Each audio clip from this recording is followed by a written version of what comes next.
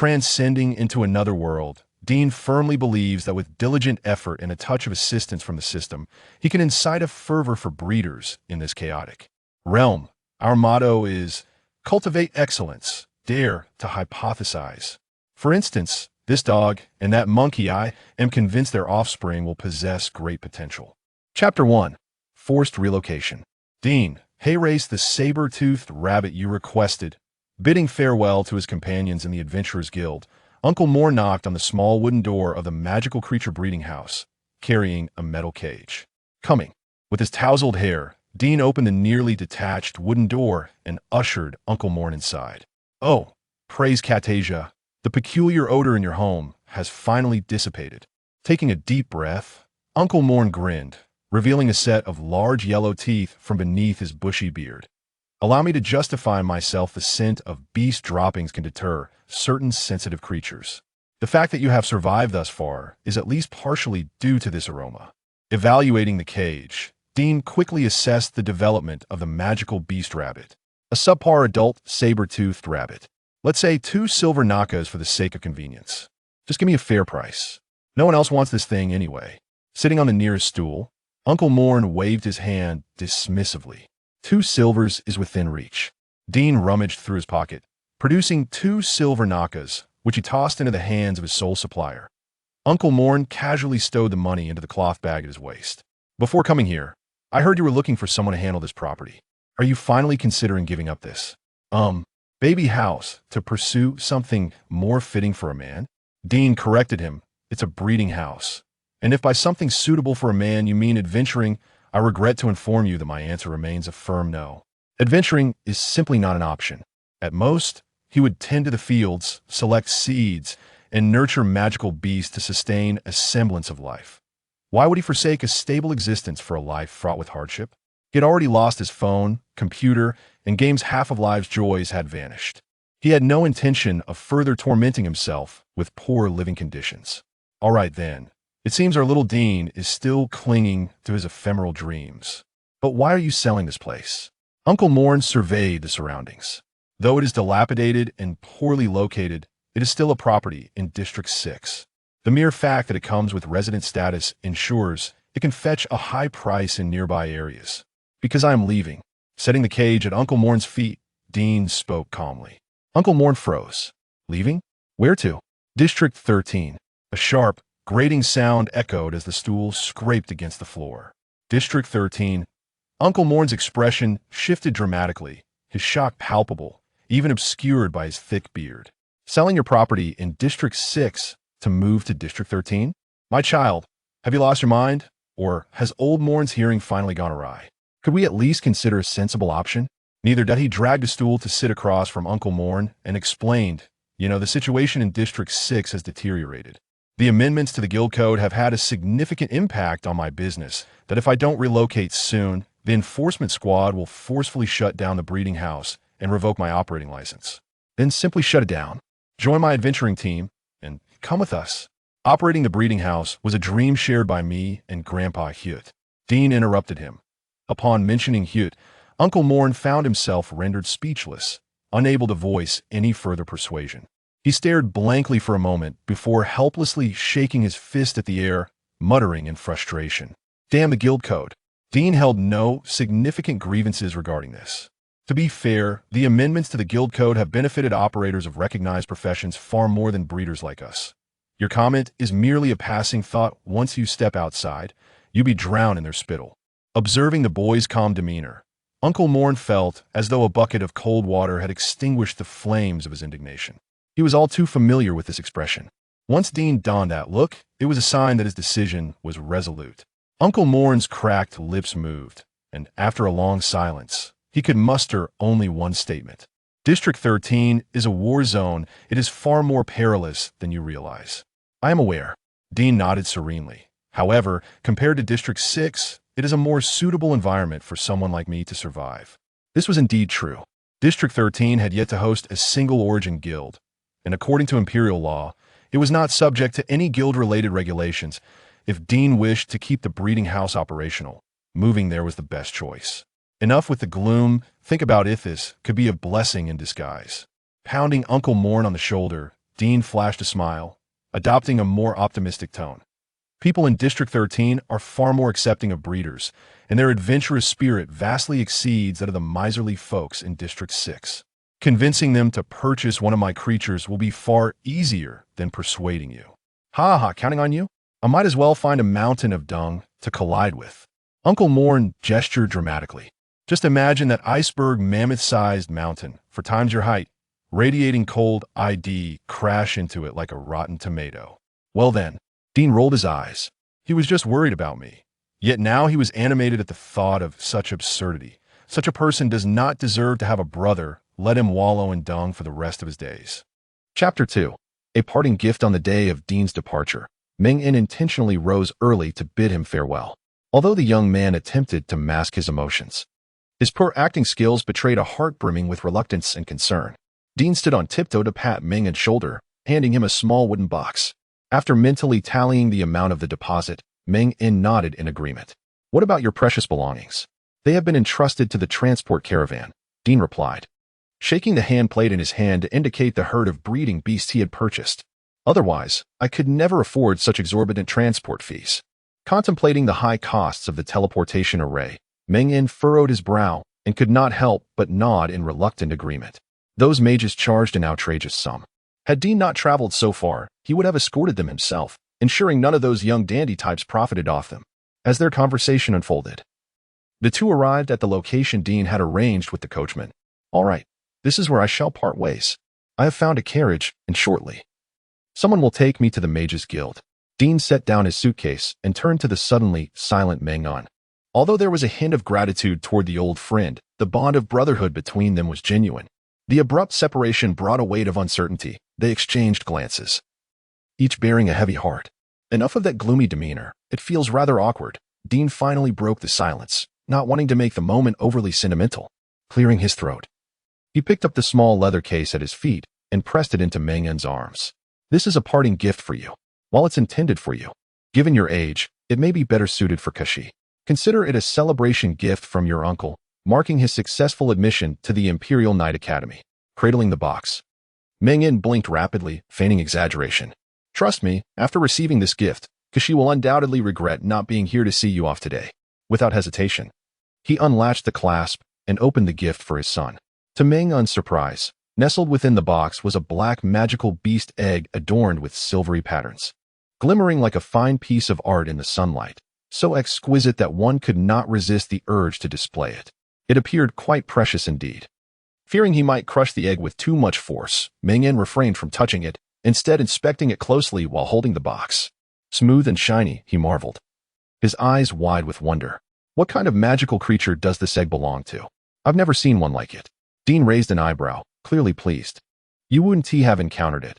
This is a 4th-generation magical beast egg I recently bred, freshly laid by Ahua. Ahua's egg, Meng-En mused, stroking his chin as he accepted the gift. He was astonished that a new generation had already been cultivated. Observing Meng-En's rapt attention on the egg, Dean could not help but reach out, gently caressing the softly glowing patterns. This elusive shadow doll is, in fact, my first breeding success as a breeder, Dean declared softly, just loud enough for Meng-En to hear. Rejoice, old friend. I assure you, your sun will shine across the empire thanks to this magical beast egg. Chapter 3. The Magical Pet Breeding System. The grand entrance of the magical pet egg significantly alleviated the melancholy of the impending separation between the two. Moan was compelled to endure an avalanche of incomprehensible terminology, leaving him in a daze as he bid farewell while helping someone onto the carriage. The scenery outside the window grew increasingly vibrant, and Dean, aware that they were approaching the bustling center of District 6, observed the fantastical adventurers clad in armor. His emotions suddenly turning complex. Unbeknownst to him, 3 years had elapsed since his arrival in this world. The monumental task of breeding, alongside the small expanse of District 6, had consumed nearly every facet of his existence. Each day was a relentless cycle of devising breeding strategies, while assisting a host of unruly magical beasts in navigating life's significant challenges. Now, stepping outside, he felt as though he had traversed a chasm of time. Gazing out the window, Dean found himself uncertain of his whereabouts. The landmarks of District 6 lingered faintly in his memory, with vast swathes remaining blank. In this regard, he felt a modicum of gratitude towards the guild code, which had jolted him from a complacent existence devoid of ambition. Otherwise, even with the emergence of the enigmatic doll, it is likely that he would not have swiftly resolved to abandon his previous path.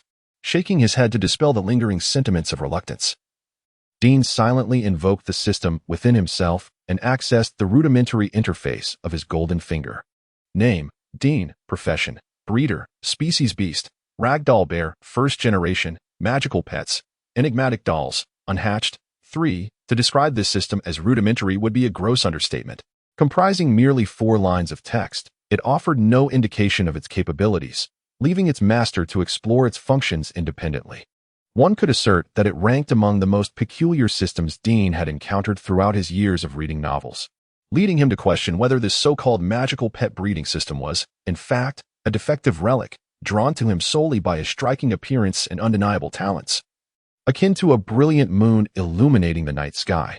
However, despite his grievances, Dean had diligently labored within the confines of this system over the years, experimenting with various activation methods. Ultimately, he managed to uncover the 4 fundamental functions: storage, simulation, potion formulation, and information analysis. Storage was straightforward in its interpretation. It referred to the literal preservation of the 3 remaining eggs of the enigmatic dolls and the sole recognized species beast, Ahua. The third function, potion formulation, was serendipitously activated while Dean was selecting essential medications for the species beasts. Since that moment, he had been concocting their medicinal remedies himself, achieving both cost-effectiveness and efficacy, albeit with a narrower scope of application. As for the final function, information analysis, it was employed to ascertain the foundational details of magical beasts. This ability proved invaluable during his novice phase, as it enabled him to consistently identify pregnant beasts, creating an optimal nurturing environment for their offspring. These 4 foundational functions served as pillars supporting Dean's breeding endeavors, instilling him with the confidence to expand into District 13.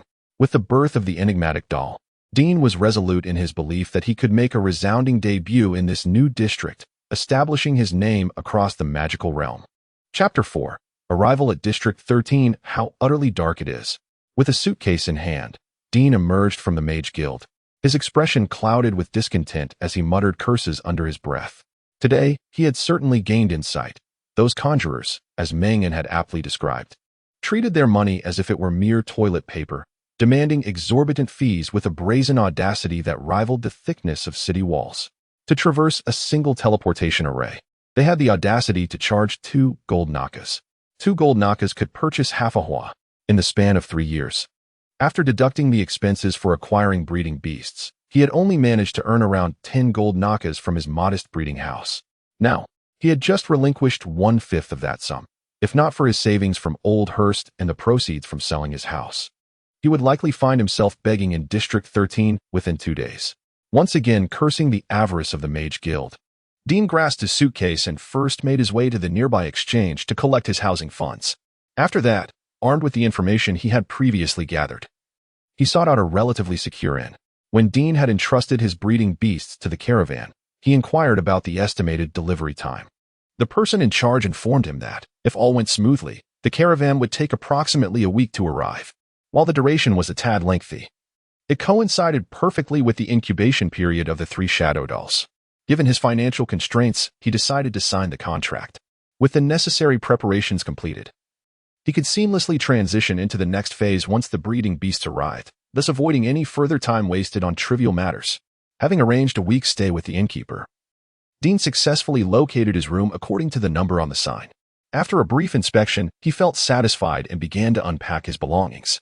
Indeed, this establishment, renowned even in District 6, maintained a commendable level of cleanliness, quite a rarity in an empire that had only recently begun to disseminate knowledge on hygiene. As someone accustomed to living alongside magical beasts, Dean was not particularly finicky. As long as the place was not excessively dirty, he could tolerate it. The condition of this inn had far exceeded his expectations, which would greatly benefit the hatching of the young ones, significantly reducing their susceptibility to ailments during their vulnerable early life stages. Carefully retrieving the 3 eggs from the system, Dean placed them on the bed, meticulously inspecting them 2 or 3 times from left to right to ensure there were no issues before he felt at ease. These 3 eggs represented the foundation of his ascent. In the near future, Dean likely would not have the means to derive superior breeding results. Thus, he cherished them dearly. Particularly, the egg with the strongest life fluctuation, which was one of the twins birthed by Hua, he intended to keep as his personal bodyguard.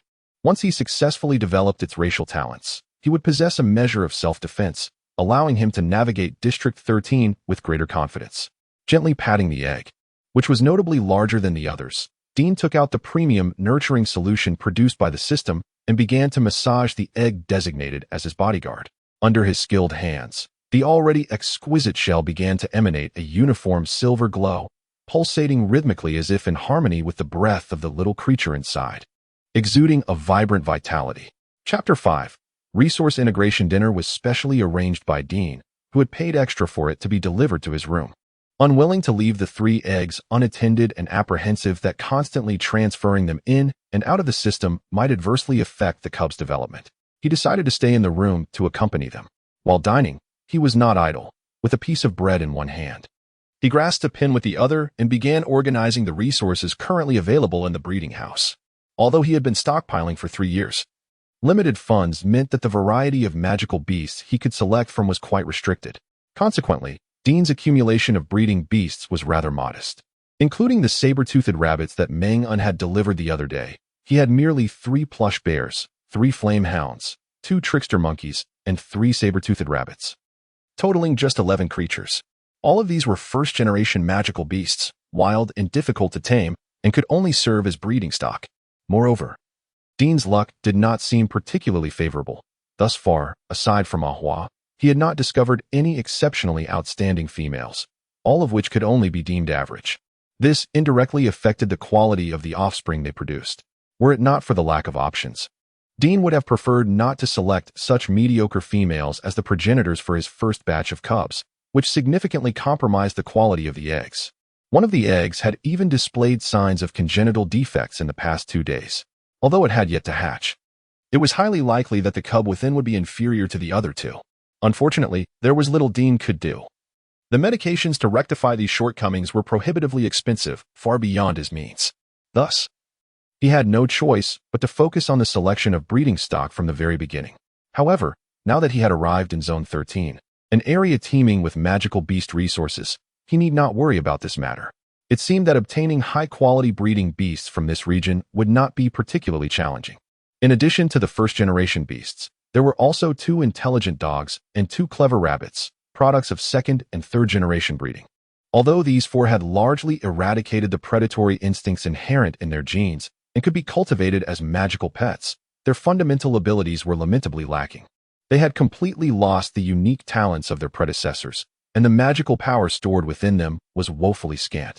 Aside from their relatively high intelligence, they were virtually devoid of merit, barely qualifying as pets to be sold to wealthy noble ladies with extravagant tastes. Even adventurers seeking cannon fodder to explore would not spend money on them. Thus, although it may seem unkind to these somewhat sentient little creatures, they could only remain with Dean as breeding stock with relatively good treatment. Having roughly devised a plan for the placement of the breeding beasts in his mind, Dean's pen glided gently across the paper, sketching the outline of a small house. The rich ink blossomed on the page as his thoughts flowed. He realized he would need to purchase a larger residence. Unable to resist, he encircled the small house he had drawn. Ideally, it should be one with a backyard, providing a better environment for housing the breeding beasts. After all, this was Zone 13, the largest and most sparsely populated area of the empire. Purchasing property here without delineating land would equate to a loss of a fortune. Moreover, Dean felt somewhat confident in his choices this time. After selling the small cabin in Zone 6 and accounting for the transaction fees, he was left with over 5,000 golden nakas. While this sum was not yet sufficient for Dean to indulge recklessly, it was more than ample for acquiring a considerably spacious house in Zone 13 to operate the breeding house effectively. Chapter 6. 3 choices to purchase a residence in District 13. The most reliable approach is through the Legion. Dean had diligently prepared for this before his arrival. As the largest official force in District 13 and the Soul Station Legion, the Southern Cross Legion boasts an admirable reputation. They have steadfastly defended the border between District 13 and the Blood Forest, engaging in battles with numerous ferocious beasts, incurring losses almost daily, with a consistently high casualty rate. To honor these knights, District 13 provides each one with a designated residence. However, These homes are not intended for the knights themselves, but rather serve as a form of livelihood security for their families. In essence, it is a guaranteed compensation. Initially, these assigned houses are not available for sale. They are only sold at a reasonable price upon the death of their nominal owners, subsequently converting into gold and silver for the families who have lost their loved ones. Dean's interest lies in acquiring one of these homes. Although the prices may be slightly elevated, the quality is exceptional, capable of withstanding typical beast attacks, and their safety far surpasses that of ordinary structures. Moreover, they carry a unique significance, making them undoubtedly his best option at present. With this clear objective, the following morning, he carefully stored his egg and set off to the Legion's base to inquire about the houses. This time, he did not enjoy the luxurious treatment of a carriage. Dean nearly exhausted himself, struggling to locate the entrance of the base. Upon facing the grand statue before him, he bowed slightly in respect before maneuvering past it and entering the adjacent wooden cabin. This cabin was specifically constructed by the Legion to facilitate the sale of homes. Upon entering, Dean's gaze was immediately drawn to the densely packed sale notices on the wooden boards. He quickly approached and began to search for residences that met his criteria. However, the sheer volume of notices was overwhelming. To maintain efficiency, Dean scanned each one, often glancing only at a few numbers before moving on. Too small, too remote, too expensive. After over half an hour of sifting through the notices, he finally identified 3 properties that aligned with his requirements. He took these 3 notices down and approached the receptionist. "Excuse me, could you provide some information regarding these 3 properties?" Dean gently tapped the table to rouse the drowsy half-orc lady, presenting the 3 notices as he gestured. "Oh, I apologize." The half-rabbit girl, with her long white ears, covered her face in embarrassment and addressed Dean. "I accidentally fell asleep. I am truly sorry for keeping you waiting." "It's quite all right," Dean replied with a polite smile. "Could you please assist me in reviewing these?" "Of course." To atone for her oversight, the half-rabbit girl promptly opened the information ledger and began to search. "The conditions of these 3 houses you are interested in are quite favorable.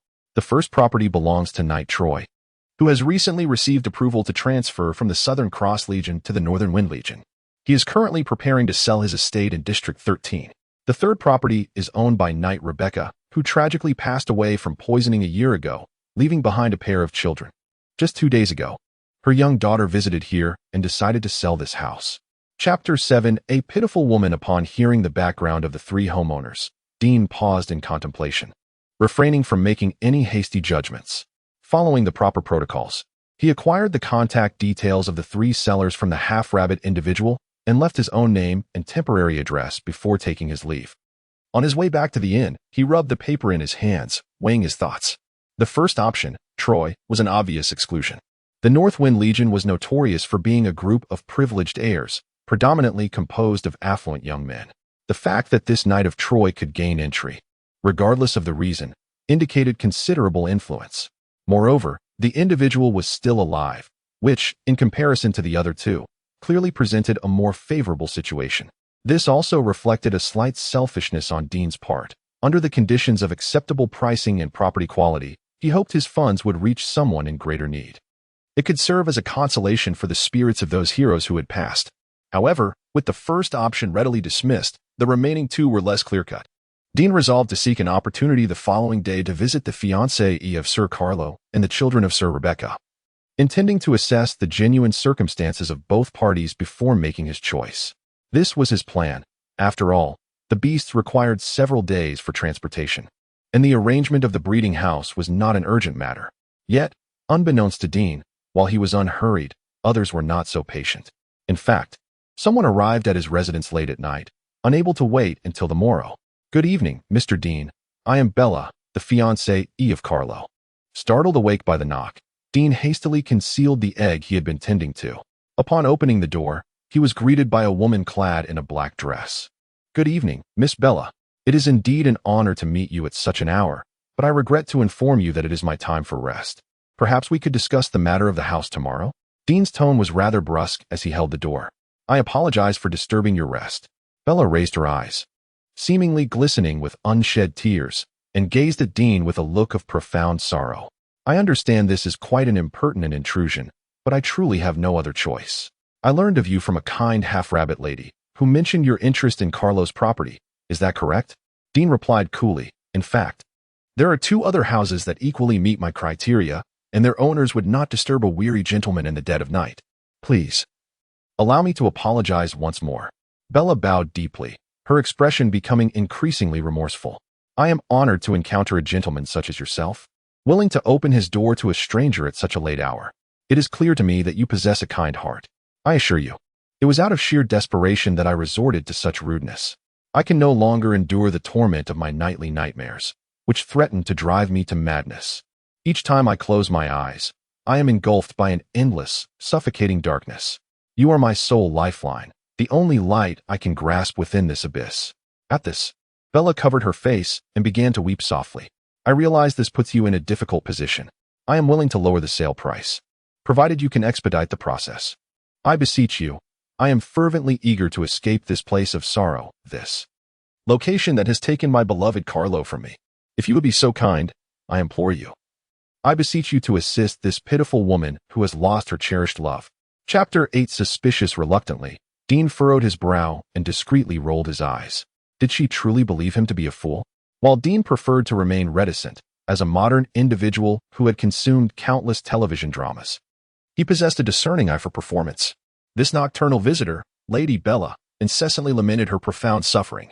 However, the sorrow reflected in her eyes remained superficial, failing to convey a genuine sentiment. Although her attire was monochromatic, its style was undeniably exquisite, and from Dean's years of experience in District 6, he surmised its value was certainly not trifling. It hardly seemed like the garb of a woman abruptly awakened in the dead of night. Moreover, standing at the threshold, a full arm's length from this lady, Dean's somewhat dulled senses, dulled by years of torment, were still assaulted by the overwhelming scent of her perfume. This alone attested to the intensity of her fragrance. What woman, freshly bereaved of her fiancé, would drench herself in such an ostentatious amount of perfume? If it was meant to show respect towards Dean, then such respect was decidedly misplaced, and he found it quite difficult to accept. Rather than indulge in such superficialities, she might have chosen a more suitable time for her visit. Surely, as a knight's fiancée, Miss Bella would not be so oblivious to this matter. Then, for whom was this perfume intended? Dean could only generously speculate that perhaps the lady was attempting to mask an unpleasant odor. Additionally, her decision to hastily lower her asking price raised further suspicions. While it appeared to be an unexpected windfall, Dean's instincts warned him of underlying issues. The multitude of irregularities, coupled with the annoyance of being disturbed at such an hour, contributed to Dean's decidedly unfriendly demeanor. Nonetheless, being unaware of the full circumstances, he refrained from exposing Bella's ruse in front of others, allowing her a semblance of dignity. However, the notion that she could deceive him into becoming an unwitting dupe was rather fanciful. "Apologies, I truly have disturbed you," she watched as the door before her closed, her expression shifting from sorrow to panic. Prior to her arrival, she had assured herself that this was her final attempt. Even if she failed to secure the funds, she could not afford any further delays. She must depart by tomorrow. The order had already begun to uncover certain leads, and if she lingered any longer, it would be too late. A flash of resolve crossed her eyes as Bella tightened her grip on her handbag and turned to leave. Chapter 9. Two pitiful children. When Dean awoke the next morning, Bella had already vanished without a trace. He wished to avoid complicating matters further, so he chose to forget about that option altogether and proceeded directly to the address where Rebecca Knight's daughter currently resided. It was located on a commercial street, conveniently not far from the house that was up for sale, allowing him to visit it as well. Upon arriving at 231 Wisteria Street, Dean stood before a modestly decorated shop, casting a nuanced glance at the name displayed above the entrance. The familiar word within caused a sudden surge of unexpected emotion, weakening the force with which he pushed open the door. As he did so, the wind chimes, stirred by the movement, chimed melodiously. Inside, a boy who had been engrossed in a book looked up, his eyes lighting up with surprise upon recognizing Dean. "Good day, sir. Please come in. Are you here to purchase a magical beast cub?" Dean felt a twinge of guilt as the eager boy approached him, and he gently dispelled the child's hopeful fantasy. "Regrettably, I am Dean, not here for a transaction, but to inquire about the specifics of Rebecca Knight's house sale." The boy paused in confusion. "Are you certain? We haven't registered with the Knights." Indeed, just as the brother was grappling with his bewilderment, a little girl suddenly burst through the back door, raising her hand and exclaiming loudly, "It was I who registered. Lucy." The boy turned in disbelief to his sister. The girl, named Lucy, paid no mind to her brother and confidently approached Dean, introducing herself. "I am Lucy, 8 years old, the youngest daughter of Rebecca Knight. This is my brother, Ronan, who is 10, and he is the eldest son of Rebecca Knight. The sale notice you saw was posted by me, and my brother is unaware of it yet. But rest assured, we are definitely selling the house. Once you have made your decision, we can promptly handle the necessary formalities." Formalities? Ronan, still in a fog of confusion, quickly seized upon the keyword, shaking his head in disagreement. "Lucy, I disagree." "Brother," Lucy interjected, casting a reproachful glance at Ronan. "We haven't operated in a long while, and this past month, we haven't sold a single cub. Not one. If we do not submit our operating fees, our breeding house will lose its license. Then let us sell the breeding house," Ronan declared resolutely. "I knew you would say that," Lucy exclaimed, her frustration evident. She puffed up her cheeks like an angry pufferfish, standing on a small stool to argue at a level with him. "That was left to us by our grandfather. Rebecca said we absolutely cannot sell it. Think carefully. If you learn the knowledge our grandfather passed down, we can run the breeding house, generate business, and earn money. This place it's the golden goose. Selling it would be sheer folly." Chapter 10. Decision. Upon hearing Lucy's resolute declaration, Ronan found himself utterly speechless. His sister's unwavering determination had persuaded him. Perhaps he had always comprehended the truth, merely awaiting a guiding presence to extricate him from his naive fantasies. Ronan glanced at Dean, lowered his gaze, and, filled with remorse, uttered, "I apologize, sir, for wasting your time. I shall heed my sister's counsel." Dean chuckled softly, shaking his head to indicate his indifference. "Let us first examine the house." Having resolved to sell their property, the siblings naturally acquiesced to Dean's request to view the house. They secured the shop door and soon led Dean to the street where the house was for sale. "You see, the location of our house is quite advantageous. It is in close proximity to the commercial district. Should you require anything, it is merely a short jaunt away. Moreover, several renowned knights reside nearby. Ensuring assistance is readily available, thus providing a significant sense of security." As they walked, Ronan, who had recently been mired in gloom, adopted a more optimistic demeanor. He began to enumerate the merits of their home, attempting to employ his somewhat unrefined flattery to promote their property. His bright, animated eyes darted about, extolling the virtues of everything in sight, as if he could extract commendations even from the weeds around them to bolster his persuasive efforts. Though somewhat inexperienced, he was beginning to embody the role of an elder brother, appearing increasingly trustworthy. Meanwhile, Lucy, who had previously stepped forward, respectfully receded into the background, allowing her brother to take center stage. Listening intently as Ronan painstakingly uncovered the house's advantages, Dean maintained a polite smile, nodding appreciatively. However, internally, he grappled with doubts about whether to proceed with the purchase. Truth be told, the moment he learned of the children's circumstances, Dean felt a twinge of regret. Acquiring the house meant he would be entering the realm of competition with these two children. As a transmigrator endowed with unique advantages, Dean held a firm belief in his capabilities. He was confident that once his breeding house was operational, it would undoubtedly create a stir throughout District 13. The repercussions for the two children, who relied on this endeavor for their livelihood, would be profound, especially given the proximity of their establishments. Limited clientele would inevitably be drawn to Dean, leaving Lucy and Ronan at a significant disadvantage, likely leading to the closure of their breeding house before long. However, Dean found himself at a loss for a viable solution. The constraints of District 13 meant that the customer base was finite. Even if he were to relocate, the outcome would likely only serve as a temporary fix. Moreover, from the hints gleaned during the siblings' quarrels, it was evident that they were in dire need of funds. Failing to sell the house would impose considerable strain on their lives. Observing the siblings leading the way ahead, Dean hesitated momentarily, resolved to first assess whether the house met his expectations before making any definitive decisions. Chapter 11. The Apprentice Invitation. Perhaps it was the peculiar magnetic field between breeders that allowed Dean to bond effortlessly with the two children. By the time they reached the entrance of the house, the youngsters had transitioned from calling him sir to Brother Dean. "Here we are. This is Rebecca's house." Ronan extracted the key from his pocket and unlocked the iron gate, tenderly brushing his fingers over the flowers and plants on either side before swiftly masking his reluctance and warmly inviting Dean to step inside. Dean feigned ignorance, calmly following the children as they guided him through the entire property. It was evident that the two children were diligent caretakers. They had maintained the house exceptionally well, Although the furnishings were sparse, the cleanliness was impeccable, and even the garden displayed signs of careful nurturing. As they paused at the entrance on the ground floor, Dean surveyed the tidy foyer, and his mind began to unconsciously sketch out designs for his own breeding house. Quite frankly, he was thoroughly satisfied. The house perfectly aligned with the aesthetic sensibilities of District 13. Though its architectural style was somewhat rugged, the materials were of high quality, and the spacious yard was more than ample to accommodate his future creatures. The house itself comprised 2 stories, and after a brief inspection, Dean estimated it to be over 600 square meters, not overly large, yet sufficiently spacious for his needs. Overall, the situation exceeded his prior expectations by a considerable margin. While the location might not be ideal for a shop, Dean was confident that the formidable allure of the shadow dolls and the forthcoming emergence of even more captivating magical pets would more than compensate for this minor flaw. Having made his decision, he turned to the 2 anxious children and spoke candidly. "I think I should inform you that I intend to purchase this house to establish a breeding house here. This means we would be potential competitors.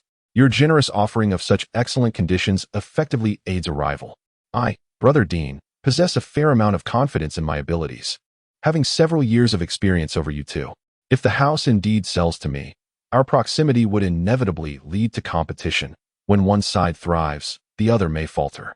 In that case, you two, being young, would undoubtedly suffer the consequences. Consider your options carefully. Your property is in excellent condition. Even if you choose not to transact with me, it should sell without difficulty." Dean knelt down, looking earnestly at the siblings and laying everything bare. His status as a breeder clearly exceeded the children's expectations. They exchanged hesitant glances, appearing somewhat bewildered. Eventually, it was Lucy who spoke first. "Brother, are you satisfied with our house?" Dean nodded. "I could not be more pleased." "Then sell it to brother." Ronan decisively agreed. "We are simply selling the house and do not wish to overthink it. Brother Dean, you are a good person, and we both like you. We trust that you will cherish this house." The children made a straightforward judgment based on their trust in Dean, who met their earnest gaze. Their childlike sincerity stirred something within him, prompting an idea. I wish to propose a pact, if I may be so fortunate." "A pact?" Meeting the children's bewildered eyes, Dean nodded in affirmation. "You have not systematically studied breeding knowledge, have you? If my breeding house captures your admiration, would you consider becoming my apprentices?" Chapter 12. Acquiring a residence and apprentice is an indispensable asset for a breeding house aspiring to flourish. In Dean's vision, his role would be confined to devising breeding schemes and executing the pivotal task of selection. The more mundane duties, such as tending to breeding beasts, facilitating mating, and assisting with births, would be delegated. Otherwise, he would inevitably succumb to exhaustion. As it stands, the number of breeding beasts under his care is manageable, allowing him to oversee them single-handedly. However, as the number of beasts proliferates, Dean would find himself overwhelmed by the sheer volume of menial tasks. To avert an untimely demise, the acquisition of reliable assistants is imperative. As for the possibility of apprentices establishing their own independent ventures after mastering the craft, Dean harbors no apprehension. Indeed, he would be pleased to witness his apprentices branching out and founding their own breeding houses upon gaining sufficient experience.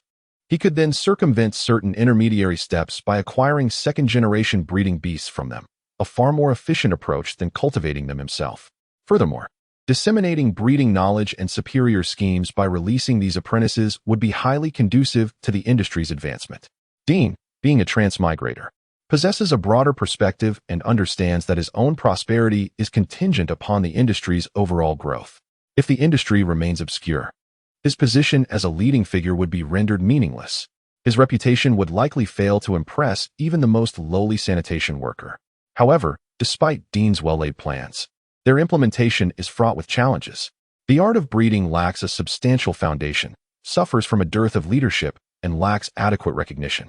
Finding individuals with some breeding knowledge who are willing to pursue this vocation is an uphill battle. He has inquired in District 6 on numerous occasions, only to be met with outright rejection upon mentioning employment at a breeding house. Moreover, Dean's financial constraints preclude him from offering exorbitant salaries, leaving him to toil alone. Therefore, his serendipitous encounter with these 2 youngsters, who possess a certain foundation and a keen interest in breeding, has instantly captivated him. The only reservation he harbors is that, without any tangible accomplishments to showcase, his proposition may appear presumptuous and lack persuasive power. Much to Dean's gratification, The two children did not perceive his gesture as condescending, which amply demonstrates their earnestness regarding the agreement. In reality, Ronan and Lucy were not overly concerned about Dean's mention of competitors. That was a matter for the future, and no one could predict what the future held. However, their acute sensitivity to emotions allowed them to discern Dean's benevolent intentions through his words. The entire affair proceeded far more smoothly than Dean had anticipated. The three of them set out early, equipped with the necessary documents, and completed the property transfer at the Knight's order in less than half an hour. His first real estate acquisition in District 13 was finalized, accompanied by the sound of a substantial sum of money slipping away. Chapter 13. The premature hatchling, as the saying goes. Having a car and a house brings a sense of security. Even if it is only half, it still provides a considerable degree of comfort. However, this fleeting joy was abruptly interrupted during his routine inspection of the hatchling egg. With a heartache that made his hands tremble, Dean raised the egg and through the sunlight, he clearly saw a faint crack appearing on the shell of the somewhat genetically flawed hatchling. Was it about to hatch? It was as if he had learned of his wife's premature delivery. His expression instantly fell. The hatching of this enigmatic doll was 3 to 4 days earlier than anticipated, a significant impact for such a fragile creature. After extracting all the tools from his suitcase, Dean hastily fashioned a makeshift nest using his clothing, wrapping the egg within. He then quickly commenced preparations. Once everything was ready, he perched on a small stool beside the bed, entering a state of anxious anticipation. Fortunately, after selective breeding, the hatching speed of magical pets was relatively swift. After approximately 15 minutes of waiting, he witnessed the shell being broken by the creature inside. An enigmatic doll resembling a black plush rabbit emerged, adorned with half a shell as a hat, revealing its head. It was astonishingly small. Carefully, Dean scooped the fragile hatchling into his hands, regarding it with the admiration one might reserve for their own creation. The enigmatic doll was roughly the size of his palm, with soft, limp limbs that could hardly support its weight. Its tiny black paws resembled mere decorations affixed to a plush toy, lacking any semblance of intimidation, while its long black ears drooped gracefully behind, giving it the appearance of an authentic stuffed animal. With a hint of trepidation, Dean employed his information analysis skill. Species, enigmatic doll. Gender, female. Species qualification, A. Individual qualification, B. Genetic flaw. Upon reviewing the data, the corners of Dean's mouth fell. Although he had long anticipated this outcome, witnessing it firsthand was still unsettling. Suppressing his slight emotional turmoil, he placed the cleansed hatchling in the center of the bed, covering it with a small handkerchief before retrieving paper and pen to refine his breeding plan. Evidently, throughout the 3 generations of breeding, the genes of the wise rabbit and Ahua had been passed down to some extent, resulting in the enigmatic doll's rabbit-like form. The doll's entirely black exterior and pronounced ghostly attributes were the result of activating a hidden trait from the first-generation trickster monkey during the breeding process. Preliminary assessments suggested that this particular form of the enigmatic doll would inherit Ahua's remarkable physical resilience alongside the wise rabbit's extraordinary intelligence. In terms of skill comprehension and talent development, it was highly likely to exhibit impressive capabilities. Combining the insights gleaned from the system regarding the enigmatic doll, Dean's thoughts began to flow freely, and all lingering questions were effortlessly resolved. He found himself effortlessly outlining the entire breeding concept without the need for contemplation. Shaking out his fatigued right arm, Dean lifted his head, gazing at the densely filled pages before him, and released a small sigh of accomplishment. It was at this moment that he noticed the diminutive enigmatic doll had, unbeknownst to him, nestled beside his pen, curiously observing the breeding plan. Dean extended his index finger and gently nudged the little creature's forehead. A round, glossy black head emerged from the shadow of its hood. It was then he realized that the enigmatic doll possessed eyes, 2 yellow gems that nearly dominated its petite face, making it appear even more like an exquisite plush toy.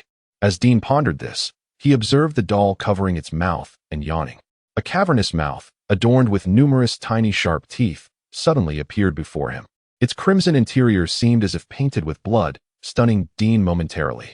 Yet, just as swiftly, that gaping maw vanished, blending seamlessly into the enigmatic doll's black visage.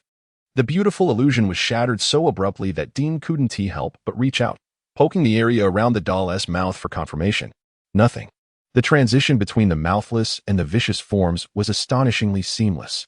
So, was that enormous mouth a portal to another dimension? Puzzled, He squeezed the doll's soft, squishy cheeks and handed it the pre-mixed nutrient solution. He watched as the little creature shakily cradled the vial, lowering its head to shield most of its face with its hood. In the shadow, it brought the vial to its mouth, emitting sounds of consumption. Perhaps due to the obscured mouth, Dean found himself ensnared by a sense of confusion.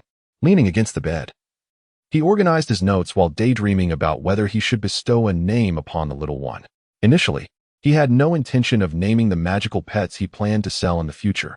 However, considering this was the first enigmatic doll, and it bore a genetic flaw that would likely render it unsellable, his selfish inclinations led him to decide otherwise. "Let us call Yaya," he declared, envisioning the tiny teeth that would accompany the name. Chapter 14. Designing the breeding house. The growth rate of Yaya far exceeded Dean's expectations. By the time he awoke the following day, the little creature was already crawling around the bed with remarkable agility. Dean nearly convinced himself that he had infused it with the bloodline of a spider. In just half a day, its development reached such extraordinary heights, showcasing its exceptional growth potential. This remarkable trait was something that second- and third-generation beast companions lacked, and in Dean's eyes, it was an essential characteristic that a truly competent magical pet should possess. If awakening racial talents was this challenging, one could only imagine the insurmountable difficulties that lay ahead in other aspects. However, Dean did not harbor excessively high expectations for Yaya. After a brief moment of regret, he dismissed it from his mind. The pressing matter at hand was the renovation of the breeding house. Though the property had been purchased, furnishing and decorating it required Dean to spend additional funds.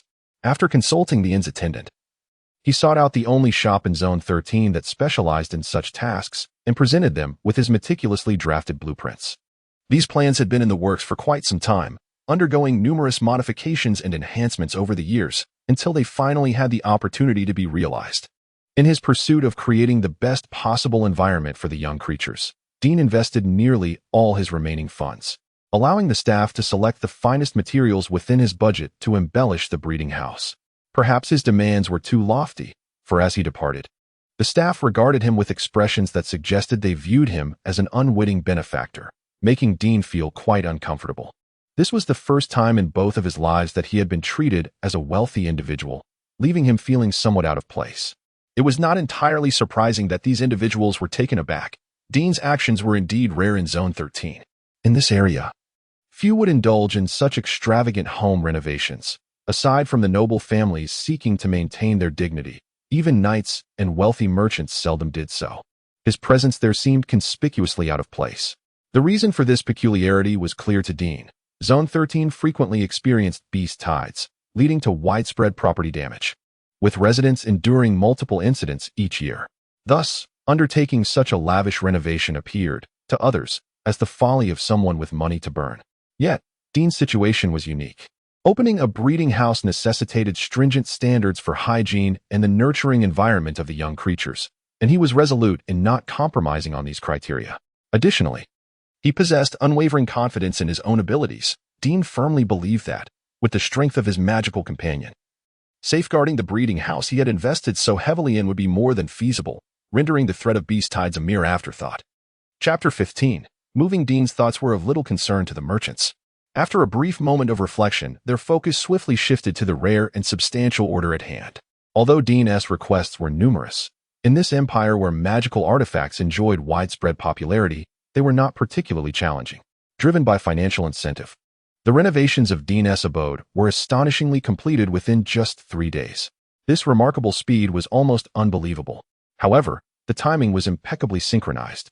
Just as Dean received the delightful news of the completion of the renovations, before he had the chance to inspect the work, he was informed by the caravan that his breeding beasts would arrive in approximately a day's time at District 13. This pace was anticipated by Dean, as the house was now ready, allowing him to welcome the beasts directly into their new home without the added stress of finding temporary lodging for them. With Yaya perched upon his shoulder, Dean cheerfully packed his belongings, checked out of the inn with the landlady, and set off toward his new residence. Along the way, the exotic appearance of Yaya drew considerable attention. Passers-by occasionally cast curious, wary, or even disapproving glances in its direction. Unfazed, Dean maintained his nonchalant stance, continuing his journey toward his destination. It was akin to being a walking advertisement. Dean was acutely aware that he was not the only one with clever ideas. The amendments to the Guild Code would undoubtedly incite a wave of migration among breeding houses in District 13. While the numbers might not be overwhelming due to the state of the industry, each would represent a potential competitor. To establish his reputation and become the most captivating among them, he would need to employ some strategic thinking. Fortunately, Yaya's naturally naive disposition and lack of sensitivity to external emotions allowed Dean the freedom to showcase his prized companion without concern. Handing a piece of candy to the little creature on his shoulder, Dean couldn't help but feel amused at the heightened interest from those around him. Striding confidently to his doorstep, akin to a model concluding an extravagant runway show, he stretched his arm that held the bag, suppressing the urge to take another turn, and pushed open the iron gate to enter. The workers had already departed, and Dean, lacking the inclination to linger on other matters, promptly ventured into the house to assess their work. Fortunately, no mishaps had occurred, and the results were quite satisfactory. He explored from the juvenile play area to the incubation room, finding that everything within his line of sight had been meticulously arranged according to his design plans.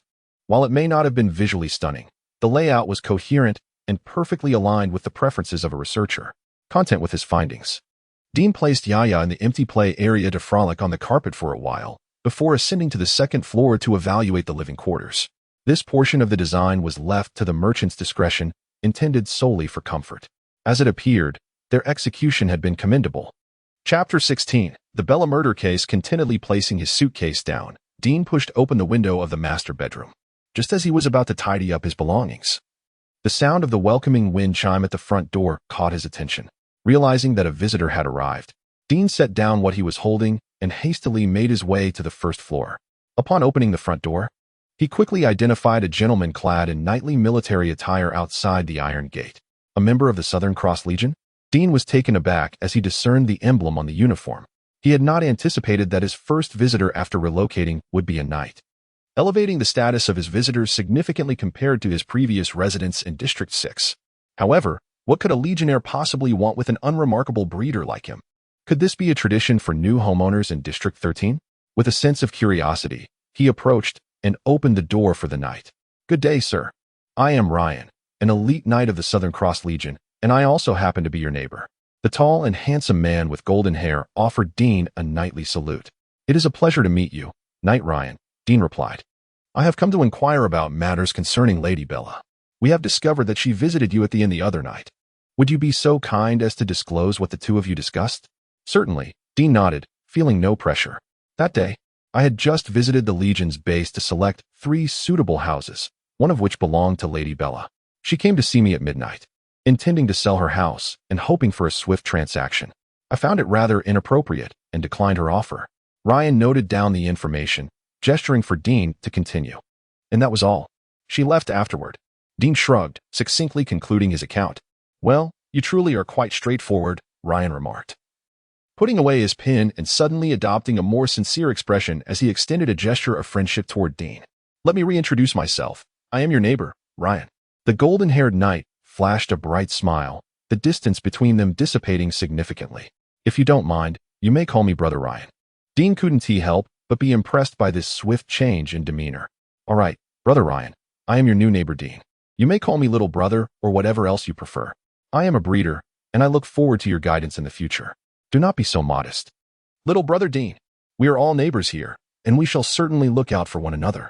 If you need anything, do not hesitate to reach out to us. Many knights of the Southern Cross Legion reside nearby and are more than willing to assist." Dean smiled and nodded. "It is indeed an honor to live among such esteemed knights." After exchanging pleasantries, Dean could not suppress his curiosity any longer. "Brother Ryan, you inquired about Lady Bella. Has something occurred?" At the mention of her name, Ryan's expression became grave. "She has committed the heinous act of murdering her fiancé, Knight Carlo, and was planning to flee. She was apprehended just a couple of days ago and is currently under thorough investigation." Chapter 17. The Establishment of Connections. Alas, such a thing exists. Per Knight Carlo, Dean, who was not truly surprised, exaggeratedly contorted his face into an expression of indignation. "Had I known, I should have apprehended her that very night. Who would have thought she would dare to covertly harm a knight of the Southern Cross Legion?" He subtly displayed a sense of regret, enhancing his performance to align with the shifting tone. Beneath this facade, the socially awkward Dean's mind raced, contemplating his own demeanor. At the youthful age of approximately 30, Ryan's ascension to the rank of elite knight speaks volumes of his considerable talent. Certainly, he would be welcomed by legions with less stringent recruitment criteria in the Peace District.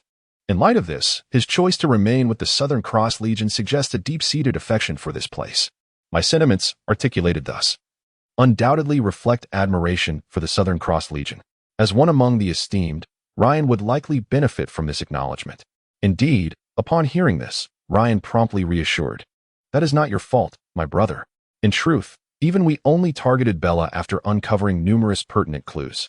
Who could have anticipated that such a gentle lady would be the mastermind behind the demise of her own fiancé? Poor Knight Carlo." Ryan sighed deeply, a look of indignation crossing his features. As a knight of the Southern Cross Legion, he had valiantly fallen in battle, and he could have been immortalized on the Soul Monument. Yet, due to this incident, realizing mid-sentence that this was perhaps not a suitable topic for external conversation, he offered Dean an apologetic smile and deftly halted his discourse.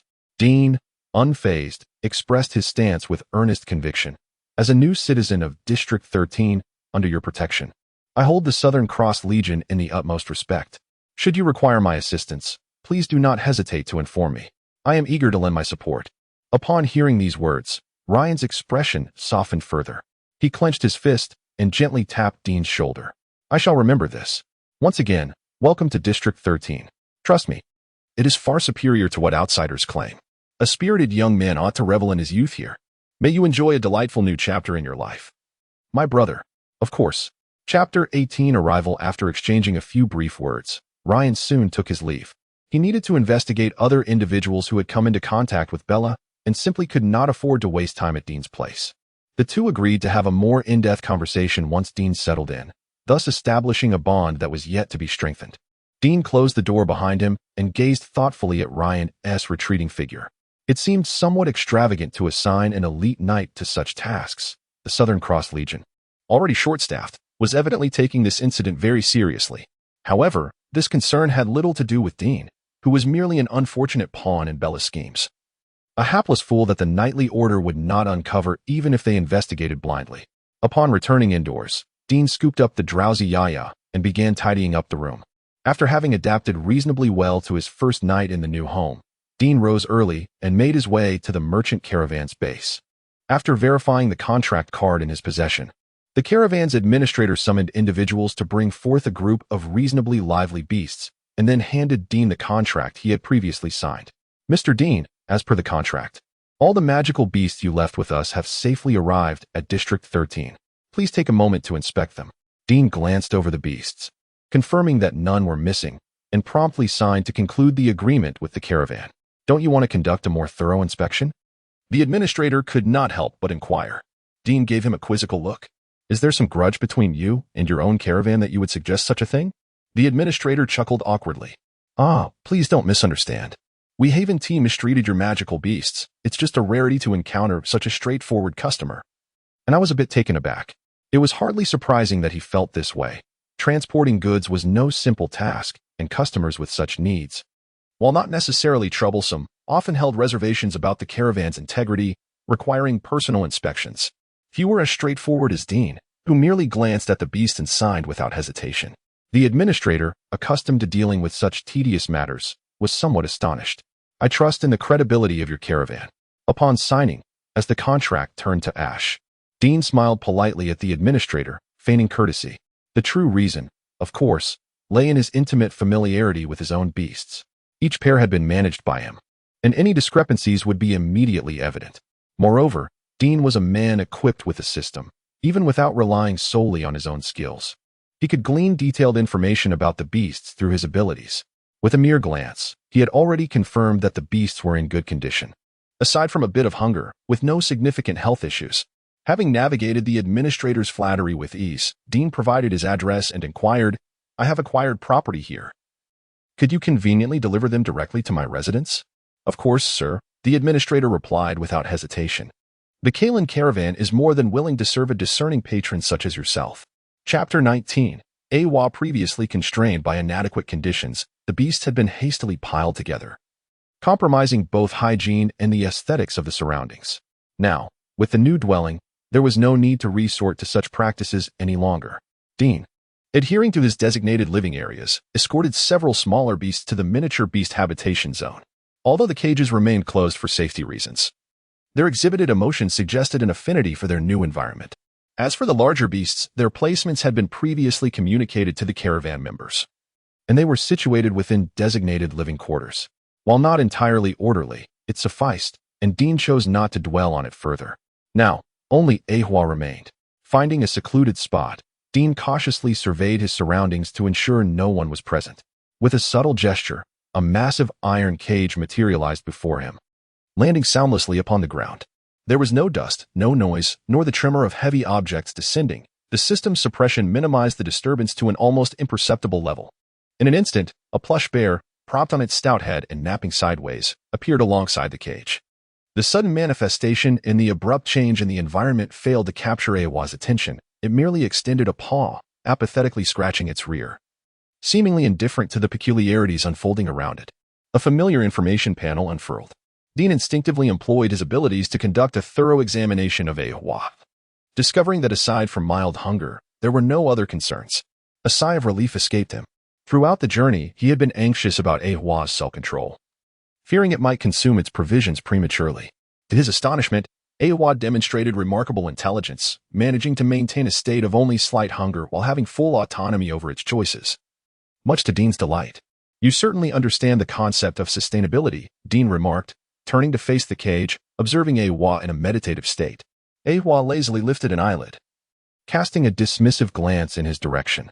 After the commotion, Ahua's demeanor towards Dean had noticeably deteriorated. Dean scratched his nose, opting not to linger in hopes of winning the bear's favor. He decided to treat Ahua with a few extra meat cuts. Tomorrow, he would venture to the apothecary to procure new medicinal herbs. But today, he would indulge a little, ensuring everyone received ample nourishment. Chapter 20.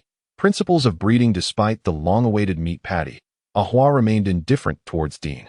Coldly extending its claw, it lifted the palm-sized meat patty and tossed it into its mouth, then flicked its paw, sending the plate through the feeding slot. Dean helplessly retrieved the plate, abandoning his intentions of softening Ahua's demeanor. It became evident that the intelligence of magical beasts was not entirely advantageous. Their capacity for grudges was formidable, and they were far from easily deceived. However, despite Ahua's current state of anger, Dean would still make the same choice if given another opportunity. Although the conditions within the system space were far from ideal, Ahua's significance to him necessitated caution. After all, there had been instances where the merchant caravan had lost goods, and Ahua, being exceptionally intelligent compared to ordinary magical beasts, posed a risk. If an unforeseen incident allowed this creature to escape back into the wilderness, it would be a significant loss for him. The reason for Ahua's present attitude was not solely attributed to the matter of the system space. Perhaps due to its heightened intelligence, Ahua exhibited a stark contrast to other ferocious beasts that lacked attachment even to their offspring. It held a certain affection for the young it had birthed. After Dean carried away the 2 eggs it had laid, it seemed to grasp the situation, showing him nothing but disdain. This was a sentiment not displayed by other species. Dean believed that, even if he were to present the offspring back to it, there would be no instance of a tiger devouring its cubs. Although Ahua might not be excessively nurturing, it should, under normal circumstances, be capable of proper rearing.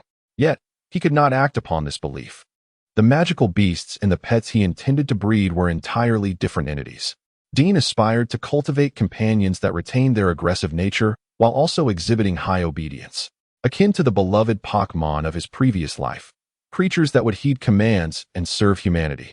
To achieve this goal, the young must not come into contact with the parent beast, especially one with a shared lineage, without having recognized their master, setting aside safety concerns.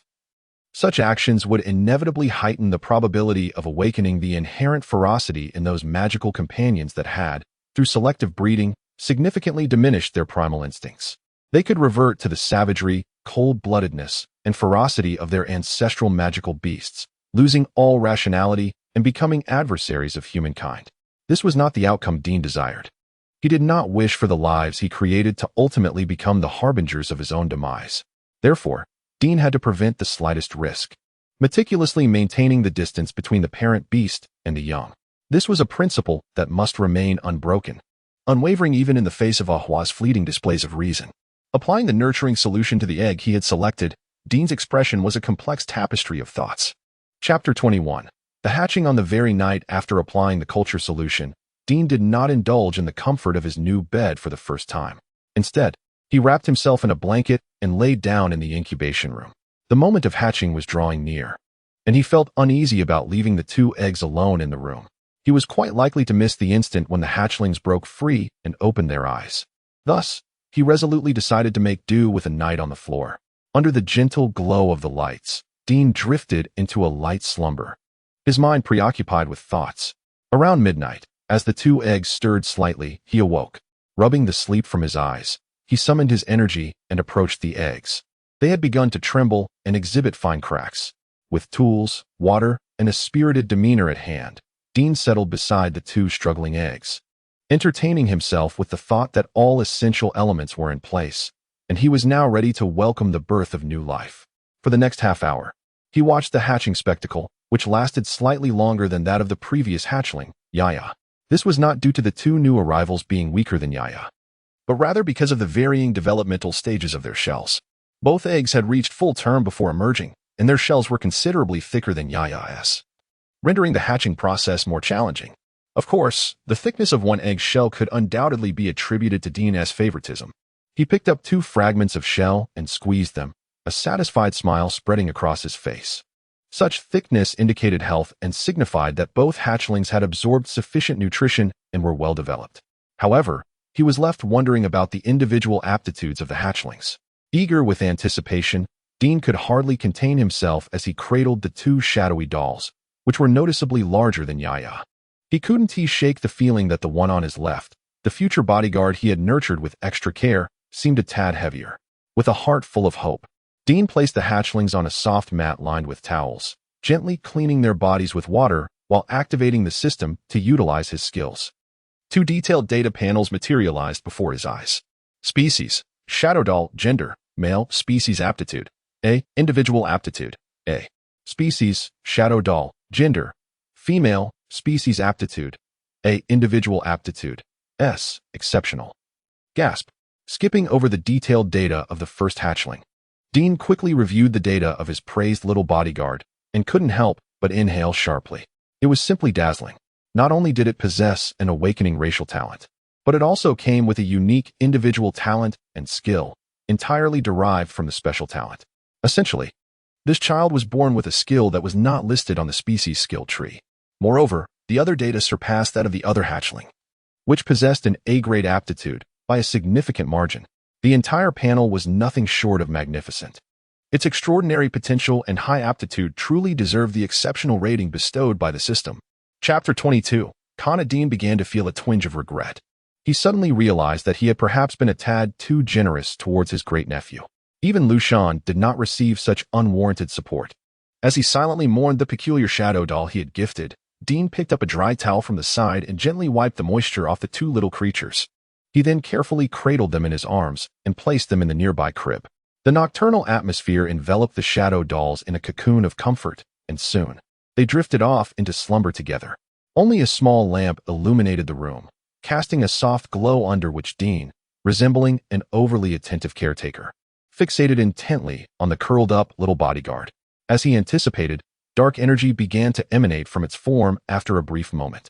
Dean's excitement surged, akin to witnessing his exam paper marked with a perfect score. This elemental fluctuation was indeed a harbinger of talent awakening.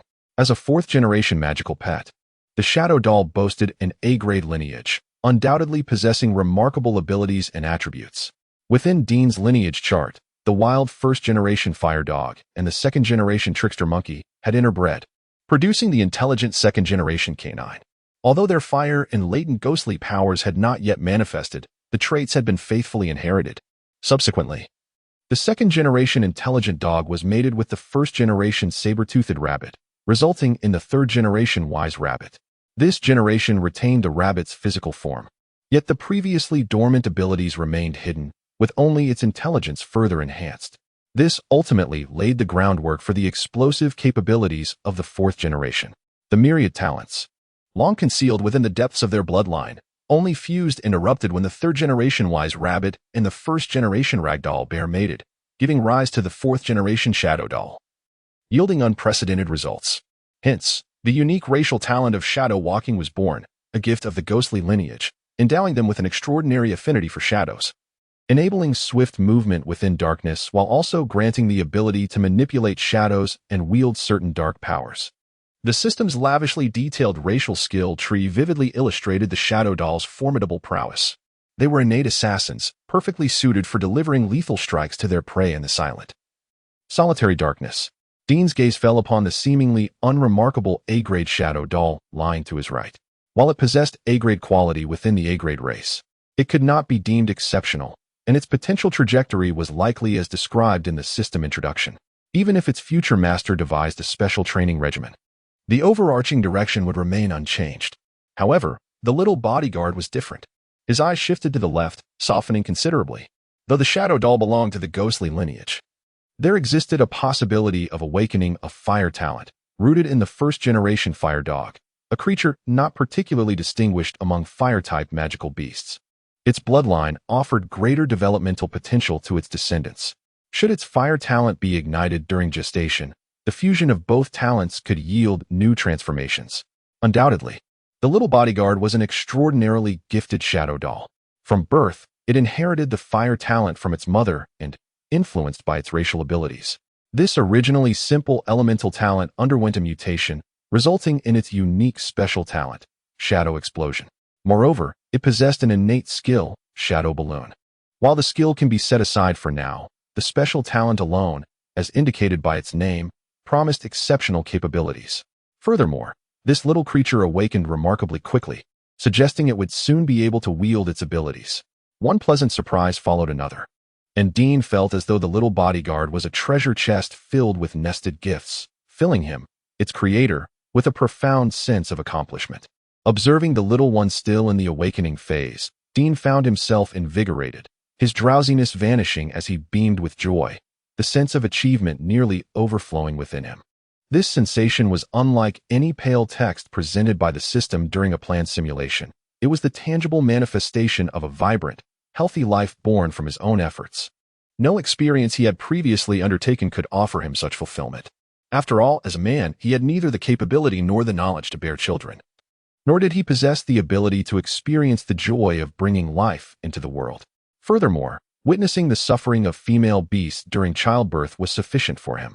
Shaking off the inexplicably vivid images of the wise rabbit and ragdoll bear mating that had surfaced in his mind, Dean, prepared to spend a sleepless night, began contemplating a name for his little bodyguard. With its assassin-like abilities and being female, he mused if it should be called Katerina. However, staring at the black hood of the little bodyguard, which appeared to glimmer more vibrantly than that of an ordinary shadow doll, Dean stroked his chin thoughtfully. It seemed rather lengthy, potentially cumbersome to call out. He considered that, should he find himself in peril and need to summon his little guardian, a two-syllable name would be far more convenient.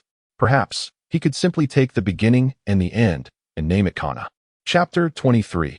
Procurement of Medicinal Herbs. The awakening of Kana surpassed the duration of its hatching.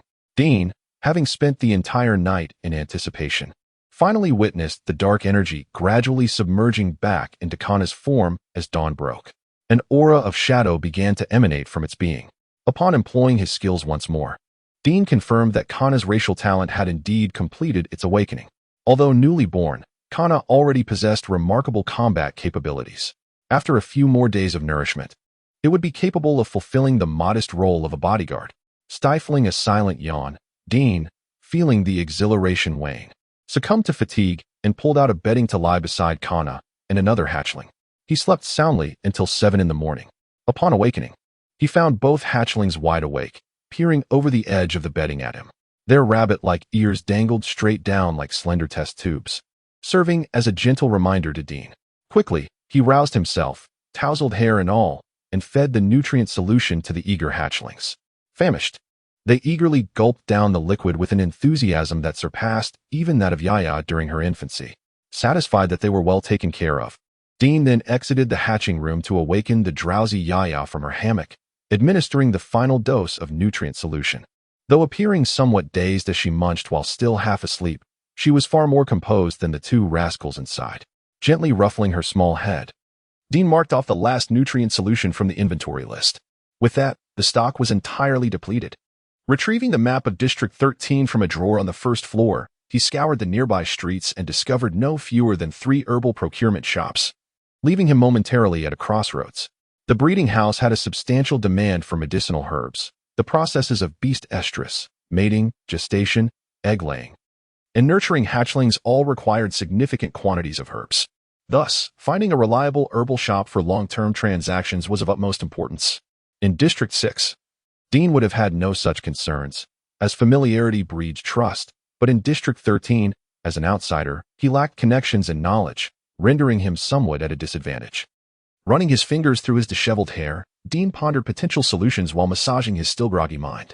The most convenient choice for him would undoubtedly be to approach Ronan and Lucy, the siblings who had lived in District 13 for an extended period and operated a breeding house, surely possessing trustworthy channels. Given their personalities, it was likely they would not refuse him. However, Dean, considering himself a senior, found it difficult to lower himself to ask for assistance. Moreover, the siblings had their own struggles. He feared that his request might inadvertently burden them. After some contemplation, he dismissed that notion. Beyond the siblings, Dean was acquainted with a neighbor, Ryan. Although the children's route appeared unfeasible, Dean could still seek counsel from the esteemed knight. As a member of the Southern Cross Legion, he would possess substantial knowledge of the particulars of District 13. Consulting Ryan would likely yield suitable advice. Equipped with his talisman, Dean set forth once more, traversing a distance of over 100 meters to reach the entrance adorned with the emblem of the Southern Cross Legion. Emulating Ryan's previous actions, Dean politely rang the welcoming bell. No sooner had the chimes sounded than a shirtless man, engaged in exercise, rushed toward him. "Dean, my brother," Ryan exclaimed, joyfully swinging open the iron gate to invite him inside. Chapter 24. Old Peter's Smelly Feet Shop. Brother, your physique is quite impressive. After exchanging pleasantries, Dean cast an envious glance at Ryan's well-defined 8-pack abs, unable to resist the urge to touch his own soft belly. After years of focusing solely on study and research in this place, he had merely rested his head on a table, hardly exercising. If he were to insist, perhaps his brain had developed some muscle, but his body remained flabby, with skin as pale as that of a boiled chicken. "What is this?" Ryan inquired, tilting his chin towards the creature in Dean's arms, his voice tinged with curiosity. Dean lifted the creature, affectionately massaging it as he presented it to Ryan. "You know I run a breeding facility, right? This is a new magical beast I've cultivated. Of course, I prefer to call them magical pets. They possess a high level of obedience and intelligence. They won't harm anyone without my command." "Quite adorable," Ryan remarked, a gentle smile gracing his face. "We also have a breeding facility in District 13, one that collaborates with our nightly order. I saw some of their creatures when they were sent over, but..." Ryan hesitated, contemplating whether to speak ill of others. Ultimately, he decided to be candid and described the beast's appearance without embellishment. They were fierce-looking and quite unattractive. Truly hard to look at. In the end, I didn't take any. I left them all for the less capable knights. Dean pondered for a moment, then asked, "Do you know the name of that breeding facility?" Ryan nodded. "Blood Fury Breeding House. It's the largest and most successful facility in District 13. Having noted this new piece of information, Dean began to inquire about the apothecary. As expected, Ryan was well informed about the situation in District 13. Upon learning that Dean sought to procure herbs for his breeding facility, he smiled, holding the drowsy creature in his arms. Since he was on vacation and had little to do, he decided to accompany Dean outside. The two strolled through 3 streets, during which Ryan expressed his keen interest in the creature, while Dean, keen to establish a solid foundation for his business within the nightly order, selectively revealed some of the formidable capabilities of his shadow puppets. Their conversation was punctuated by Ryan's astonished exclamations. After a quarter of an hour of this, they finally paused in front of a fully wooden shop.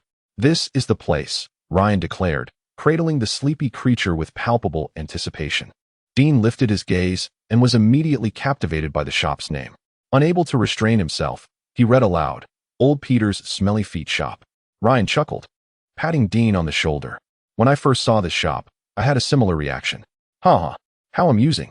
Casting a glance at the man emitting an extraordinary, goose-like laughter, Dean felt his lofty image of a knight crumble. Silently, he regarded Ryan, his mind racing with thoughts that could jeopardize his standing in District 13. "Ha! Don't look at me like that. I assure you, I'm not playing a trick on you. This is indeed an apothecary." Once he had laughed enough, Ryan patted his chest to calm himself before leading Dean into the shop. You know, the entry threshold in District 13 is quite low. So as long as various races harbor no malice towards us, they can open shops here. This establishment is run by elves. They reside in the Moonlight Forest and possess a wealth of herbal resources. Moreover, they are not greedy, making it an excellent choice for you. As for the shop's name, it is said they have an elder named Peter. Dean's lips twitched slightly. It can be like this? Truly a sight to behold. I never imagined District 13 would have such a vibe. Should I consider renaming my breeding facility to Dean the Handsome Breeding House to fit in? Seeing Dean's expression of shattered ideals, Ryan stifled a laugh and continued to explain, of course, there's also Old John's Bald Shop, Old Wilson's Singles Shop, a variety of establishments. All essentially the handiwork of the elves from the Moonlight Forest. However, those do not sell herbs. I won't reveal the specifics just yet. You'll have to explore it yourself when you have time. Chapter 25. The Capricious Mr. Height to Speak Candidly. Although the name of Old Peter S. Stinky Feet Shop may evoke a certain odor, the decor indeed possesses an ethereal charm that resonates beautifully with the elven aesthetic. The moment Dean stepped inside, he was momentarily transported to a forest, enveloped by the fresh scent of foliage and the vibrant blossoms and vines that exuberantly adorned the surroundings, infusing the entire room with the essence of nature. Unable to restrain himself, he inhaled deeply, revealing an expression of pure enjoyment. Every time I see such a scene, I cannot help but feel pity for you humans, remarked an elderly elf, leaning on a cane and sporting wispy white hair as he emerged from the back. Stuck in this foul-smelling city day in and day out, it is no wonder you are plagued by convoluted thoughts. Watching the elder, who barely reached his chest, shuffle in with a stern countenance to take a seat on a small wooden stool, Dean exchanged a glance with Ryan, who confirmed with a nod. This was the proprietor, Mr. Height, a highly esteemed elder among the elven folk. Following Ryan's lead, Dean respectfully greeted the elder. It is an honor to meet you, Mr. Height. The old elf nodded in acknowledgement. Ryan nudged him forward a couple of steps and introduced, This is my new client, just arrived in District 13. He operates a breeding house and seeks a store for a long-term supply. As soon as I heard, I thought of you, and here he is. Humph. At least you have a modicum of conscience, Mr. Height retorted, adjusting his glasses as he scrutinized Dean. Not bad in appearance, above average. I suppose I can charge a slightly reduced fee, having long grown accustomed to the elder's peculiar standards of judgment. Ryan gently presented the quiet little creature he held in his arms. Look, it's a cub. Mr. Height's expression darkened. Take it away, take it away. My pricing standards will not waver for such trifles. Relieved to see Ryan gradually withdrawing his hands from the little cub, Mr. Height exhaled deeply and produced a piece of paper, handing it to Dean. Write down what you need. This audacious purchasing method was a novel experience for Dean. He exchanged a knowing glance with Ryan, who confirmed with a nod. Taking up a pen, he pinned down the required herbs and returned the note to Mr. Height. Dean was momentarily taken aback by Mr. Height's straightforwardness. He stared blankly at the token the elder had passed him, sensing that some procedural step was amiss. Ryan sighed and reminded him, collect the deposit. Mr. Height's expression soured. Collect, how bothersome. He counted on his fingers for what felt like an eternity before displaying a visibly irritated demeanor. Ah, Height despises arithmetic. Why did the elder not send a clever little elf instead? I am old. With a furious slap on the table. Heedless of the palm print left on the wooden cash register, Mr. Height lamented about his age. 20. I will charge you 20 in total, with a deposit of 1/10, 2 gold. Having calculated what seemed a reasonable price, Dean was once again stunned. Such a quantity of herbs would easily command over 30 gold in District 6, yet here, Mr. Height had slashed the price by a third. Suddenly, he felt he might not be cut out for business. Are you certain it is only 20? Mr. Height, impatiently tugging at his long beard, displayed bloodshot eyes from the mental strain of counting. Absolutely. If it's less, consider it your gain. If it's more and you can't figure it out, then that's your misfortune. He slapped the table again. Now hurry and pay. Once you do, we're finished. Chapter 26. The race capable of taming beasts under the forceful coercion of old hate. Dean was compelled to purchase a plethora of discounted medicinal herbs. He left his address, profoundly aware that the elven establishment had survived to this day without collapsing, which could only be attributed to extraordinary fortune. Perhaps it was also due to the rarity of handsome encounters for old hate. Reflecting on the old elf's criteria for reducing prices, Dean stroked his chin. narcissistically contemplating that being handsome indeed allows one to enjoy certain privileges. If only there were more merchants like Old Hate in District 13. It seemed as if you were pondering something rather unpleasant. As he passed by Dean, Old Hate sniffed the air like a keen animal, casting a piercing glance in Dean's direction. "Your imagination is misleading," Dean replied, maintaining his composure. He could very well be silently calculating while inwardly mocking your abysmal arithmetic skills. Line, still teasing Yaya, casually chimed in. Old Hate harbored no doubts, and with a scowl, he delivered a sharp retort. "Ah, you humans delight in these fanciful distractions. What use is arithmetic? You have 10 fingers. That's all there is. Their sole purpose is to remind you that any inquiries beyond this are inconsequential." Dean nearly burst into laughter at this absurdly flawed argument, suppressing a smile with considerable effort. "I run a breeding house. If you have time, you may visit me. Perhaps I could offer you some solutions to your problems." Though this statement might seem somewhat insulting to the elves. His intelligent dogs and insightful rabbits undoubtedly possessed superior arithmetic skills compared to Hate. This had been verified by Dean himself, although they lacked the unique elemental abilities. The intelligence of the dogs and rabbits was exceptionally high, making tasks such as arithmetic and literacy relatively easy for them. Hate glared at him with the wise eyes of an old elf.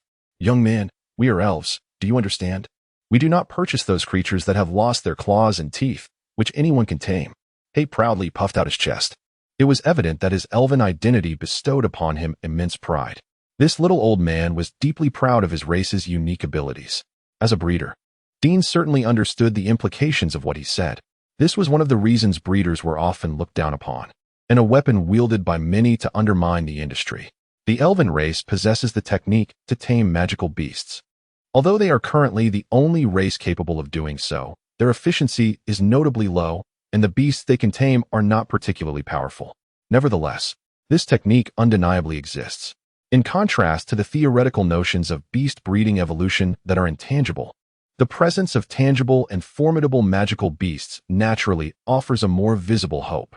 Thus, under the constraints of this technique, the breeding profession, which remains ambiguous in its prospects and has yet to achieve significant accomplishments, is understandably held in low regard. Dean did not harbor any animosity towards the elven race. Yet his assessment of this technique was decidedly unimpressive. In his view, diminishing the inherent ferocity of magical beasts equated to obliterating their potential for advancement. Such taming was exceedingly crude. The benefits gained were limited, disproportionate to the energy and resources expended, rendering it largely futile aside from drawing attention. Regrettably, his voice held little weight, and such thoughts could only be harbored internally. However, regardless of how arduous and thankless the task of taming magical beasts may be, the status of the elven race undeniably ascended due to this peculiar ability. Many elves, like Old Hate, could hardly contain their pride when discussing this matter. Their noses practically pointed skyward.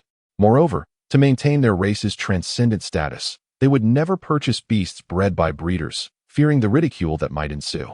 Observing Hate emanating an aura of rejection both in body and spirit, Dean chuckled softly and chose not to pursue the topic further. Chapter 27. Ryan's choice. Dean fell silent, and Old Hate felt a twinge of guilt. He wished to clarify that his remarks were not directed at the breeder, nor did he harbor any disdain for the beasts Dean cultivated. Yet he found himself at a loss for words. Ultimately, it was Ryan who came to his rescue. "I believe he merely feels pity for you, fearing that at your age, you shouldn't have to endure the agony of a failing shop," he said with sincerity. Such polite words should not be taken to heart. The knight gently patted the old elf, who only reached his waist, with a serious demeanor. "Brat." The awkward topic was deftly sidestepped, and Old Hate sighed in relief, though he could not help but cast a glare at Ryan. As he cradled the small creature in his hands, Ryan tenderly supported Yaya's body, watching as it gradually drifted into slumber. After exchanging pleasantries with Old Hate, he guided Dean out of the shop. Just as they stepped outside, the heavy wooden door closed with an unforgiving thud. Ryan shrugged nonchalantly and turned to Dean. Although Old Hate's words can be rather harsh, and he carries some of those typical elven quirks, he is indeed a reliable trading partner. Moreover, with the backing of the elven community, the quality of his herbs is among the finest in District 13, truly a case of quality at a reasonable price. If it weren't for Old Hate's eccentricities, this place would have long been inundated with visitors. "I understand what you mean, Brother Ryan. Rest assured, I will cherish this opportunity," Dean replied earnestly. acknowledging that Old Height's willingness to establish a trading channel with the breeding house was certainly due to Ryan's influence. He deeply appreciated the assistance he had received. In truth, even if Ryan had said nothing, Dean would not have held any ill feelings towards the old elf for his remarks. Setting aside the favorable terms of their transaction, he still possessed the emergency herbs that Old Height had provided him. While the old elf might be a tad proud, he was undoubtedly a kind-hearted soul. Dean's impression of him remained quite positive. Ryan nodded with a smile. "Brother Dean, I can see your talent. Yaya's very existence is proof of that. It would be a shame for someone like you to be bogged down by trivial matters in District 13. Upon hearing this, Dean felt a stir in his heart. He had long suspected that the Knightly Order's keen interest in the Bella incident would lead to meticulous scrutiny of anyone involved, even if he was merely a peripheral figure. Initially, Dean had felt unsettled about being embroiled in such troublesome affairs. However, it now seemed that perhaps it was a case of misfortune turning into fortune. At the very least, Ryan's connections had inadvertently surfaced, significantly easing his path to establishing a foothold with the breeding house. "If you have time, do come by more often." This invitation was heartfelt. Setting aside the considerable favor Ryan had done him, Dean found the knight's character quite appealing. Furthermore, Ryan's status as an elite knight of the Southern Cross Legion was immensely advantageous for expanding his business, making him a worthy investment. Unexpectedly, Ryan's eyes brightened at these words, and he eagerly leaned closer. "Really? You'd truly gift me one?" "Of course," Dean replied, somewhat bewildered. "Anyone can be chosen?" That question was amusing. Dean jokingly shook his head, denying, "Not Kana. She is my meticulously trained little bodyguard, and I've invested so much effort into her." Though Ryan was unfamiliar with Kana, he discerned Dean's willingness to select anyone but her. "Then I choose Yaya," he declared decisively. "Are you certain?" Dean gazed in astonishment at Ryan, who was cradling the sleeping Yaya, unable to contain his disbelief. He had already informed Ryan about Yaya's circumstances during their journey, her inherent deficiencies, slow talent awakening, and limited potential for development, rendering her not the best choice. To Dean's surprise, Ryan opted for Yaya nonetheless. Could it be that he had developed an emotional attachment along the way? "I simply feel that this child resembles my daughter," Ryan explained, his gaze softening as he looked at Yaya. "You have a daughter?" Dean asked, genuinely astonished. He examined Ryan, who appeared to be in his 30s, and could no longer suppress the question he had long wanted to ask. "May I inquire about your age?" 24. Ryan answered smoothly. As he had been asked this question many times before, his fluent response earned him the expected look of shock from Dean. "Brother, you look quite mature for your age," Dean remarked, feeling somewhat awkward about addressing him as brother at such a young age. Although Ryan was indeed older than his current body, he appeared far too mature for someone of his years. The complexity of Dean's expression deepened upon realizing that Ryan had a daughter at such a young age. "Not my biological daughter," Ryan clarified, sensing Dean's misunderstanding. He waved his hand dismissively, continuing to explain fluently, "That child was entrusted to me by a former comrade, her father." His voice trailed off, growing softer. Seeing the sorrow etched on Ryan's face, Dean understood that it was a poignant tale. He gently patted Ryan on the shoulder, steering the conversation away from this heavy topic. "Is the child currently staying with you?" Ryan shook his head. "At the priest's school?" Dean, having caught that term, felt a wave of relief wash over him. His earlier concerns about sending Yaya there and failing to promote her effectively dissipated. He glanced at Ryan, whose pride was evident, and suddenly broke into a heartfelt smile. Chapter 28. A dual approach gaining admission to the seminary is no small feat, especially in District 13. "I assent it?" Ryan revealed a restrained yet proud smile. "It is indeed the Holy Seminary of District 13. Upon hearing this name, Dean was momentarily taken aback, akin to the feeling one experiences upon learning that a neighbor's child has been accepted into a prestigious institution such as Tsinghua or Peking University. He sincerely praised, "That is truly remarkable. In all honesty, a seminary may appear distant to the common folk, yet for those of wealth and influence, securing a place is hardly a daunting task. It merely boils down to the amount of money one is willing to invest." Therefore, when Dean initially heard of the seminary, he did not exhibit much astonishment. In his view, Ryan, an elite knight belonging to the Southern Crusaders, would find it relatively uncomplicated to enroll his daughter in a reputable seminary situated in District 13. However, when the term Holy Seminary was uttered, this calm demeanor shattered. After all, the Holy Seminary holds a uniquely esteemed position within the entire empire. Although it is also a seminary, It far surpasses the ordinary institutions in terms of prestige. It stands as one of the empire's foremost schools and epitomizes humanity's pinnacle of achievement in the study of the priesthood, attracting a multitude of elite priests, a veritable gathering of talent. Matching its illustrious reputation is an admission process that can only be described as rigorous, even for its branches. Gaining entry is akin to scaling a mountain. The Holy Seminary, which resolutely rejects all forms of nepotism, exclusively admits two types of individuals: those of exceptionally pure noble blood and those who are prodigious priestly seeds. It is evident that Ryan's adopted daughter cannot possibly be a noble lady, leaving her as the sole candidate of the latter variety, a gifted seed of a priest. Ryan's desire to entrust Yaya to her is, without a doubt, a fortuitous opportunity for Dean. The Holy Seminary is filled with noble offspring who have ample wealth to spare.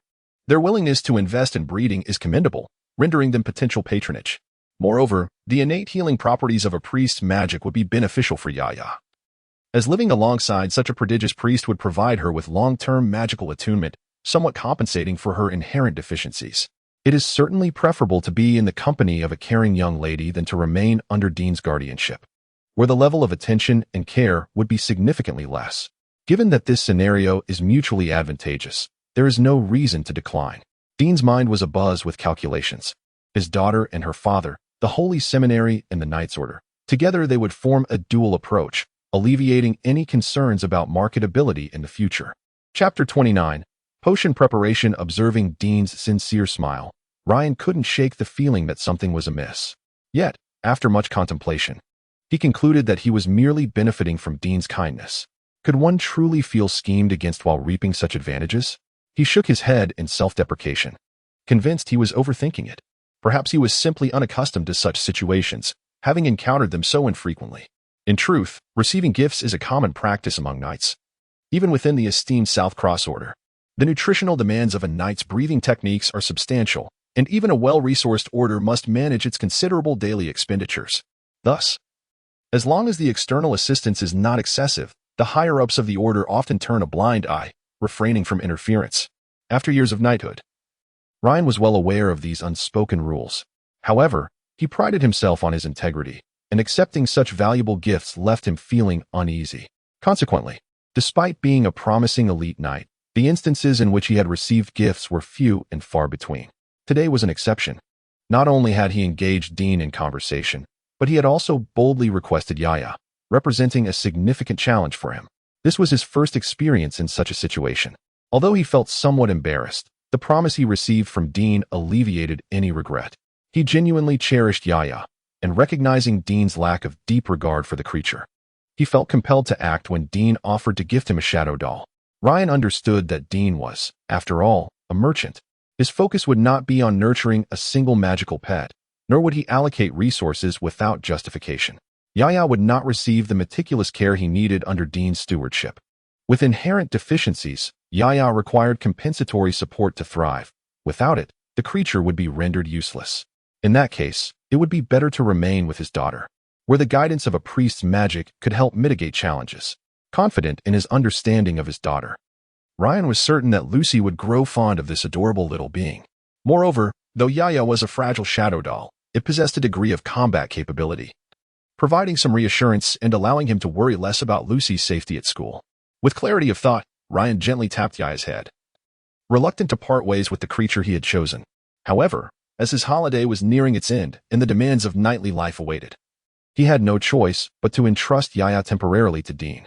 After settling the little creature, he entered the potion room, skillfully following a formula he had mixed countless times before, producing vial after vial of elixirs. After more than 3 hours of this mechanical labor, Dean finally completed all the potions required for the shadow doll's birth process. Setting aside some routine potions, Dean suddenly retrieved a large iron basin and began mixing certain special elixirs within it. Once the mixture was thoroughly blended, he carried the basin to the small creature habitat. Under the influence of the wind, some components of the potion quickly took effect. Observing the agitated beasts, Dean sighed wearily, donned his gloves, and released them from their confinement. As the creatures burst forth, their instincts took over.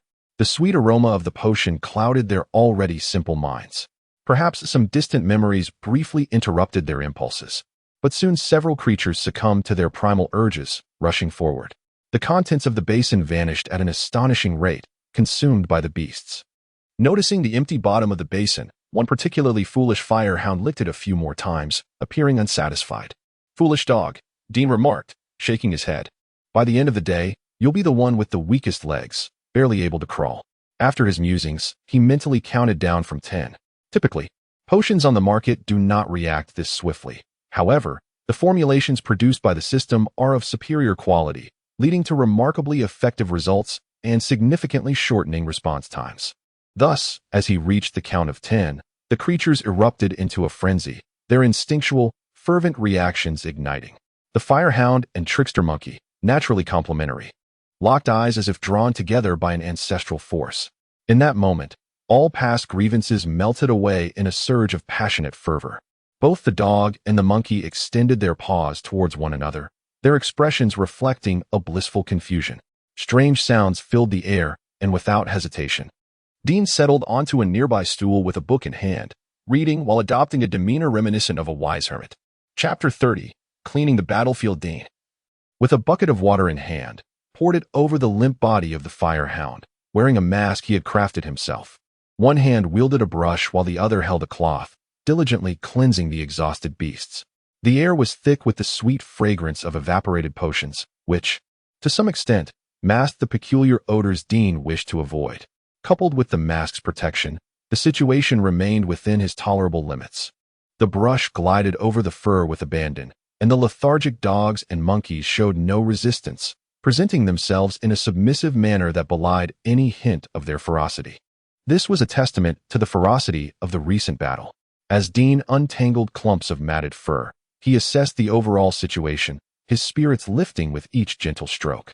Although these beasts lacked special talents, their capabilities in this regard were commendable. Essentially, the primary role of these creatures was to reproduce. As long as they proved adequate in this aspect, Dean was willing to nurture them despite any shortcomings.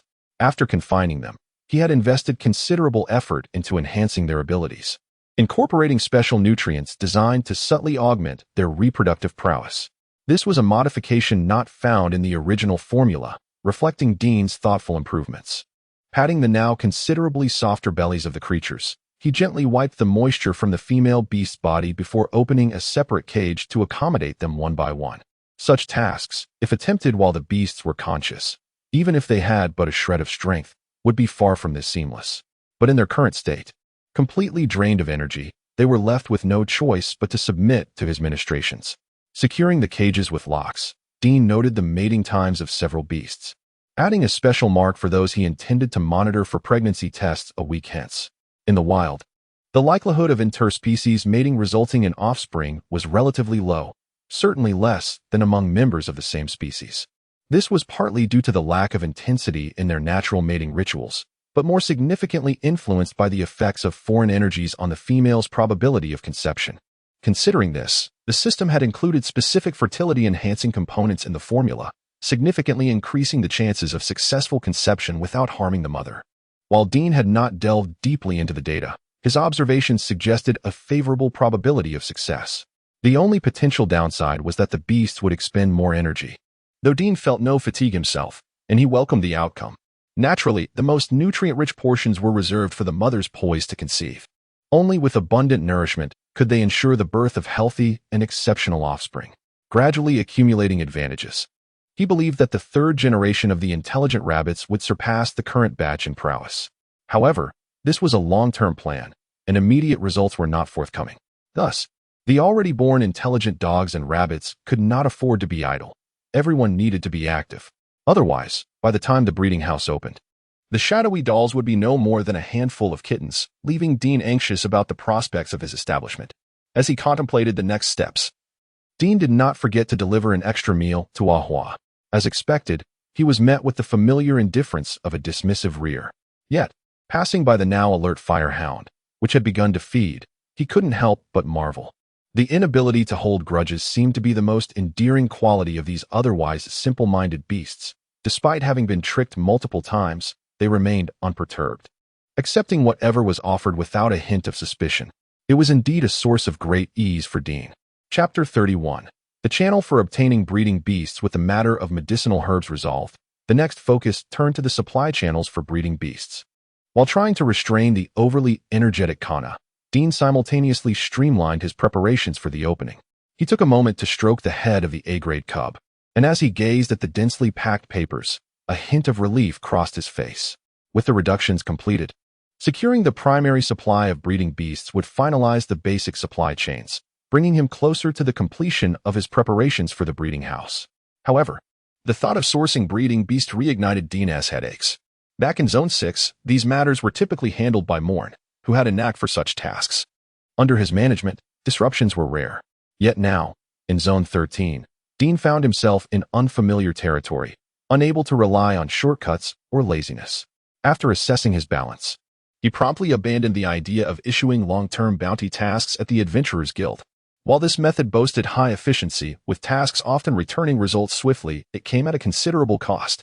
Moreover, the low registration threshold for adventurers meant a mix of competence and unscrupulous characters, leading to potential encounters with swindlers.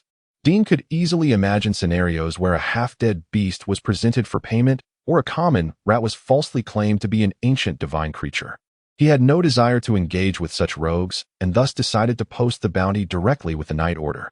This approach was somewhat characteristic of the Night Order in Zone 13. Beyond their routine military duties, they maintained a dedicated section for private assignments. Most of these jobs originated from local shopkeepers or passing trade caravans, generally straightforward and offering decent compensation. The bounty collected would be partially allocated to the Night Order and the knights who fulfilled the tasks, fostering a mutually beneficial arrangement. Of course, such practices were tacitly approved by the Empire. Otherwise, the annual financial allocations would scarcely cover the high casualty rates of the Southern Cross Legion. Nonetheless, as the Night Order was not primarily engaged in bounty hunting, all their actions remained predicated on the defense of Zone 13. Consequently, task completion could only be considered a secondary endeavor. The Night Order had long since made it clear that they could not guarantee meeting the requester's demands, and the timeline for tasks could be extended. If such conditions were acceptable, the fees charged would be adjusted accordingly. Despite these evident drawbacks, Dean learned that many were still inclined to post long-term bounties in hopes of striking luck. After all, while the war zone posed dangers, it also harbored numerous opportunities and resources, particularly concerning magical beasts, which were abundantly available. Various professionals, such as pharmacists needing live specimens for testing, elves, and breeders, were eager to place bounties with the Night Order, placing their hopes in the knights who frequently dealt with magical beasts. Dean recognized this potential and appreciated another advantage of entrusting tasks to the Night Order, the assurance of quality in the task items. It was evident that the Night Order's rigorous task system would not permit substandard substitutes. Additionally, the pricing was favorable, making it an ideal solution for his current circumstances. Thus, he had long considered this option, to issue a long-term bounty with the Night Order seeking special magical beasts. The expenses fell within his budget, and there was a significant chance of acquiring a unique beast. Aside from a potentially extended waiting period, there were scarcely any insurmountable drawbacks. Given the current situation, with the support of the Shadow Doll, Dean could afford to wait, leading him to conclude that the Night Order presented a more reliable choice. Chapter 32.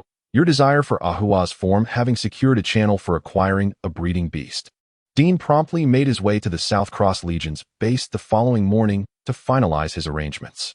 Amidst a sea of bounties for magical beasts, the reward he posted barely made a ripple, akin to a mere drop in an ocean. He took note of the prices offered by several other breeding houses, particularly focusing on the Blood Fury breeding house, which Ryan had previously mentioned. The dazzling figures on their bounty left him reluctant to even count how many digits they contained. Upon arriving at the entrance, he unexpectedly encountered an individual he did not foresee.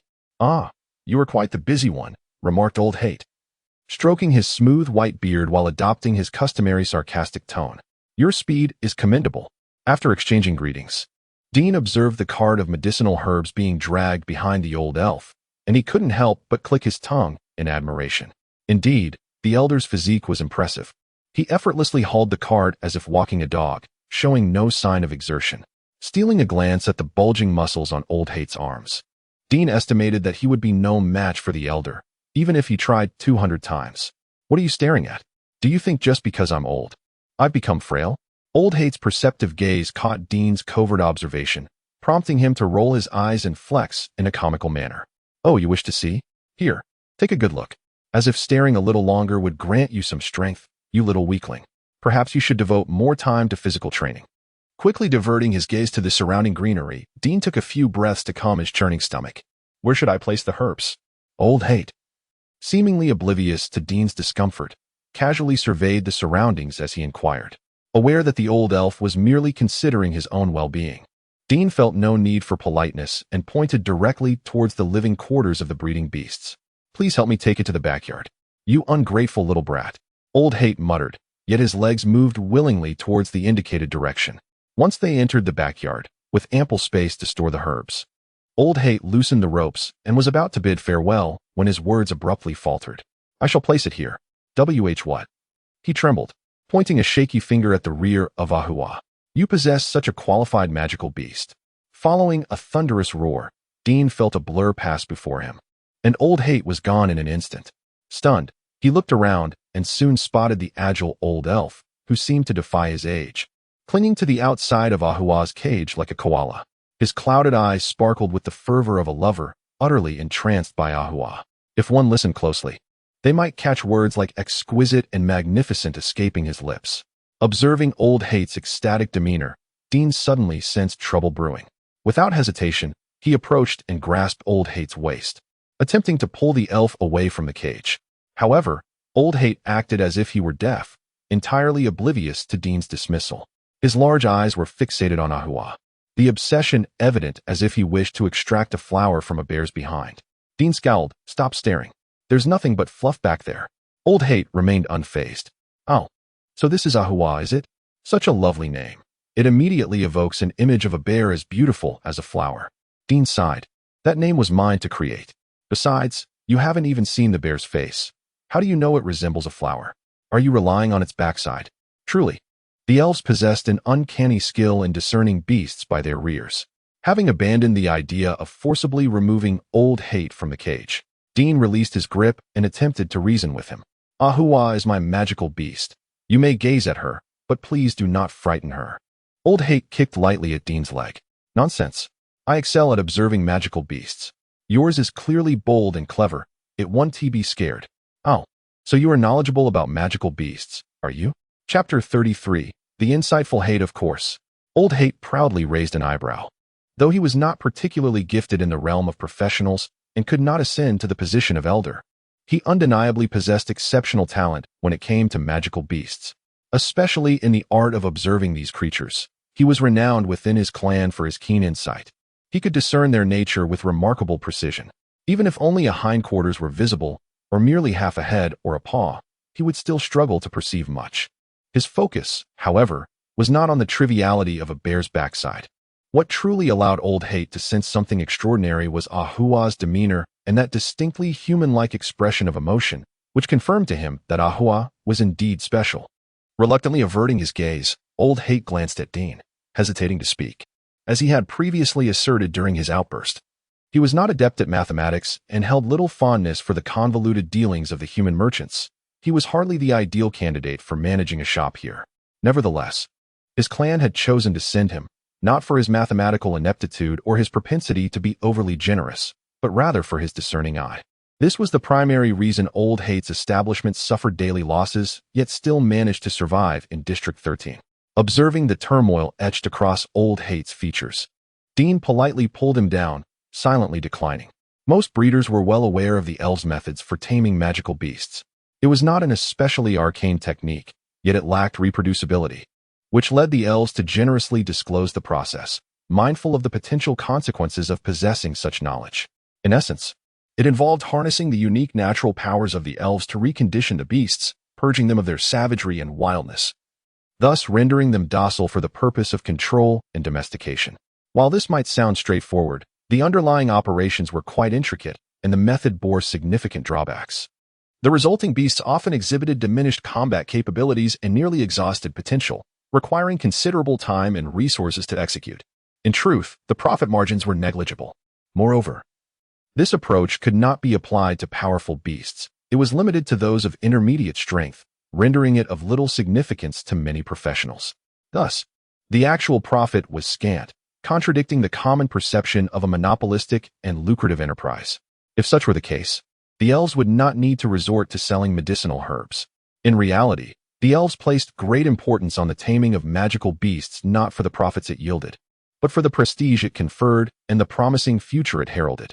Possessing this technique signified a glimmer of hope, perhaps the possibility of a breakthrough that would enable unconditional taming of magical beasts. In pursuit of this goal, the entire elven community toiled diligently, investing substantial effort and resources to seek out magical beasts, particularly those exhibiting distinct characteristics, in hopes of achieving a breakthrough. Special attention was given to exceptional creatures like Ahua, whose intelligence surpassed the average. Reflecting on his clan's directives and the weary faces of the elders, Old Hate felt a pang of reluctance to relinquish this evidently extraordinary Ahua. Yet he understood that Dean, too, depended on magical beasts for his livelihood, and Ahua could very well be his trump card. The likelihood of swaying Dean with minor concessions was exceedingly low. Indeed, before he could utter a word, Dean shook his head, firmly stating, "Ahua is not for sale. If that is what you wish to inquire about, my answer is resolute." Chapter 34. Preparations for opening. That determination was genuine, so resolute that Old Hate felt at a loss for words. He believed that if Dean had shown even the slightest hesitation, he would have had the confidence to launch into a lengthy discourse, wielding his substantial financial resources to sway the other party. Alas, this young man left no room for negotiation. The flickering flame of that thought was swiftly extinguished by Dean's decisive grip.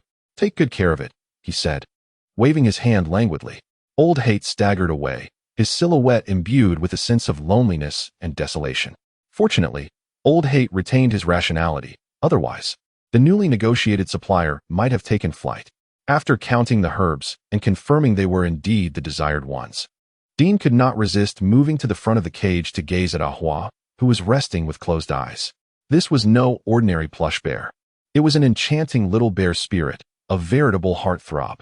With the opening of the breeding house imminent, he was determined to cultivate the next batch of shadow dolls, building up some inventory to establish a solid foundation. This inventory would begin with the third generation. Aside from Ahua, the other two plush bears were in good condition and nearly ready for the second round of breeding. Although the numbers were limited, rarity enhanced value. It was the scarcity that rendered these younglings precious. Moreover, the A-grade shadow dolls were inherently high-end, both in pricing and positioning, not aimed at the average consumer. While Dean had presented the young dolls with an air of nonchalance, masking their true worth, it was indeed a strategic move to pave the way for future market expansion.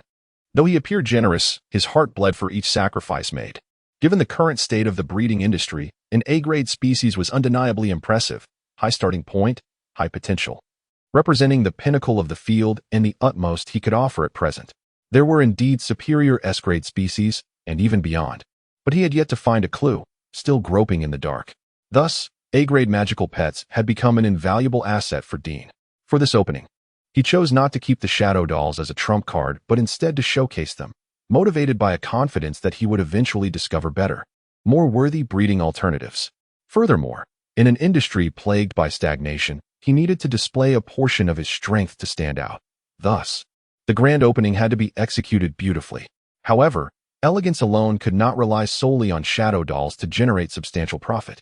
After all, few could truly afford to indulge this little ancestral spirit, and when it came to actual business, it was essential to breed magical pets with shorter cultivation periods and lower tiers. Therefore, expanding the magical pet population within the breeding house was imperative. As Dean shook the vial of reagents in his hand, his mind involuntarily conjured the shape of a knowledge tree. He could design low-tier, affordable magical pets with practical uses for the general populace or professionals.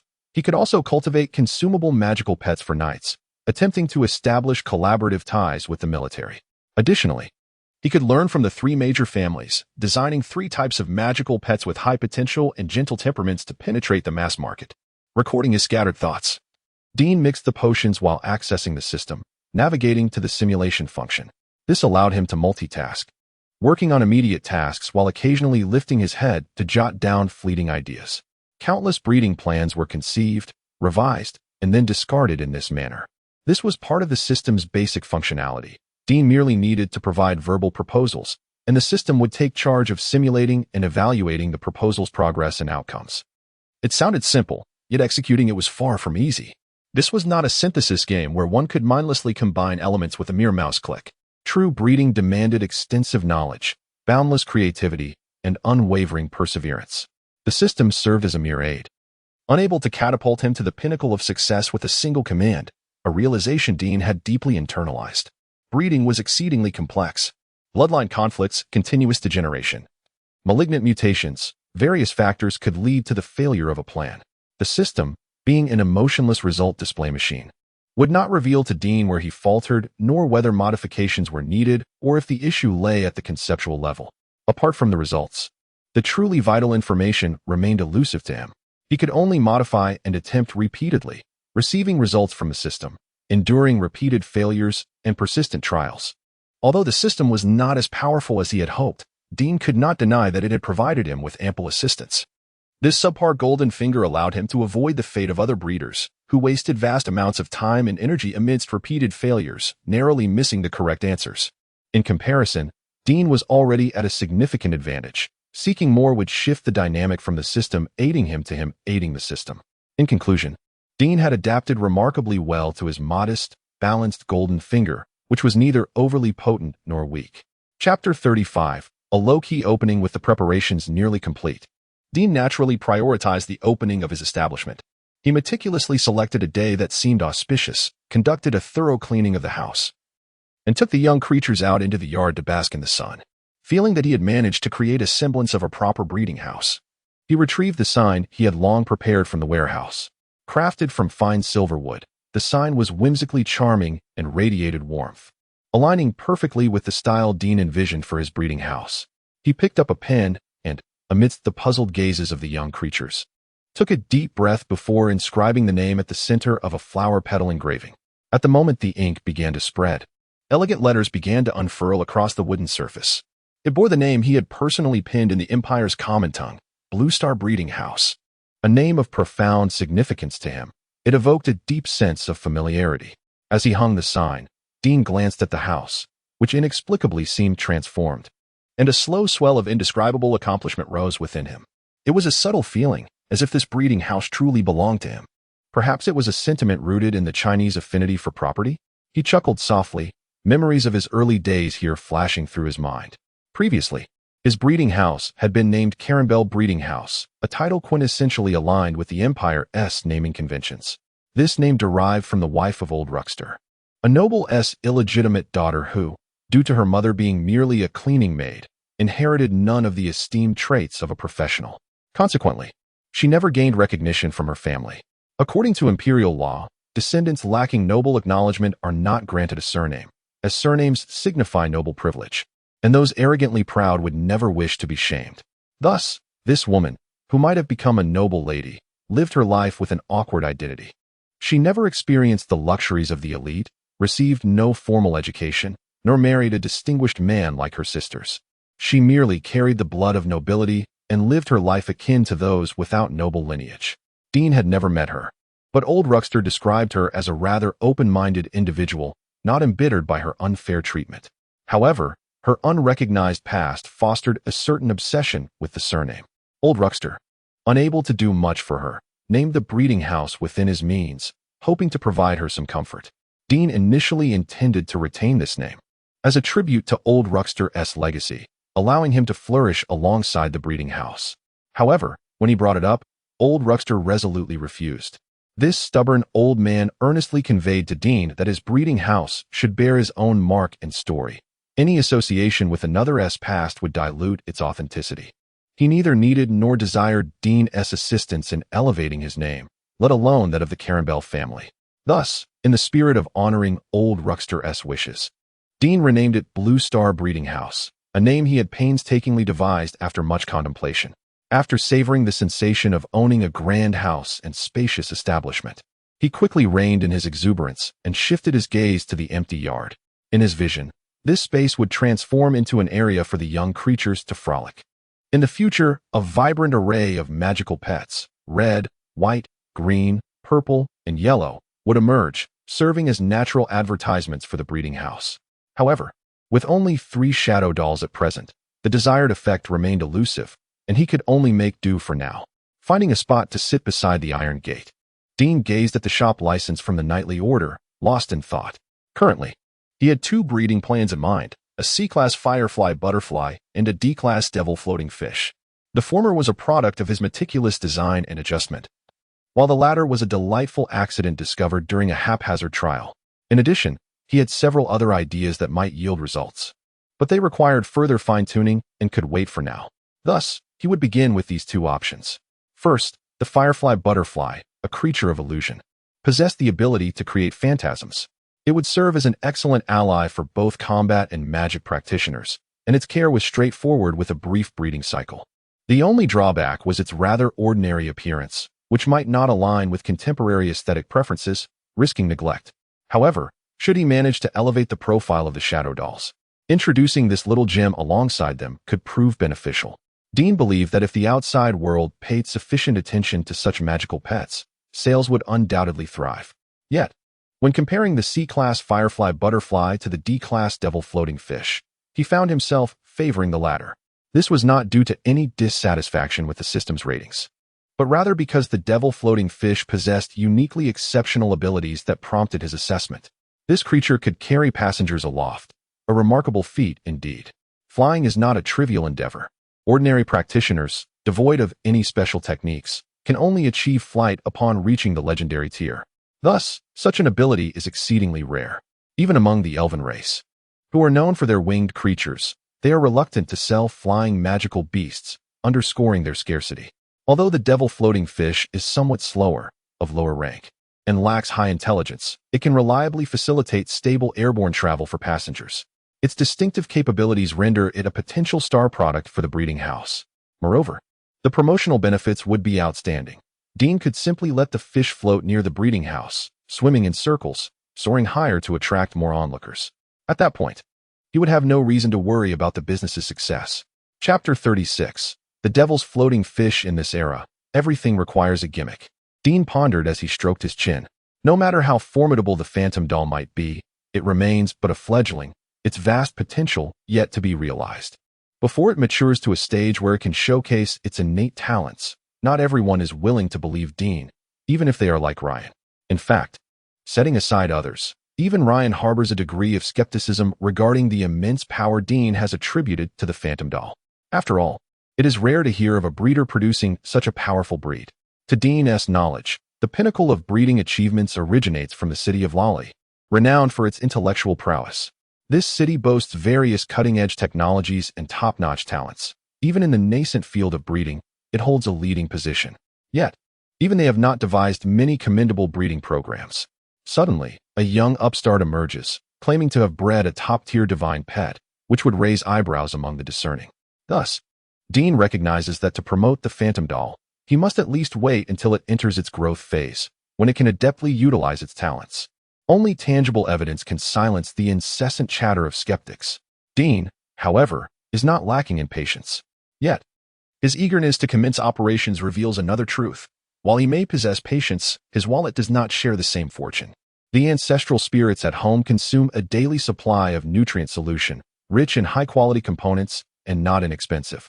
After a lengthy period of nurturing, Dean is reluctant to sever the progress he has painstakingly cultivated. For breeders, designing pets with shorter breeding cycles that grow rapidly can yield results in a relatively brief period. The aforementioned Devil's Floating Fish is a prime example.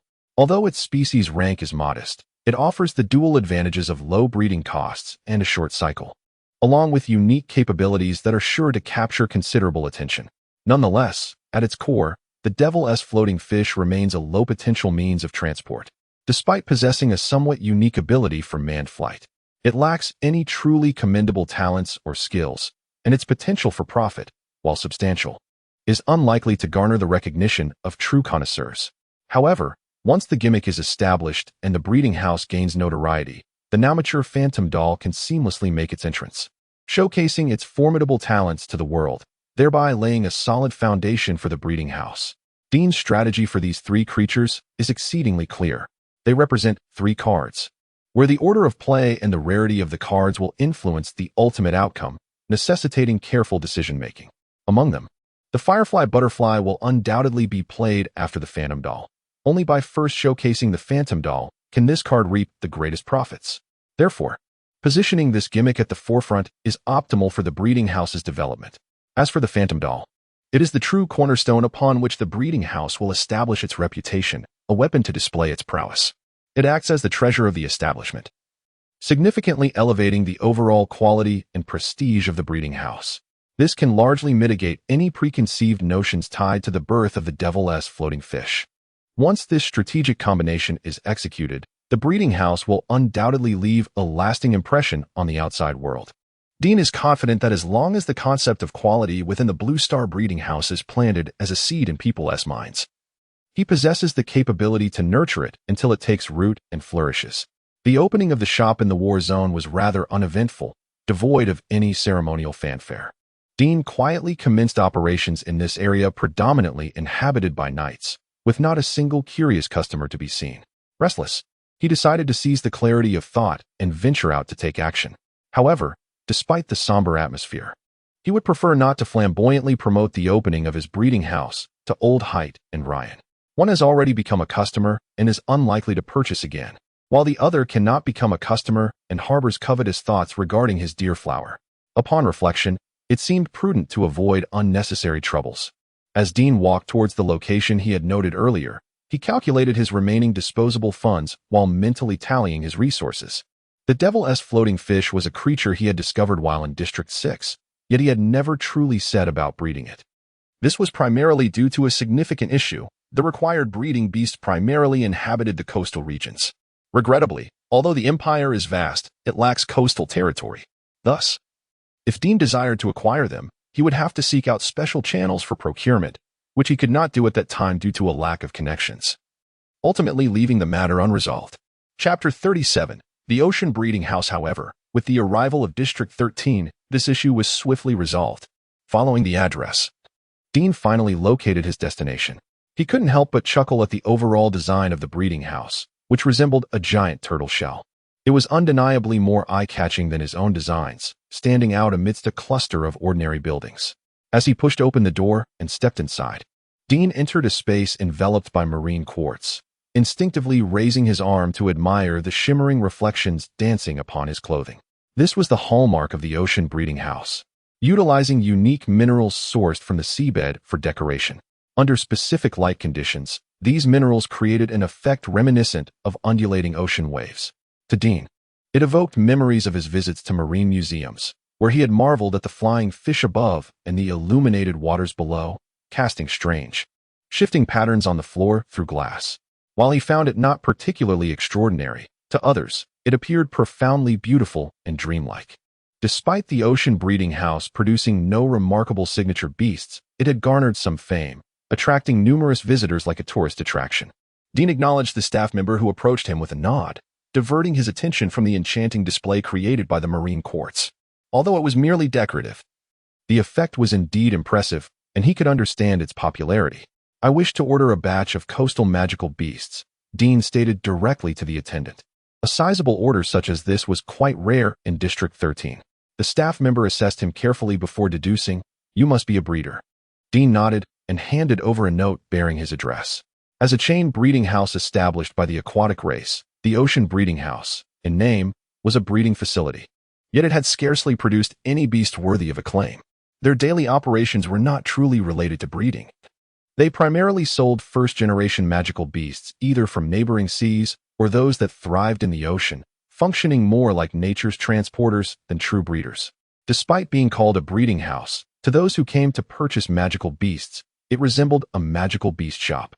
Dean pondered why they stubbornly insisted on calling themselves a breeding house. Perhaps it stemmed from an optimistic vision of the future? Silently questioning this, he glanced at the neatly arranged aquariums within the shop.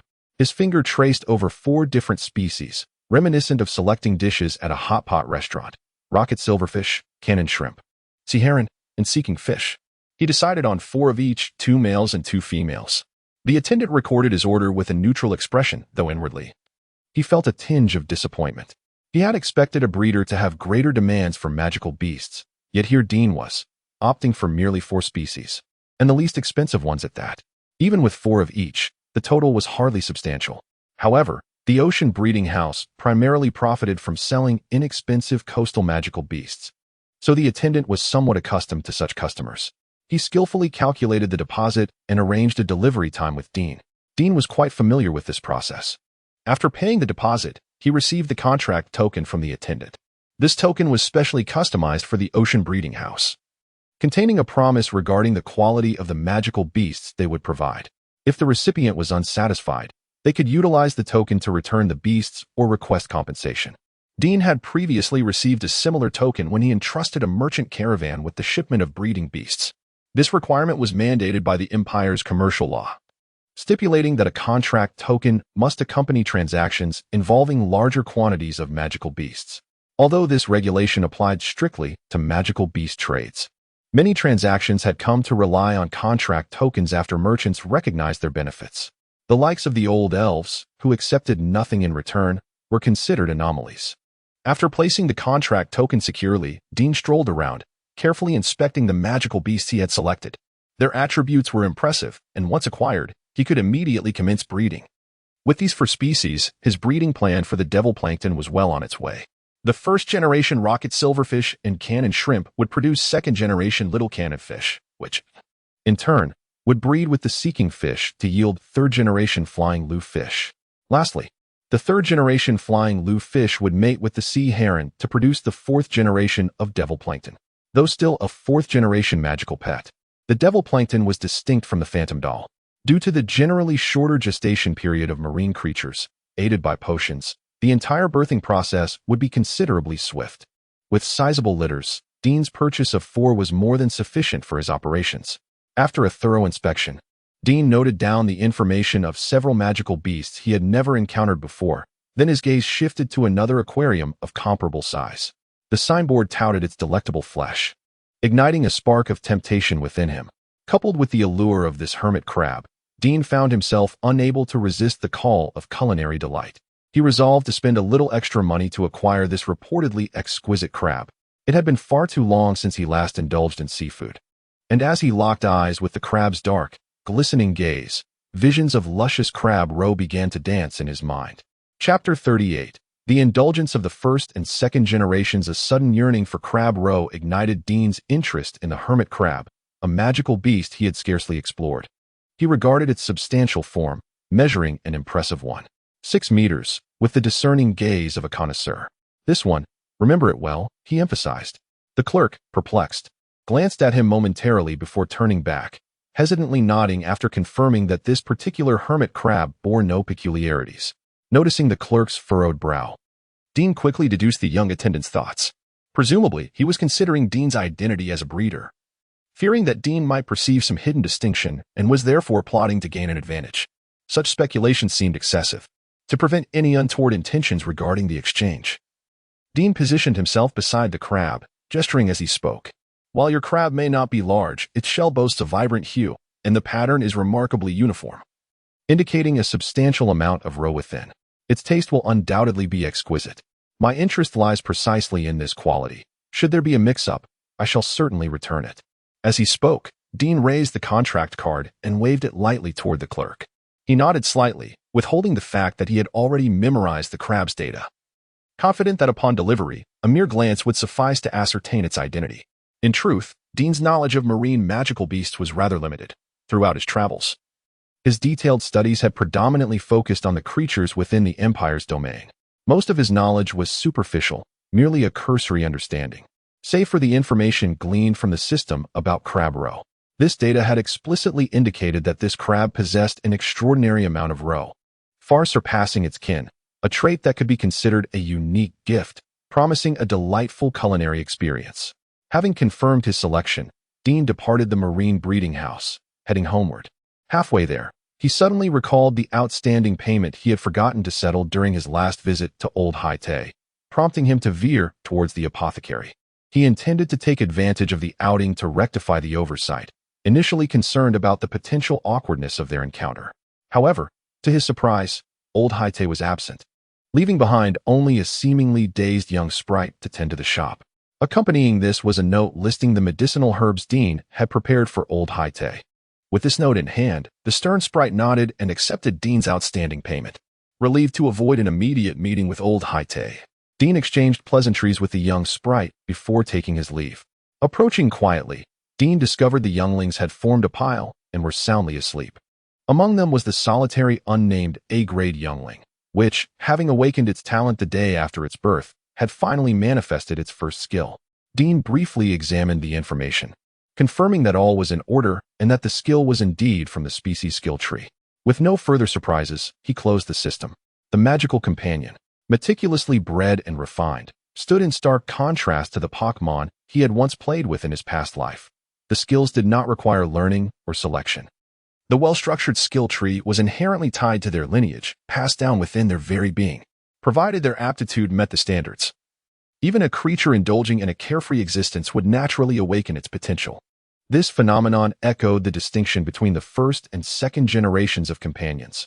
One necessitated hard work and perseverance, while the other merely needed to tap into the resources cultivated by their breeder, allowing them to effortlessly grow in strength.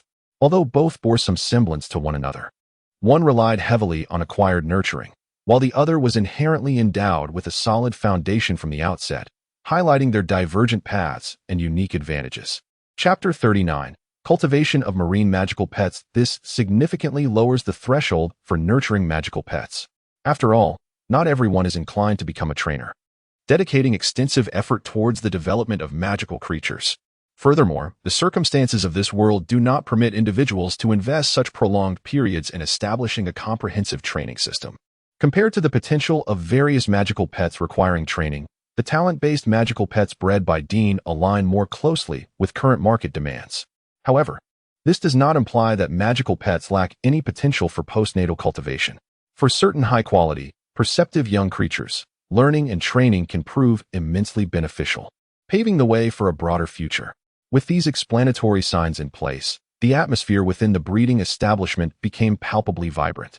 After envisioning the pathway customers might take upon entering, Dean retreated into the potion laboratory, commencing the preparation of the potions necessary for cultivating the devilish floating fish. Among these, 2 potions had never been concocted before, necessitating some practice. Once immersed in the research state, Dean lost track of time, becoming engrossed in familiarizing himself with the process of concocting new potions. This preoccupation continued until the afternoon when the delivery personnel from the ocean breeding establishment arrived. The familiar sound of the welcoming bell echoed once more, and it was only then that Dean realized he had agreed to a meeting with the staff for this afternoon. Rubbing his aching temples, he exited his room, exchanging minimal pleasantries. After confirming that the delivered specimen beasts were satisfactory, and that the hermit crab was indeed the one he had selected, he promptly acknowledged the receipt and bid farewell to the breeding establishment staff. 3 enormous water tanks were placed in the vacant area of the front yard. Dean opened the ventilation ports and connected the beast transport pipeline to the openings of the tanks. Once assured of a perfect fit, he unlocked the tanks and removed the barriers. With the obstructions gone, the magical creatures instinctively swam towards the areas with more water, swiftly entering the pool alongside the flowing water from the pipeline. Even the hermit crab, which appeared somewhat lethargic, followed suit, sinking to the bottom and leaving behind a trail of solitary bubbles, signifying its presence. After a brief moment, confirming that no other magical creatures remained in the tanks, Dean removed the pipeline and relocated the now empty tanks to the warehouse. Given the abrupt transition from the ocean to a small pool, the environmental and water quality changes could potentially lead to some acclimatization issues. Dean, being a novice in the care of aquatic magical creatures, harbored a slight concern. However, it was evident that his apprehensions were unwarranted. The adaptability of magical creatures to their surroundings exceeded his expectations, even for aquatic beings. The newly introduced heron birds had already resurfaced, shaking their feathers and gracefully circling the water's surface. They appeared remarkably at ease, seemingly unaware of any disturbances. Truly, they embodied the reputation of the heronbird clan for their carefree disposition. Had it not been for Dean's verification through the information panel that they had already been administered medication, and noting their still frail state, he might have doubted whether these creatures were indeed unscathed. They resembled carefree birds in every sense. Exercising caution, Dean added a specialized potion to the pool, designed to incapacitate lower-level magical creatures. Using a nearby bamboo pole, he stirred the water, watching as the pale purple potion gradually dissolved before retreating from the pool's edge. Aquatic magical creatures were relatively manageable for him. The special potions produced by the system were remarkably effective, requiring only a minimal addition to render an entire pool of magical creatures devoid of their attacking capabilities. With this dual assurance, Dean felt emboldened to approach these weaker beings, which nonetheless posed a considerable threat to him. Chapter 40. A brutal melange after all. This body is exceedingly frail. Dean disdainfully moved his arms and legs, refusing to acknowledge that he had contributed to this weak physique in any way. In truth, these low-level magical beasts are indeed quite feeble, merely capable of launching water arrows and water balls, with an attack power that is not particularly formidable. However, for Dean, they still pose a significant threat. Having traversed through a different realm, to claim that Dean harbored no thoughts regarding magic and martial arts would be a blatant falsehood. After all, what man does not harbor dreams of direct confrontation and spellcasting prowess? Yet, the innate aptitude of this body for a profession is remarkably ordinary, so ordinary that it necessitates an extraordinary effort to achieve even a modicum of success.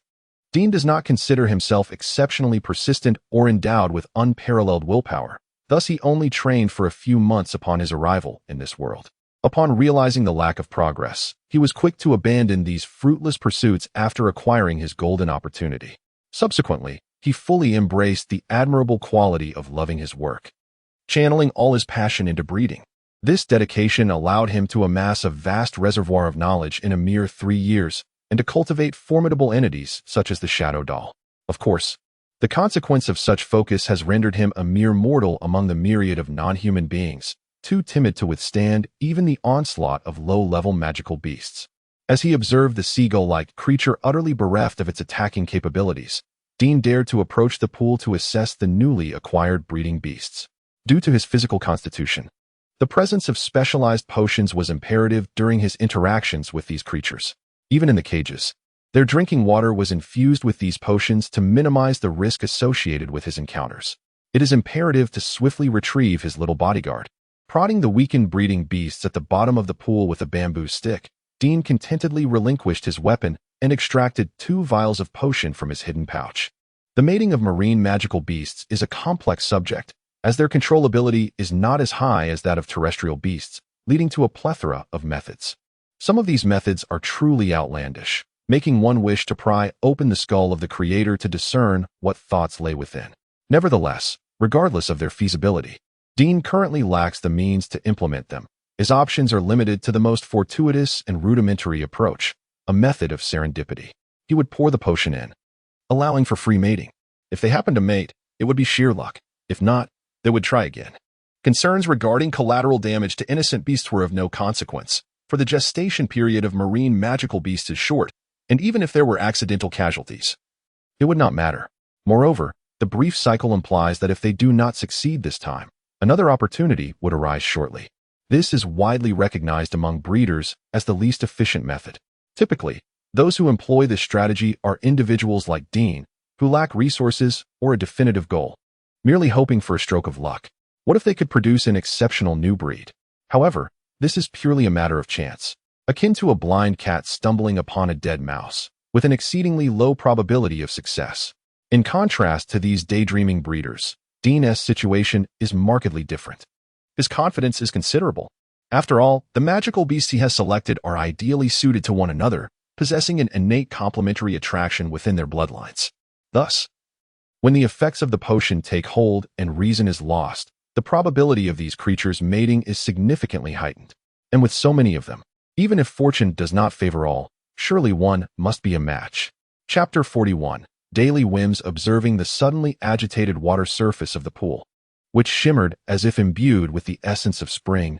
Dean withdrew to a safe distance. After confirming the smooth progression of the beastly relationship, he turned and entered the kitchen. The oceanic beasts could not solely depend on nutritional liquid. They could not consume it directly. Therefore, to ensure adequate nutritional supply, it was customary to mix meat pellets with the nutrient solution, shaping them into patties before casting them into the water. Dean adhered to this method without the need for innovation, meticulously forming the patties and tossing them into the pool in a circular motion. This practice helped to maintain a certain degree of equitable resource distribution. Otherwise, not only would the species suffer, but his crabs would surely starve. After probing the water with a bamboo pole and confirming that the hermit crab, which resembled a large stone, was still alive, Dean ceased his attention towards it. The Compendium of Beasts, published by the Imperial Library, had undergone 11 revisions and contained the names, habitats, and specific characteristics of all known beasts within human domains. Dean had embarked on his journey of beastology through this tome.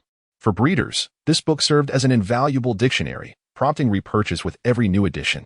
Thus, despite having acquired a copy in District 6, he opted to wait until arriving in District 13 to procure an updated version. Although he had spent money on it, Dean harbored no significant hopes for the book. After flipping through its pages a couple of times, he became even more resolute in his skepticism. The Imperial Library, it seemed, was once again short on funds, perpetuating its notorious money-making scheme with the Compendium of Beasts. With a sigh of resignation, he closed the book and relegated it to a forgotten corner.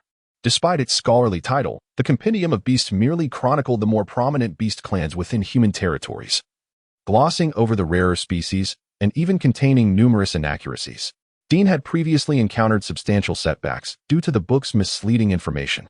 It took countless revisions of a plan before he realized the discrepancies stemmed from erroneous descriptions, forcing him to start anew.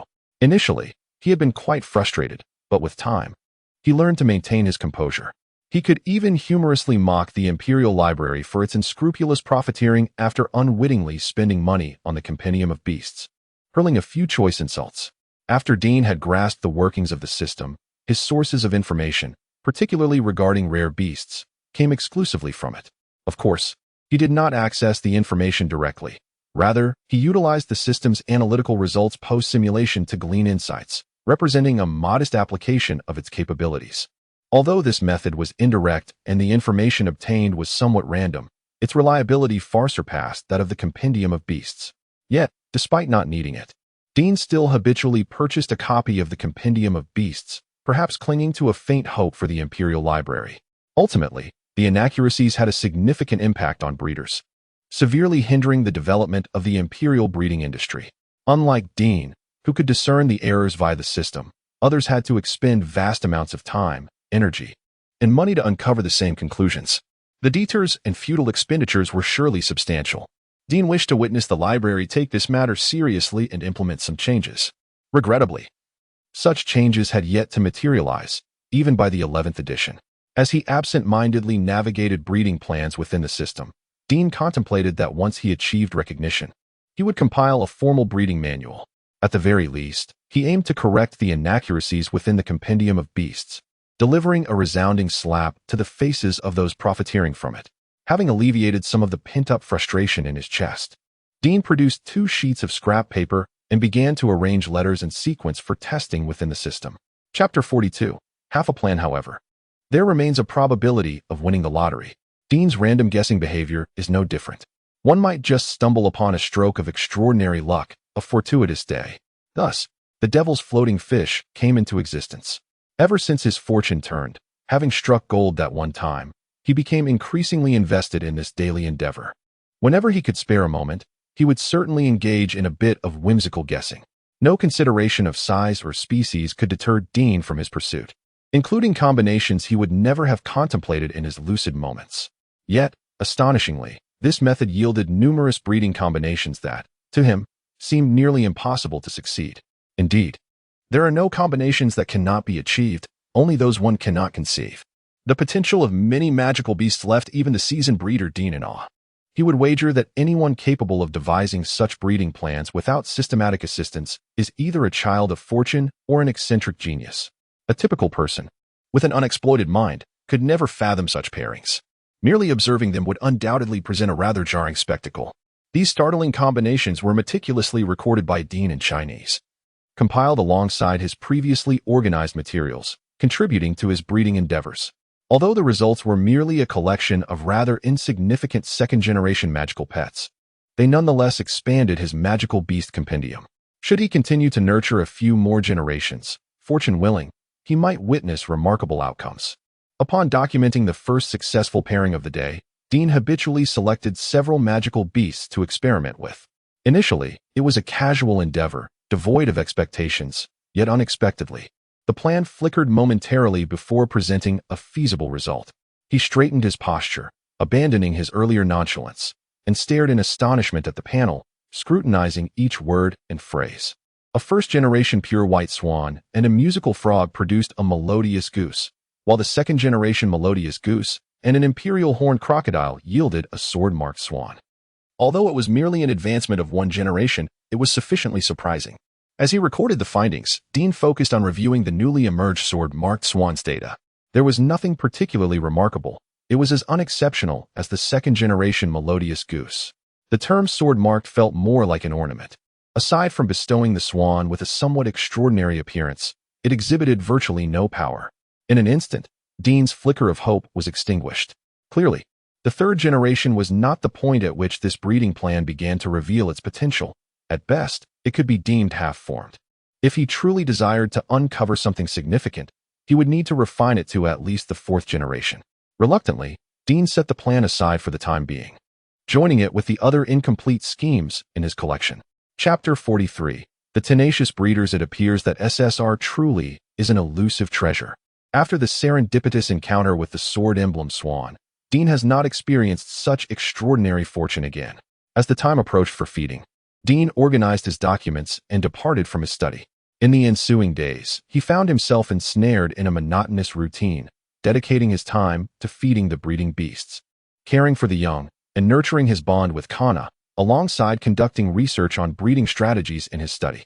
During this period, he entertained a couple of visitors, yet they merely came to observe without any genuine intent to purchase. Dean introduced them to the shadow doll, but before he could even mention the price, they regarded him with expressions akin to viewing a madman. One particularly blunt individual even suggested he consult a psychologist, handing him a referral address. Dean had no desire to fathom the image he projected in their eyes. In truth, he had struggled against such perceptions.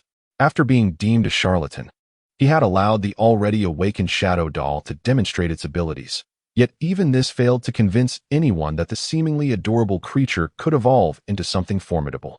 Most merely considered the shadow doll as a pet to pass the time, serving as a quaint guardian.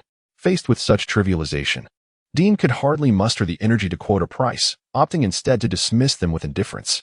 Following the harsh realities presented by these visitors, Dean abandoned the hope of encountering a discerning patron with wealth. He devoted himself to nurturing the young while adopting a laissez-faire approach to business, leading to a tranquil existence over the span of 4 or 5 days. Eventually, the condition of the breeding beasts stabilized.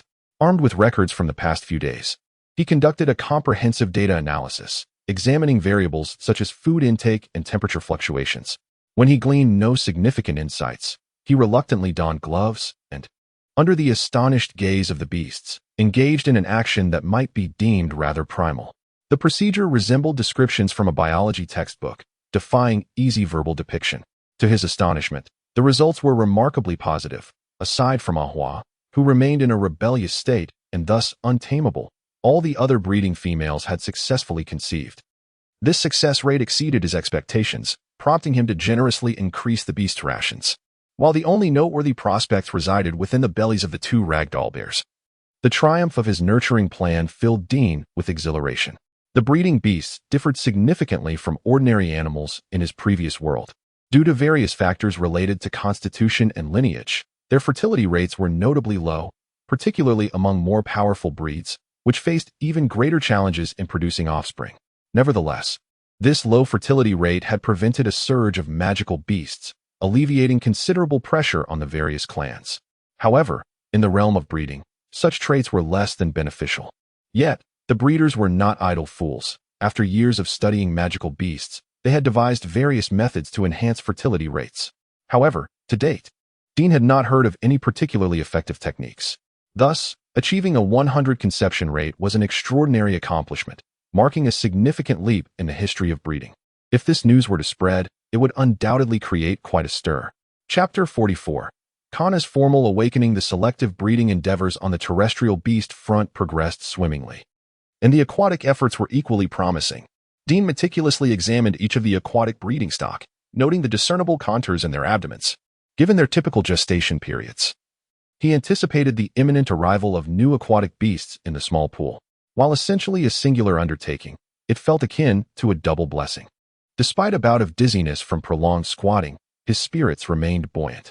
As his vision momentarily darkened, he fancied a parade of pregnant, breeding beasts before him, swiftly morphing into a collection of eggs, which in turn gave way to an assortment of peculiar offspring.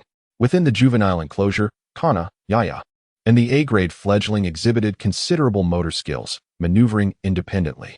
Their diminutive legs propelled them with surprising velocity, and Dean had to remain vigilant to prevent their escape into uncharted territory.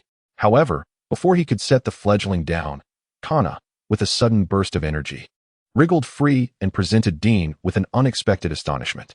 "What's this?" His gaze fixed upon the dark, balloon-like object beneath Kana. Dean's eyes widened in disbelief as he tentatively reached out to touch it. No. Suspended in midair by the balloon's buoyancy, little Kana tilted her head, executing an irresistibly endearing gesture. The charming pose, coupled with her drooping bunny ears, exuded an almost bewitching allure. Utterly captivated, Dean couldn't resist reaching out to caress the endearingly vexing creature. No. Though thoroughly enjoying the affection, Kana, fresh from her successful deployment of the skill, instinctively maneuvered the balloon in an attempt to evade the touch. Alas, her nascent skills proved inadequate, and she succumbed to a thorough petting. Besides flight, what other abilities do you possess? Retrieving the balloon from beneath Kana, Dean held the dangling white string, elevating it above his head, and addressed the babe cradled in his arm. No. Kana gazed up at Dean, her gem-like eyes filled with innocence. Just as Dean was about to reiterate his question with greater clarity, the little one clenched her paws as if giving a signal. Instantly, the balloon above him burst, showering Dean with a deluge of viscous black fluid. I truly aspire to grant you a complete childhood. Taking a deep breath to quell his rising ire, Dean, his head now adorned with the dark substance, regarded Kana with a forced smile. Chapter 45. Shadow binding. Though the child was nurtured, she was also brought into the world by his own hands. As the saying goes, a nurturing mother holds more value than a biological one. However, the belief that no filial piety exists beneath a stick underscores the essence of strict discipline. Dean, who considered himself a benevolent father, found himself resistant to such violent education. He struggled to place Kana on a nearby stool while retrieving a handkerchief hanging nearby, intending to wipe away the black liquid that stained him. To his astonishment, as soon as he touched it, the dark stain seemed to possess a life of its own, slowly writhing. In that moment, Dean felt an overwhelming heaviness enveloping his body, as if something was gradually binding him, making even the act of lifting his hand a considerable challenge. Initially startled, he feared an ambush but quickly forced himself to regain composure and access the system. Such an attack was typically associated with magical beasts. By utilizing the system, he hoped to discern the nature of the threat.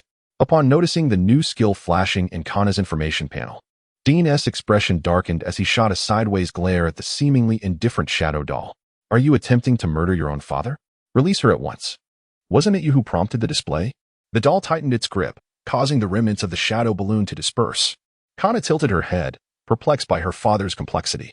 As the black remnants transformed into threads under Kana's control and gradually flowed to the ground, Dean's apprehension dissipated entirely. He crouched down, unable to resist scooping a handful of the liquid substance, only to find his hand grasping nothing but air. Upon closer inspection, he realized that the flowing black liquid appeared solid yet bore an almost translucent quality upon scrutiny. This realization struck him as the liquid seeped into the ground. Causing a sudden shift in his expression, an epiphany washed over him, leaving him astounded. Limited by the detailed information provided by the system regarding the shadow doll, he had never thought to consider this angle. At the moment of being bound, he had even suspected an attack from another magical beast. However, with the shadowy power now manifesting so evidently, Dean could no longer dismiss the reality. Kana's unique talent had cunningly facilitated a shortcut, allowing her to complete the transformation of shadow into substance ahead of time, directly utilizing the process of the shifting balloon to unlock the shadow manipulation capabilities concealed within the shadow doll's form. Observing the absence of any marks on his clothing, Dean couldn't help but embrace Kana, affectionately rubbing the head of her plush rabbit. The skill, shadow binding, emerged as the second ability awakened from Kana's two innate talents. It synergized with Shadow Balloon, ingeniously employing the transformed shadow power to ensnare targets in both the shadow realm and the physical world, proving to be an exceptionally practical skill. This revelation was a delightful surprise for Dean. Following the transformation of shadow into substance, The scenario was set to evolve. The shadow doll would begin to wield the power of shadows, capable of inflicting direct damage on targets in the physical realm. It was then that they would gain the capacity to confront adversaries head-on, undoubtedly becoming formidable assassins, capable of eliminating anyone who laid eyes upon them, thereby achieving a level of perfect stealth. Chapter 46. Growth Period. Kana, as a unique shadow doll endowed with extraordinary talents, possesses a growth journey distinctly different from her kin. Born from a synthesis of two innate abilities, she has developed a skill set that establishes a unique system, setting her apart from all other shadow dolls. Skills such as shadow explosion, shadow balloon, and shadow binding, as demonstrated by Kana, inherently create a synergy centered around the balloon. This allows for explosive assaults while also laying the groundwork for other skills, rendering her significantly more powerful and enigmatic than her counterparts. Dean could easily envision the formidable destructive potential that would manifest once Kana fully matures, undoubtedly surpassing all her kin. As he placed the struggling youngling into the hammock, Dean gently rocked the little bed to lull it to sleep, all the while attempting to calm the exhilarating thrill of having discovered a treasure. Due to her status as a special individual, which deviates from the common traits of her species, Kana's information, including her skill set, was not adequately represented on her panel. Thus, even as her caretaker and creator, Dean had not received any prior revelations. The situation was undeniably daunting. As he reviewed Kana's current data, Dean compared it with the metrics of an adjacent A-rank youngling, which represented the general standard for shadow dolls, and could not help but be astounded. The disparity between A-rank and S-rank appeared, at first glance, to be even more pronounced than that between A-rank and D-rank, leaving one incredulous. It was astonishing to witness such a significant variance within the same species, particularly regarding the affinity for shadow energy and other data related to skill application. The differences between Kana and ordinary shadow dolls were astonishing, even to Dean, who had anticipated such an outcome. While he had previously understood that a formidable chasm existed between these two levels, the stark contrast between mere textual descriptions and the impact of actual data was striking. No matter how boldly he speculated, he could not have predicted such a pronounced difference once the data was delineated. And this was merely the S-rank qualification within the A-rank species. What might be the case for a double S-rank? Would it be even more astonishing? The more Dean pondered, the brighter his future appeared. Suppressing various overly optimistic thoughts, he examined Kana's skill information, contemplating the little one's developmental trajectory. Given that there were no precedents to follow and the experiences of her kin would inevitably not align perfectly, the specific growth plan for Kana would require Dean's involvement and adjustment as a breeder. Moreover, the skill system itself was indeed intriguing. Dean felt he could realize some of his ideas through Kana, with the assistance of his imagination. It was foreseeable that the Shadow series of skills would manifest in a completely different manner in Kana's hands. The successful application of these skills seemed to indicate that Kana was drawing ever closer to transcending her juvenile phase. Dean had been keeping track of time, and on the morning of the third day, while feeding her and habitually reviewing the youngling's information, he suddenly discovered that Kana had entered her growth period. Chapter 47. Child labor. The pace at which things were progressing could be deemed remarkably swift. Dean subsequently checked the information regarding Yaya and another shadow doll, and, as expected, found them both still in their juvenile phase. However, in stark contrast to the remaining normal shadow doll, it was evident that Kana was undoubtedly maturing at a considerable rate. This was largely attributable to its exceptional aptitude, but Dean's occasional indulgences and overt favoritism also played a significant role. Now entering its growth phase, Kana exhibited clear distinctions from its earlier state. Its limbs had become more robust, and its proficiency in skill application had advanced to a new level. Correspondingly, its stamina had significantly increased. No longer confined to the lethargy characteristic of juvenile magical pets, it now possessed ample energy to frolic mischievously and engage in training. Dean, noticing the inquisitive Kana standing out among the younglings, did not intend to allow this little creature any idle time. Thus, he resolved to train Kana's ability to assist with menial tasks. In this regard, the capabilities of Kana in its growth phase far surpassed those of its juvenile state. Dean fully harnessed the formidable intellect of the shadow doll, leveraging the advantages of the shadow balloon skill to teach it numerous methods for performing trivial chores, which not only alleviated his own burdens, but also provided the little one an opportunity to enhance its skills, a true win-win situation that swiftly dissipated any lingering guilt he felt about exploiting child labor. While certain unskilled tasks could be delegated to Kana, the more specialized duties concerning the breeding creatures still required Dean's direct oversight. He donned his gloves and palpated the abdomen of the pregnant creature, forming a rough assessment in his mind. Although such information could be retrieved from the panel with greater precision than his own judgment, Dean firmly believed that only skills he had personally acquired truly belonged to him. After all, the system was an enigmatic entity, akin to a teaching aid. Relying entirely on it would be sheer folly.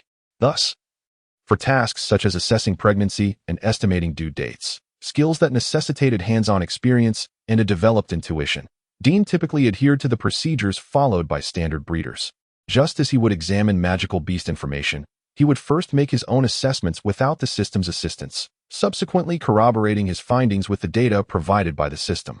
It was akin to schoolwork, where one would solve problems independently before checking answers. The system served as a supplementary resource, reliable but not indispensable, as Dean was well aware of the methods to tackle challenges even in its absence. Chapter 48, Production. Thus, he found the confidence to refer to himself as a breeder. Although magical beasts are renowned for their robust vitality and can reproduce without issue, it is essential to ensure that domesticated species do not produce offspring in a haphazard manner. These creatures, devoid of any nurturing instincts, care little for the quality of their eggs, often neglecting them entirely. Yet, Dean cannot afford such indifference. Even a magical pet of A-grade qualification, like the elusive shadow doll, is exceedingly vulnerable in its egg form. Dean would never risk allowing the unmotherly breeding beasts to remain in proximity to the eggs. A single misstep could result in his greatest loss. After conducting thorough checks on the breeding beasts, Dean made his way to the pool. As he approached, he observed the male creatures desperately swimming towards the water's surface. It was immediately apparent that the female beasts were about to give birth. Indeed, the gestation period was significantly shorter than that of their terrestrial counterparts. Gazing at the still surface of the water and the clustered males, Dean picked up a rod, intending to assess the situation of the females. However, being unaware of the exact timing of the birthing process, he ultimately decided against any rash actions that might disturb the delicate event. Nevertheless, to ensure he could observe the newborns at the earliest opportunity, Dean brought over a small stool and settled by the edge of the pool. In matters concerning aquatic magical beasts, the aquatic species hold a distinct advantage. Should anything seem amiss, they can dive directly into the water without the need for specialized equipment, rendering them far more efficient than their terrestrial counterparts. Dean had previously contemplated recruiting an aquatic apprentice, but upon further inquiry, he discovered that their communities were tightly knit, making it nearly impossible to find an individual willing to venture out alone. Consequently, constrained by the current conditions of the breeding facility, this batch of breeding beasts would have to be managed as best as possible. Even their reproduction relied solely on their own capabilities, starkly contrasting with the meticulous care afforded to land-based magical beasts. However, Dean had no superior methods for assisting aquatic magical births, leaving the outcome to fate, survival of the fittest, where only a few might endure. Considering that marine magical beasts are often celebrated for their prolific breeding, any losses should not be overly detrimental. As Dean could not see beneath the water's surface, he was unable to ascertain the precise stage of the birthing process. Instead, he relied on observing the reactions of the males for indirect analysis. When he noticed the males beginning to disperse and paddle about, he understood that the moment had arrived, prompting him to rise and position himself at the water's edge. Sure enough, after a brief wait, several sea herons emerged, tucking their necks in as they began to rest. This signified the completion of their birthing. Dean carefully lowered the net close to the pool's edge, gingerly scooping up a bit of sediment, and after a few gentle pulls, he managed to bring up a small mound. His aim had proven accurate. As he flipped the net, he discovered 7 or 8 large, water-like magical beast eggs nestled within the soil, shimmering softly under the sunlight. These eggs differed entirely from those laid by terrestrial magical beasts. Their overall form was soft and pliable, almost translucent when held up to the light. After meticulously cleaning the eggs and confirming their status through the system, Dean placed them into a nearby water bucket. Fortune smiled upon him, for this haul consisted entirely of eggs resulting from his carefully devised breeding plan, meeting all necessary criteria. Since they would be nurtured regardless of location, Dean resolved to retrieve the large box he had stored away in the warehouse, transforming it into an aquarium to closely observe the hatching of the magical beast eggs, thereby accumulating invaluable experience for future endeavors in breeding marine magical pets. Chapter 49. The The birthing process, the hatching time of the monster eggs generally precedes that of the beast eggs. Dean anticipated that these small cannonfish would emerge before the second batch of shadow dolls was born. Indeed, after merely 3 days, the little cannonfish hatched simultaneously. Although these creatures possessed no remarkable abilities, they did have the advantage of being born with strong teeth, allowing them to consume meat pellets without further concern from Dean. He merely needed to prepare a bit more food each day to sustain them. Given their nature as magical pets, no tragic sibling rivalries occurred, and Dean calculated the quantity well, ensuring that each one received its share without further intervention. While these younglings enjoyed a life of abundance, the creatures in the pool were not as fortunate. During feeding, Dean tested the waters with a net and discovered numerous small, dismembered remains. According to the data provided, these were primarily the result of failed breeding attempts, where the inadequately nourished offspring perished from starvation before being consumed by others. This sight unsettled him somewhat. After disposing of the remains, Dean circled the pool once more, and after destroying 3 nets, he managed to retrieve the defenseless younglings that remained. The unsuccessful breedings were confined to 1 tank, while the successful ones cohabited with the earlier cannonfish. Having sorted everything, Dean found himself drenched in sweat. After taking a quick shower, he emerged to discover that several female beasts had entered their cycle. Only he, as their master, could command them. With a sigh, he summoned his sole assistant, Kana, who arrived carrying a large box of supplies to the side of the enclosure. This time, the 2 ragdoll bears were not among those in labor, which provided Dean with some relief. Regardless of their presence, all of them were his assets. Confirming their absence merely eased his tension slightly. With the supplies prepared, Dean instructed Kana while opening the cage and dragging out the struggling pregnant beasts.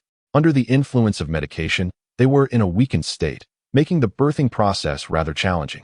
Therefore, Dean administered a specially formulated obstetric potion to the females, utilizing the drug's stimulating effects to alleviate the difficulties of labor. However, the medication would restore some of the beast's strength, necessitating Kana's vigilant supervision nearby. Narrowly avoiding the pregnant beast's thrashing claws, Dean instructed Kana to use shadow binding to immobilize the frenzied females as he busily assisted those who were reluctant to give birth. At this moment, he could not afford to consider any training. The information panel remained open throughout. Dean monitored the beast's various statuses while employing specialized techniques and medications to aid them in labor. After a strenuous half-hour of effort, the monster egg finally emerged, completing its journey from the mother's body. A small girl, weighing around 7 pounds. The female beasts, despite their current exhausted appearance, had no cause for concern. Thanks to the remarkable recovery abilities of magical creatures, they would be lively again in less than half an hour. As he lay down to rest, feeling fatigued, Dean pondered that once he sold the first shadow doll, he must recruit an apprentice, for otherwise he might not live long enough to make a name for himself across the continent. Chapter 50. The return of Ryan. In the days that followed, Dean was busier than ever, scarcely pausing to rest. Ultimately, he successfully delivered all the hatchling eggs to the incubation chamber. Yet recollecting those frantic days left even the assisting Kana feeling a bit weary. As for Dean, he collapsed into a deep slumber for an entire day, leaving the task of feeding the beasts to little Kana, who bravely tended to them alone. Fortunately, after this whirlwind of activity, the 2 crucial shadow dolls were finally in his possession. After monitoring the developmental progress of the hatchling eggs, Dean contentedly exited the incubation chamber, standing before Yaya, who had awakened her talents and skills. Here, Yaya lifted her head, curiously regarding the father figure blocking her light.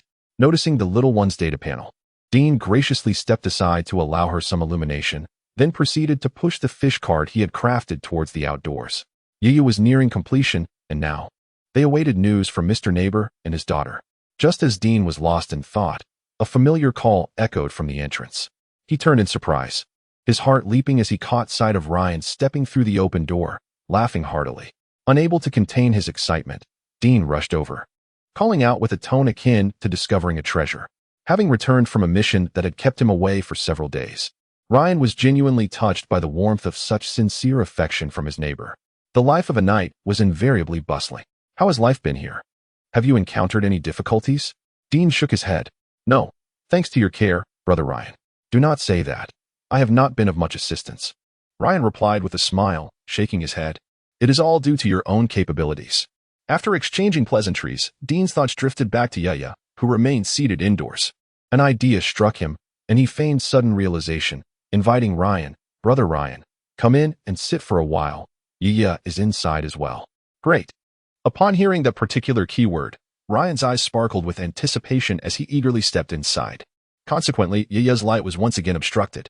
The little one, setting aside her toy ball, looked up in confusion, and before she could discern the visitor's face, she was swept into an embrace.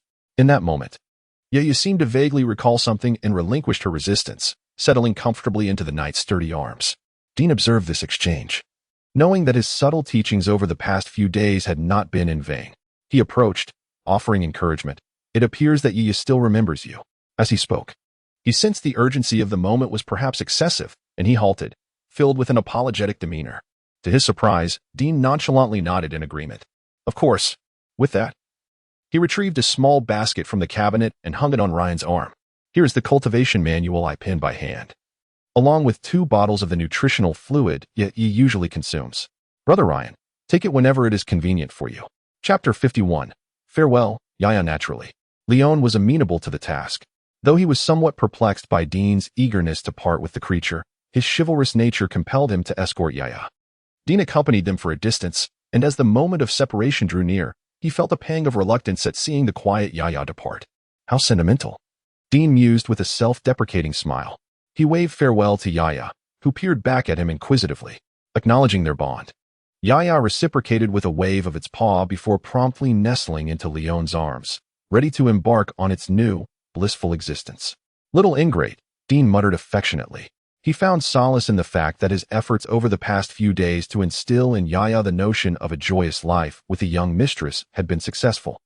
He hoped that Yaya would forge a strong connection with Leon's daughter. Turning to head home, Dean noticed a black balloon gently descending before him. Seated atop it, Kana tilted her head with concern. Dean, touched by this subtle gesture of comfort, chuckled and drew the balloon closer, ruffling Kana's hair affectionately.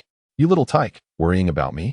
With Yaya gone, only 2 shadow imps remained, Kana, a cherished companion, and 2 unhatched eggs. The overall number was dwindling. However, the second-generation cannon fish were nearing maturity, and in the next day or 2, Dean could contemplate breeding the next generation. This time, the selection process would be far simpler. Dean could directly command the more intelligent cannon fish to present the desired breeding stock, ensuring a far more efficient outcome than the previous haphazard approach. Once the third-generation flying fish were bred, the demonic plankton fish would be within reach. As he scattered meat pellets into the pool, Dean experienced a sense of contentment, having just completed a round of shadow imp breeding. Although the demonic plankton fish's limited potential played a role in his lack of enthusiasm, these marine beasts, with their brief gestation periods and rapid growth, were undeniably easier to cultivate than the shadow imps. Moreover, their high-volume sales compensated for their lower profit margins. They were certainly less demanding than the shadow imps, and the earnings were comparable. Chapter 52. Lucy. After bidding farewell to Yaya, Dean's days continued as they always had. Aside from a slight reduction in the nutritional supplements he needed to prepare daily, there was hardly any difference. However, Ryan's life had taken a markedly different turn. Upon returning home, disregarding his exhaustion, he undertook a thorough cleaning of his dust-laden abode, meticulously tidying every corner. Then, placing Yaya beside him as if cradling a precious decree, he opened the cultivation manual given by Dean and began to study it with great diligence. Yaya, nestled on her little mat, sat quietly, her diminutive form creating an oddly harmonious scene alongside the tall and sturdy Ryan. As Lucy entered the house ahead of schedule, she was greeted by this heartwarming sight. Her gaze softened, and she tiptoed closer. Once within a reasonable distance, the girl clad in the academy's uniform suddenly leaped forward, exclaiming excitedly, "Ryan, you're so fake." Noting Lucy's lack of the reaction she had hoped for, Ryan shrugged, displaying an expression of helplessness. He had indeed been engrossed in the manual, oblivious to Lucy's entrance into the courtyard. Yet, if he had failed to notice her even after she stepped inside, it would have been rather inexcusable, likely drawing laughter from the knightly order. Yes, the young and accomplished knight Ryan, truly remarkable. "Is this the Yaya you wrote to me about?" Lucy casually remarked as her attention swiftly shifted from Ryan to the little Yaya, who had been observing her intently. Indeed. Ryan carefully lifted Yaya and presented her to his foster sister. "Isn't she adorable?" I instantly took a liking to this little creature. Seeing the seemingly fragile Yaya, Lucy also took her with the same carefulness, offering Ryan a perfunctory compliment. Your taste is impeccable. Doesn't sound like a genuine compliment? Ryan mused, scratching the back of his head before continuing. Haven't you always mentioned how lonely you feel when I'm away on missions for extended periods? Now, with Yaya keeping you company, you shouldn't feel so isolated, right? Moreover, this little one has some combat prowess, which should alleviate my concerns for your safety. Oh, you silly fool. Can these matters even be compared? Lucy's response was perplexing, leaving Ryan increasingly bewildered by the complexities of a girl's emotions. Finally, he directly inquired, so, do you like her? While Lucy was still engaged in introducing herself to Yaya, she nodded naturally. Of course I like her. Who wouldn't adore such a cute little creature? That's wonderful to hear. Ryan felt a wave of relief wash over him. I promised the boss you would definitely like her. Is this the dean from another district you mentioned? Lucy, cradling Yaya, settled onto the sofa and looked up at him. Ryan nodded. Yes, he is a very decisive young man. To make such a choice indeed requires considerable resolve. Lucy agreed, though she personally believed that District 13 was not as dire as portrayed and rather enjoyed her life there. Nevertheless, she was well aware of the external perceptions of District 13. Chapter 53. Yaya's new life. Dean's resolute arrival in District 13 under such circumstances filled Lucy with admiration. Yet, to others, he might appear as nothing more than a simpleton. It is no wonder he maintains a good rapport with Ryan. Cradling Yaya, Lucy engaged in a heartfelt exchange with the little creature referred to as a magical pet while her mind wandered. Unbeknownst to Ryan, his adopted daughter harbored her own thoughts about him. Observing the interaction between the girl and her pet, he wore a look of contentment. Lucy took the manual and casually flipped through a couple of pages. Yaya had a penchant for shadow fruit, a rather rare delicacy. It seemed the inventory in their school's credit exchange list had remained stagnant. Upon hearing the name, Yaya inexplicably felt a surge of desire. It lifted its head, tugging at its new owner's sleeve, its expression brimming with anticipation. Lucy felt an overwhelming urge to oblige. She touched her heart and, in a moment of weakness, vowed, as much as the Holy Academy has, I shall let you feast upon it until you can eat no more. Yaya's eyes sparkled with delight. Ryan shook his head in resignation, explaining, shadow fruit appears to be the most suitable food for the shadow doll species. However, it is seldom found in District 13. Only a few powerful factions can supply it. The breeding house lacks the necessary channels and funding, which is why Yaya has been fed specially formulated nutrient solutions. He retrieved 2 from the basket and handed them to Lucy. The arrangement seemed perfectly fine, and Lucy nodded in agreement. As Ryan donned the little strawberry apron and began preparing the reunion meal, he couldn't help but indulge in his paternal instincts. He asked Lucy, 5 days? Lucy gleefully held up her hand to signal 5. The teacher extended my leave. I can stay home a few more days. It's an urgent task. Suppressing a small wave of beastly riots. Beastly riots? Lucy furrowed her brow. You weren't injured, were you? She carefully set Yaya down and expertly approached Ryan, using her probing technique to examine his body. I'm fine. They're just ordinary mid-tier beasts. They are no match for me. Outstretching his arms, Ryan complied with his daughter's inspection, his eyes shining with warmth. Indeed, you're the mightiest. Invulnerable to blades and fire, no knight could rival you. Lucy, relieved that no injuries were detected, couldn't resist teasing him. Cough, cough. Such words should not be spoken lightly. Ryan, startled, coughed a couple of times and quickly covered his daughter's mouth. If the commander hears this, you may not see me for the next 2 months. Just say it. Lucy stuck out her tongue at him. If worst comes to worst, I'll visit you in the hospital. It's a perfect opportunity to practice my healing skills. Ryan, exasperated by her carefree demeanor, tossed the kitchen utensils aside. You little rascal. Is the priest's school teaching you nothing but to bicker? Today, I shall show you who truly holds the reins in our household. Wow, you're still a knight. Such a lack of grace. Yaya, save me. Chapter 54. The nonsensical mirror. Unbeknownst to Dean, the lively antics of the father and daughter next door continued unabated. His entire focus was consumed by the cultivation of the 3rd generation of flying fish. The little pufferfish grew at an astonishing rate. Once Dean confirmed that their physiques met the standards, he promptly proceeded to medicate them. The intensity of the scene prompted him to ponder whether he was being excessively ruthless.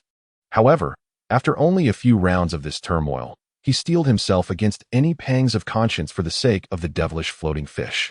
In addition to making significant strides in the breeding process of the devilish floating fish, Dean also experienced a minor breakthrough in his daily erratic endeavors.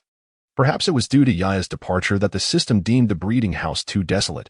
During a moment of idle conjecture, Dean fortuitously resolved a small plan he had previously devised, yielding the first breeding proposal that could be realized within 3 generations. The D-grade magical pet, the nonsensical mirror.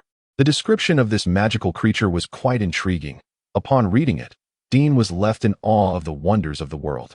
The nonsensical mirror possessed a remarkable linguistic aptitude, spontaneously acquiring the human tongue upon hatching, mastering the language in a remarkably short time. Such a phenomenon was indeed rare. In fact, Dean had encountered very few creatures with such capabilities in the compendium of beasts. However, the talking nonsensical mirror bore a peculiar flaw, true to its name. It often spoke nonsense. It was rare to hear a genuine statement from its mouth. Instead, it regaled listeners with lengthy, meaningless discourses, and it was impossible to rectify this trait. This was an inherent characteristic of its species. No amount of post-hatching correction could alter it. The best a master could hope for was to silence it temporarily. Nevertheless, this nonsensical creature was designated as a bona fide auxiliary magical pet. Its racial talent lay in amplifying through language. This was somewhat akin to the word spirits Dean had encountered before, though considerably less potent. The effectiveness of its abilities would ultimately depend on the nonsensical mirror's command of human language. Moreover, the more it indulged in nonsense, the stronger its amplification capabilities became. Judging solely by the description, Dean found this ability quite fascinating. Although it encompassed a limited range of skills, and its growth potential was not particularly high, the demands of practitioners for such rare auxiliary abilities were inherently modest. Even if the nonsensical mirror was merely D-grade, it would undoubtedly suffice for their needs. Of course, what captivated Dean the most was that it required only 3 generations for breeding, with the necessary magical beasts being quite inexpensive. The breeding method employed was also of a special nature, far simpler than traditional mating. The confluence of these advantages swiftly swayed the man, who had only recently been charmed by the ease of caring for oceanic magical pets. Once he completed the monumental task of facilitating the birth of the flying fish, he gathered a few items that Yaya might need and knocked on the door of the neighbors, who were currently reveling in familial bliss. Chapter 55. Exchange of materials. This time, it was Lucy who opened the door for Dean. As soon as the girl stepped out, Dean instantly recognized her identity, primarily due to the conspicuous emblem on her sleeve, signifying her status as a priest apprentice. Crafted from magical spider silk, it shimmered subtly in the sunlight, exuding an aura of sanctity that was hard to overlook. Given her association with the clergy, Dean could easily deduce her identity. Of course, he was equally identifiable, with the distinct mark of Kana on his shoulder revealing his own status. After exchanging pleasantries at the entrance and introducing themselves, they were ushered inside the house by Ryan. This was Dean's first glimpse into his neighbor's abode, which surprisingly felt quite homely. After a cursory survey of the space, Dean, at the warm invitation of the father and daughter duo, settled onto the sofa. "Are you here to see Yaya?" Lucy inquired, cradling the now familiar Yaya in her arms, her tone imbued with a subtle hint of meeting the parents. "I've brought some items," Dean replied candidly, nodding. "Ryan was in a rush the other day and didn't take much. Over the past few days, I gathered a few things that Yaya might find useful. Although not in abundance, it should suffice for Miss Lucy's school needs." "How generous," Lucy remarked, recalling the basket she had previously received. She was taken aback. Not only was it a gift, but he was also willing to offer even more. Such a businessman willing to incur losses was a novel experience for her, making her feel somewhat embarrassed for taking advantage. Evidently, Ryan shared a similar sentiment, insisting on payment. Dean, of course, declined, and after watching them accept the items, he smoothly transitioned to the primary purpose of his visit. "I've heard that the resource supply at the Holy Academy is quite comprehensive. I wonder if I could trouble you, Miss Lucy, with a request?" Lucy glanced at Kana, understanding dawning upon her. "Is it about the shadow fruit?" "Shadow fruit?" Dean was taken aback, nearly having forgotten about it. Lucy must have learned of it from the cultivation manual he had written, intended for pet owners to foster a bond with their magical companions and stimulate their innate talents. However, when it came to large-scale breeding in a selection house, it was impractical to prepare shadow fruit. It was both costly and troublesome, offering poor value for its benefits. In contrast, the nutritional liquid, while not as immediately effective, had the advantage of being sustainable, affordable, and convenient. "Isn't it appealing? What more could one desire?" He shook his head, clarifying that it was unrelated to shadow fruit, but rather a different matter altogether. I wish to cultivate a new magical pet. I have some ideas in mind, but the materials required are rather rare. Therefore, I hope to exchange some resources with you, Miss Lucy. A new magical pet? Lucy's eyes lit up, and without hesitation, she nodded in agreement. That sounds wonderful. I have plenty of points that I seldom use. As long as it's not something excessively precious, I can certainly provide you with the materials you need. Chapter 56. Awaiting good news, she readily agreed. Yet Dean was unwilling to take advantage of the young girl, promptly asserting his intention to purchase at market price. Lucy did not refuse, despite her tender age. Her unique experiences had rendered her somewhat of a caretaker from a young age, endowing her with a keen understanding of human affairs. It was prudent to delineate matters concerning interests clearly for the benefit of all parties involved.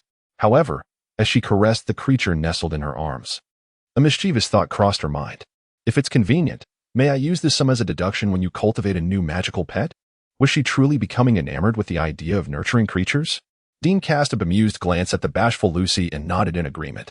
He felt a sense of indebtedness towards her, and her willingness to voice a request somewhat alleviated his guilt over troubling the young girl.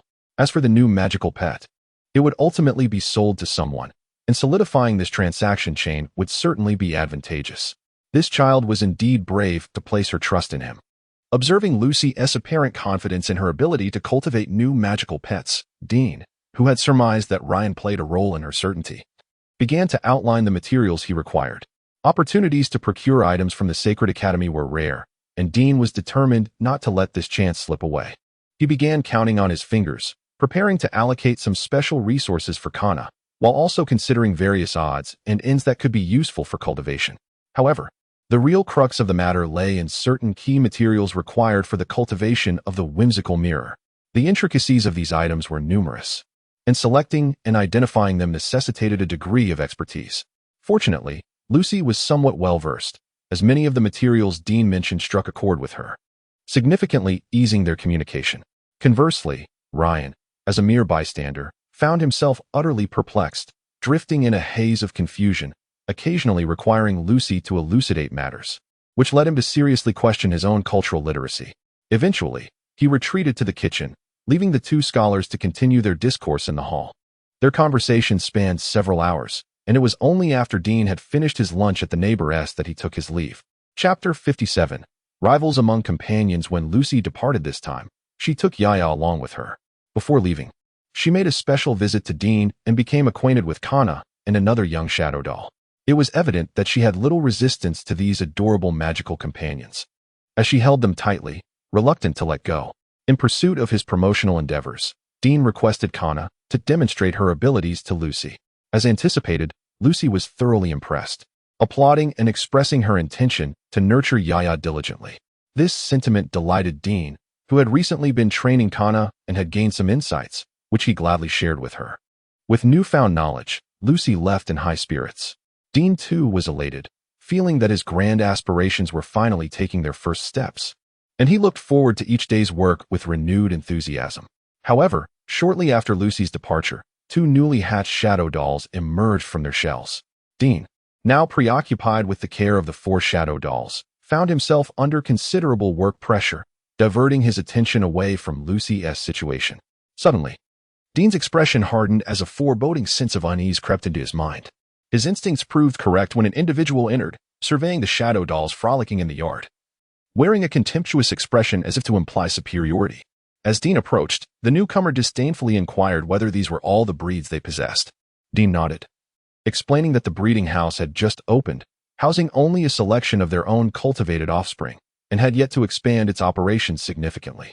Implicit in his words was the suggestion that if the visitor sought to purchase breeding stock or had other intentions, they could very well take their leave. Without further contemplation, Dean attempted to deter the individual. While wandering in the yard posed no issue, access to the back area was strictly prohibited, as it contained numerous breeding beasts, all of which pertained to commercial confidentiality.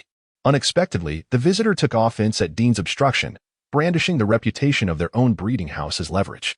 Their demeanor suggested that merely gracing Dean's establishment with their presence was an honor bestowed upon him. Despite Dean's attempts to dissuade them, it became apparent that the individual harbored ulterior motives, wishing to glean information without the intent to spend.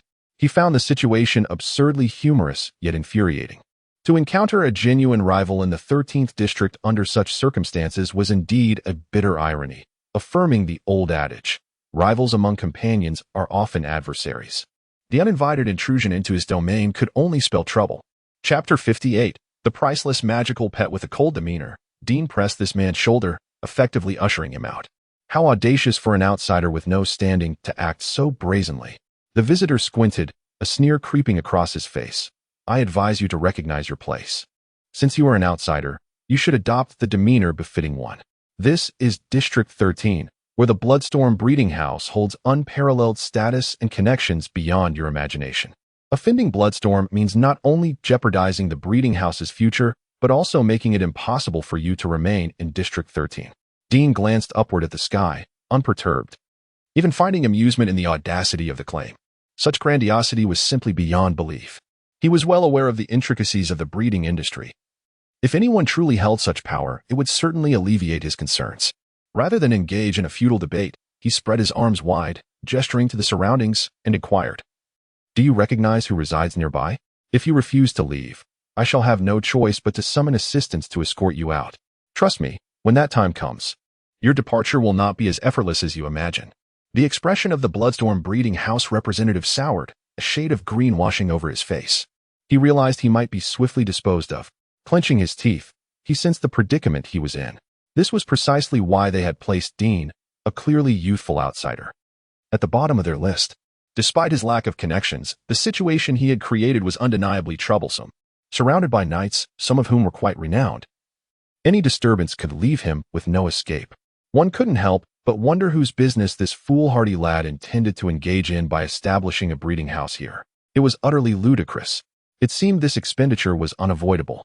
Narrowing his eyes, he suddenly turned, pointing at Kana, and demanded, "How much for this magical beast?" He watched as the man, who had disregarded his earlier comments, exhibited a growing glimmer of danger in his eyes. Before his fingers could even make contact, two balloons came hurtling towards him. The Bloodstorm representative froze, suddenly devoid of strength, rooted in place. His eyes widened in realization that he might have fallen victim to a magical beast's assault, and he immediately shouted, "I have already compensated you. This is a legitimate transaction. What is the meaning of your aggression towards me? Do you even know who stands on either side? Beware, for I could call upon the knights and expose the nefarious acts your neighbor is committing under their protection. Frogs are not as charming as you envision. And if the Bloodstorm breeding house is cultivating magical beasts, they might as well be nurturing dreamers, as their capacity for daydreaming far surpasses their breeding skills." Gazing at Dean, the man smiled, his grin dripping with malice. "Dreaming, you say? Then it is even more imperative for the knights to witness what manner of magical beast is so precious that it cannot be acquired for even 10 silver coins." Dean, perceiving the sudden shift in the man's demeanor, understood this was likely their ploy. Having failed to intimidate him, they were resorting to underhanded tactics, determined to create a scene that would disrupt the business of these outsiders. Their goal was to stifle any budding success of Dean's enterprise at the breeding house's inception. For once Bloodstorm's dominance in District 13 was firmly established, any attempts to challenge it would prove exceedingly difficult. Chapter 59, The Thief-Crying Thief. Dean felt utterly disgusted. From the initial intimidation, brazenly prying for information, to the later deliberate provocations and accusations, the entire process flowed seamlessly, revealing a well-established rogue system. Such individuals are specifically nurtured by the Bloodstorm to disrupt their competitors' businesses, employing one tactic after another. No matter what you say, they will always find a flaw to exploit, continuing to repulse you. Simple words lack the power to halt their actions. They merely expose your reluctance to retaliate, thereby emboldening their arrogance. "Go fetch Uncle Ryan from next door."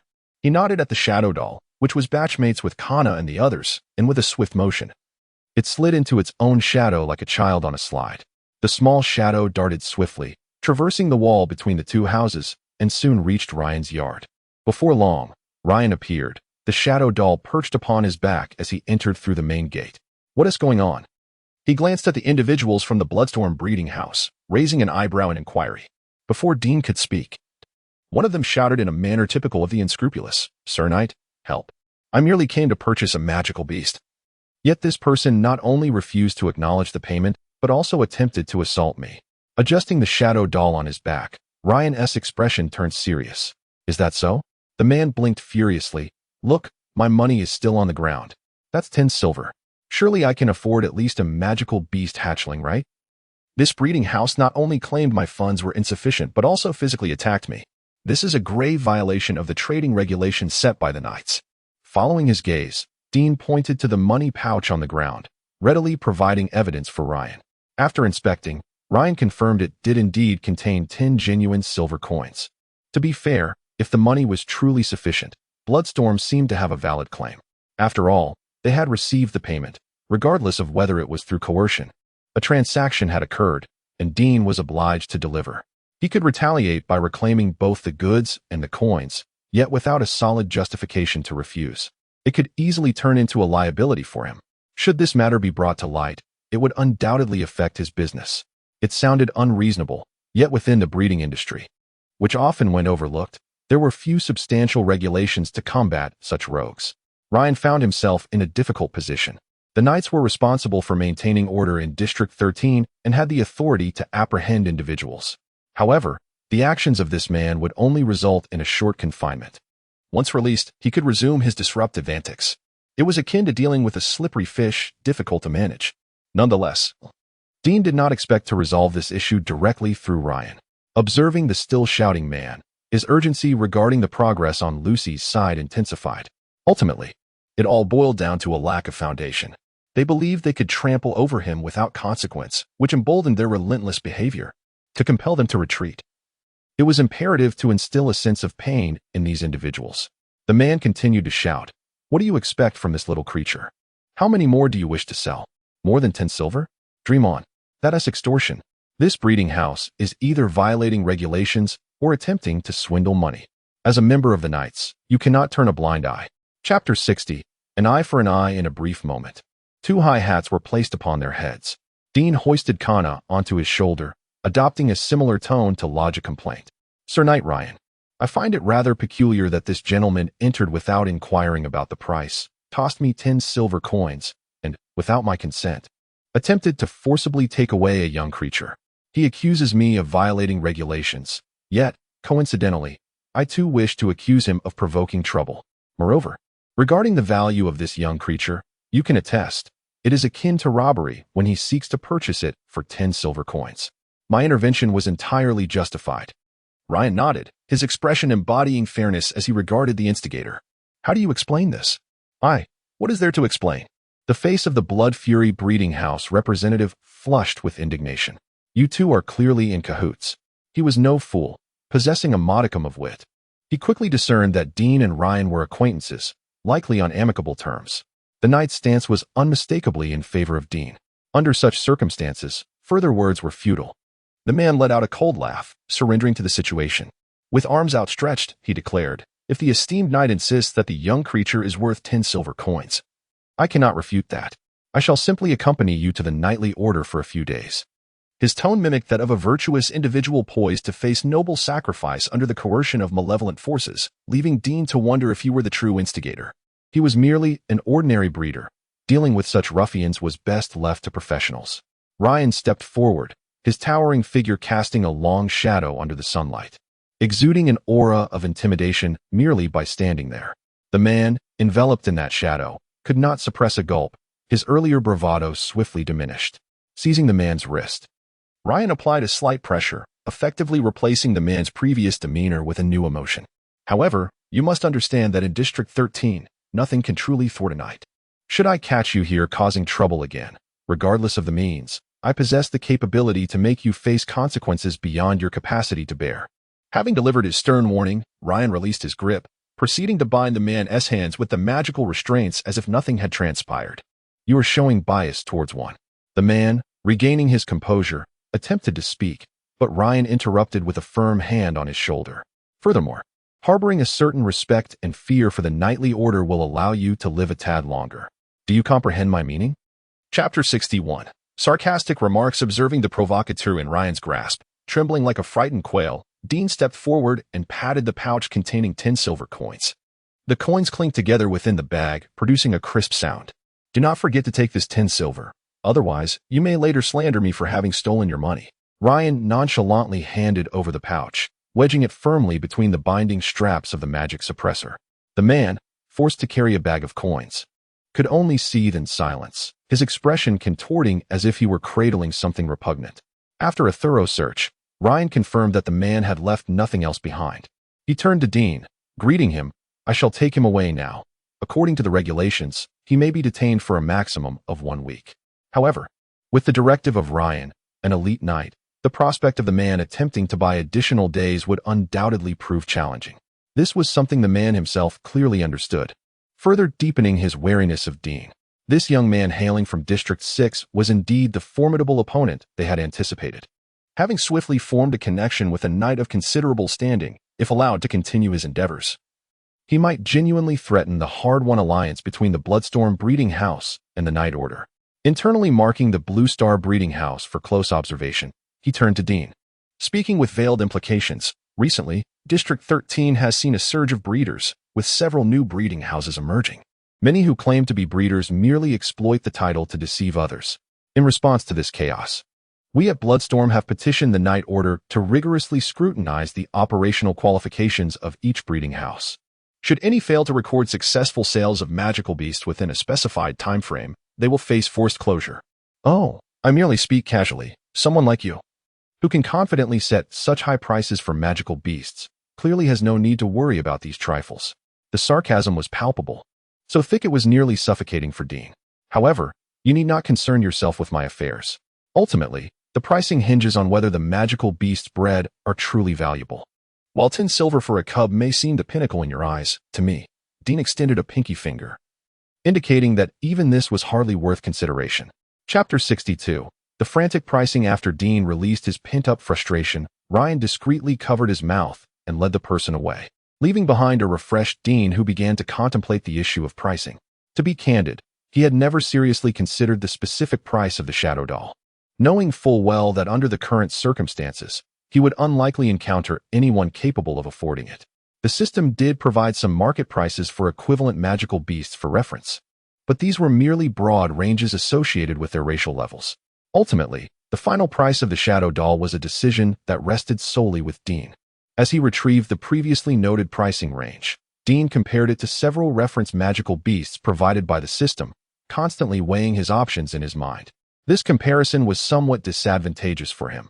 After all, one was a wild and untamable beast while the other was a highly obedient magical pet capable of formidable combat power. Although they were equivalent in racial level, their commercial values were incomparable.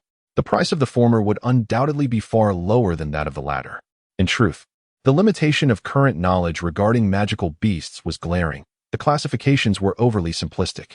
People merely recognized that certain magical beasts were powerful without understanding the specific distinctions in race and qualifications. This stood in stark contrast to the systematic knowledge Dean had acquired through the system. According to the system, it was evident that, even among creatures of the same level, a Caton pig could never rival a dragon. The race and qualifications of magical beasts were crucial factors in assessing their value. Not to mention, even 100 Caton pigs stacked together could not equate to the worth of a single dragon. Thus, the system categorized magical pets into 9 distinct levels, ranging from F to S, and further to SS and SSS. This classification provided a more structured evaluation of different magical beasts. The shadow doll, classified as A grade, was not high but certainly not low either, with a general pricing range estimated between 2,000 to 10,000 gold coins. For any breeder, this was an astronomical figure they could scarcely dream of. However, when applied to the shadow doll, it seemed entirely reasonable. At the very least, those truly knowledgeable about it would not feel like they were being taken advantage of. This was precisely why Dean regarded the 10 silver pieces offered by the Bloodstorm breeding house with disdain, viewing it as an insult to the efforts he had invested over the years. Yet, one could hardly blame the Bloodstorm breeding house for their stinginess. From their perspective, it was commendable enough for smaller breeding houses from other regions to produce new magical beasts, let alone those of high value. 10 silver pieces could even be considered generous, as many breeders might go their entire lives without producing a beast of such worth. Regrettably, while the Bloodstorm breeding house exhibited a rather condescending attitude, their actions did not surprise anyone. These unscrupulous individuals had successfully dealt with numerous breeders using this tactic without error. Although many ordinary breeders felt aggrieved, they had to concede that 10 silver coins were sufficient to purchase their finest offspring, until they encountered Dean, that is. What others deemed a high price of 10 silver pieces was for Dean merely the cost of a rather ordinary F-grade magical pet. Pets of that caliber had always been regarded by Dean as mere trivialities for broadening his knowledge, never warranting the effort of serious breeding.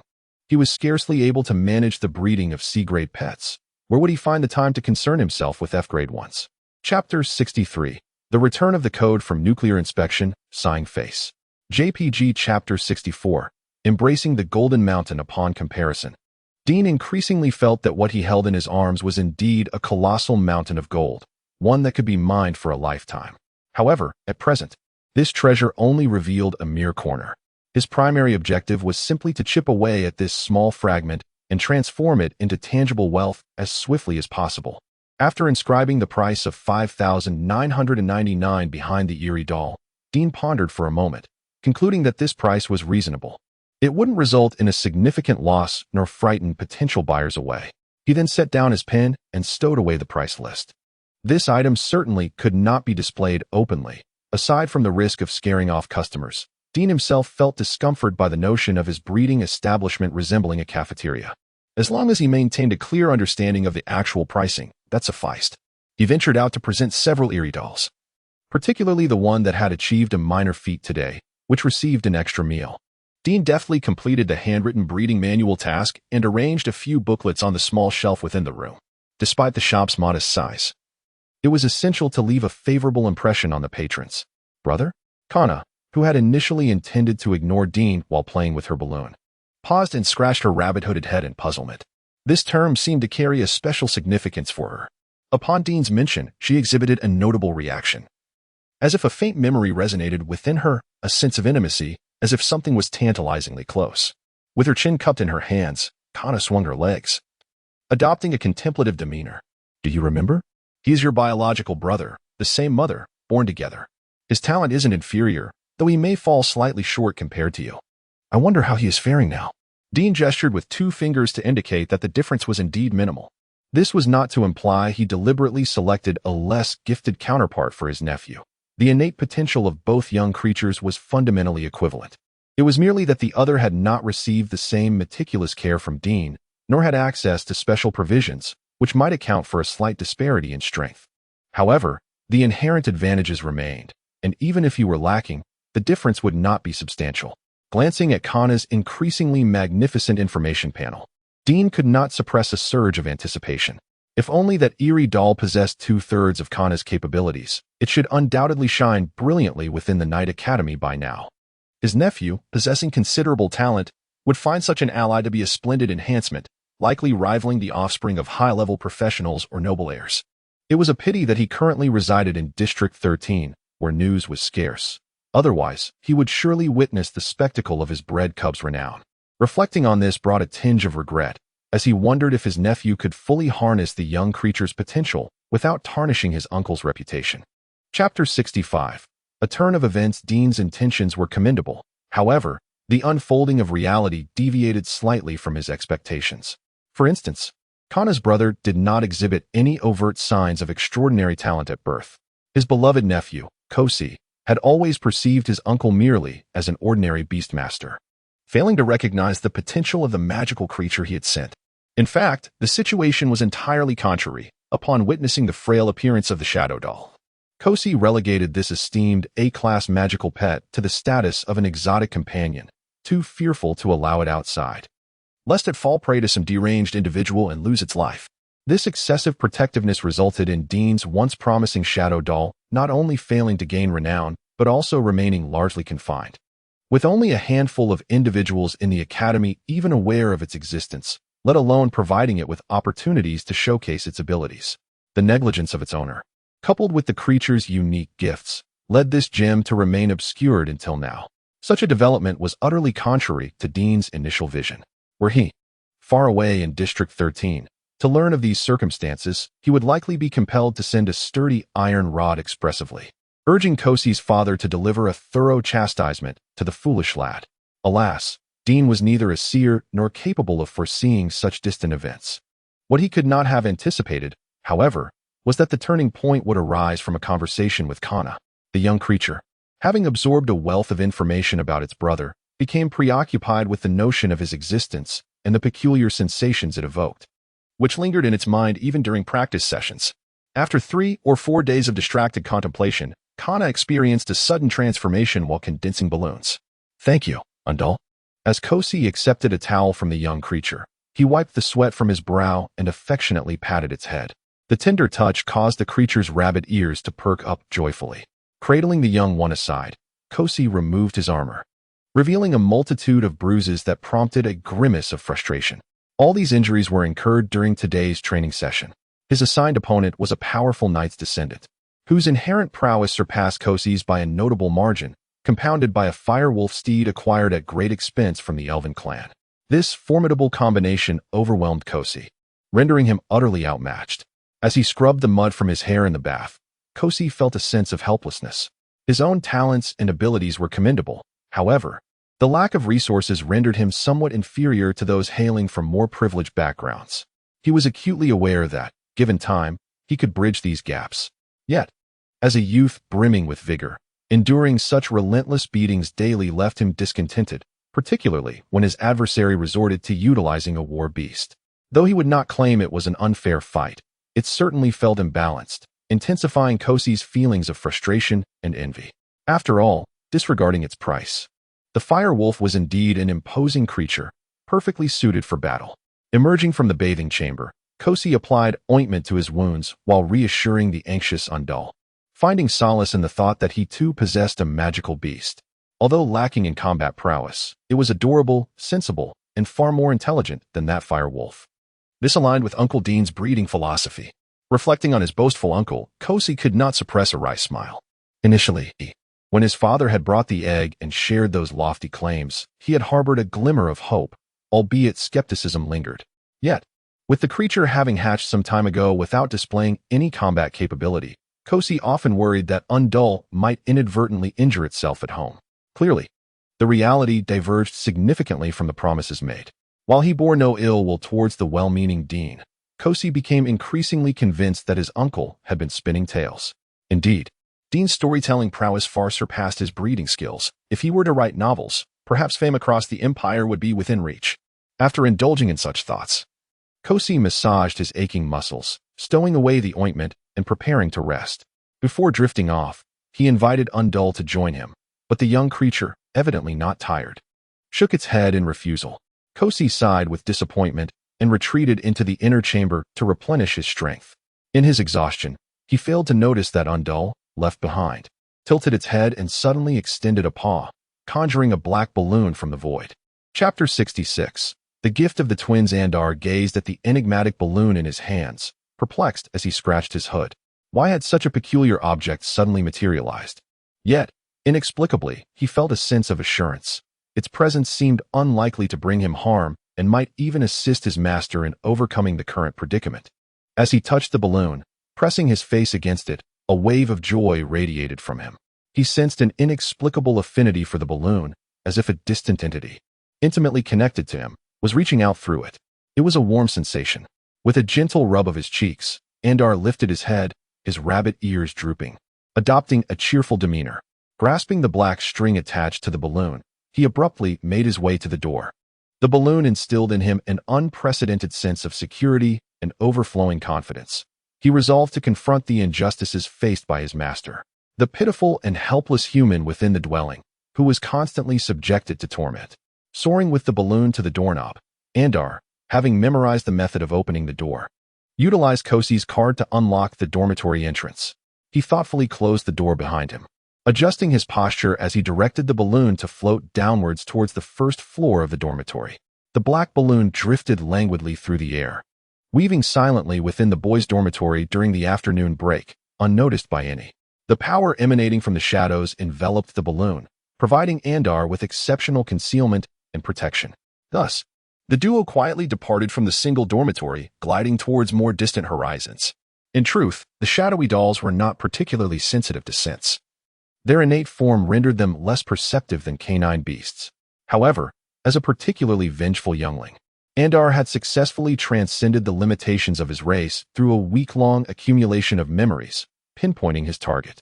Concealed behind a tree, He observed a group of individuals clad in casual attire, engaged in conversation. His gaze lingered briefly before focusing on a blond lad who trailed at the rear. It was him. With a determined squeeze of his paw, the pent-up fury accumulated over days ignited within him. Under the intense stimulus of his emotions, he successfully merged the shadowy tunnel skill he had recently awakened with the borrowed balloon from Kana, executing a rudimentary combination technique. Consequently, amidst the laughter and chatter of the group, no one noticed the peculiar twisting and rotating shadow behind the blonde knight, from which a black balloon suddenly emerged, crashing into his back. Boom! The explosion reverberated. The balloon instantly transformed into a cascade of black liquid, splattering everywhere. Andar, exhilarated, pressed down on the balloon beneath him, ready to unleash another strike, when a gust of wind unexpectedly brushed against his face. He turned his head, momentarily disoriented, only to be yanked away by a binding wind spell. Alas, the ensnared youngling prepared to struggle, but felt his strength dissipate, while the balloon rapidly vanished into thin air. Bewildered, he frantically searched for his lost balloon, turning his little head from side to side. Unfortunately, he could not locate it even as the magic-wielding individual drew him closer. At that very moment, far away in District 13, Dean, holding Kana, experienced a subtle shift in expression. For in his line of sight, Kana's information panel suddenly displayed a new message: special status, connected by the gift of the twins, currently in a state of talent and skill sharing. Chapter 67, Shadow Hole. The gift of the twin souls. As the title suggests, it undoubtedly pertains to Kana and her enigmatic brother. The subsequent explanation is quite comprehensible. It denotes that through this innate ability, Kana and her sibling can share each other's talents and skills. Dean stroked his chin, pondering the implications. Do you feel anything particularly special? He inquired, gently prodding Kana's small abdomen, with a dismissive wave to shoo away the restless hand. Kana paused in contemplation before abruptly leaping to the ground. Under Dean's expectant gaze, she took a moment to gather her thoughts. Then, from her own shadow, she conjured a small aperture. This is... Dean crouched down, scrutinizing the phenomenon for a considerable time before finally correlating it to a skill within the Shadow Doll skill tree. This must be the precursor to the Shadow Traversal skill, known as the Shadow Hole. Typically, one would expect to create a passage within another's shadow, yet here you are, innovatively opening a portal from your own shadow. No wonder it took me so long to make the connection. Rubbing Kana's rabbit-like head affectionately, Dean expressed his resignation. However, upon recognizing the nature of the skill, his spirits lifted significantly. Moreover, this ability serves as a vital prerequisite for the more potent Shadow Traversal skill. For the Shadow Doll to fully harness its racial talent and navigate seamlessly through shadows, this skill is nearly indispensable. Yet, despite his satisfaction, Dean could not suppress his avarice, asking, "Is this the only skill you possess?" Kana nodded, indicating that this was the extent of her current abilities. Although slightly disheartened, Dean's disappointment quickly subsided. After all, the surprises that the Shadow Doll had already bestowed upon him were plentiful. It would be ungrateful to desire more. However, as he contemplated, Dean's expression morphed into one of peculiar contemplation. The Shadow Hole is not an offensive skill, and the young one's talent had only just been activated. Since hatching, it had not demonstrated any combat prowess whatsoever. Recalling the naive and sheltered visage of his young nephew, Dean cleared his throat, feeling a twinge of guilt. He suddenly realized that perhaps he need not be so impatient. Today's youth often embody the adage of feigning weakness to gain strength, and as an uncle, he could afford to exercise a little more patience and grant his nephew some additional time to grow. Chapter 68. The disturbance caused by Undul. While Dean had come to terms with the situation, on the other hand, Kasi found himself facing a conundrum. He had been enjoying a peaceful midday slumber, immersed in a dream where he vanquished his foes and had the little golden-haired creature beneath his feet, when suddenly, the door burst open. He was seized and unceremoniously dragged to the dean's office. Kasi was bewildered for a moment, trying to grasp what had just transpired. "Good day, Dean," Mogul remarked, observing the youth clad only in shorts, a teasing smile playing on his lips. "This is the first time I've heard someone address you as such. Since when has our academy introduced this new title?" After lightening the atmosphere, he looked at Kasi, whose face had turned crimson, and reassured him. "There's no need to be so anxious. I summoned you not for any grave matter, but simply to ask you a few questions." Mogul certainly had a way with words. Wasn't the attack on the Knight Commander a significant issue? Holding the now docile Undul, who had been released from the wind's grasp due to an inability to summon the balloons. Samuel feigned seriousness.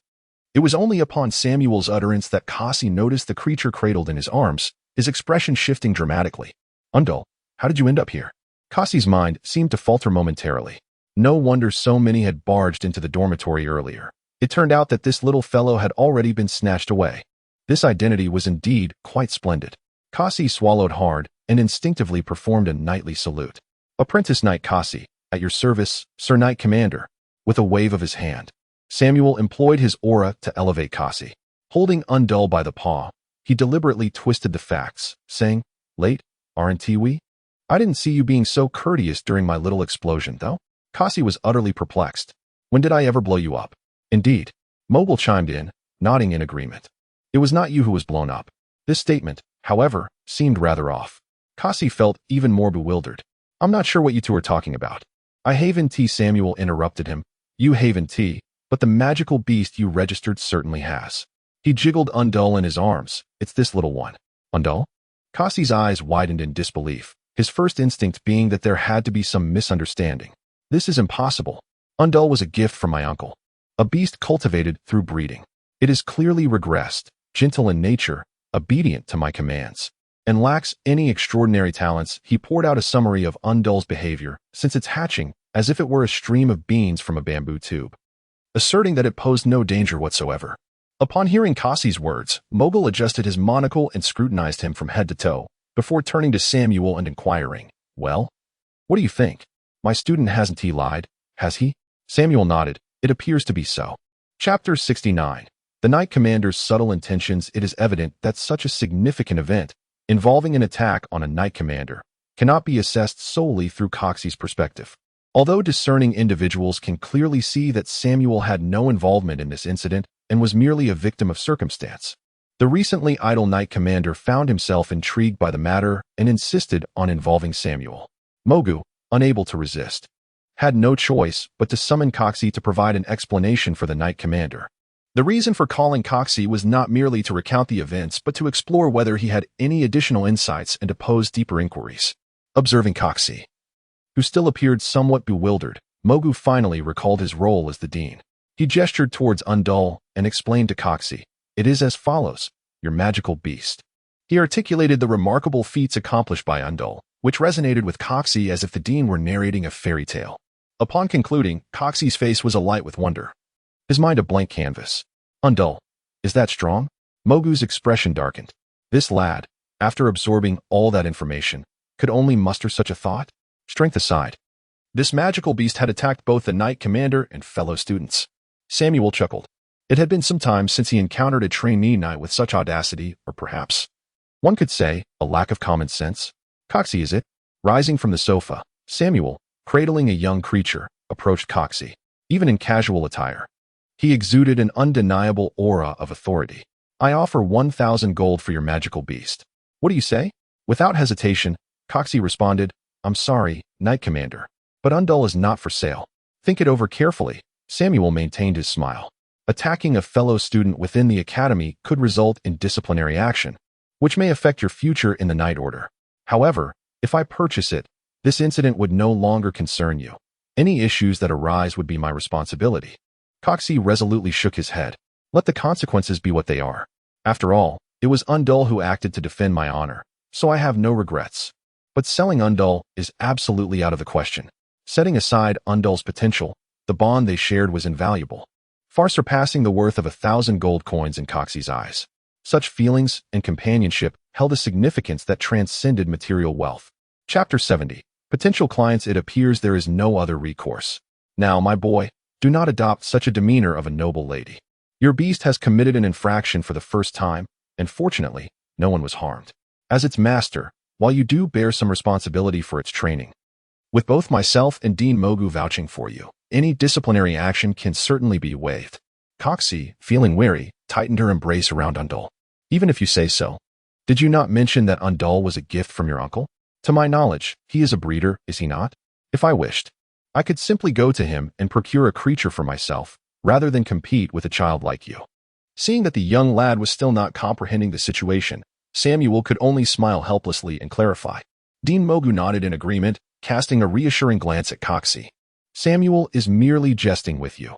As the Knight Commander, his virtues are beyond reproach, and he would never engage in such behavior. What a captivating hat you wear. Truly, the Dean possesses a way with words. Without offering any rebuttal, Samuel exchanged a knowing glance with his old mentor and nodded toward Coxie. At last, Coxie felt a wave of relief wash over her, joyfully clutching Undull once more. The tender scene left Samuel feeling a twinge of envy. In moments like this, he could not help but lament the rapid implementation of the revised guild code, as that breeder named Dean had already departed for District 13 without selling even a single shadow doll. That area is fraught with complications, especially for Samuel as the Knight Commander, whose every action is scrutinized by many, making it all the more difficult to approach Dean. Moreover, Samuel pinched his chin, his gaze upon Undull growing increasingly profound. He harbored a sense of astonishment and doubt regarding the formidable potential displayed by the shadow doll. While he was confident that Coxie could not deceive him and lacked the capacity to do so, even if everything were indeed true, Samuel found it difficult to accept. The emergence of the shadow doll was utterly unexpected. No breeders of lesser caliber had ever managed to produce such a creature. To witness a specimen of this caliber arise seemingly out of nowhere was nothing short of a staggering breakthrough. It was challenging not to harbor suspicions regarding the circumstances surrounding this event. Yet, if it were indeed genuine, the mere possibility sent Samuel's heart racing. If it were true, it would be nothing short of magnificent.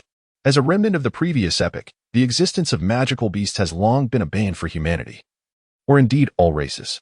Their power, madness, and peculiarity have brought untold suffering to humankind.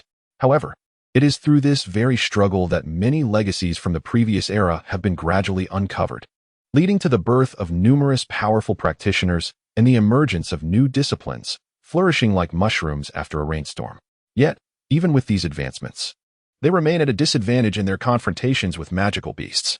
Chapter 71. Hope. This vulnerability is starkly reflected in the annual casualty reports of District 13. While many may not grasp the gravity of the situation, Samuel, as the commander, understands all too well the brutality of those figures, so harrowing that the Empire dares not disclose them. The truth, if unveiled, would inevitably incite widespread panic, leading to turmoil within the Empire, a consequence no one can bear. Thus, they choose to conceal the reality. Observing Coxie, who seemed still bewildered after being dismissed, Samuel sighed, once again feeling the naivety of the Empire's younger generation. The pace at which the new generation matures falls woefully short of the attrition suffered by the core forces due to war, resulting in a gradual decline in the Empire's overall strength. Although the newly enthroned monarch has been striving to amend this situation in recent years, various obstacles have thus far yielded no substantial results. In such dire circumstances, it is astonishing that certain nobles remain oblivious to the severity of the issues at hand, still bickering over the garrison matters of District 13. Reflecting on the noble youth who had been targeted by Andar and had previously hinted at discussing this matter with him, Samuel could hardly suppress a laugh of exasperation. Truth be told, had Andar not acted first, Samuel might have been compelled to take matters into his own hands. Individuals like him, who have survived to this day, are nothing but a waste of the Empire's resources. Nurturing a magical beast would be a far more productive endeavor. At least magical beasts possess the courage to fight, while such a person is utterly worthless. Andar's explosion of frustration was well-deserved. Regrettably, as the commander, Samuel could not openly display his sentiments. Otherwise, that young man would have found it impossible to leave the Knight Academy unscathed today. Hence, the attack by the young cub did not incite Samuel's ire. Rather, it inadvertently provided him with a sense of relief. This is also why Samuel deliberately sought to hinder the young master of the Cabaran family, preventing him from retaliating against Coxie. So, have you discerned anything? After organizing the materials on his desk, the old dean's aura flared, reducing the papers to mere dust in the blink of an eye. Observing Samuel by the window, he pulled out a chair, stretched his weary back, and approached him with a question. I am still uncertain. Perhaps it is our hope, or perhaps merely a jest. The formidable aspect of breeding magical beasts. With hands clasped behind his back, Mogu gazed out at the students, who exhibited no sense of impending crisis, and sighed in reflection. The advantages of magical beasts over humans are exceedingly evident. They represent a terrifying force. If we could harness this power through breeding, even a fraction would suffice to shatter our current predicament. In the past, The Empire had high hopes for these trainable biological weapons, investing vast resources into their development. Alas, even until the current monarch's ascension, there have been scant results. Samuel turned to the pessimistic old man, sensing a pronounced skepticism in his words. "Are you attempting to douse my enthusiasm with cold water?" Mogu shook his head, stating, "I merely wish for you to remain calm and consider carefully whether it is worthwhile to stir relations in District 13 for this matter. Whether it is worthwhile can only be determined through trial. Such antiquated thinking of yours may earn the disdain of the students. Therefore, one must learn to concede to age. Regarding retirement. Ahem, I misspoke. You must not retire. We are all counting on you." Chapter 72. A distinguished visitor unbeknownst to Dean. Far away in District 13, someone was keeping him in mind. He, however, was preoccupied with that elusive doll that had awakened the dual-born talent. Unfortunately, the information provided by the system was rather scant, and Kana could not elucidate any further details. After pondering for quite some time without any leads, he had no choice but to set it aside for the moment. Nevertheless, Dean held a firm conviction, following the awakening of this talent. His nephew's doll was destined for a meteoric rise. With both Kana's abilities and its own skill set, the doll might lack in endurance. But it was certainly not destined for mediocrity. Dean harbored high hopes for this doll. He earnestly wished not to jinx it. However, he sincerely believed that for a creature of such caliber, it would be exceedingly difficult not to shine. If his nephew exerted even a modest effort, dominating the Knight Academy would be merely a matter of time. At that point, should this young lad ease his tongue even slightly, Dean's business would undoubtedly flourish. No longer languishing in obscurity, he remained confident that a successful opening was only a matter of time. Little did he anticipate, however, that this breakthrough would occur so swiftly. A week after Kana's dual-born talent was linked, a gentleman of noble bearing, accompanied by his freshly 10-year-old daughter, suddenly appeared at the door of the breeding house. "Greetings. I am Rinbell Windsor, a viscount from the Windsor family." Upon opening the door, Dean was greeted by a courteous man, donned with gold-rimmed spectacles, who appeared to be in his 30s. Upon hearing the title of viscount, Dean was momentarily taken aback. He had not expected a noble to visit his breeding house. Regaining his composure, he performed a simple adventurer-esque greeting, expressing his respect for the viscount's status. "The Blue Star Breeding House welcomes your presence, my Lord Viscount." Rinbell nodded slightly, and, under Dean's guidance, began to walk into the breeding house while introducing his daughter. "This is my daughter, Anna Windsor. She saw the cubs you bred at a friend's place and insisted on acquiring one identical to it. I have always indulged this daughter of mine. So after some inquiries, I decided to pay you a visit." The implication was clear. They were guests drawn in from the Holy Academy. Dean's gaze shifted to the little girl beside him. With her golden hair and a red dress, she was delicate in appearance, her fair skin almost translucent. From a distance, she resembled a porcelain doll, perfectly embodying her noble status. Yet, despite her outward charm, Dean felt an inexplicable oddity about her. He could not shake the impression that those cold, silvery eyes did not belong to someone who would be enamored by an elusive doll. Sensing Dean's unusual scrutiny of his daughter, Rinbell furrowed his brow and abruptly changed the subject. "So, is this the cub you bred?" The details he provided were consistent with what he had previously conveyed to Ryan. It sounded almost like a tale. However, to Dean's surprise, the Viscount listened intently, occasionally posing questions, revealing a greater interest than the little girl had in the doll. Stealing a glance at the girl who stood silently beside them, Dean felt increasingly perplexed. His thoughts were interrupted by Rinbell's sudden exclamation of astonishment. "Oh, just from your description, I can sense how astonishing this life is. Your talent and genius are truly remarkable." Capable of illuminating the entire, it was worth noting that this issue was not unique to Rinbell. Aside from wizards and certain pretentious nobles, many commoners, professionals, and even a significant portion of the aristocracy struggled with accurately pronouncing the name of the empire. Thus, a silent consensus emerged to use the term the empire as a substitute to avoid any awkward blunders. However, it was evident that Viscount Rinbell did not belong to this group. He could articulate the empire's full name and relished using such expressions to convey his admiration, leaving Dean feeling uncomfortable as the torturous sounds of the arcane language echoed in his ears. Chapter 73. Popular science indeed, the more one listens, the more one realizes that the obsolescence of such intricate texts is entirely justified. They are excessively convoluted. The threshold for becoming a mage was once exceedingly high, likely due to a lack of proficiency in linguistics. Having endured the commendations of Viscount Lumble, Dean's head swelled with thoughts. He vaguely recalled having heard someone explain that the string of names associated with the Empire in the old FA language signifies a realm blessed by the sun and moon, radiating its own light amidst lightning and clouds, forever unerring in its direction. One can readily infer from this, meaning how lengthy the Empire's full title must be. It is indeed remarkable that Viscount Lumble could repetitively articulate it without weariness. Perhaps the tongues of nobility are inherently gifted in this regard. The Viscount possesses an astute perception. Yet one wonders how Miss Anna perceives this. Unsure of how to respond to the Viscount's praise, Dean exchanged a few polite remarks before redirecting the conversation to the previously silent little girl.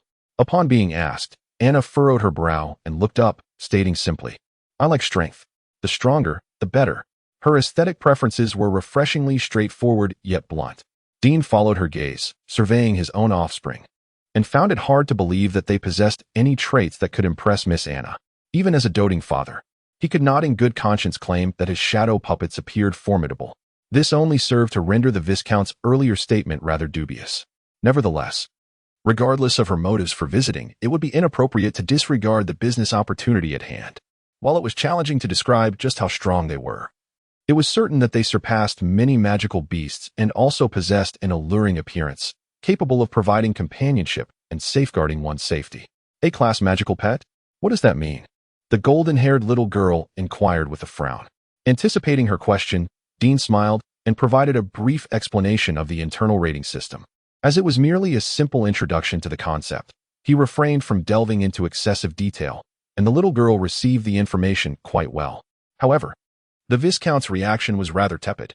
This rating system is indeed intriguing, as it allows for a more structured approach to pricing.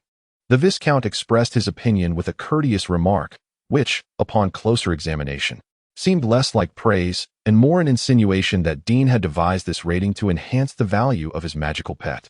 Chapter 74. Successful sale. While the announcement of ratings certainly took certain considerations into account, Dean firmly believed that establishing a systematic rating system would undeniably benefit the future development of breeders. One must not overlook its academic value merely because of its current commercial significance.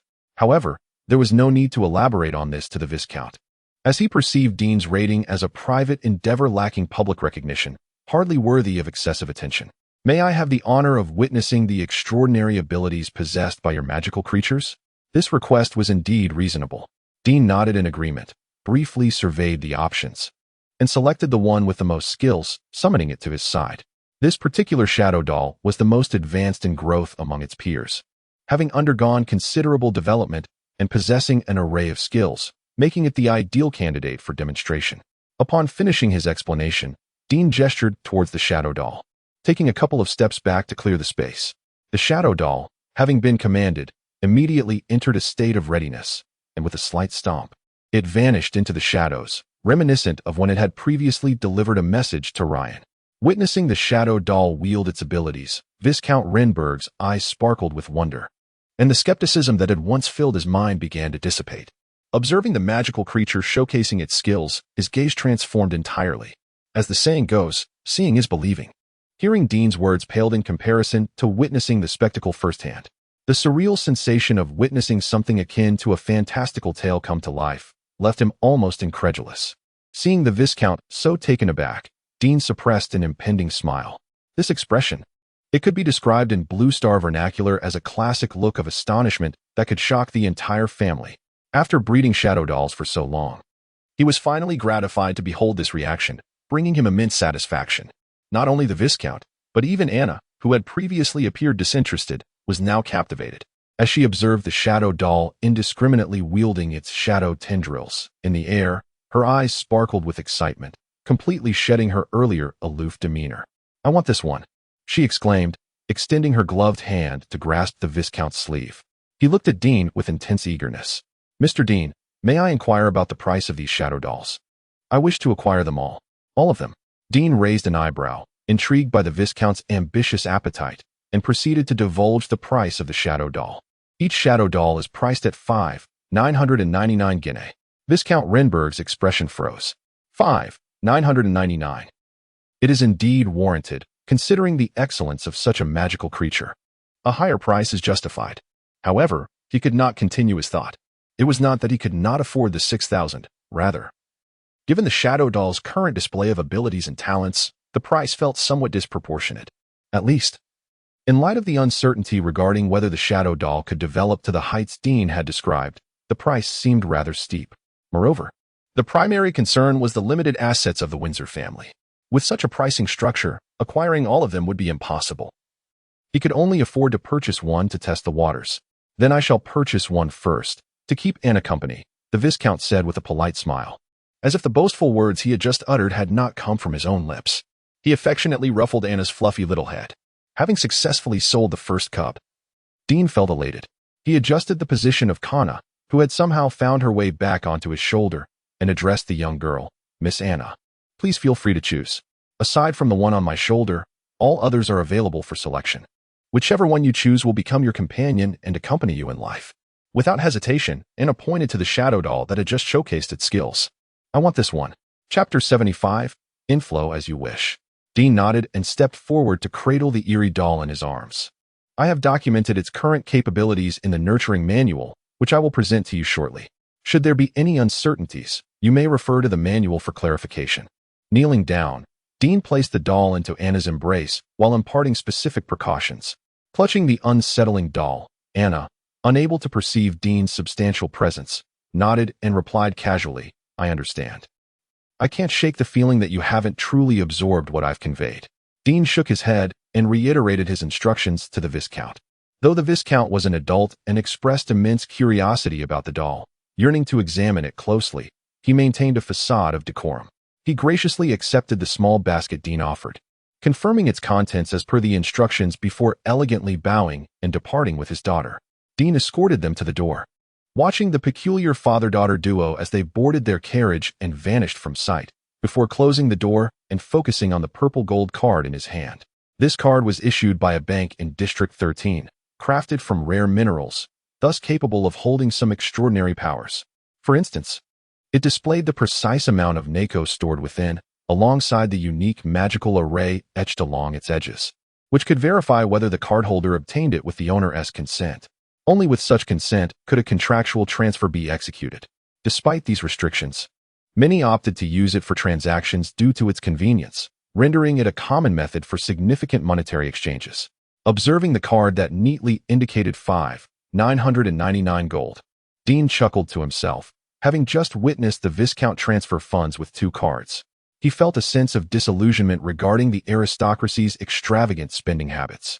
However, it was evident that his pricing had indeed struck a nerve with them. After consulting the system for the remaining dolls' information panels, Dean compared their skill deficits to the one recently sold, deciding to postpone further sales until he could establish a baseline from the first doll that had been purchased. This seemed a fair approach for future patrons. In essence, a month of inactivity followed by a month's worth of sales? A nurturing house, akin to an antique shop, reaching such a level of operation left Dean uncertain whether he should feel pride or shame. Yet, it afforded him the time needed to cultivate the devilish floating fish and the whimsical mirror. Moreover, having sold this doll for 6,000 gold not only alleviated his financial burdens, but also provided him with some discretionary funds to consider other ventures. Chapter 76. The Birth of the Devil's Plankton Fish. As for the specific planning, Dean had yet to formulate a concrete strategy. However, he had recently unearthed some promising ideas to refine the breeding scheme for the sword imprint swan. If successful, it was likely that the funds would not last long. With a solemn demeanor, he recorded his first significant transaction in the ledger. Upon reviewing his recent expenditures, he suddenly realized that 6,000 gold coins did not seem like a substantial amount anymore. Although the phantom doll possessed boundless potential, the costs associated with its proper nurturing were indeed considerable. Despite providing relatively modest supplies for all but Kana, the cumulative expenses had still proven to be quite hefty over time. Thus, these high-level magical pets were akin to gold-guzzling beasts. Their seemingly exorbitant prices merely scratched the surface of the actual expenses involved. Even though all were highly promising younglings with bright futures, the resources invested would undoubtedly influence their growth trajectories. The real financial demands lay ahead. It was uncertain how Count Lundbell would feel upon discovering this information. After making slight adjustments to the inventory list of magical pets, Dean once again felt the pang of scarcity in his breeding establishment upon gazing at the remaining 2 phantom dolls. It was fortunate that Count Lundbell had been straightforward in his inquiries, for had he learned of these circumstances, he might have suspected Dean of running a clandestine operation. On the other hand, Ahua could still manage to conceive another litter, but the 2 ragdoll bears were no longer viable for breeding. They had already produced 2 rounds and had expended considerable vitality. It was prudent to allow the bears to rest, lest their foundations be compromised, which could adversely affect future breeding, an outcome Dean could ill afford. Thus, the only avenue to expand the phantom doll inventory was to procure new ragdoll bears. This notion weighed heavily on Dean's mind. His breeding establishment's development plan had come to a standstill. Regrettably, the young ones were still too dependent on their owner, and Dean harbored concerns for Kana's safety in the wild, which rendered this seemingly enticing prospect indefinitely postponed. As he wandered the courtyard with his notebook, Dean routinely assessed the condition of the breeding beasts, particularly taking note of Ahua's specific details. He then meandered towards the pond. Though the phantom dolls faced challenges, the previously bred fluke fish were successfully expecting offspring. Calculating the timeline, it seemed that the birth of the devil's plankton fish would occur within the next couple of days. With this eye-catching magical pet, he could at least maintain a facade of prosperity. Gently stirring the water with a bamboo pole, Dean observed the fluke fish and the sea loo bird, which had surfaced in anticipation of giving birth, while silently calculating. The devil's plankton fish was not as precious as the phantom dolls. A single fluke fish could yield nearly 10 offspring, while the sea loo bird produced around 5. Even factoring in survival rates and potential mating mishaps, Dean estimated a harvest of approximately 150 to 200 devil's plankton fish this round. Although each was not particularly costly, selling them in bulk would yield a respectable income. Moreover, the devil's plankton fish possessed an exploitable characteristic that, if managed well, could prove advantageous. Just as Dean was mulling over this potential, he was startled by the sound of splashing from the water. To his astonishment, one of the fluke fish had commenced birthing ahead of schedule. This was not an auspicious development. Dean promptly roused Kana, instructing her to utilize the recently awakened dark elemental net to retrieve the fish, transporting it to the previous water tank. Having undergone a significant transition immediately after labor, the fluke fish took some time to calm down. Seizing the opportunity to stabilize its condition, Dean poured in the prepared potion meant for such situations, all the while observing and making preparations to safeguard both the young and the mother. However, his approach of prioritizing the young may have startled the fluke fish. In a remarkably brief span, the early birthing mother expelled all 7 eggs from her abdomen. Dean successfully acquired 7 devil's plankton fish, thus setting a promising precedent for the forthcoming spawning period. Chapter 77. The little fish swims on the awakening of the first flying fish seemed to serve as a signal. In the subsequent 3 days, many successfully impregnated species entered their spawning period. Due to the overwhelming numbers, Dean could not attend to them all personally and had no choice but to allow them to spawn in the pool.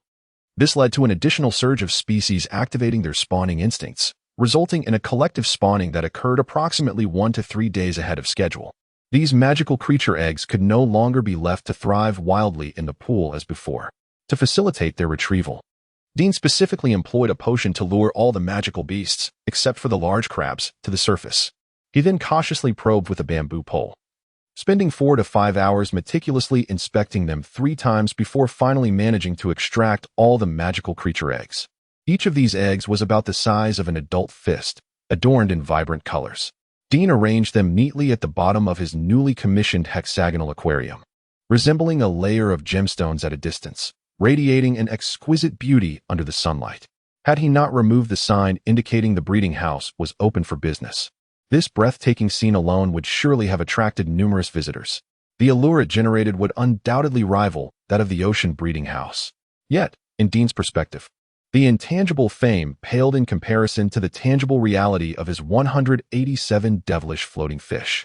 To create an optimal hatching environment for these little creatures, he invested a considerable sum, procuring the most suitable nutrient solution for aquatic magical beast incubation, along with magical tools capable of regulating water temperature.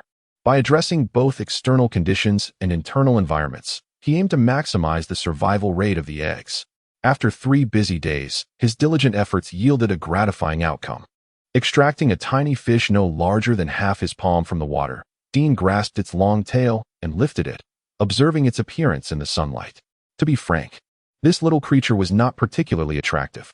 In terms of shape, it bore a striking resemblance to a species from Dean's past life, known as the manta ray, characterized by a flat body, broad, wing-like pectoral fins, and a slender, whip-like tail. At first glance, it seemed somewhat appealing, but upon closer inspection, it lacked charm. However, its colors were far more dazzling than those of the manta ray. Not only did it display a spectrum of hues from light to dark, but some also boasted artistic patterns, and under sunlight, they shimmered with a brilliance reminiscent of twinkling stars. The fish in Dean's hand exhibited a captivating green starry hue. Placing the 16 magical creature eggs in a small tank, Dean observed the fry swimming around him, and a surge of anticipation welled up within him. Although the devilish floating fish were still quite small, so diminutive that even those with slightly impaired vision would struggle to discern their details in the water, he could already envision the magnificent spectacle when these little beings grew to the point of floating freely. Chapter 78. Variations in color. One by one, Dean discerned the general color schemes of the devil plankton fish fry. Meticulously retrieving the magical pigments he had previously purchased for documentation. The table he created comprised 2 columns, one adorned with a shimmering paint reminiscent of a starry sky, utilized for color comparison, while the other recorded the approximate number of fry belonging to each color scheme. This was the characteristic Dean had previously mentioned, one that could be excavated and manipulated, what he referred to as the skin of the pet. From a breeding perspective, the devil plankton fish is indeed quite unique. Its uniqueness lies in the fact that both paternal and maternal species can be interchanged without consequence. For instance, within the group of flying fish and heron birds, regardless of whether the mother is a heron or a flying fish, the offspring will consistently result in a normal devil plankton fish. In Dean's understanding, this phenomenon is exceedingly rare in the realm of breeding. Typically, in such a meticulous endeavor, the identities of the paternal and maternal lines must remain distinct, as the gender of the breeding species should significantly influence the outcome. However, the devil plankton fish defies this norm, exhibiting a lineage chart that is remarkably flexible. As long as the 2 species of progenitors are involved, one can interchange the roles of father and mother freely. The result will invariably be devil plankton fish. The sole distinguishing feature lies in their coloration. Taking Dean's current batch of fry as an example, the eggs laid by the heron birds tend to lean towards lighter hues, while those from the flying fish predominantly exhibit darker tones. Thus, the overall coloration skews towards the darker spectrum, with lighter shades being relatively rare. From Dean's aesthetic perspective, he believes that even without considering the principle of rarity, lighter colors possess a certain allure. Naturally, when it comes to beauty, the exceptionally resplendent starry color scheme reigns supreme. The devil plankton fish glides through the water like a gem come to life, effortlessly captivating the gaze of onlookers. However, correspondingly, this color is also the least abundant, numbering only around 15, with half of them being sired by heron birds. This observation suggests that devil plankton fish with heron lineage may more readily exhibit relatively lighter or more unique colors. Of course, whether this holds true or if this specific batch is merely a coincidence remains to be seen. Nonetheless, the precise answer is not of paramount importance. Regardless of whether color can be controlled, Dean has resolved to classify the devil plankton fish based on the specific skin colors displayed by the fry. After all, these little creatures possess inherent limitations, and their potential is not particularly remarkable when the time comes for them to truly soar. The primary consideration will simply be their aesthetic appeal. Much like the flying mounts in the games of Blue Star, their performance remains uniform. Yet those adorned in more vivid and rare colors command a significantly higher value.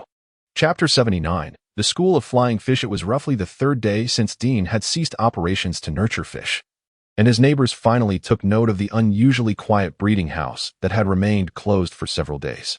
The bustling knights, engrossed in their own affairs, felt little concern, but the other residents of the area could not suppress their curiosity. "See, I told you so," exclaimed Morel, who had risen early to bring breakfast, as she engaged in gossip with her neighbor, who was busy washing clothes. "This place is hardly suitable for business. Any breeding house established here will surely close within days." "Indeed, your insight is commendable. In my opinion, you would fare much better in business than that frail little proprietor," Aunt Panson chimed in while scrubbing. "He has squandered a grand opportunity." "You truly believe that?" Aunt Panson chuckled. "Perhaps Sir Moke will soon be knocking on Dean's door. Please, open the door. If you don't, My lady will leave home to start her own business. Morel jested. That would frighten him.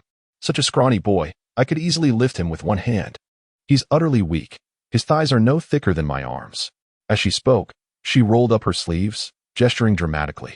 Rumor has it he hails from the 6th district, which makes him different from us. Being slight of build is rather normal. Aunt Panson, however, found such a boy quite endearing, especially in the company of a little magical beast, which appeared rather charming. That is true, Morel agreed, nodding. If he were like Moke, I wouldn't even want to be in the same vicinity, let alone sell magical beasts. Aunt Panson envisioned a scene of a muscular man cradling a small magical beast with tender affection, and then imagined Moke's face in that context. She paused her laundry, inhaling deeply to suppress the urge to retch. Why not ask him directly? Not keen to continue the conversation, Aunt Panson glanced at Morel, who seemed eager to say more, and sought to redirect her attention. That might not be appropriate. Morel hesitated, although intrigued. She was not well acquainted with Dean and felt a bit shy about approaching him. After all, her curiosity outweighed her concern, and it seemed impolite to just show up unannounced. Yet Aunt Panson urged her, what harm could it be? We are neighbors after all, and showing a bit of concern reflects the hospitality of us from the 13th district. I see you're just as curious yourself, pushing me to be the pioneer. Morel deftly exposed her neighbor's hidden motives, but ultimately, under Aunt Panson's encouraging gaze, she succumbed to her curiosity, opening the gate and making her way toward Dean's breeding house. As she approached, Morel took a moment to tidy her appearance, smoothing her hair that had become disheveled from her chores, before raising her hand to ring the wind chimes. However, before she could do so, a series of slowly ascending figures captured her attention. She lifted her gaze to behold the devil fish floating gracefully in the air, their tails swaying, and her mouth fell open in awe. Chapter 80. The gradually expanding realm of the carnival. What has come over you? Have you encountered that little boss? How did it go? Is it no longer viable? No, not at all. Morel opened her mouth, attempting to articulate the astonishing scene she had just witnessed. Yet, after much contemplation, she found herself at a loss for appropriate words. After a moment of hesitation, she decided to take action, grasping Aunt Panson's hand and hurrying towards the breeding house. I cannot convey it to you. You must see it with your own eyes to truly understand. Morel's urgency was so compelling that Aunt Panson had no time to resist and was pulled along for several paces. By the time she regained her composure and wished to halt, she heard Morel's exclamation, driven by curiosity, and thus did not decline, trotting along behind her. Upon stepping out of the house, before they even reached the entrance of the breeding house, Aunt Panson beheld the culprits behind Morel's astonishing transformation. Good heavens! She could not help but wear an expression akin to that of Morel No. 2, gazing skyward with her mouth agape. Through Aunt Panson's wide eyes, one could see the unfolding spectacle reflected within. A vibrant school of flying fish, their broad pectoral fins fanning out, glided gracefully around the breeding house. A medley of colors intertwined, advancing in formation, transitioning from light to deep hues, reminiscent of both a rainbow and the aurora borealis, evoking a grand display akin to a migratory procession. Such a gathering of magical beasts would typically induce trepidation in onlookers. However, the devilish flying fish were exceptionally obedient, leisurely meandering solely within the confines of the breeding house, circling without straying a single inch beyond their designated territory. This evident adherence to a set of rules conveyed a clear sense of domestication, leaving observers devoid of fear, only filled with admiration. Both Morel and Aunt Panson experienced this psychological transformation as they gazed from a distance at the breeding house, which had suddenly taken on the aura of a tourist attraction. Their urgency to approach dissipated. Linking arms, they strolled leisurely, as if savoring a natural masterpiece. From afar, the visual impact was most profound. However, as they drew nearer, the benefits of proximity became apparent. Enveloped by the scene, even the breeding house, which usually appeared rather mundane, transformed into something sacred. Morel, who had read little, could only liken it to the artworks of wandering poets, as if the starry sky and a myriad of colors had been blended and splashed upon a blank canvas, enveloping the breeding house in a stunning tableau of combined elements. How beautiful! After a moment's pause, Morel regained her capacity for reflection. With a sigh of admiration, she turned eagerly to Aunt Panson, proposing, "What if we could persuade a few others to release these fish? Do you think they might swim over to our place?" The mere thought of witnessing a school of flying fish upon stepping outside thrilled Morel. District 13 felt excessively desolate, due to its proximity to the gathering of magical beasts. Ordinary animals could scarcely survive here. Growing up in District 10 and only moving to District 13 after marriage, Morel had always felt ill at ease. She sensed a lack of vitality, an oppressive atmosphere that was stifling, and now, the appearance of the devilish flying fish sparked a new idea within her. If ordinary animals could not be raised, perhaps they could cultivate the magical beasts produced by the breeding house. These devilish flying fish were akin to pigeons, yet they made no noise. Chapter 81. Fierce as a tiger. Having firmly resolved her intentions, Morel swiftly persuaded Aunt Panson with her well-honed eloquence, crafted through years of gossip. They deliberated on the circumstances of several neighbors and deemed their plan feasible. Just as their discussion concluded, they encountered Dean, who was opening his door in preparation for business. Since the implementation of their scheme required Dean's approval, the two women wasted no time. After inquiring briefly about the devil's floating fish, they candidly revealed their ideas. It was then that Dean comprehended the reason for the two ladies blocking his entrance. While he had suspected that the release of the fish would attract the attention of the neighbors, he was nonetheless taken aback by the fervent response. Rather than fear or resistance, they seemed eager to release the devil's floating fish like doves in a grand display. Dean regarded the towering women with newfound respect, acknowledging their audacity befitting the kin of knights. Given that the endeavor ultimately favored him, he felt it would be impolite to decline their enthusiasm and consented to their proposal. Upon receiving his nod, Morel and Aunt Panson enthusiastically set about persuading their neighbors. As they approached, the community was already engrossed in discussions about the devil's floating fish, and their timely arrival with fresh information was met with open arms. Unbeknownst to them, the once tranquil street had become animated, all due to this magical creature. Even those who seldom ventured outside were drawn out by the striking spectacle of the flying fish, eager to join the conversation. As fate would have it, before Morel and Aunt Panson returned, Dean found himself approached by several individuals captivated by the beauty of the devil's floating fish, looking to purchase a magical pet. The swift onset of business left him momentarily stunned as he sold several fish before he could fully process the situation. Observing the eager customers in his yard, Dean grasped several hefty bags of coins, feeling a sense of surrealism wash over him. Yet, upon reflection, it seemed quite logical. The surrounding populace was generally affluent. The selling price of the D-grade devil's floating fish ranged from 10 to 100 gold an acre, and Dean had set his price at 49 gold. While not insignificant, it was certainly within the means of his neighbors. Upon learning that these magical pets could also carry riders, they bit the bullet and made their purchases. Thus, without much effort, Dean sold several fish, a stark contrast to the arduous sales plan of the shadowy doll. As he swayed with his coin-filled bags, Dean kept accounts while reflecting on his unexpected fortune. While the grass beyond had yet to be grazed, he had already feasted on the grass close to home. Regardless of the type, any grass capable of feeding cattle is indeed good grass. Summoning a silvery devil's floating fish to serve as his seat, Dean settled cross-legged in midair, allowing his robe to cascade around him, preparing to welcome the next customer in this uniquely engaging manner. This display showcased all the characteristics of the magical pet. As the devil's floating fish carried him around the yard, Dean found his balance and seized the opportunity to practice his riding skills. Initially, he sat stiffly, somewhat apprehensive, but soon he grew more relaxed. The synergy between man and fish flourished, and from a distance, they resembled a model and a buyer in perfect harmony. Chapter 82. The blackfish. It turned out that Dean's sales approach was remarkably effective. Subsequent visitors, upon gazing at the devilish floating fish beneath him, could not help but be captivated, eagerly parting with their money without requiring much persuasion. They had agreed. Eagerly, Morel shared her hard-won achievements with Dean, her eyes glimmering with desire as she regarded the devilish floating fish. "You promised we could borrow these fish for free, little boss. You can't deceive us, or the puppet will bite your nose off." "Of course," Dean nodded. "As long as you remain within the area where they can navigate, you are free to borrow them as you wish." Grateful for the privileges secured, Morel wasted no time, dashing to the yard to begin her selection. "At your age, still behaving like a child," Aunt Panson chuckled, gently stroking a fish head that had been handed to her, her expression affectionate as she reassured Dean. "Rest assured, Mr. Dean, we have no ulterior motives. We merely wish to purchase some groceries.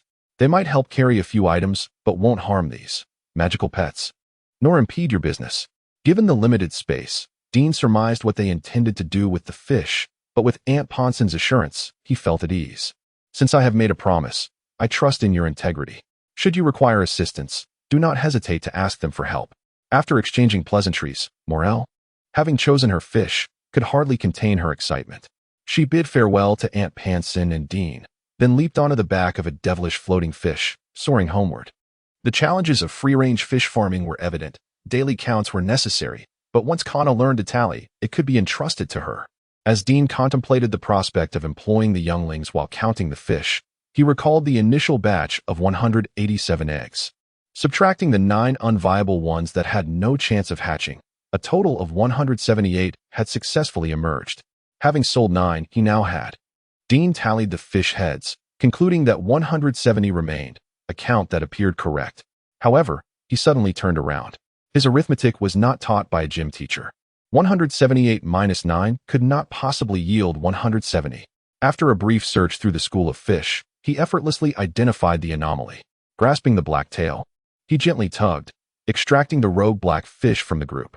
This is peculiar, he mused, examining the unfamiliar devilish floating fish with a furrowed brow. When did a solid black one appear? He had no recollection of breeding a fish of such a hue. Moreover, the state of this fish seemed off. Pondering his uncertainty, Dean opened the information panel, hoping to find clarity within the system. As he perused the lengthy details of the magical pet, his expression morphed into one of bewilderment. Akin to a palette of colors spilled across his face. It was no wonder he was taken aback. The information was exceedingly rich. Who would have imagined that this black fish, of the same age as the other devilish floating fish, was pregnant? With crabs, no less. The truth dawned upon him, nearly provoking a laugh of exasperation. The deceased crab, having survived due to his recent busyness, had secretly laid an egg. Although he rationally understood that, given the crab's intellect, this was likely a mere coincidence. He could not shake the discontent brewing within. Not only had it concealed an egg, but it had also unwittingly produced a child bride, a true reflection of its nature. Gazing at the devilish floating fish with its bewildered, innocent eyes, he was suddenly reminded of a former roommate. This individual had a penchant for dogs, owning several breeds, most of which were female. One day, one of the black ones unexpectedly became pregnant. Although they had no need for puppies, they reluctantly accepted the situation. Yet, the identity of the father remained a mystery. After much speculation, they assumed it must have mated with their male dog. However, on the day the puppies were born, his mother sent a photo, revealing them to be a mix of yellow and black. In their neighborhood, only one stray dog bore that coloration, and the paternity of the puppies became glaringly obvious. Dean vividly recalled that day when his roommate lamented in their dormitory, seething with rage, muttering about how his dog had been sullied by another. He had once found the reaction exaggerated, but now he profoundly understood that feeling. Chapter 83, Rating of Magical Pets. The more he thought about it, the more his heart ached. He brought the black devil floatfish to the nearest rack and entwined it there.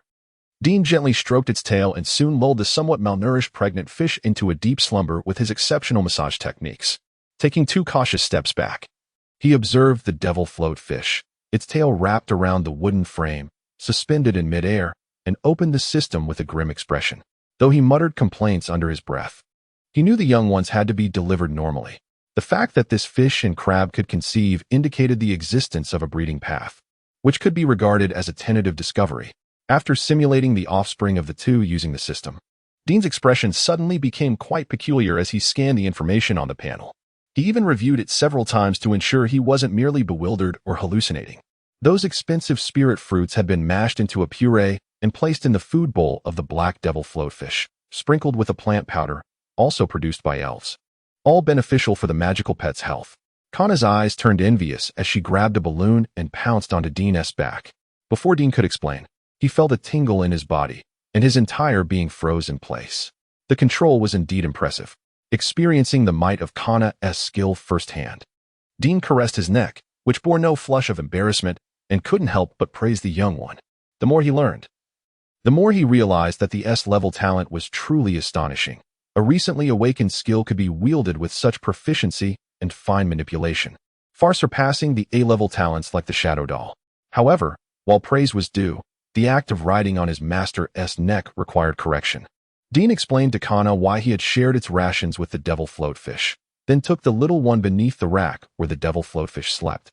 assigning the task of ensuring the black fish finished its meal as a form of punishment. Kana obediently nodded in agreement. Yet her gaze fixed on Dean revealed lingering doubts about whether her master genuinely aimed to educate the magical pet or simply wished to indulge.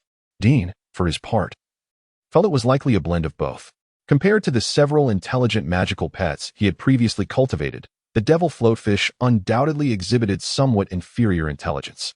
While not entirely foolish, its comprehension and insight were significantly lacking, and it struggled to respond promptly to complex commands.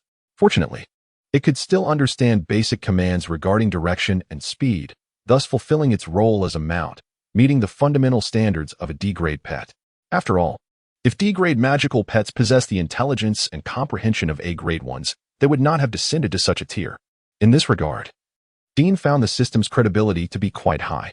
All its ratings were supported by comprehensive data, never exaggerating the capabilities and potential of mediocre magical pets, nor belittling the heights that gifted ones could reach. Even when Dean occasionally disagreed, upon closer inspection, he had to concede that the system's judgments were indeed accurate. For instance, the devil floatfish possessed a core talent, yet lacked the 3 skills standard typical of other D-grade magical pets, only exhibiting abilities derived from its talents to enhance the driving experience for its master. In Dean's estimation, this magical pet should be rated at most E-grade. However, the system assigned it a D-grade. He had long struggled to understand this discrepancy until he reviewed the information on the black devil floatfish, finally recognizing the key point he had overlooked and the true potential of this magical pet. While the current ratings primarily relied on the system's assessments, Dean, through a synthesis of the information provided and his insights accumulated over the years, had also devised a set of evaluative methods applicable to himself and other breeders. For instance, the 3-skill standard of D-grade pets and certain criteria for assessing a magical pet's comprehension and intelligence could be discerned, provided they did not possess talents so extraordinary as to be indiscernible to the naked eye, akin to Kana's brothers. He felt he had sufficient confidence to offer level judgments based on his experience. Chapter 84. Crafting the Monster Companion Encyclopedia. The formation of such discernment is of paramount importance to Dean. While he possesses the capability to assess levels through the system, others lack this ability.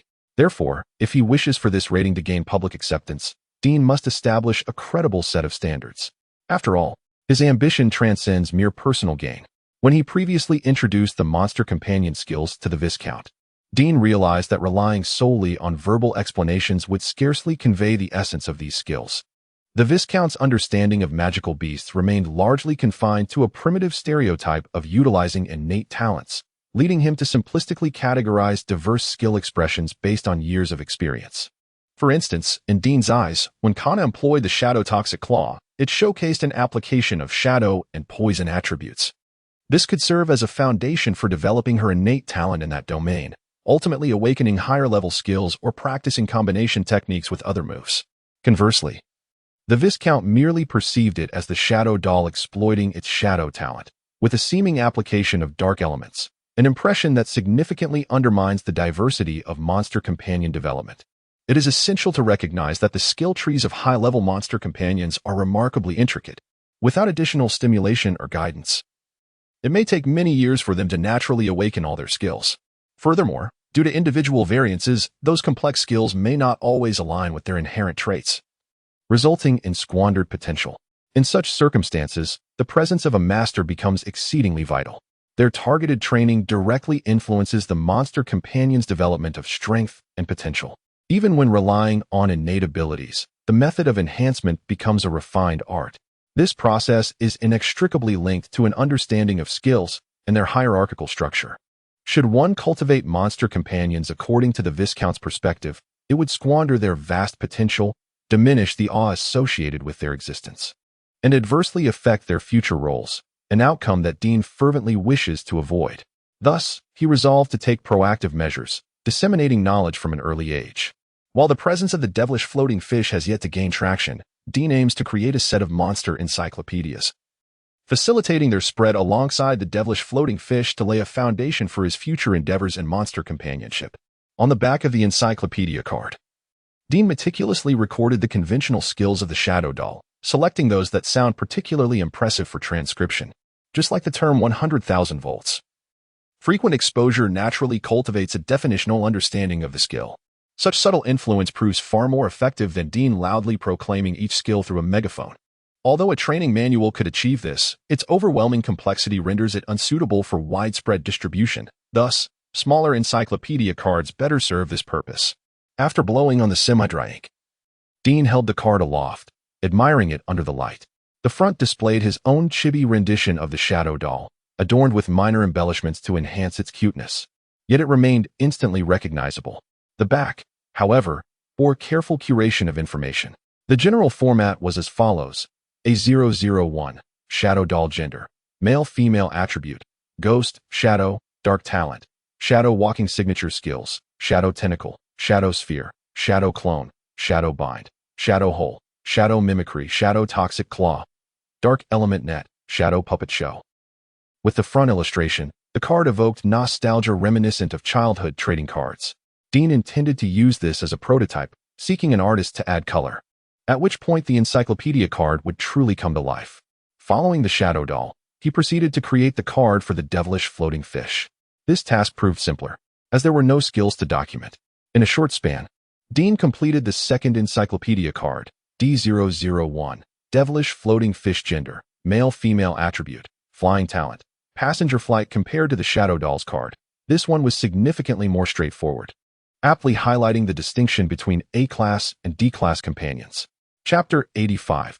The ripple effect. Once the sample production of the Pokédex cards was completed, the official colorful editions swiftly made their debut in the breeding house.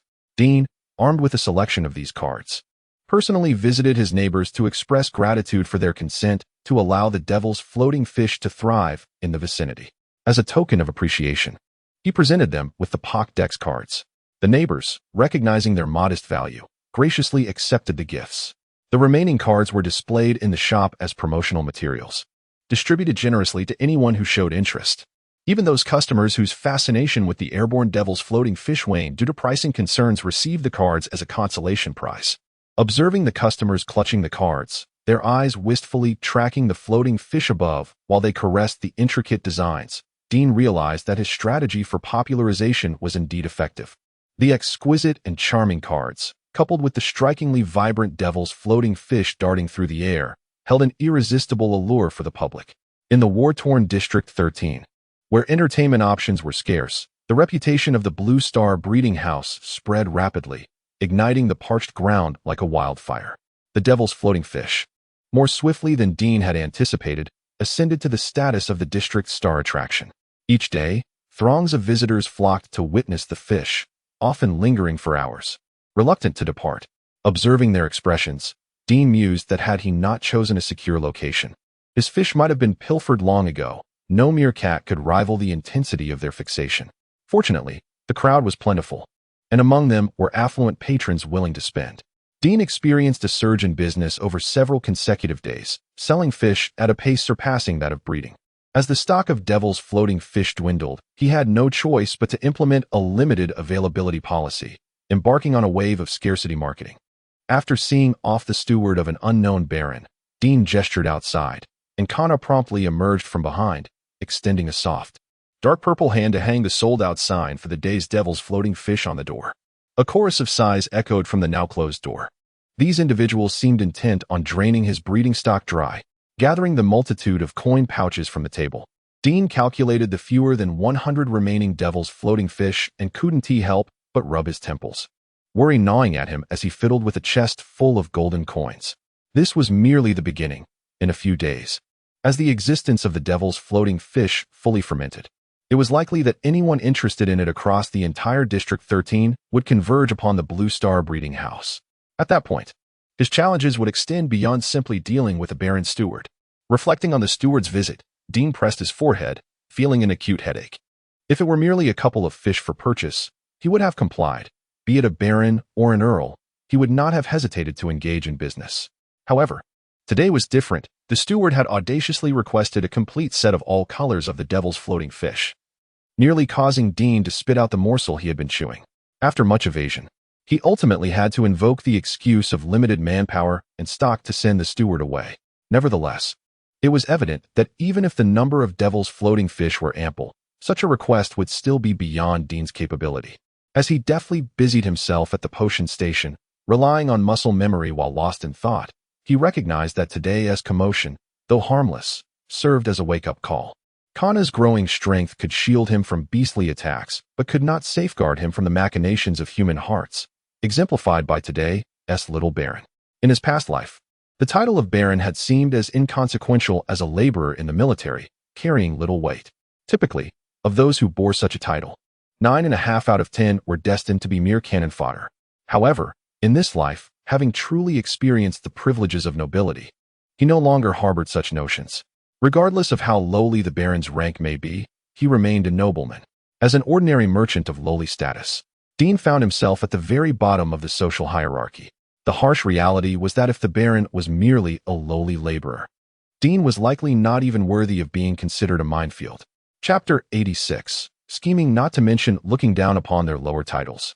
The mere possession of noble status was sufficient for a baron to strut before him.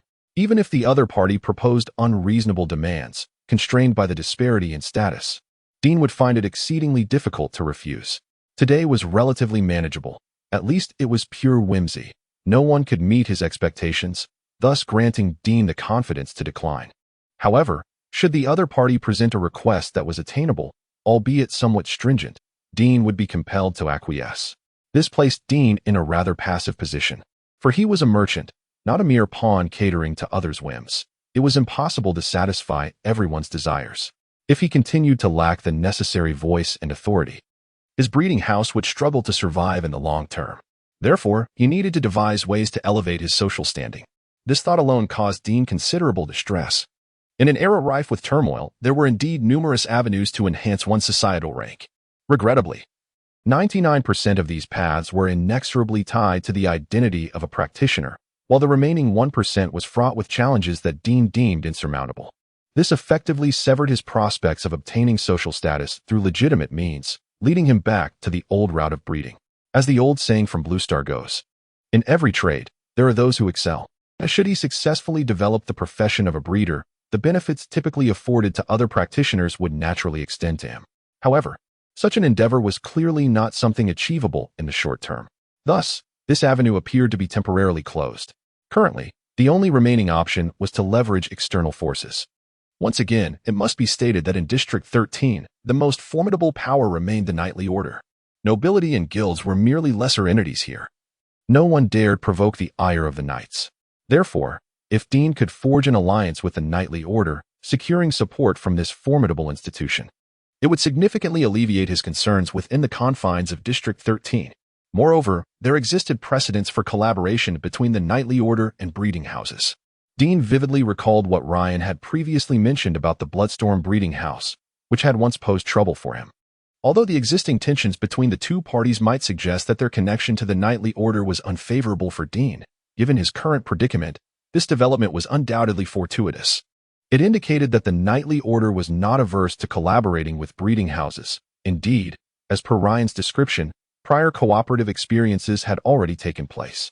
If Dean were to take over, he would merely need to await the favorable conditions fostered by the Bloodstorm breeding house.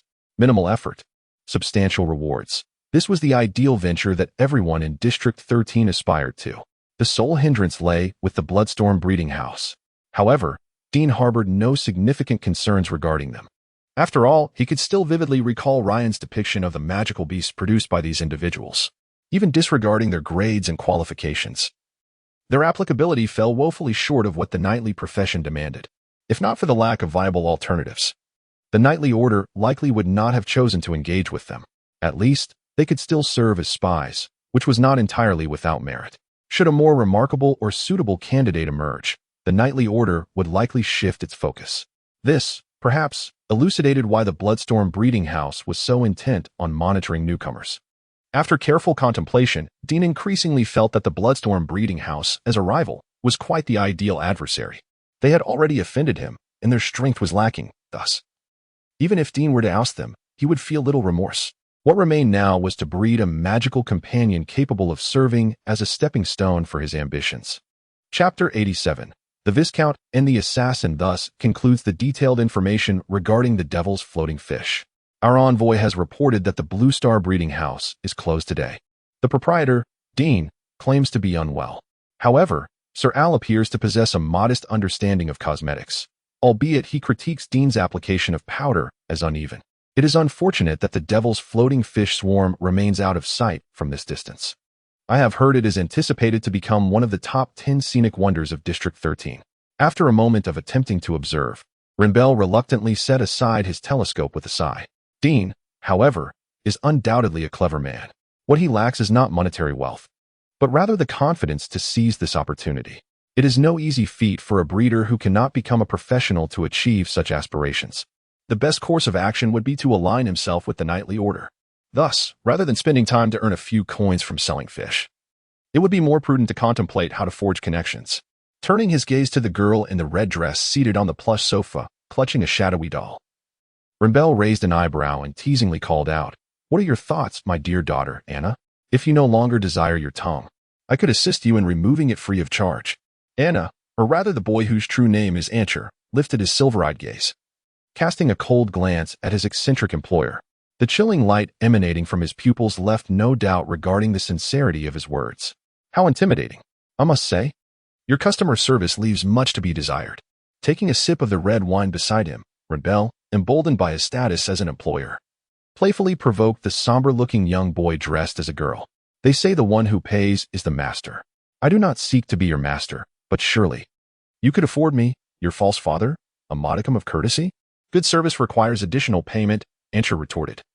Producing a dagger from his sleeve and pinning the price list he always carried to the wooden table across from him, without even glancing at it. Rimbel shook his head resolutely. I am out of money. If I cannot pay, I must endure.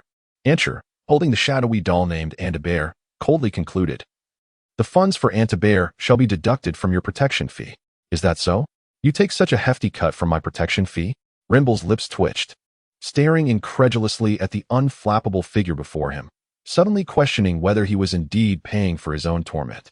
Were it not for witnessing Ancher's prowess firsthand, he would seriously consider demanding a refund. Yet, even acknowledging the worth of the service, the thought of that substantial sum sent a shiver down his spine.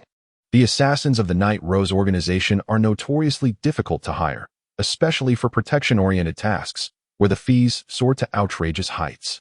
Had it not been for the numerous magical artifacts passed down through his family, providing him with some semblance of standing, he would truly be unable to afford this cross-dressing master. Glancing at the price list, Rimbel lingered over the option for silver luster, taking in the array of services offered before awkwardly averting his gaze. No, this must be reimbursed. Silently resolving within himself, he picked up an apple, spearing it with a fork, and offered it to Antibear. You certainly indulge it. After training for so long, has it shown any results? Antibear does not eat apples. It prefers peaches. Avoiding the fork, Ancher coldly explained. Before, as if to validate his statement, he picked up a slice of peach nearby and fed 2 pieces to Antibear. Chapter 88. A perfect match. You cannot dictate Antib's diet based on your own preferences. Such autocratic behavior will not endear you to children. Rimbel nonchalantly fed an apple into his mouth, chewing thoughtfully as he shook his head in dismay. One more word, and I shall incapacitate you, Anchel declared impatiently, his golden locks gleaming with a sharp radiance under the sun. Violating the contract incurs a penalty, Rimbel replied with earnestness. Let me consider. Disabling a left hand would require a 10% refund of the protection fee, while the right hand is slightly more costly at 15%, given its special utility. The left leg at 20%, and the right leg likewise at 20%. And his gaze dropped, only to suddenly shake his head with conviction. My dear, I am at least your nominal father. You wouldn't treat me that way, would you? Just as Anchel was on the brink of losing his patience, the seemingly tranquil Antib in his arms appeared to sense something amiss. With a swift extension of her tiny paws, a slender, purplish-black thread shot forth, ensnaring Rimbel's shadow cast upon the ground by the sunlight. Before Rimbel could comprehend the situation, he felt his entire body stiffen, as if bound by an invisible cord, and began to dance uncontrollably. Well done, Antib, Anchel remarked, observing the comical scene while gently stroking the rabbit-eared pouch in his arms, unable to suppress a slight smile that barely resembled a grin.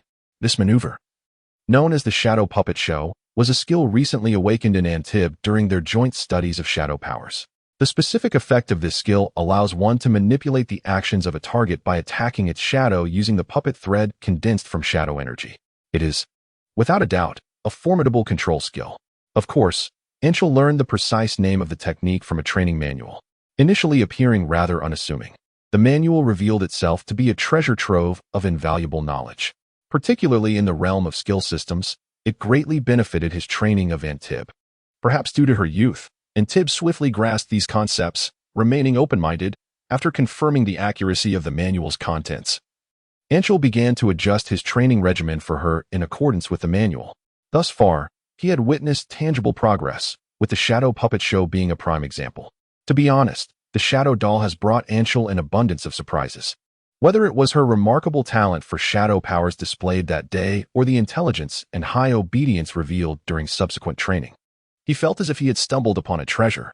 The more time they spent together, the more Anshul recognized how perfectly he and Antib complemented one another. Her innate gifts, coupled with her diverse skills, aligned seamlessly with his path as a shadow assassin, creating a synergy that exceeded mere addition. Anshul sincerely believed that the existence of a shadow doll was as if it were tailor-made for their kind of shadow assassins. Should this phenomenon spread within their ranks, the shadow assassin faction would undoubtedly experience a significant enhancement in strength, potentially ascending to become the most formidable representatives of the assassin profession. Indeed, Anshul found himself at a loss for words, overwhelmed by his satisfaction with the shadow doll. Every shadow assassin ought to possess their own shadow doll. Without one, they cannot truly be considered a shadow assassin. The allure of returning home was truly captivating. Disregarding the complaints of a self-inflicted viscount that Antibay had released, Anshul, engrossed in his training manual, departed from the room. Despite being on a mission to safeguard Rumberg, Anshul did not neglect his own cultivation, particularly after acquiring Antibay. He dedicated most of his time to training, reinforcing his belief that shadow imps were extraordinary. He practiced shadow manipulation through specialized stealth techniques designed for humans. Initially, Anshul did not expect to impart any significant progress to Antibay by explaining these techniques. However, to his astonishment, Antibay comprehended a portion of the stealth art and, with his assistance, entered a state of cultivation. Anshul was astounded, further solidifying his understanding of the significance of the A-grade pet designation. The manual also noted that even within the shadow imp species, individual aptitudes varied. Some were below average, others barely adequate, while some exceeded expectations. Anshul understood this concept, likening it to the human race with its exceptional talents like Knight Commander Samuel and its mediocre individuals like Rumberg. This prompted Anshul's curiosity about the S-grade, which surpassed Antibay. He wondered if it was like Samuel among knights, or even more extraordinary. If he could reveal his identity, Anshul would have bought all the shadow imps. Hoping to find an S-grade individual, immersed in his stealth practice, Anshul pondered this, unaware that the little girl she had previously hosted had fallen into the shadow imp obsession. Dean prepared tea and warmly welcomed Lucy, who had scaled the wall to visit the breeding house. Aside from the restricted items, I've acquired most of the materials you requested. I wasn't sure if they met your standards, so I didn't exchange too many. Please inspect them now, and let me know if there are any issues. I'll make adjustments when I exchange next time. Dean accepted appreciatively, examining the materials under Lucy's expectant gaze. Excellent. The materials are of acceptable quality and within my usable range. Satisfied, Dean nodded, retrieved a heavy pouch of coins from under the table, and pushed it toward Lucy. This is the payment, and as agreed, I've prepared the newly bred pet for you. With a whistle, a cherry-pink demon manta ray swam from the back of the breeding house, gracefully stopping in front of Lucy. Ah, thank you. Lucy, captivated by the beautiful demon manta rays, exclaimed with joy upon seeing Dean fulfill their agreement. She stood up, carefully approached, and embraced the manta ray, reveling in its aesthetically pleasing color. I'll be leaving in about 3 days. If you have any other needs, feel free to contact me. Stroking her manta ray, Lucy informed Dean of her vacation time before gracefully sitting on the demon manta ray. Pleasure doing business. Waving to Dean, Lucy watched the manta ray ascend, her eyes gleaming with excitement. Chapter 90. The versatile use of the devil's floating fish. To be honest, Dean never anticipated that the devil's floating fish, which he initially cultivated, would be developed for such practical purposes. As he observed Lucy's beaming figure gradually receding into the distance, he raised his hand to stroke the head of a fish that had suddenly approached him, plucking 2 leaves from its body. He was unsure whose vegetables had inadvertently clung to it. It is indeed a testament to the prowess of women. The devil's floating fish in their hands has been transformed into a delightful spectacle. Shopping, purchasing groceries, and transporting goods seamlessly intertwined. since the emergence of the devil's floating fish. Even though Dean had seldom ventured outside, he could sense a vibrant increase in the activity of his neighbors. Individuals he had never encountered during the prolonged period of his establishment had recently flown overhead several times, cradling a plethora of colorful, unidentified items. This truly exemplifies the innovative applications of the devil's floating fish. Had the affected area not been limited and the fish's flight slow, the likelihood of issues arising would have been greater, and surely someone would have come knocking at his door by now. Of course, Dean believed this was largely due to the fact that his vicinity was populated by the families of knights. Although these ladies appeared quite ordinary and seemingly lacked any distinguishing traits, it was indeed challenging to find individuals in District 13 with stronger connections. As long as the devil's floating fish could capture the affections of these individuals, it was improbable that anyone would seek to trouble Dean in the near future. However, if he intended to continue introducing new flying magical pets, the knightly order would undoubtedly cease to turn a blind eye, potentially even instigating the establishment of regulations governing aerial transportation from an alternate realm, leading to stipulations such as requiring a flying license before one could ride a fish recklessly. After indulging in a moment of self-amusement, Dean meticulously arranged the boxes he had retrieved from his package and began contemplating his subsequent plans. Opening the longest box, he donned gloves and extracted its contents. Inside this wooden box, which measured the length of his forearm, lay a withered branch radiating a greenish glow. This was precisely the branch of the luminous withered tree required for cultivating the luminous butterfly. While not particularly rare, it was somewhat elusive, with only a few channels available in District 13 to procure it. Another box contained a small mirror spirit, due to its low intelligence and escape capabilities. Dean merely glanced through the glass window atop the wooden box without opening it. However, the quality of the mirror spirit was evident from its color and translucence, rendering further inspection unnecessary. With these two items at his disposal, the cultivation of the luminous butterfly and the whimsical mirror appeared assured. Yet the breeding house still faced unresolved issues, as Dean had yet to devise a suitable plan. This predicament was not entirely his fault. He too yearned for a surge of inspiration that would yield an exceptional magical pet, seamlessly connecting him with the knightly order. Regrettably, reality often proved far more challenging than one's imagination, and his new plan seemed to be laboring in gestation, refusing to materialize. On several occasions, Dean felt he was on the verge of success, only to encounter the same disheartening conclusion. For instance, the luminous butterfly, the whimsical mirror, and the sword-marked swan. Particularly with the latter, Dean had already formulated an impressive plan for its next generation, representing his most significant achievement since his retreat. However, upon reviewing the specific details, he discovered that, besides the plan he had already derived, there appeared to be other viable options. This indicated that the sword-marked swan was exceptionally rare, with multiple excellent breeding pathways, showcasing a robust adaptability that greatly delighted Dean. Thus, he resolved to postpone the breeding of the magical pet he had previously deduced, opting instead to await the completion of other pathways before undertaking the breeding process collectively, thereby facilitating a more rational allocation of resources. Chapter 91. The interregional merchant. Even if he wished to cultivate, Dean found himself devoid of the necessary materials and breeding beasts, compelled to await Lucy's procurement journey.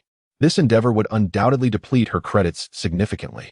Eventually, Dean would need to seek alternative channels, yet until he did, he could only place his hopes on Lucy's seemingly inexhaustible credits. As he pondered how to expand his sourcing channels, a colossal claw, forged from dark shadowy power, unexpectedly reached down from the air, brushing against the nape of his neck. Dean, feeling the bristles of his hair stand on end, turned to gaze at Kana, who floated atop a balloon. "I can no longer be bothered to correct your manner of addressing me. What is it?" Kana extended another claw from behind the first, gesturing towards the doorway. "Are you implying that someone is approaching the door?" Dean deduced. "And it's a pregnant woman with a sizable belly?" Upon hearing the first half of his statement, Kana was about to nod when it abruptly clamped a claw upon its hood. With a resigned shake of its head, it wrapped itself in a more ample manner. "A woman close to giving birth?" Dean feigned astonishment. "We must find someone to assist her." Kana scratched at its hood, its small claw involuntarily radiating a familiar purplish-black glow. "Cough, cough, cough. I'm not jesting with you anymore." Avoiding the claw of dark poison, Dean rose and slowly approached the entrance. The moment he opened the door, the nonchalance on his face transformed into a pallid expression of weakness. "Who are you?"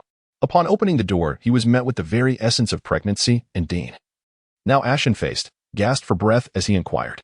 "You must be the esteemed Dean," the plump man, who had hesitated before knocking, felt his tension ease upon seeing the door opened. He cleared his throat and stepped forward. "Greetings, I am Taz, an interregional merchant, primarily engaged in the trade of goods between District 13 and District 9. I was wondering if you—" "Apologies," Dean interrupted, weakly leaning against the doorframe. "Might we discuss business matters when I have fully recovered?" "Oh, I see." Taz examined Dean's pallid complexion, offering an awkward smile as he took a step back. "I regret that you are feeling unwell today. I shall wait until you regain your strength before visiting again." The door closed once more before him. Taz, left in a cloud of disappointment, sighed and prepared to turn away when he felt his entire being stiffen. Before Taz could comprehend the sudden turn of events, his body slipped from his control, moving independently. This bizarre occurrence terrified him to the point of near submission. "Oh no, this is an attempt to silence me." With his small eyes darting about to ensure no one was watching, Taz painfully closed his eyes, silently pleading for mercy from the unseen puppeteer while desperately trying to suppress his abundant flesh, attempting to halt his unwelcome advance. Chapter 92. Salesmanship. Regrettably, the flabby flesh, which had succumbed to neglect and exercise, offered little resistance, rendering it nearly impossible for Kana to impede Taz's progress. Under the guidance of the petite cub, Taz swiftly navigated into an unmonitored corner. Cloaked in a black robe that obscured his visage, Dean had long awaited their arrival. Sensing the impending approach of his target, he turned to greet the newcomer with a cordial smile. Yet, the smile faltered midway, frozen in place. Dean stared incredulously at the distorted face before him, where features were compressed to mere slits, leaving him with the impression of encountering yet another peculiar individual. He gestured for Kana, who had directed Taz thus far, to release him, and then adjusted his attire, turning his attention to the rather unfortunate businessman. "You may open your eyes now, Mr. Taz. Rest assured, we harbor no intentions of causing you any harm." A melodious male voice resonated, prompting Taz to hesitate momentarily before cautiously unveiling half of his left eye. It was akin to the world bestowing upon you a window to seek light, only for you to leave half of it ajar against the wind. "Mr. Dean?" Upon recognizing Dean, Taz indeed paused for a brief moment. However, the remnants of his shrewdness quickly enabled him to ascertain the present circumstances. "I did not expect your recovery to be so swift. Ha ha ha, it is truly my honor." Without delving into inquiries about the journey, Taz donned a demeanor that suggested nothing amiss and reiterated to Dean, "The primary purpose of my visit is to inquire whether you would accept substantial orders." Dean smiled knowingly. "You wish to sell the devil's floating fish from District 13 to District 9? Taz nodded earnestly. "As cross-district merchants, that is precisely our line of work. However, you need not worry, I'm unlike others. I maintain transparent pricing. Each component of the cost, what is legitimate and what constitutes my commission, will be clearly communicated to the clientele. But should they wish to venture to District 13, I will also direct them to your establishment. To be frank, such transparency is rather rare among cross-district merchants." Evidently, Taz possessed considerable confidence in his modus operandi and reputation. "You may inquire further. My name carries weight in this region. Though my prices may not be the most competitive, my credibility and reputation are unmatched." Of course, Dean was not inclined to accept his word without verification. Once their discussion concluded, he would certainly seek confirmation. Nevertheless, more pressing matters required attention. The transportation of live goods necessitates meticulous methods. Even a minor misstep could result in significant losses. "What specific transportation method do you employ, Mr. Taz?" At this juncture, Taz hesitated briefly. "A private teleportation array." Dean regarded him with a hint of surprise. The possession of an approved private teleportation array, even a modest one, is quite remarkable. Achieving such a feat demands substantial financial, human, and material resources. Taz, who appeared unremarkable at first glance, indeed had a noteworthy background. Truly, one must not judge by appearances. Upon learning of the teleportation array, a formidable asset, Dean's interest was genuinely piqued. "How do you envision our collaboration?" Regarding this matter, Taz perked up, straightening his posture to project an air of confidence. "Concerning collaboration, I currently possess some nascent ideas. Primarily, I envision engaging in two modes of supply with you. One would entail the conventional transaction of abyssal leviathan fish, while the second would involve you directly vending me the arcane beast eggs." I comprehend that this proposition may seem self-defeating.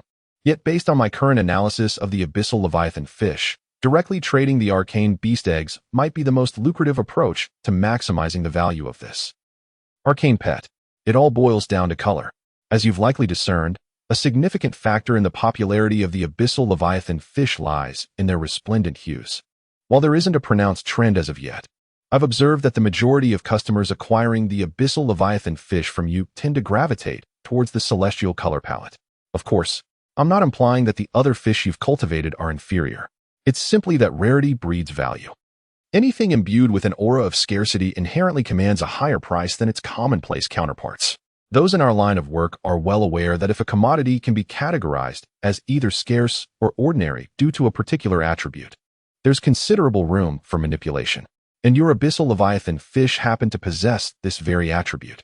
Thus, you should now grasp the rationale behind my proposition to trade the arcane beast eggs. Tats clapped his hands together with fervor as he gazed at Dean. It's all about color speculation. Commonplace colors would maintain their original price, whereas the rare colors could be priced up accordingly. Trust me, with my discerning eye, I'm confident that many would be willing to pay a premium for this. Since the value of abyssal leviathan fish varies depending on their color, the arcane beast eggs can be uniformly priced.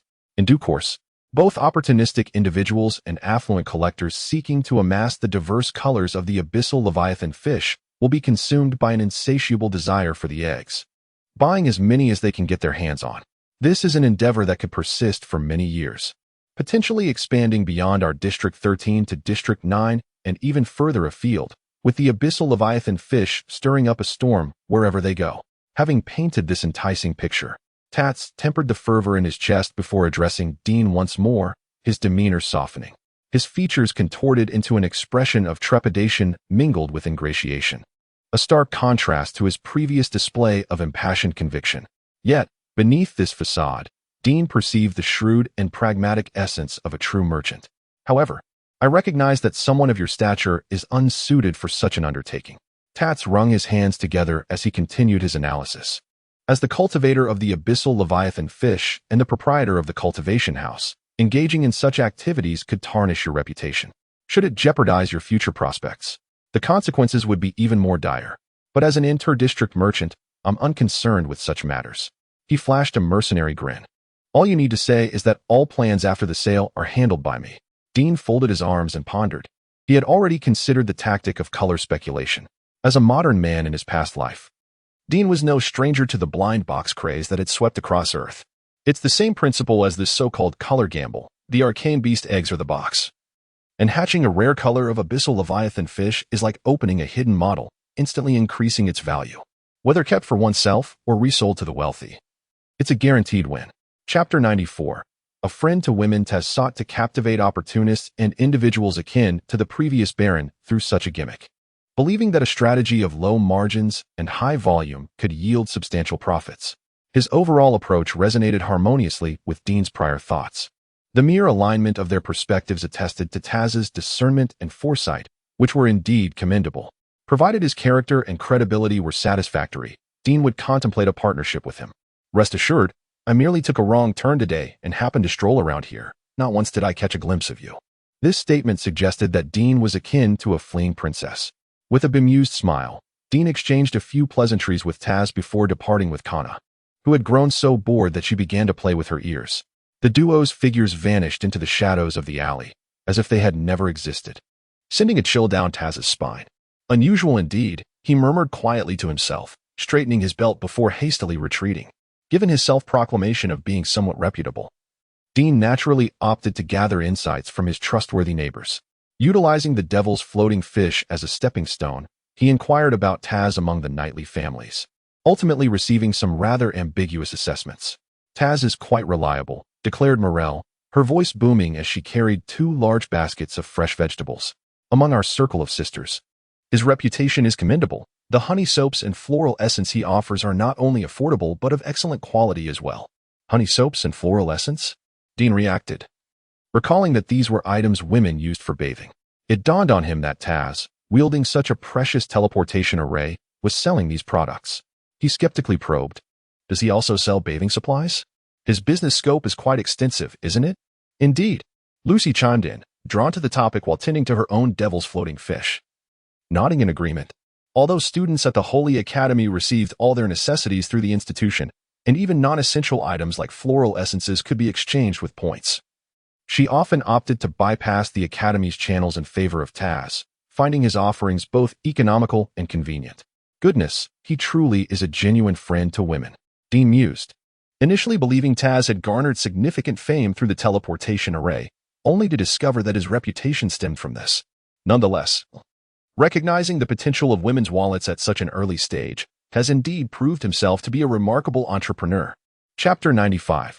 The Battle of the Night Academy. Far away in District 13, Dean found himself ensnared in the complexities of selling devilish floatfish and struggling with a new proposal, leaving him utterly overwhelmed and neglectful of Kana's training.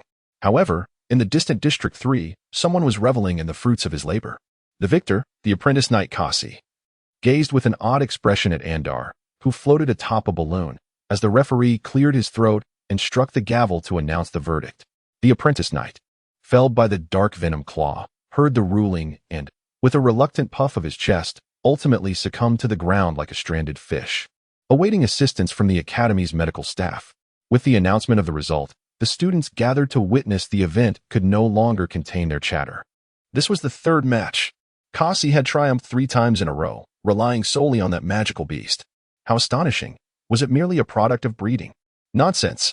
If it weren't for the creature's training, it wouldn't he be so obedient. Where did he procure it? It's merely a reliance on external forces. If I had that beast, I could easily win 3 matches as well. Here, take a sip of my nutrient solution. What's wrong? It's so sour. Amidst admiration, jealousy brewed among some. Shortly after the announcement, several students stood, protesting to the teachers. This is not in accordance with the knightly spirit. It is a violation. The dissatisfaction on the faces of those ignored students was palpable, their protestations growing louder. Encouraged by their fervor, even those who had initially deemed the behavior acceptable began to waver. The magical beast's prowess had little to do with Kasi. A true knight would confront challenges head-on rather than hiding behind a creature. Allowing such a person to hold the top position would render their cohort a laughingstock throughout the academy. Sensing the timing was ripe, a few individuals concealed among the throng of students shouted, "Teachers must treat everyone equally. If Kasi can do this, then those of us who have purchased similar magical beasts should be allowed to bring them for the examination too." Indeed, the referee teacher nodded subtly. With this affirmation, the students paused momentarily before erupting into a frenzy of excitement. "You have achieved your aim." From his elevated vantage point, Mogu observed the easily incited students below, hands clasped behind his back, sighing softly. Not enough yet. Holding a wine glass, Samuel gestured to his assistant behind him, signaling to relay further orders. The ones stirred up thus far were mere minor players. The truly influential had yet to make their voices heard. Approaching the oval window of the platform, Samuel swirled the red wine in his glass, glancing at the expanse that everyone had instinctively cleared. He chuckled softly. You see, they remain quite composed. Mogu's gaze followed Samuel's to the vacated section of the audience, passing over several young men and women, unable to suppress a knowing expression. To stir trouble among these youngsters, are you not concerned about their guardian's wrath? They'd best be able to contend with me first. Samuel shrugged nonchalantly, downing the wine in his glass. Just watch, the real performance is about to commence. No sooner had he spoken than a blonde apprentice knight, accompanied by a crimson firewolf, strode into the arena. Saji click. The students exclaimed in surprise. Didn't he go for further training with the Knight Commander? What is he doing here? Indeed. It was Lord Samuel who took him under his wing. As Saji led the firewolf toward the noble seats, curious gazes flitted between him and the silent Kasi. Those with any sense understood that Saji's appearance here was solely for the purpose of confronting Kasi. Noticing Saji's approach, a young noble from the noble section smirked. If you think following the Knight Commander Samuel for training is something to be ashamed of, I have nothing more to say. I shall simply relay your sentiments to the Lord. As the emphasis on the word "aunt" echoed, Saji clenched his fists but refrained from further comment. The sibling duo, the Hardits, was beyond his scope of discussion. The sister held her head high, while the brother, Mark Hardid, openly mocked him, laughing, "Sister, do not grant him any dignity." What a struggle it must have been to forge such a connection. Clearly, he sacrificed his pride to be trampled upon for a mere favor. Such insinuations drew the attention of other noble youths, who had initially wished to remain uninvolved, as they observed the sibling duo and the taciturn Saji with keen interest. Fear not, I am here today to resolve this matter. Watching the hearted siblings' theatrical exchange, Saji gritted his teeth, uttering a terse statement before turning to lead the firewolf toward the stage. Teacher, I wish to challenge the champion. After bowing to the referee teacher, who regarded him with an odd expression, Saji addressed Kasi, whose gaze wandered uneasily. Kasi, we have always been partners in training, and you have never bested me. Now that we have been apart for so long, allow me, your old rival, to witness your progress. Chapter 96. The balloon domain. Having reached this point in conversation, Kashi found himself devoid of any reason to retreat. You ought to pay close attention now.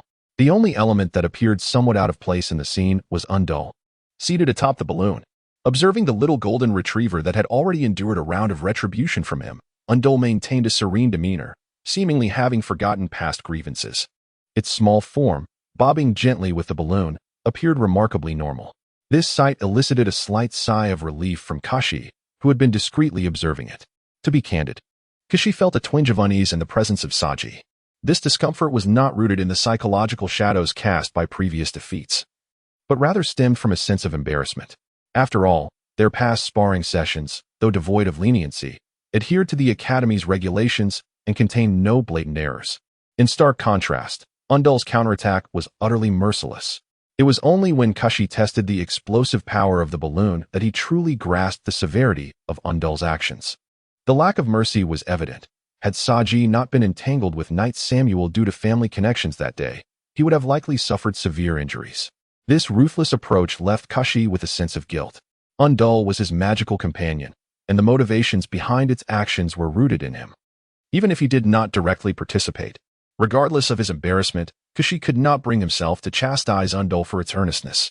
In truth, he was not one to shy away from defeat. His emotions regarding the brutal beating he had received expressed far more frustration at his own lack of strength than dissatisfaction with his opponent. However, Undul was too young to comprehend this distinction, attributing all causes to Saji alone. This belief had taken deep root in its mind, becoming an unshakable conviction.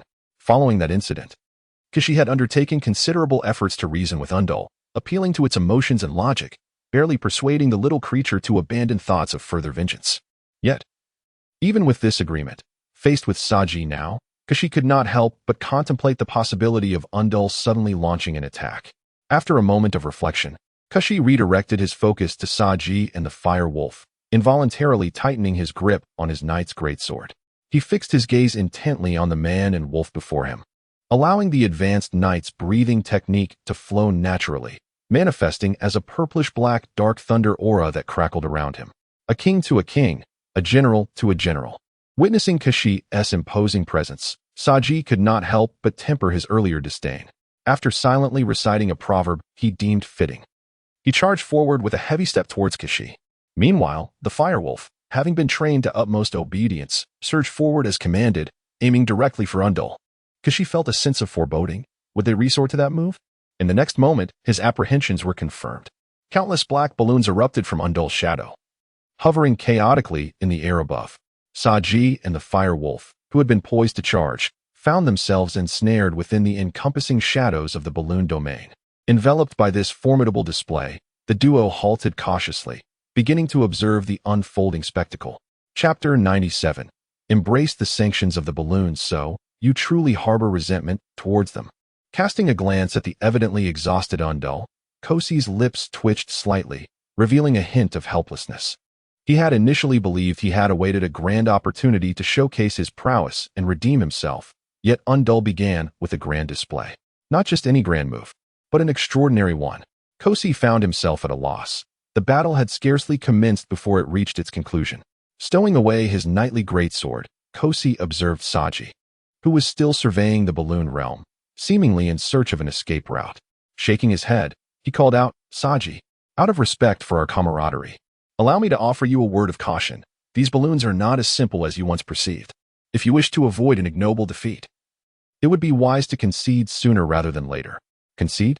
Casting a glance at Kosi, who had already exited the battle state, Saji's eyes, stung by the disdain of a defeated foe, turned icy as he raised his sword, declaring, "A radiant knight never bows his head." Upon uttering this proclamation, he surged forward with Fire Wolf, attempting to dart through the gaps among the balloons. However, in that very instant, as Saji made his move, Undul swiftly slashed with his paw, causing a circle of balloons around him to explode instantaneously. Anticipating this, Saji propped himself up with one hand, his greatsword cleaving through the air, unleashing 3 azure waves of fighting spirit that repelled the detonating balloons away from him. Fire Wolf, ever loyal, leaped forward, landing atop his master. With the creature serving as a shield, along with Saji's quick reflexes, neither he nor Fire Wolf sustained any harm from the explosion, which left behind mere puddles of black sludge that dissipated into the atmosphere. Rising from his successful evasion of the initial assault, Saji glanced at the black muck on the ground and raised an eyebrow. "It seems you are not as formidable as I had anticipated."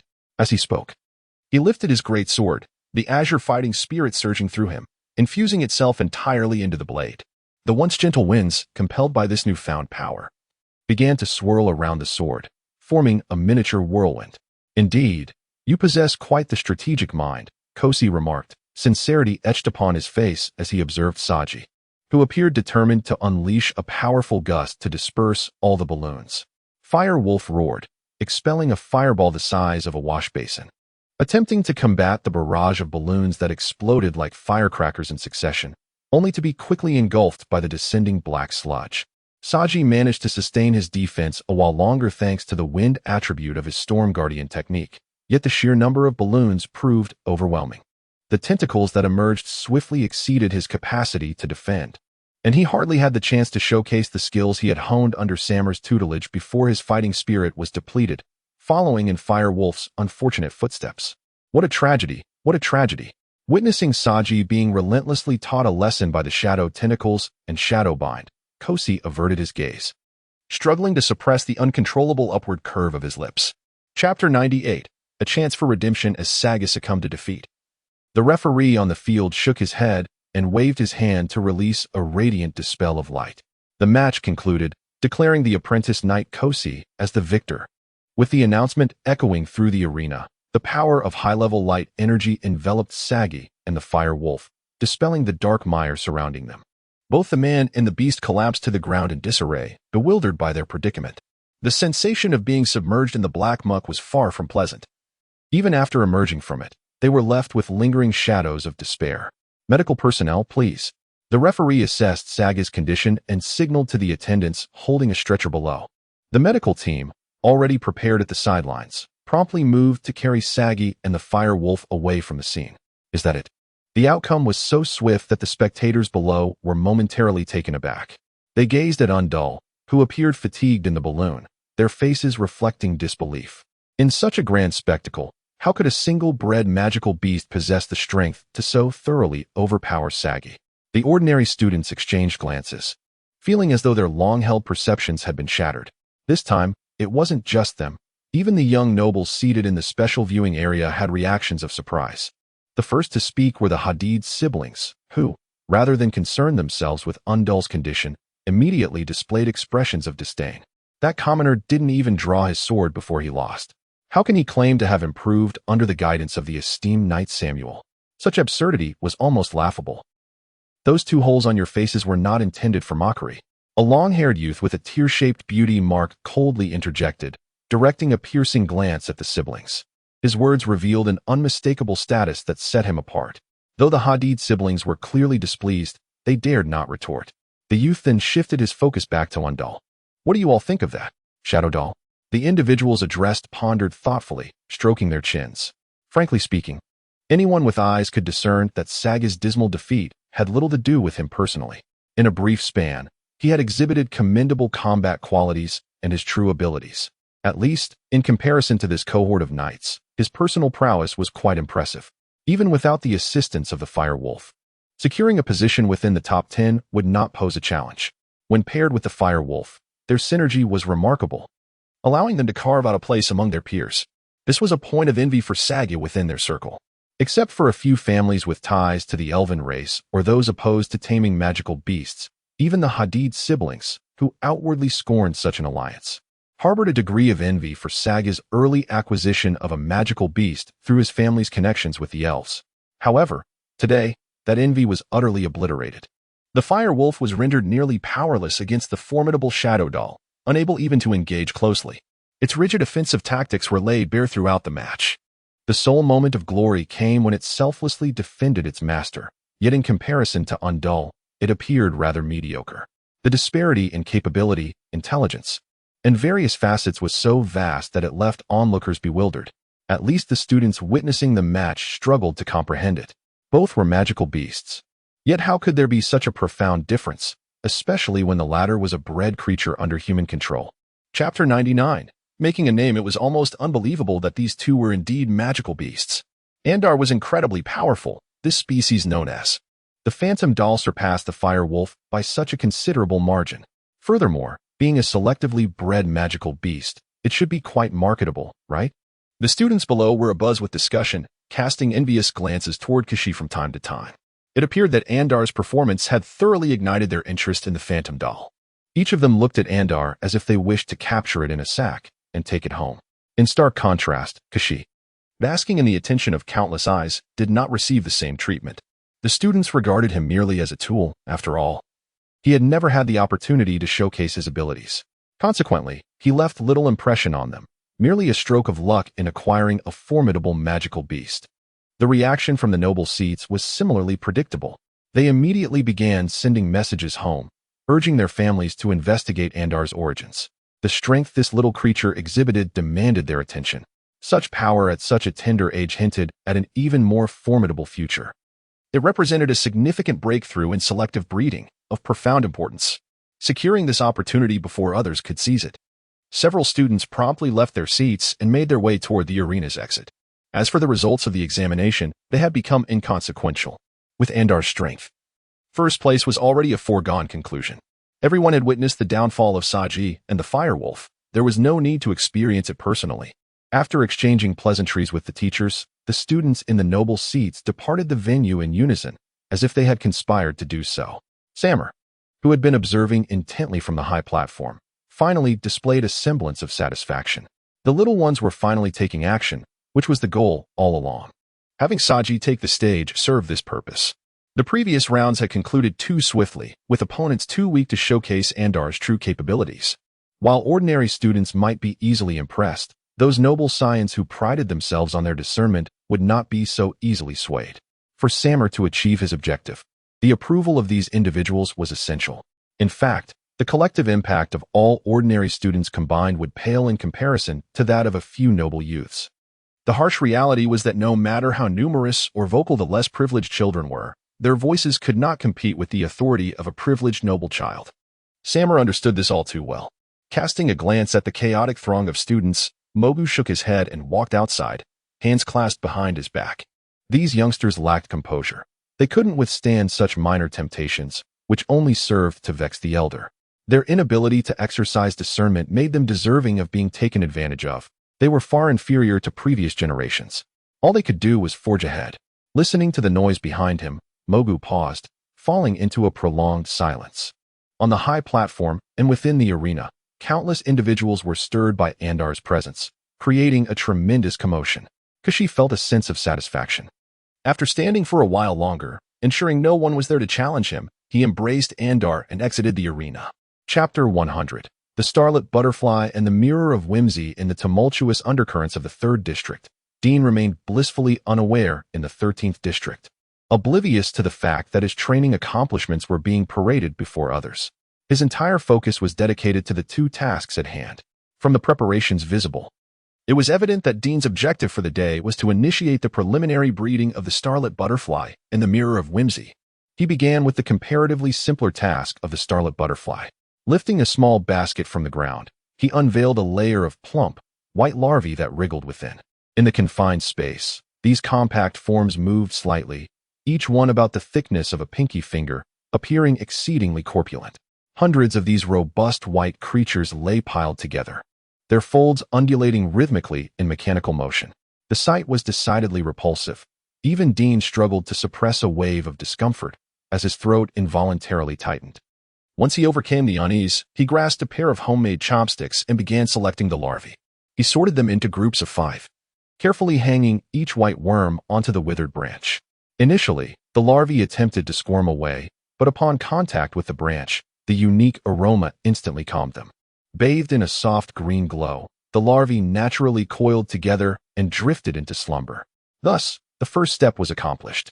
Pushing aside the stone basin, Dean took a moment to steady his emotions before proceeding to the breeding of the Mirror of Whimsy.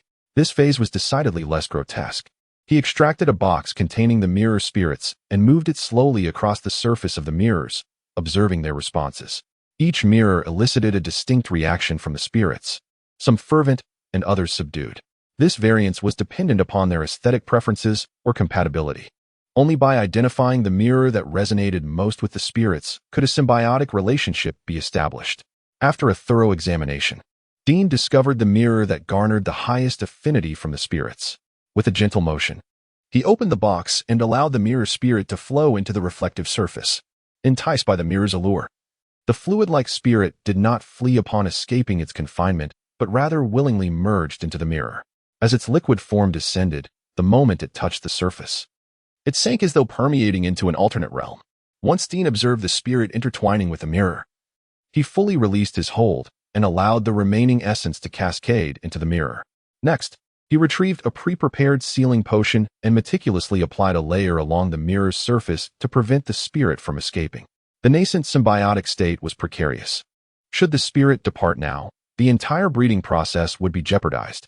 Therefore, to ensure its compliance within the mirror, Dean had meticulously crafted the sealing potion to stabilize this symbiotic condition. With the first round of breeding complete, Dean reflected on the stark contrast to his previous methods, which relied on conventional mating. This time, he employed 2 remarkably unique breeding techniques. The starlet butterfly utilized a competitive breeding method, while the Mirror of Whimsy relied on a symbiotic approach. Dean had coined these terms, believing they accurately reflected the processes involved. The former involved a competition among the larvae, devouring one another to form a new generation, while the latter focused on the symbiosis between the mirror spirit and the mirror itself, laying the groundwork for future transformation. Both methods were the product of Dean's considerable effort, inspired by his imaginative insights. Regrettably, the potential of the magical creatures produced through these techniques was limited, and their applicability was confined to specific forms of magical beasts. Otherwise, their value would be immeasurable. Chapter 101. 3 types of swans. Although the overall value was not particularly high, the 2 methods he had independently developed held significant personal merit for Dean. He could even assert, with a hint of pride, that this represented a considerable leap in the history of breeding. Consequently, he meticulously documented these methodologies, preparing a comprehensive dossier to pass on as teaching material to future apprentices. However, perhaps due to the successful breeding of 2 new magical pets, inspiration struck him with fervor, and by sheer serendipity, he swiftly refined 3 breeding paths for the sword imprint swan. Dean was almost led to believe he had stumbled upon an extraordinary boon. More fortuitously, each of the 3 proposals yielded formidable magical creatures, just as he had previously hypothesized, all fully qualified to take center stage. Each was classified as a B-grade species, coupled with exceptional adaptability, rendering them exceedingly suitable for the knightly profession. In high spirits, Dean recorded the plans and selected the materials he needed to procure through Lucy's assistance, prompting Kana to run the errand by tugging at her rabbit ears. The 3 breeding paths for the sword imprint swan were designated as follows: the Holy Light Dance Swan, the Shield Dance Swan, and the Sword Dance Swan. As their names suggest, each magical creature excelled in its respective domain. For instance, the Holy Light Dance Swan specialized in the realm of sacred energy, possessing healing capabilities and the ability to purify and dispel, making it ideal for knights who patrol the wilderness. The second, the Shield Dance Swan, and the third, the Sword Dance Swan, were even more straightforwardly named.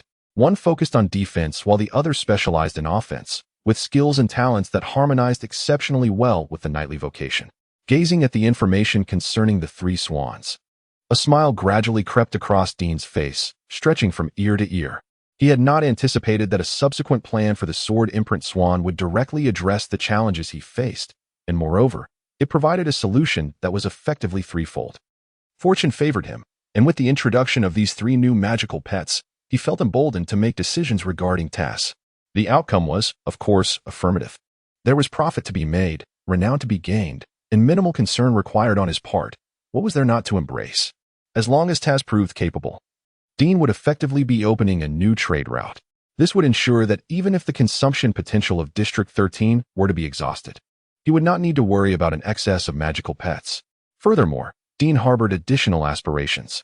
He aimed to establish a sales network extending from District 13 to other regions, ideally diverting some of the attention that would otherwise be monopolized by the breeding house towards Taz.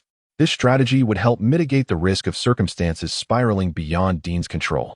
Understanding his own limitations, Dean recognized that managing the entirety of the Empire's demand for magical pets bred in the Blue Star breeding house would leave him with little time for focused research, as he would be preoccupied with an influx of visitors. He had no desire to transform his establishment into a bustling marketplace. Indeed, he was a man of insatiable ambition, wishing for the breeding house to thrive while simultaneously yearning for a tranquil environment conducive to his research. In his current state, devoid of even a single apprentice, such aspirations were akin to chasing dreams in daylight. Chapter 102, Devouring and Inlaying. Thus, the emergence of Taz, although unexpected for Dean, proved to be quite enlightening.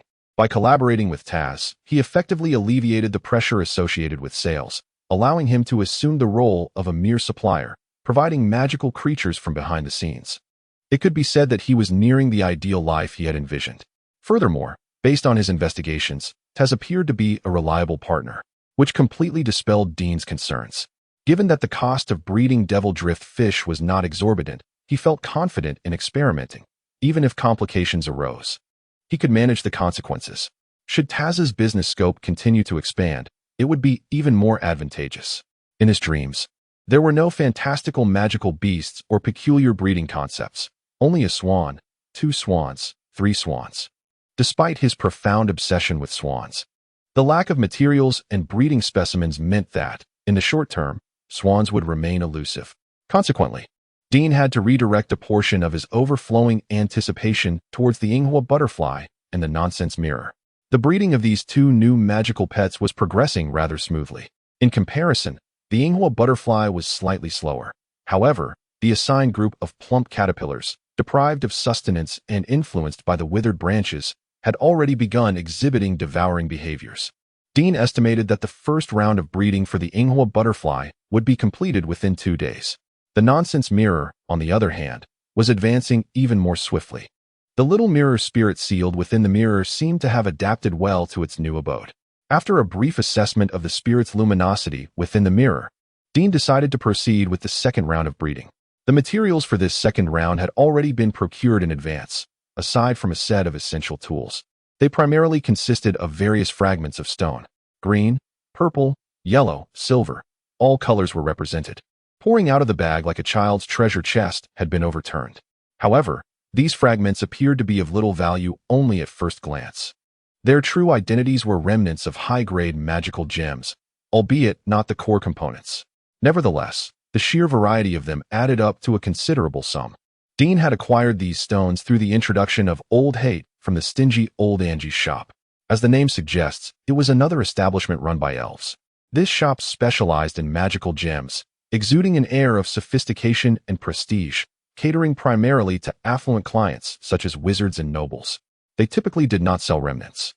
It was only through Old Hate's special arrangements that Dean was able to access this backdoor deal, significantly reducing his costs.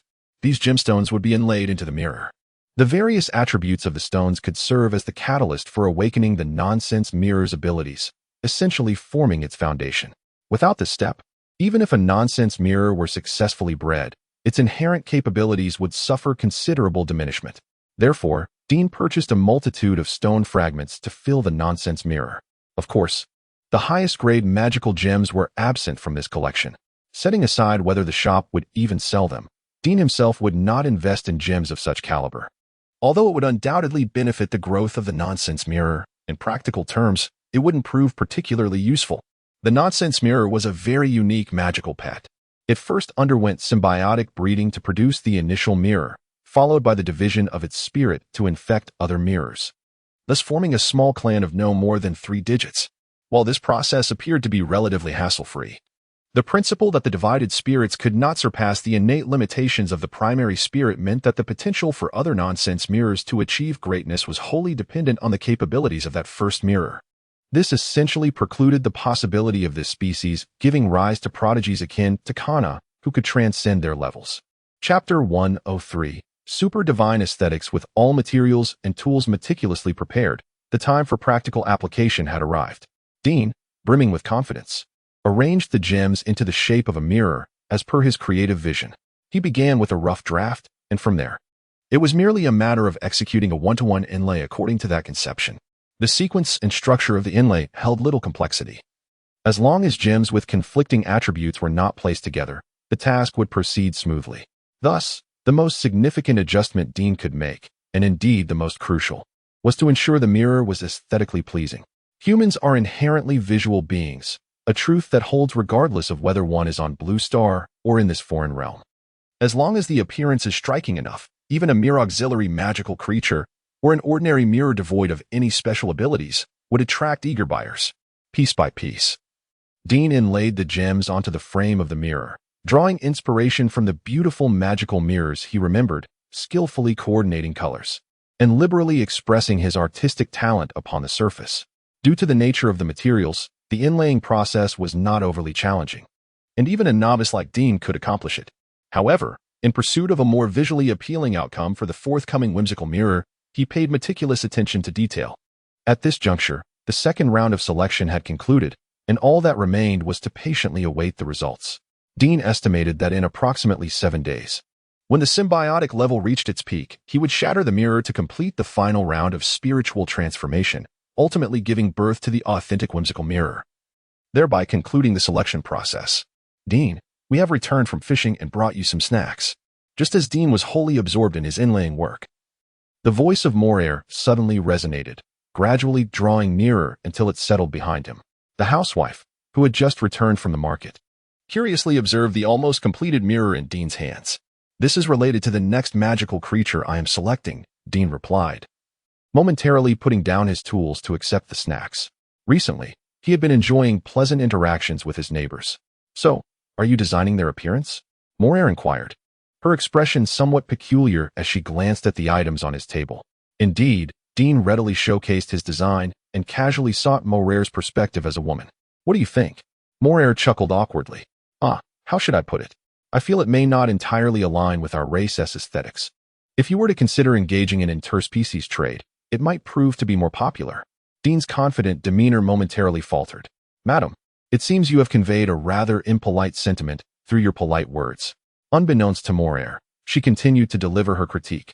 Of course, if you designed it this way to allow the new magical creature to better protect itself based on its appearance, then I believe the direction is certainly not flawed. Regrettably, that is not the intention behind my design of this mirror, Dean sighed, deciding to seek further advice from the lady. Using the gems on this table, how would you arrange them? While this question had a hint of challenge, akin to if you can do it, then you try, Dean was unprepared for Moraire's response. After a brief moment of contemplation, she indeed took the initiative to adjust the arrangement. Chapter 104. The concept of beauty. If it were up to me, I would never pair green with yellow, nor would I have added a leaf. Goodness, don't you think it looks rather awkward? Even my grandmother would not choose such a garish combination of colors and design. Adjusting Dean's design, Morel could not help but express her candid critique. She finally succumbed to the urge to speak her mind. The issue with this mirror transcends mere aesthetics. It is simply an epitome of tackiness. The upper section, adorned with red and purple gemstones, aims for an air of opulence and elegance, yet the lower section employs a plethora of warm-toned gems, seemingly attempting to evoke a pastoral charm. If either style were presented in isolation, Morel could tolerate it. However, the amalgamation of these two styles creates an inexplicable sense of overwhelming vulgarity. Moreover, the overall appearance feels disjointed and peculiar. It was astonishing that Mr. Dean, who appeared to possess refined taste, could exhibit such deplorable aesthetic judgment. Muttering to herself, Morel completed the arrangement of the gemstones, gently fanning the air before turning to Dean with a self-satisfied expression. What do you think? Dean scrutinized the mirror carefully, continuously comparing it with his own design in his mind. Ultimately, he had to concede that, after Morel's adjustments, the mirror appeared a tad more pleasing. This comfort was not only from an aesthetic standpoint. there was an elusive quality. Dean furrowed his brow slightly. This sensation was vague, and he struggled to articulate it. Yet his intuition suggested that it was a subtle change related to breeding. It seemed that through Morel's adjustments, the mirror had undergone a slight optimization in terms of breeding potential. Feeling a sudden surge of alertness, Dean considered that Morel's approach merely enhanced the mirror's visual appeal. However, this enhancement had a tangible impact on the mirror itself during the breeding process, a notion he had never contemplated before. Could beauty truly hold practical significance for magical creatures? Upon reflection, it was not entirely implausible. After all, in his recollections of the once popular Pokémon franchise, there existed a concept of beauty, exemplified by the case of Milotic, whose evolution from the unappealing Phoebe hinged upon a rather nebulous notion of beauty. While there is undoubtedly a chasm between games and reality, the inherently non-scientific nature of magical creature breeding allows for a touch of mysticism, which Dean could readily accept. Thus, he speculated that this idea might also hold relevance in the breeding of magical creatures. For instance, the recent adjustments to the mirror by Morel and himself yielded distinctly different results. Although the disparities were minute, Dean was certain of their existence. Of course, a single result was insufficient. Further experimentation was necessary, should he be able to validate this notion in subsequent research. The somewhat ethereal concept of beauty might indeed evolve into a viable design philosophy for breeding strategies.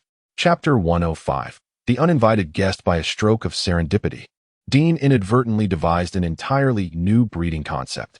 In a buoyant mood, he expressed his gratitude to Morel and pledged to seek her counsel for future endeavors involving magical creatures. Elated by the sense of having participated in something significant, Morel departed with a cheerful demeanor. As Dean gazed into the seemingly rejuvenated mirror, he savored his snacks and mused about his neighbors, a truly precious group of women. Remarkable ladies. To regard them merely as accessories to knights, or as conduits for networking, would be an egregious waste of their talents. Take, for instance, Morel and Aunt Panson's proactive efforts when they engaged in negotiations. Their decisiveness and astuteness set them apart from many. Furthermore, Morel's display of personal skills today was replete with brilliance, earning Dean's admiration. They are all exceptionally gifted individuals. However, he couldn't shake the feeling that his close relationships with the wives of those around him might lead to instability. Shaking his head to dispel such peculiar thoughts, Dean carefully stored the mirror, organized his materials, and exited the backyard to embark on his daily inspection of the breeding beasts. After a thorough round, he paused before the cage of a familiar plush bear. Inside, Ahua maintained her aloof demeanor, yet Dean felt a sense of reassurance after checking her information through the system. All indicators suggested that Ahua had nearly reached an optimal state, once the tasks involving the firefly butterfly and the nonsense mirror were completed. Her natural estrus period would soon arrive, allowing for the consideration of a second breeding cycle. This time, it was not a result of Dean's intervention, but rather a legitimate natural process for which he could not be held accountable. Having added a calming potion to today's rations, Dean placed the food bowl inside the large cage, only to receive the customary indifferent display of her rear. Undeterred, he marked a note on the nameplate and proceeded indoors. The prolonged interval was not solely due to Ahua's strong resistance. After all, the breeding beasts were under Dean's control. No matter how tempestuous their temperaments or intense their reactions, they could not sway his intentions. Primarily, he was mindful of Ahua's psychological state. Her intelligence, which surpassed that of her kin, rendered her emotions more nuanced and made her susceptible to melancholia. Dean, wary of exacerbating any issues for the bear, refrained from applying excessive pressure, which led to the current delay. After ensuring the shadowy dolls, now drowsy in their hammocks, were tucked under small blankets, Dean, accompanied by Kana, retreated to the study to continue their routine of strategizing. Behind them, the front door was secured by a combination of magical wards and locks, presenting a facade of safety. This constituted the breeding house's sole line of defense. As for the windows, they were composed of ordinary anti-magic materials, sturdy enough to withstand minor spells, yet lacking in any substantial protective capabilities. Such rudimentary defenses ranked among the simplest in the breeding house. Initially constrained by financial limitations, Dean found himself unable to afford anything more sophisticated. However, after selling several magical creatures and amassing some wealth, he contemplated upgrading the breeding house with a comprehensive defense system. Yet, upon discovering the exorbitant costs associated with such a package, he was swiftly dissuaded. In that moment of reflection, Dean concluded that employing a few sentient magical creatures or formidable beings like Kana for patrols could serve a similar purpose, and with their loyalty, they proved far more reliable than cold, money-driven magical wards. Thus, he decisively abandoned the notion of purchasing such enchantments. Consequently, in this circumstance, an uninvited guest encountered little to no obstacles, easily making their way into the house. Chapter 106. The money you must earn it is indeed a rarity to encounter someone with a heart even larger than Lumber's. The invasion proceeded with astonishing ease. Incher stood before the slumbering shadow doll, his expression peculiar, genuinely realizing that it was no small feat for these two valuable little creatures to remain safe within the breeding house until now. Is anyone there? After grappling with the next steps, the inexperienced little assassin ultimately chose the simplest and most direct approach. I wish to purchase a magical pet. After calling out a few times, a familiar creature suddenly appeared before him. Kana scrutinized Ansher from top to bottom, and upon sensing no hostility, waved its paw towards the upper floor, indicating that its master could come out to attend to guests. Thank you for your interest, but it is not currently business hours. All operations of the breeding house are not open to the public. If guests wish to purchase magical pets, they should seek another time. Receiving the signal of no danger, Dean finally emerged from around the corner, looking down upon Ansher, who was clad in assassin leather armor and wearing a silver-white mask. I wish to buy your magical pet, he stated, pointing towards the peacefully sleeping shadow doll. I want both of them. Dean was almost amused by the child, no taller than his thigh. He stepped closer and bluntly replied, what I mean is, they are not for sale. This refusal stemmed not only from his displeasure at the behavior of someone intruding at such an hour to purchase magical pets, but also from a strategic standpoint. Dean could not sell all the shadow dolls. Of course, there was no need to elaborate on this to an intruder. I have money, Ansher declared, producing a medium-sized wooden box from his spatial ring and opening the lid before Dean. A substantial amount of gold coins piled together radiated an aura of wealth, glistening under the illumination of the wall sconces, almost causing a moment of dizziness with their brilliance. To draw Dean's attention further, Ansher skillfully shook the wooden box, the coins inside clinking melodiously. This is a deposit. I can reserve it with this money, as long as the transaction can be completed within 3 months. After a pause, he added, magical beast eggs are also acceptable. Dean pondered for a moment, neither agreeing nor refusing, but instead posed a completely unrelated question. I am curious. Why have you chosen this time to stealthily enter the breeding house? Ansher was taken aback by the apparent irrelevance of the query, but, after a moment's thought, replied honestly. My identity is not one I can disclose, and since daytime is for work, I had no choice but to come at this hour. Such a description was evidently complex. Dean signaled to Kana to safeguard the slumbering shadow dolls, while he politely declined, I understand your predicament, but alas, sir, as a law-abiding citizen, I cannot sell magical pets to someone of unclear origin, lest you exploit them to harm the Empire. That is a valid point, Ansher admitted, a troubled expression crossing his face. He had not considered the intricacies when he arrived, merely thinking it akin to a straightforward transaction where he could exchange money for magical pets, unaware of the complications involved. Only upon Dean's words did he realize the situation seemed rather inappropriate. However, after having gathered the funds with great difficulty, returning empty-handed was unthinkable. Recalling Lundberg's amused expression before he left, Ansher clenched his fists, feeling a surge of unwillingness. The thought of being ridiculed was unbearable. That despicable man would undoubtedly seize the opportunity to mock him. Yet, resorting to outright theft seemed contrary to his principles. The news would surely lead to further ridicule. The young assassin quickly found himself in a state of indecision. After much contemplation, an idea finally emerged. May I leave the money here for now? No, Dean firmly rejected. He was not a bank. What rationale was there for leaving money without proof? Was the cash now deemed untouchable? It was surprising to encounter someone who found money too hot to handle. It was indeed an eye-opener. Feeling pressured to earn, Dean observed Ansher, who had once again fallen into silence and could not help but feel overwhelmed. Chapter 107. The Organization of Professionals. Dean, a patient man, was willing to engage with his affluent customers. He settled onto a stool that Kana had moved over and began conversing with the children below. You have far too few beasts on your side, Ansel hesitantly remarked after a pause. I haven't seen many breeding houses, but a mentor once told me that a breeding house like yours has a very low output. If you don't act soon, you'll be waiting for quite a while. These words struck a chord. What did he mean by a breeding house like yours? Dean felt an urge to defend himself. Despite the apparent emptiness of Blue Star's breeding house, in terms of scale and legitimacy, it was quite commendable compared to many others that were utterly disorganized. Yet amidst his musings, he caught another intriguing piece of information in the child's words. Mentor? What mentor? Connecting the dots to Ansel's profession as an assassin, Dean sensed a potential opportunity for a promising client. He subtly probed, given your ability to infiltrate so quietly, you must be an assassin, correct? Indeed, Ansel nodded. However, even if one is not an assassin, it would still be quite easy to slip in here. Dean felt a slight irritation. The boy had a knack for provocation. If it weren't for his background as a professional, he might have met an untimely fate long ago. Taking a breath, Dean continued to test the waters. You seem quite young, yet possess such formidable skills. Have you had a renowned mentor guiding you? I do have one, but... Ansel paused, pondering. Are you inquiring about my background? Sort of, Dean admitted candidly.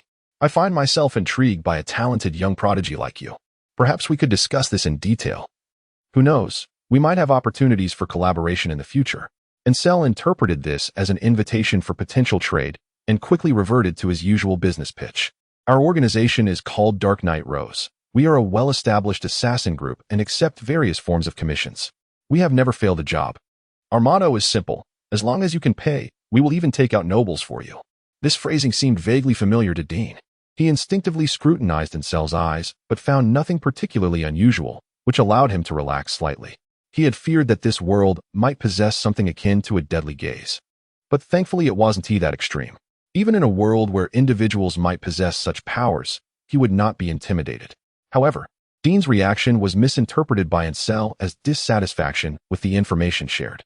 After a brief hesitation, the child cautiously revealed what he deemed more significant insights. Our organization has its own channels for training members, and since we share the same lineage, most of our members possess similar professions. Your magical pet would be quite suitable for our line of work. Chapter 108, Deception. Upon hearing his words, Dean instantly grasped the situation. This individual possessed considerable knowledge about the shadow doll, having even inquired into the compatibility with his profession. It was no surprise he had come knocking at such an unearthly hour. However, this raised a pertinent question. From where had he acquired such insights regarding the shadow doll? The first possibility lay with his nephew, who had been attending school for quite some time. As long as he wasn't an exceptionally dull-witted creature, he ought to have recognized the formidable capabilities of the shadow doll. It was only reasonable that as he began to showcase his talents, attention would also be drawn to Dean. The second avenue of information could stem from the Viscount. Being a noble, his intricate network of connections might have led him to perceive the potential of the shadow doll, sharing this intelligence with familiar factions. A third possibility involved the illustrations he had distributed, although this was a rather unlikely scenario and could almost be dismissed. Lastly, there was the matter of Lucy. Although Yaya possessed only B-grade qualifications, being a shadow doll, with proper nurturing, she could indeed exhibit remarkable performance. However, given that the other party belonged to the assassin profession, the likelihood of Lucy establishing connections here was rather slim. Unable to pinpoint the source of the visitor's information, Dean remained unconcerned. As a businessman, his primary interest lay in ensuring that the existence of these individuals was recognized by the Empire, thereby guaranteeing that his dealings were not illicit. Yet, a thought crossed his mind, prompting him to furrow his brow in hesitation. The assassin organization was undoubtedly entwined with assassination missions, should he sell the shadow doll to them. There loomed the risk that a victim's family might trace the matter back to him. Theoretically, once a magical pet was sold, any ensuing consequences should fall under the owner's responsibility. However, there would invariably be those who acted irrationally, which could lead to troublesome situations. In truth, it wasn't solely the assassin organization that posed a risk. As the breeding house expanded and strengthened, the inevitability of such incidents arose regardless of the buyer. It was merely that the probability was slightly heightened when dealing with them. The only viable solution remained in enhancing the magical pet's strength. Only by ensuring he possessed sufficient power to command respect could Dean instill a sense of caution in certain individuals, causing them to think twice before acting. Until then, it was prudent to develop cautiously and maintain a safe distance from these professional organizations. You all seek the shadow doll? Swiftly weighing the stakes, Dean descended the stairs to the round table not far from Ancher. Pouring a cup of red tea, he gestured invitingly. At last, the atmosphere began to ease. Ancher approached. Instinctively employing his assassin's eagle-eye vision to inspect the furniture, confirming all was in order before taking a seat, shaking his head with sincerity. Dean nodded in understanding. He had previously found it curious that a professional organization, boasting such grand ambitions, would send a mere child to engage with him. It seemed they were merely indulging in a fleeting curiosity. This only reinforced his decision to refrain from pursuing this business venture for the time being. As for the manner of refusal, Dean had already formulated a response. In truth, if you are considering the purchase of multiple shadow dolls, I would advise that you wait a while longer. He explained earnestly, due to the recent fruitful harvest at the breeding house. I intend to expand my stock of magical beasts for large-scale breeding. Consequently, there will be a significant supply of shadow dolls, with a small probability of acquiring individuals of superior quality. Why not invest the same amount of money to procure more valuable entities? As for whether you will be able to make a purchase, there is no need for concern. I will ensure that the devil floating fish promotes this in the air. With such a pronounced signal, as long as you maintain some awareness of this place, it will be impossible for you to miss it. Chapter 109. The hatching crab baby. Do you think this approach is more economical? Ansel hesitantly nodded. It certainly seemed more cost-effective. Moreover, the prospect of acquiring high-quality offspring was an enticing temptation that had long captivated him. Is there any other concern? It appeared there was none. Ansel calmly reflected on his earlier inquiries. With the promise of a more affordable purchasing method ahead, there was no need to cling to the notion of acquiring a phantom doll today. The anticipated increase in the availability of phantom dolls rendered the necessity of a deposit moot. Thus, it truly seemed there were no issues remaining. He shook his head. Yet, something felt amiss. With no understanding of how matters had escalated to this point, Ansel took his leave, retracing his steps from the breeding house, filled with uncertainty instead of the confidence he had initially possessed. As he walked halfway back, a realization suddenly dawned upon him. He came to understand that he was indeed ill-suited for such matters. After all, he already owned a phantom doll. Perhaps next time, he should send someone else to approach Dean. With this newfound clarity, Ansel felt his steps lighten considerably, hastening towards the direction of the Renbel residence. As Ansel departed, Dean let out a sigh of relief. After all, Ansel was a professional, a member of the assassin class. Should he be pushed too far, the breeding house would undoubtedly suffer repercussions, and Dean's own safety would be jeopardized. He held great faith in Kana, yet had none for his own frail body. Taking a moment to survey the magical pets, Dean noticed that the devilish floating fish in the yard were sleeping soundly, undisturbed by Ansel's arrival or departure.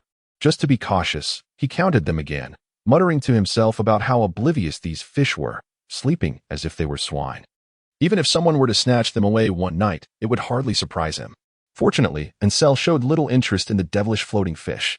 After counting, Dean confirmed that all were accounted for, their positions unchanged. He wondered how Ansel had navigated through this seemingly arranged aquatic environment without hindrance. After inspecting the devilish floating fish, Dean deliberately turned to check on the magical pet eggs.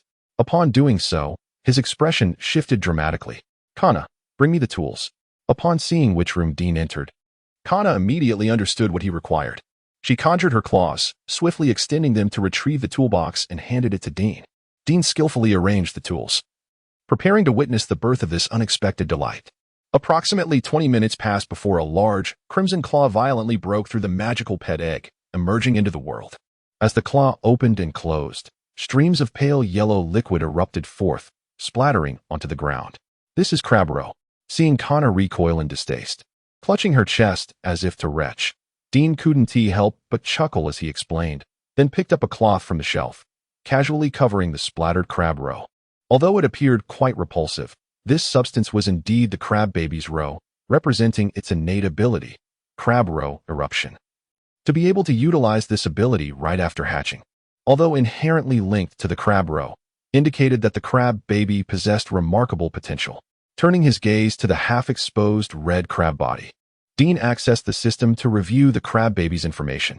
Species, crab chef, gender, male, species aptitude, B, individual aptitude, A, talent, crab roe eruption, skills, crab roe shockwave, crab roe rap. Chapter 110, The Angry Crab Chef. At first glance, it appeared utterly delectable. A B-grade species with an A-grade aptitude, such statistics were rather impressive. Compared to the previous generation of beast species, this represented a significant leap forward. This was also the second magical creature Dean had encountered. one whose innate qualities surpassed its racial limitations, and it was of an offensive nature. Perhaps it was precisely because it belonged to a combat-oriented race that individuals with high aptitude were more likely to emerge. Dean pondered, struggling to conceive of what extraordinary manifestations a support-type magical creature with exceptional aptitude might exhibit. Unlike combat-type creatures, which could showcase their abilities through various skills and techniques, support-type creatures seem to offer only a handful of auxiliary effects. Could they truly exhibit any remarkable flair? Setting aside this thought, which would later lead to his embarrassment on multiple occasions, Dean gently prodded Kana, who was perched on his shoulder, and instructed her to fetch some water, reminding her to lower the temperature a bit. "How low?" she inquired. After calculating Kana's sensitivity to temperature, Dean provided a clear answer, "To a point where you find it cold." This explanation was readily comprehensible. Kana flicked her rabbit ears and darted towards the water basin with a balloon in tow. Meanwhile, Dean approached the crab chef, seizing its two eager pincers. These formidable claws, the most powerful appendages of the crab chef, were nearly the size of Dean's palm. They felt cool to the touch, and although the little creature did not resist, Dean could sense the latent energy contained within them. After weighing them in his hands, he couldn't help but be astonished. This creature was indeed robust. Driven by enthusiasm, Dean lifted the claws slightly, only to find the crab chef unmoved, its large eyes regarding him as if he were a fool, which made him feel somewhat awkward. He casually remarked to himself before releasing the pincers and turning his attention to cleaning the remnants of the magical eggs that clung to the crab chef. Being a hard-shelled creature, it possessed numerous crevices, and after receiving the bucket of water from Kana, Dean placed the crab chef in the container and rinsed it 3 or 4 times until the egg membranes were thoroughly cleared.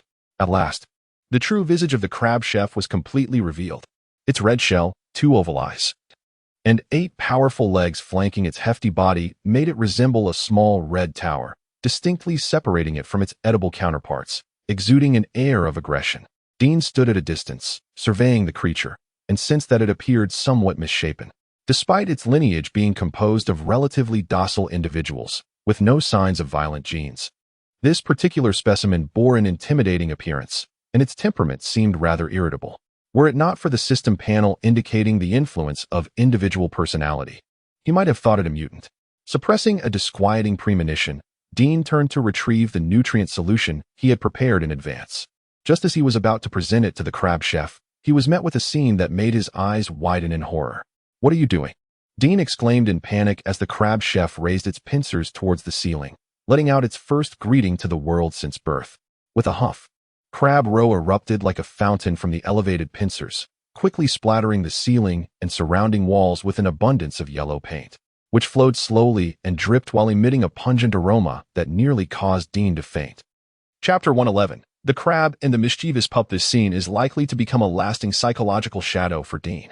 The heavy scent of the sea and the viscous yellow liquid, at first glance resembling excrement smeared upon the walls, conjured various unpleasant associations, enveloping Dean in a sensation of impending suffocation. Pinching his nose, he called out to Kana in a strained voice, "Get me out of here." Kana, also covering her nose with her tiny paws, struggled to summon a shadowy claw from behind, which encircled Dean's waist and pulled him from the room. After inhaling a couple of breaths of fresh air, Dean kicked the open door shut, disregarding the crab chef within, and locked it to halt the spread of that dreadful odor. "Let go of me," Kana said, her legs trembling as she collapsed onto the ground, eventually rolling onto her side, her ears drooping under the force of gravity, resting against her face, now entirely limp like a salted fish. She looked at Dean and could not help but voice her relief. "I never anticipated that such a quantity of crab roe could be so potent." Gulping in fresh air, Dean rubbed his throbbing forehead, still haunted by the experience. Thanks to this creature, he felt he would never crave crab roe again. Moreover, there was something peculiar about this crab. What was its issue? Did it have husky ancestry? It demolished the room upon birth, and he was utterly powerless to stop it. Recalling the terrifying scene, Dean felt a wave of nausea wash over him. It truly resembled an explosion from a cesspool. This infernal crab roe eruption was undeniably excessive. A mere baby crab, no taller than his calf and barely an hour old, managed to expel a quantity of roe several times its own volume. As if science itself had been humiliated. What was even more perplexing was why it had to involve the breeders as well. Supporting himself, Dean gazed at the tightly shut door, anxiety creeping in. With his departure, there was no one left to restrain the crab chef's mischief. The current state of the room was too dreadful to imagine. Even the thought of reopening the door felt terrifying. Fortunately, this room had been specifically designed for hatching crab babies, and the equipment within was not overly elaborate. Thus, the total value was not exorbitant. Otherwise, had it been inundated with crab roe, Dean would have faced a considerable loss today. After waking two devilish floating fish from the courtyard, Dean donned a mask and commanded the nearly odorless magical companions to enter the room and retrieve the mischievous crab, while he prepared a large water tank filled to the brim for a thorough cleaning. Before long, the two devilish floating fish emerged, dragging the raucous crab, now resembling a crab ball, before Dean. You truly had this coming.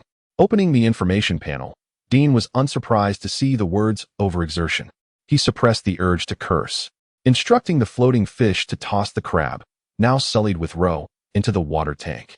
Then, armed with a brush, he meticulously cleaned the crab's shell and neutralized its odor with some laundry detergent before placing the troublesome hatchling into a newly dug small pond in the courtyard.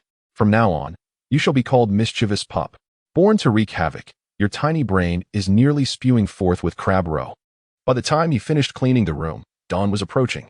Dean, sleep-deprived with dark circles under his eyes, stood before the pond, coldly observing the crab pup blowing bubbles. He had been busy all night, while this little creature, to compensate for expelling such a vast amount of crab roe, had greedily consumed 3 tubes of nutrient solution and was now blissfully blowing bubbles. Chapter 112. Fractured Mirrors and Cocooning Upon Reflection. It felt as if I had concocted 3 vials of nourishing liquid, bestowing upon the house an extravagant bath akin to a crab's golden essence. This slumber extended into the afternoon. When Dean finally stirred from his repose, Kana was already engaged in receiving the returning devilish floating fish. Her tiny claws diligently inspected each fish head, ensuring that none were missing. After confirming the completeness of the catch, she thrust the small wooden board into Dean's embrace, signaling everything was in order with a gesture of approval. Well done, you've worked hard, Dean remarked, glancing over the self-made folder filled with agenda items. A cursory examination revealed that nearly every item bore the ink-stained paw print of Kana. Among them were tasks that posed considerable challenges, nonetheless. The overall completion rate exceeded 90%, far surpassing Dean's expectations. He regarded Kana with unexpected admiration, sincerely proclaiming, "I must admit, I underestimated you. The work has been splendid." Encouraged by the praise, Kana gazed up at him, suddenly struck by a subtle, ominous premonition. Indeed, the very next moment, that foreboding intuition materialized. Henceforth, these tasks will be entrusted to you. After expressing his relief, Dean gestured towards a significant portion of the responsibilities, showcasing what Kana was to oversee, before casually pointing to a few items and indicating himself. As for the remainder, I shall take care of it. After all, I am not a tyrant who would offload all duties onto you. Kana appeared perplexed, observing the substantial workload assigned to her in contrast to Dean's mere fraction of tasks, and fell into contemplation. By the way, I have also assigned you a subordinate. Unfazed by the apparent disparity, Dean tucked away the wooden board and turned his gaze towards the bubbling crab era in the small pool. That creature will be your responsibility. Remember to keep it away from the breeding beast. Neither the aquatic nor the aerial should come too close. Before he could finish, Kana, grasping the ears of her hood, tied them at her neck, closed her eyes, and promptly toppled backward, falling silent. This act was a testament to the formidable influence of Crab Era. With a resigned sigh, Dean conceded. Very well, I shall take charge of that crab, and you can manage the others. Actually, I will oversee the breeding beast as well. Although uncertain as to why her master changed his mind, Kana, fearful of any further alterations, quickly stood up to accept her reduced responsibilities. Passing the wooden board to Kana, Dean conducted a thorough inspection of the work she had previously completed and, satisfied that there were no significant issues, he ambled contentedly toward the backyard. At this rate of progress, he anticipated witnessing the birth of a new magical pet within the week. Prodding a few lifeless plump worms with a stick, Dean glanced at their devoured remains before hastily discarding the stick, rubbing away the goosebumps that had erupted on his arms. The sight, though not overly shocking, was still rather repulsive. Unconsciously distancing himself from the stick, he redirected his gaze to the nearby, illusory mirror. The mirror remained unchanged, melding with gemstones. However, based on current progress, completion was imminent within days. Following this round, metamorphosis into a butterfly would ensue. Dean, having developed a physiological aversion to the worms, found himself unexpectedly eager, hoping that the Inghua butterfly would possess enough beauty to alleviate his repulsion. Otherwise, this batch might be the last he personally cultivated. Encouragingly, progress with the Inghua butterfly was promising, and the illusory mirror was not far behind. Dean could perceive the abundant spiritual radiance without needing the system interface. Holding the nearly luminescent mirror in his hands, he observed its pristine surface, which reflected nothing of his appearance. After scrutinizing it for a moment, he solemnly placed it upon the grass. The mirror's inability to reflect one's image marked the conclusion of the second breeding cycle, signifying that within it, a life form had emerged, transforming it from an ordinary utilitarian object into something extraordinary. Retrieving a small hammer resting against the wall, Dean inhaled deeply, raising the prepared hammer and delivering a decisive strike upon the mirror. The glass shattered with a resounding crack, and in that instant, it dissolved into shimmering motes of light. Dissipating into the air, the gemstones and frame, elements associated with the mirror, seemed to absorb their essence, turning to dust at the very moment the glass vanished. What lingered in midair was a mirror spirit, identical in design to the previous one, yet subtly translucent, now embodying the completed D-grade magical pet, the illusory mirror. Chapter 113. The chatty mirror only speaks nonsense. Listen, listen. What a delightful sound. Who could be the source? It is my master, my father. He possesses the utmost wisdom in the world, with the most acute intellect, and, unable to endure any longer, Kana extended a shadowy claw, clenched her fist in midair, and struck the loquacious mirror with great force. The power of the shadows successfully hit the transparent body of the chattering mirror, decisively silencing this incessant talker since its inception. However, it was not long before the mirror, brimming with determination, emerged once more. Ah, young shadow doll. Are you envious of my ability to articulate human speech? Alas, it is a gift, a power bestowed by my lineage, by the heavens, by the laws. A divine endowment from my father. No amount of envy from others can ever compare. Enough now, you may cease your prattling for a while. Beside them, Dean, who had been enduring the incessant chatter, hastily jotted down the last few notes, his head throbbing from the flood of words. Analyzing the grammatical structure, it became evident that the mirror's vocabulary was derived from itself, not through memory transfer, but rather through a more elusive process akin to inheritance. Yet for this entity, speaking seemed to be an instinctive ability, requiring neither instruction nor practice. It spoke effortlessly. As Dean observed the two gemstones that served as the mirror's eyes glimmering in the frame, he twirled his pen, feeling a profound sense of incomprehension. This was truly metaphysical. To acquire a fragment of knowledge, one would at least require some form of mental communion. However, after pondering for quite some time, he could not recall when he had engaged in such a spiritual exchange with the chattering mirror. It was only during the practical review in the backyard that he grasped a semblance of clarity. It must have been during that final strike when his emotions and mental energy were intensely focused, all converging upon the hammer. Through the shattering of the mirror, he experienced a moment of spiritual confluence with the newly born mirror, thereby influencing it. Whether this was an isolated incident or a common occurrence, Dean resolved to try a different individual during the next selection process. If this method could enable the mirror to master various languages, its value would undoubtedly surpass his initial expectations, despite its incessant ramblings. Wait a moment. If all this creature does is babble, then that recent praise. Do not let me hear you complimenting anyone again. Suddenly recalling something, Dean shot at a glare, feeling as though he had been insulted. Although babbling is the mirror's inherent trait, it surely possesses the capability to regulate its own speech. Its persistent need to heap praise upon him was not a lack of self-awareness, but rather a desire to provoke. Under Dean's menacing gaze, the mirror could not resist manipulating its surface to display a large black question mark. The mirror was quite adept at flattery. Dear master, you should listen more often, as it cultivates one's character. No one dislikes compliments. They bolster self-esteem and foster a positive social atmosphere.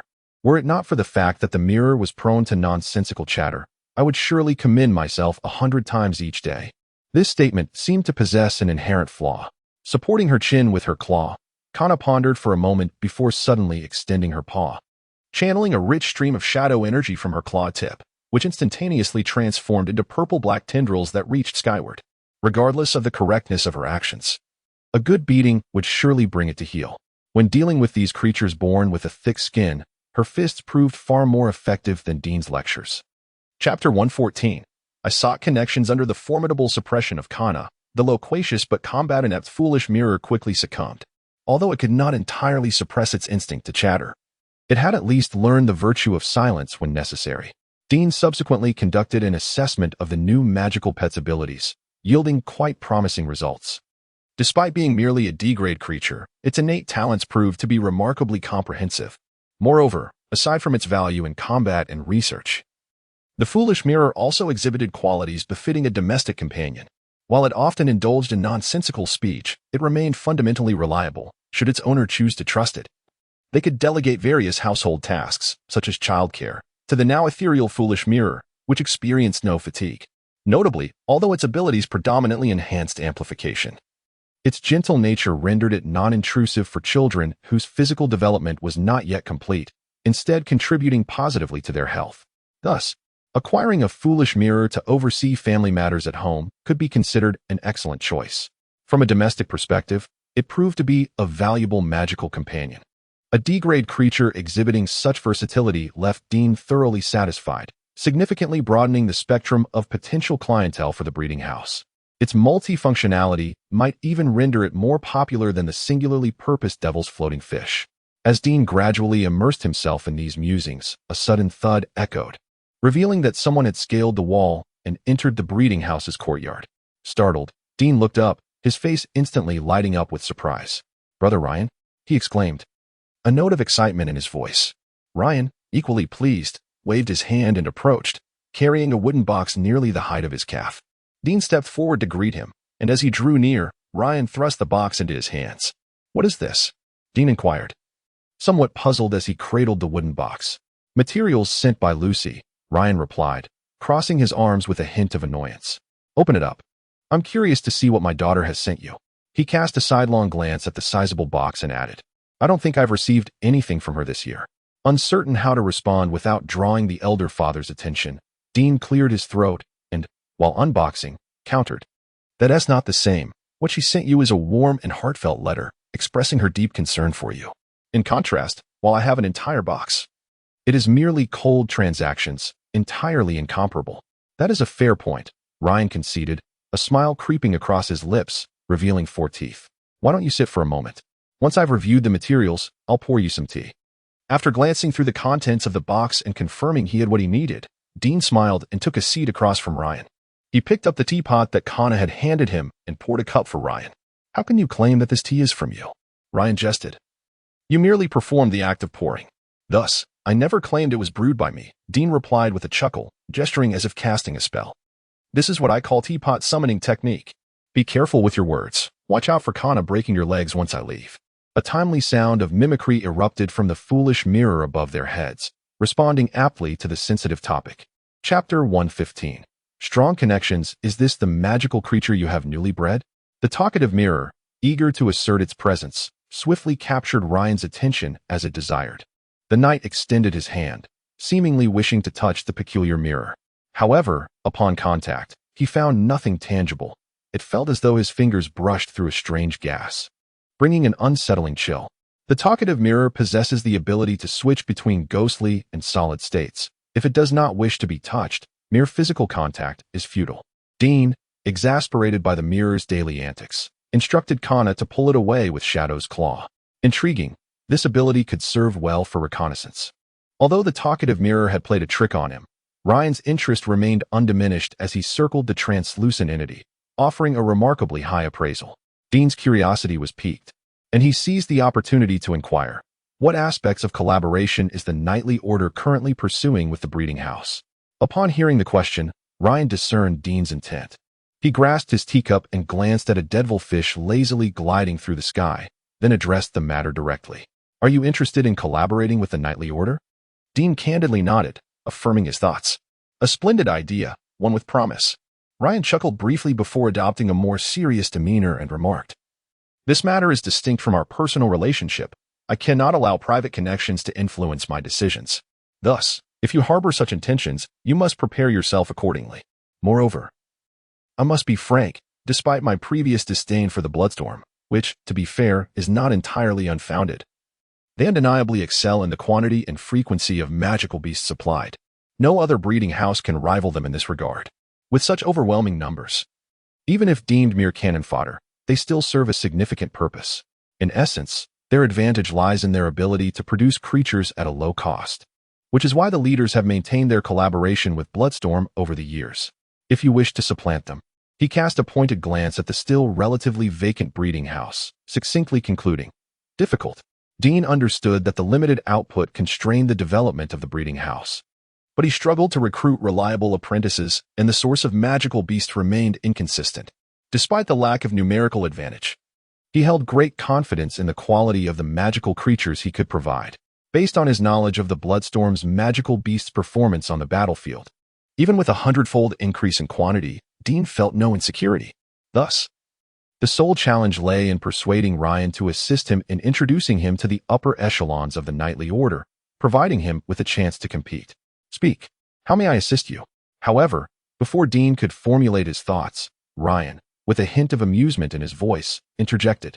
He looked up in surprise, meeting Ryan's casual smile. The purpose of sharing all this was simply to ensure you are well prepared and not caught off guard. With that, Ryan retrieved a small cloth bag from his waist and placed it on the table. Thank you. Dean reluctantly began, but then amended. I shall refrain from expressing gratitude. The new magical creature suits your profession well. Once it is bred, you may visit me to select a fine specimen. Excellent. I would like to request your assistance in introducing me to the upper echelons of the knightly order, preferably those responsible for collaborations with breeding houses. If I can meet them, I have confidence in providing magical creatures that will entice them. Ryan stroked his stubble thoughtfully and nodded. Very well, prepare yourself. Tomorrow we shall meet the commander. However, there is no need for haste. Let me first utilize these materials. Wait, whom do you intend to introduce me to? Dean's eyes widened in astonishment as he observed Ryan, who appeared completely unaware of the implications of his words, his expression growing increasingly peculiar. The upper echelons of the knightly order and the commander cannot be equated. I merely wish to take a modest backdoor approach, yet you immediately suggest the grandest option. Chapter 116. My neighbor is extraordinary, Captain. Ryan repeated in a state of bewilderment. Is there a problem? He cast a puzzled glance at Dean. What do you think? Dean struggled to articulate his thoughts, his eyes betraying a myriad of questions. An elite knight, to put it plainly, is merely a more formidable version of an ordinary knight, lacking in both rank and background.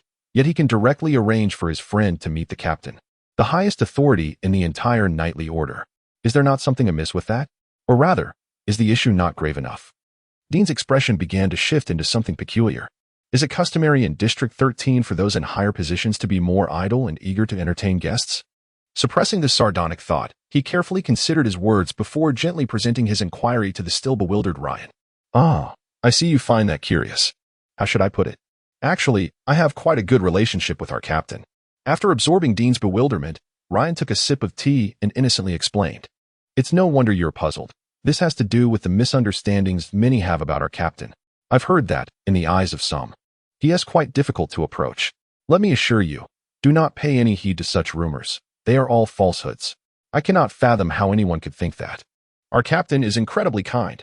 He often shows concern for our training, and during several bottlenecks, he was the one who guided me through my breakthroughs. Sometimes, he even seeks me out, inquiring about my life with Lucy and whether I encounter any difficulties, particularly on several occasions during his leisure time. We have gone out for drinks together. Our relationship is notably amicable. Behind closed doors, the captain is devoid of any pretentiousness. Introducing you is no great matter. Forgive my bluntness, but are you, by any chance, his illegitimate son? Dean nearly blurted out, unable to contain his incredulity. He had not expected the renowned Captain Rinsack to be such an affable individual. At a loss for words, he could only muster a strained smile and recite, how extraordinary. Of course, Ryan immediately donned the characteristic expression of a captain's boast. The iron-blooded captain, stern and unyielding. Such notions are merely misconceptions held by outsiders. He is, in fact, quite approachable. Not only does he care for his subordinates, but he is also gentle, considerate, and eager to assist others, embodying the qualities of a truly great warrior. Were it not for the captain's insistence that these rumors serve to cultivate an image of reliability, thereby solidifying the confidence of all in District 13, we would have long since sought to clarify the truth. How wonderful! Dean, having sensed something amiss, regarded Ryan's heavily subjective assessment of his superior with skepticism. His relief almost palpable. He gazed at the knight, whose face radiated fervor in praising his captain, and sighed. With such assurances, I can rest easy. Once the selection process for the new magical beasts concludes, I shall contact you immediately to meet this esteemed captain. Chapter 117. The Three Swans this time. The return of Ryan and Lucy's timely delivery proved to be exceptionally fortuitous. With their support, the challenge of establishing a connection with the Night Order was resolved with remarkable ease. Henceforth, Dean merely needed to meticulously cultivate the three varieties of swans, assuring an 80% probability of securing a partnership with the Night Order. Taking out the carefully concealed breeding plan, Dean methodically extracted the materials and began the process of repackaging. In fact, based on Ryan's recent reaction to the whimsical mirror and the information he divulged, it was evident that the whimsical mirror aligned with the current needs of the Night Order. It possessed reconnaissance capabilities, offered assistance, and could even help oversee family matters. Aside from its relatively diminished value in direct combat, it was nearly impeccable. Regrettably, what the 13th District most lacked was direct combat power, and a singular whimsical mirror evidently lacked sufficient persuasive weight in this regard. Thus, the true crux lay with the three swans. The Sword Dance Swan, Shield Dance Swan, and Holy Light Dance Swan represented a rather unique breeding scheme. Remarkably, the breeding process remained identical through 3 generations. However, the subsequent breeding paths diverged drastically. Dean found it almost unbelievable that he could ultimately derive 3 legitimate varieties of swans.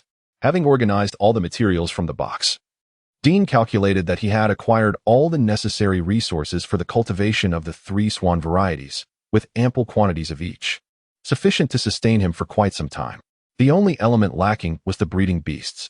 Particularly, the breeding beasts required after the 3rd generation were no ordinary specimens. Without connections or substantial influence, even wealth would prove futile in acquiring them. After considerable deliberation, Dean deduced that the suitable breeding candidates for the sword imprint swan were the Quinto sword crow, the triangular shield ostrich, and the flash duck. Their offspring corresponded to the sword dance swan, shield dance swan, and holy light dance swan, respectively. By examining the breeds, it was evident that Dean had embarked on a breeding plan centered around avian magical beasts, aimed at preserving the flight capability of the sword imprint swan. Given that knights frequently undertook patrol duties and necessitated high mobility, a flying magical companion held far greater value than one that could not fly. The eventual outcome flawlessly embodied his vision. All 3 swan magical beasts possessed the ability to fly. Although their flying capabilities varied, each could at least be classified as capable of flight, which greatly satisfied Dean. Coupled with the unique abilities and traits of each breed, the 3 swans were more than adequate to serve as the flagship offerings of the breeding house in its next phase. Gazing at the heap of materials before him, Dean could almost foresee his forthcoming adventures in swan cultivation. While he had not established a genuine trio of noble families, having 3 swans was certainly not a disappointment. After all, while others had water, fire, and grass, he had swan, swan, swan. Chapter 118. The joy of taking shortcuts. The breeding scheme for the 3 noble geese requires a vast number of creatures. The 1st generation comprises pure white swans and musical frogs. The 2nd generation includes the imperial horned sword crocodile, and the 3rd generation features the Quinto sword crow, triangular shield ostrich, and shimmering duck. Although the acquisition is conducted under the guise of a breeding house, the value of these 2 magical beasts is relatively low, a loss that Dean can bear. However, obtaining the more aggressive imperial horned sword crocodile is not so straightforward, necessitating connections within the knightly order.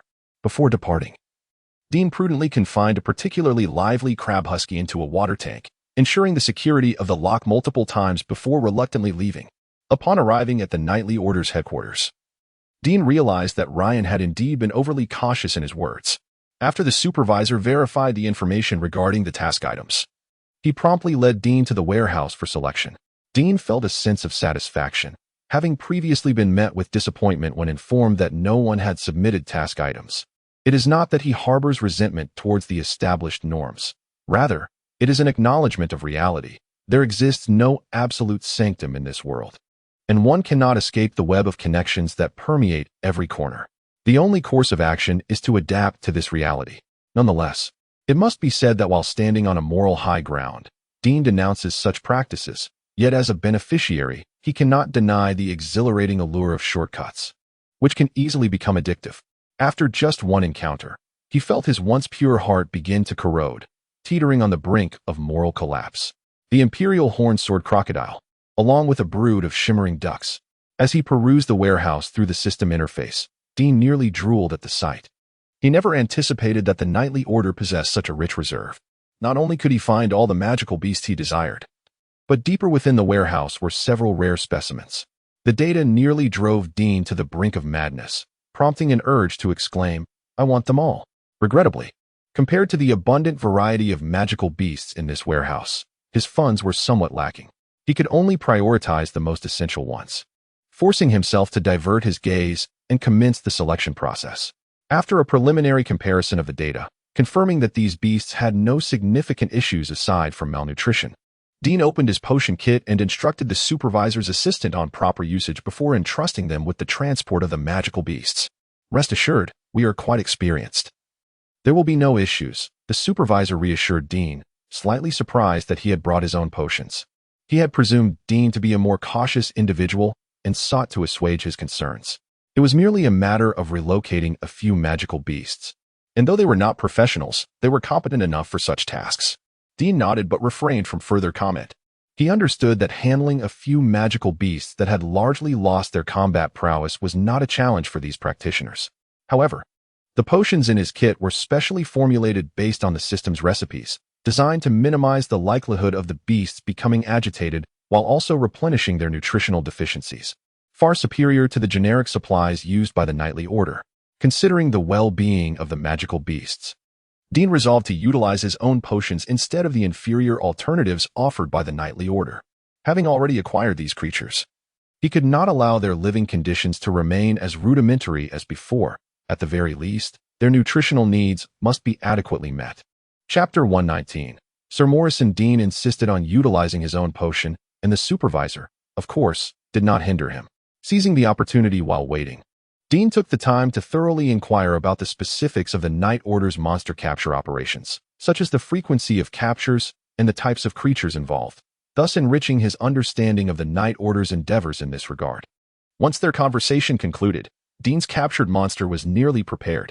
He stood up, intending to bid farewell to the supervisor, when he noticed a group of armored knights approaching from a distance, weary from their journey. The supervisor managed a courteous remark before promptly moving to greet them. "Sir Morrison." Observing the lead knight in the group, whose wrinkled visage transformed into a radiant smile reminiscent of a blooming chrysanthemum, Dean felt a stirring of fate. "What treasures have you brought back this time?" he inquired. Sir Morrison, his face smeared with blood yet alight with cheerful exuberance, waved his hand dismissively. "Stuffed bears." Dean halted in his tracks, captivated by the keywords, his neck turning involuntarily. He beheld 3 unconscious stuffed bears being roughly dragged by the team, making their way toward the warehouse. Indeed, it was a stuffed bear.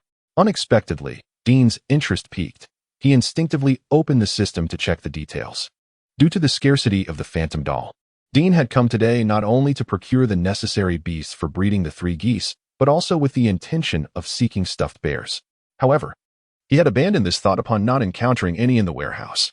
But now, circumstances had changed. If he had missed the opportunity, it would have been one thing. But now that he had stumbled upon them, stuffed bears, being a vital species, were certainly not to be overlooked. As he skimmed through the data, Dean resolved that as long as these stuffed bears exhibited no significant issues, he would purchase them. However, after examining the information for a while, the excitement within him swiftly waned, and his initial surprise transformed into doubt and caution. Just then, the supervisor approached once more, suggesting, "A few new monsters have just arrived. If you are interested, you may take them as well." This seemingly ordinary proposition set off alarm bells in Dean's mind. He slightly raised the corners of his lips, maintaining a neutral expression as he declined the supervisor's offer. "No, the ones I have already selected are more than sufficient." Chapter 120. The Married Woman Slayer. "Morrison, your beasts are ready, and the transport awaits at the door. Should any issues arise, feel free to reach out to me at any time." Dean, having been politely declined by the supervisor, noted that there was no particular reaction. It seemed merely a casual remark, perhaps to accommodate any additional needs the guest might have. However, Dean's vigilance only intensified. Coincidentally, he encountered 3 stuffed bears that matched his requirements. Yet these bears seemed to have suffered an unfortunate fate, ensnared by a peculiar blood curse, thus ingeniously forming an invisible trap aimed directly at him. Dean could hardly believe such coincidences could exist in this world. Either the universe was conspiring against him, or someone harbored ulterior motives. The former was certainly improbable, leaving the latter as the most plausible explanation. As the wheels of the vehicle traversed the uneven ground of Sector 13, an occasional jarring sound echoed forth.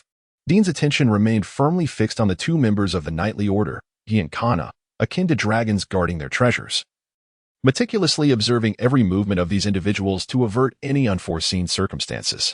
It was as if all that Dean had previously witnessed was merely an illusion of his own making. Securing the door once more, Dean surveyed the newly acquired beasts in the yard and reopened the system panel, finding no anomalies. However, those stuffed bears he had seen earlier. Summoning a devilish floating fish, he instructed it to seek out Ryan next door while he retreated indoors to retrieve some nutrient solution, combining it with fresh meat to hand over to Kana, who would feed the new beasts at the appropriate time.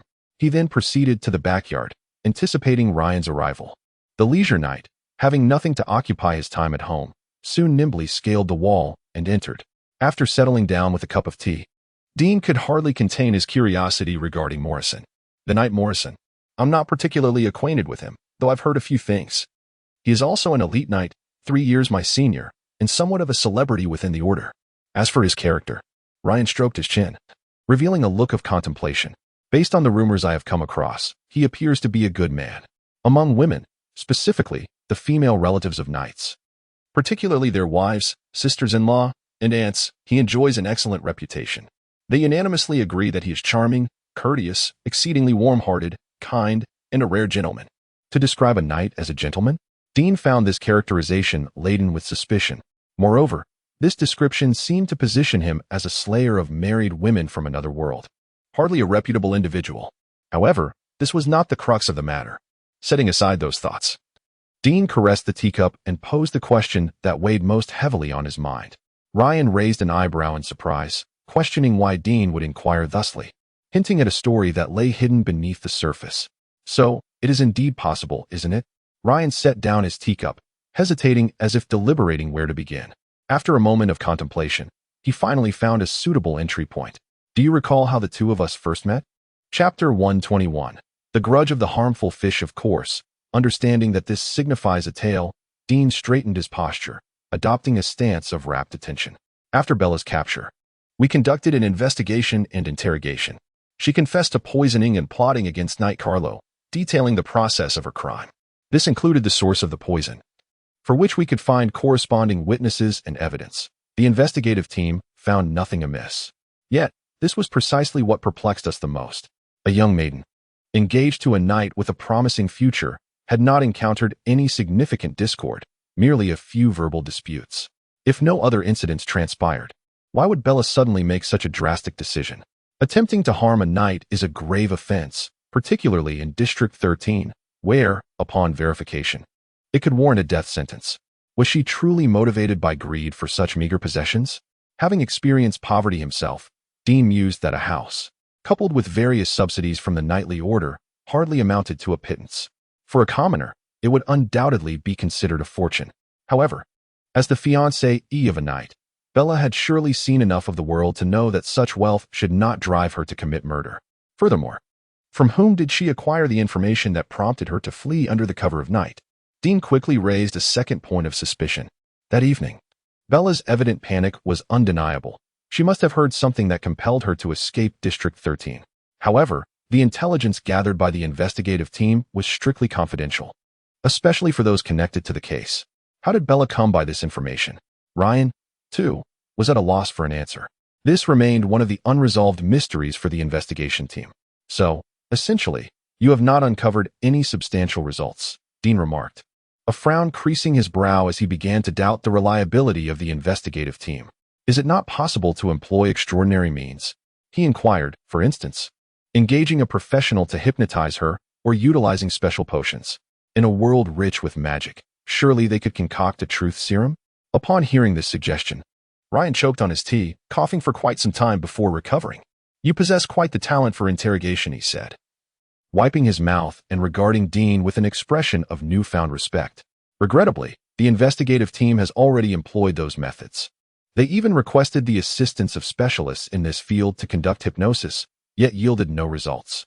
Dean nodded, understanding that the strategies he conceived as an outsider were likely already exhausted by the professionals. And what of Morrison? What role does he play in this affair? Ryan shrugged.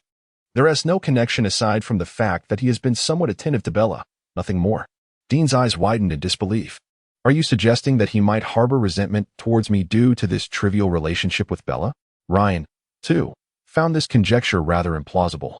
Yet it was the only link he could fathom between Morrison and Dean. That is absurd.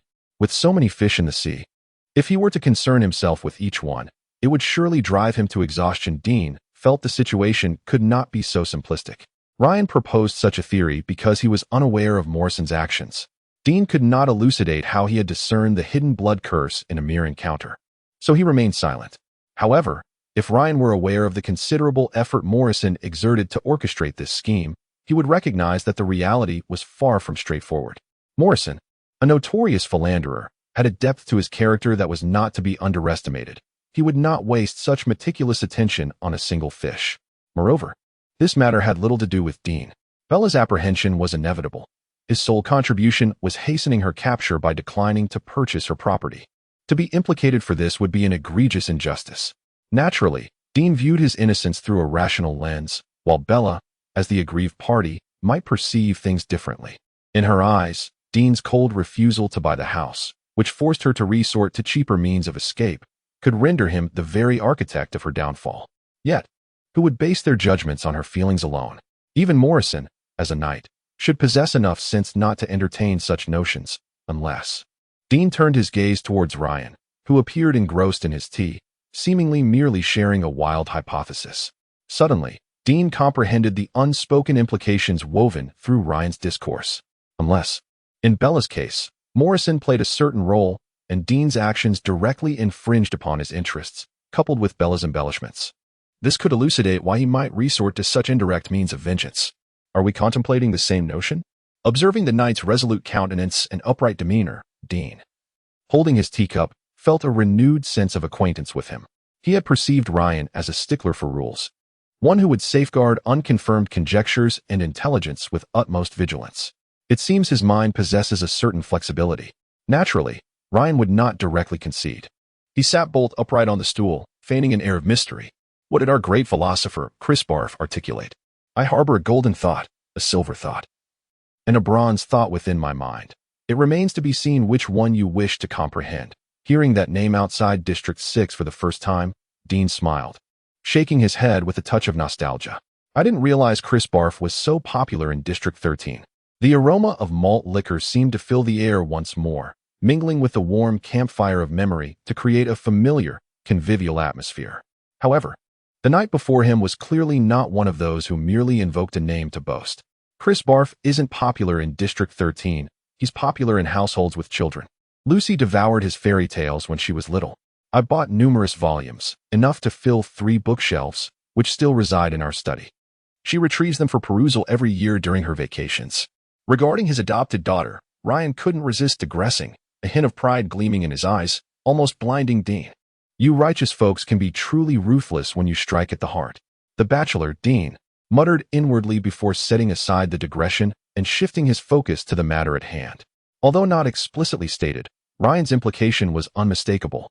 Morrison's connection with Bella was undoubtedly more intricate than the investigation team had currently ascertained. It was even conceivable that he had a hand in Bella's poisoning of Sir Carlo. Observing Dean's contemplative state, Ryan picked up a biscuit, conveying it to his mouth as he inquired, "Where did you encounter Morrison?"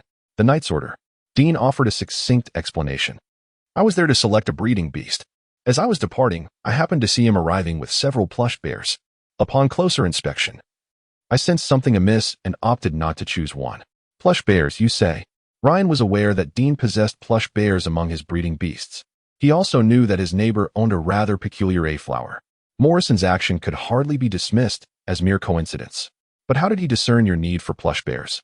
The knight swiftly seized upon the crux of the matter. "Do you recall who might have witnessed the plush bears at the breeding house?" "Quite a few." Dean began counting on his fingers. "Old Height, Morel next door. Halt. Ryan interjected. Old Height was also aware. Dean was perplexed. Yes. He saw a flower when he delivered the medicinal herbs. Then I believe I know how the information was leaked. Ryan smiled ruefully, proceeding to enlighten Dean. Elves differ from goblins and dwarves in that few among them are adept at imbibing alcohol. Fruit wine is passable, but spirits with a higher proof invariably lead to inebriation after a single cup, especially among those in District 13. They possess a low tolerance yet a penchant for drinking. A notorious combination. The leader, Old Height, is somewhat better, content to drink alone in his shop.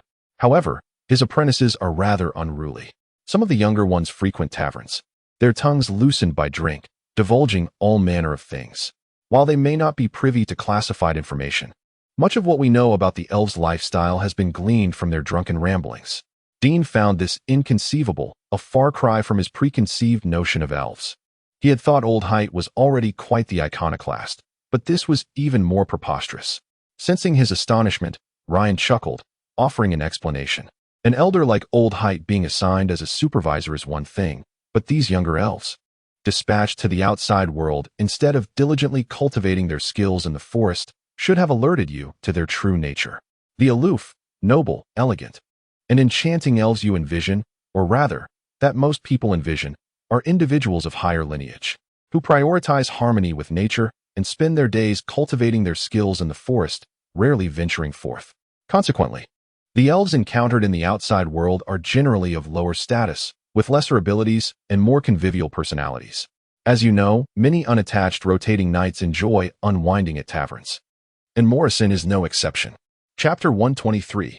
Recuperation. Dean felt that the situation was inherently suspicious.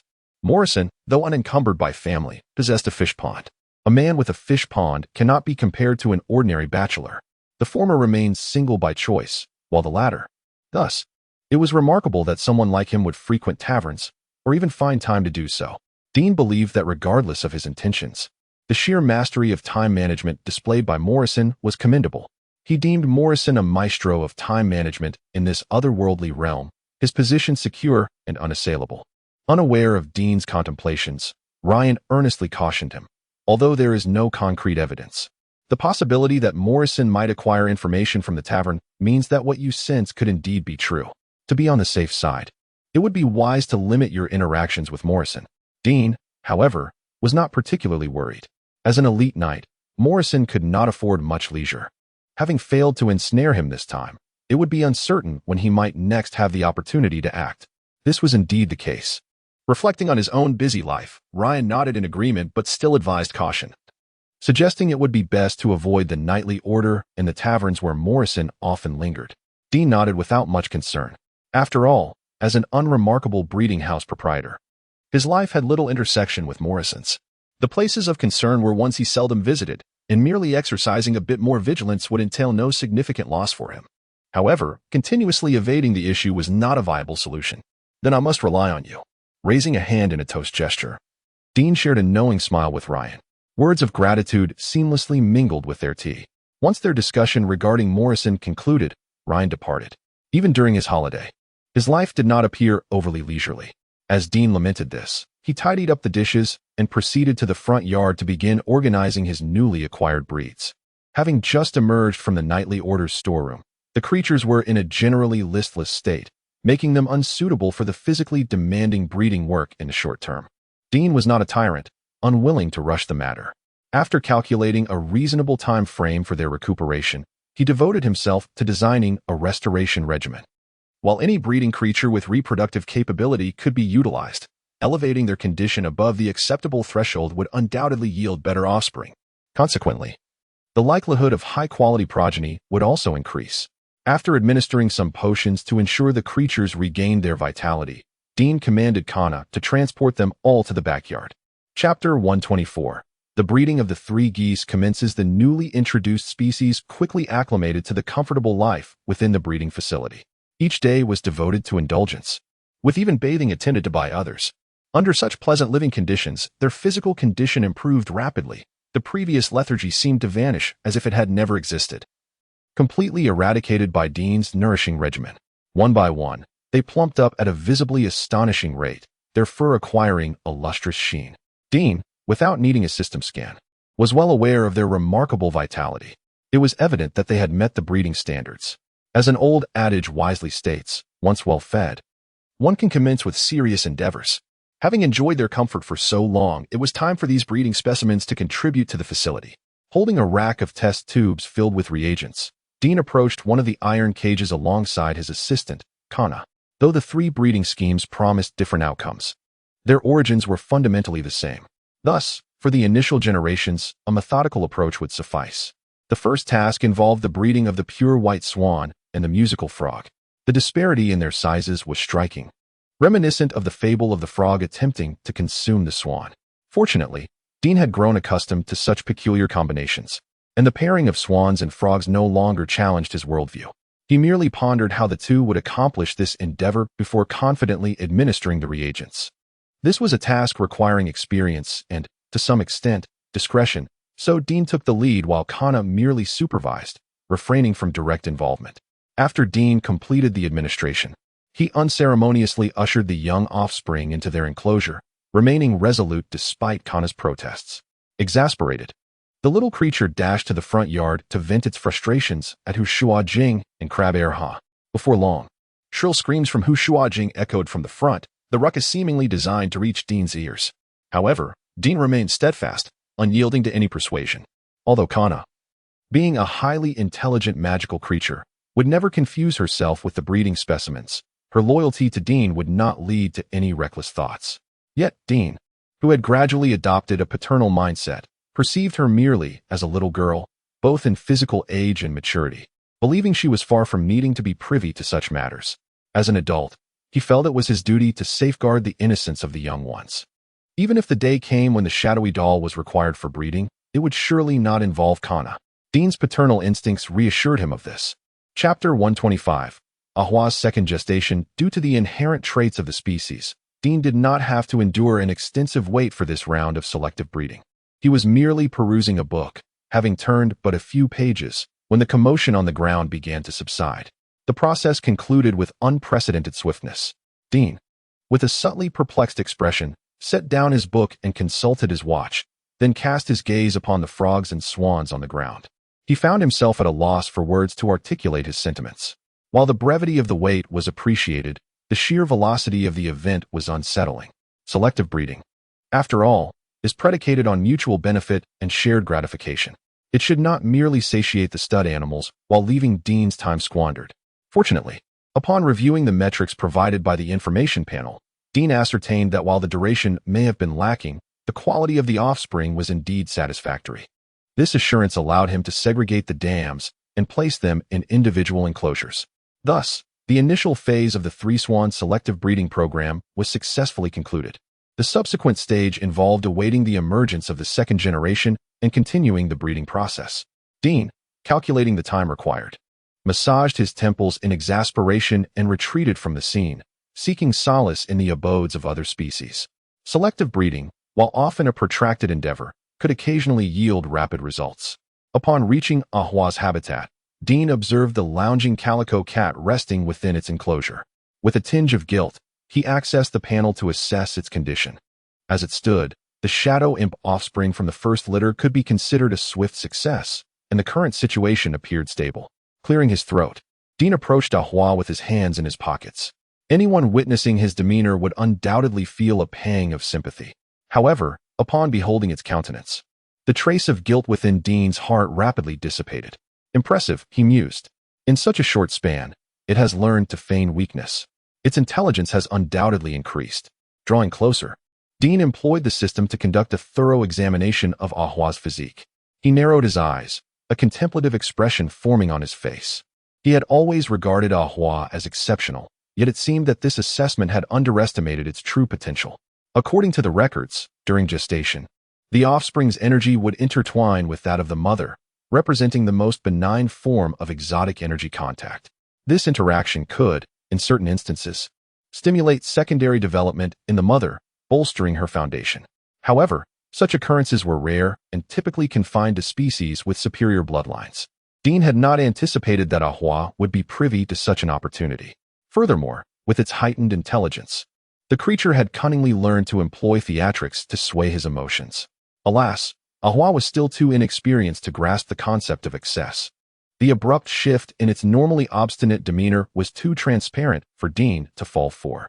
Summoning his resolve, Dean disregarded Ahua's pitiful display.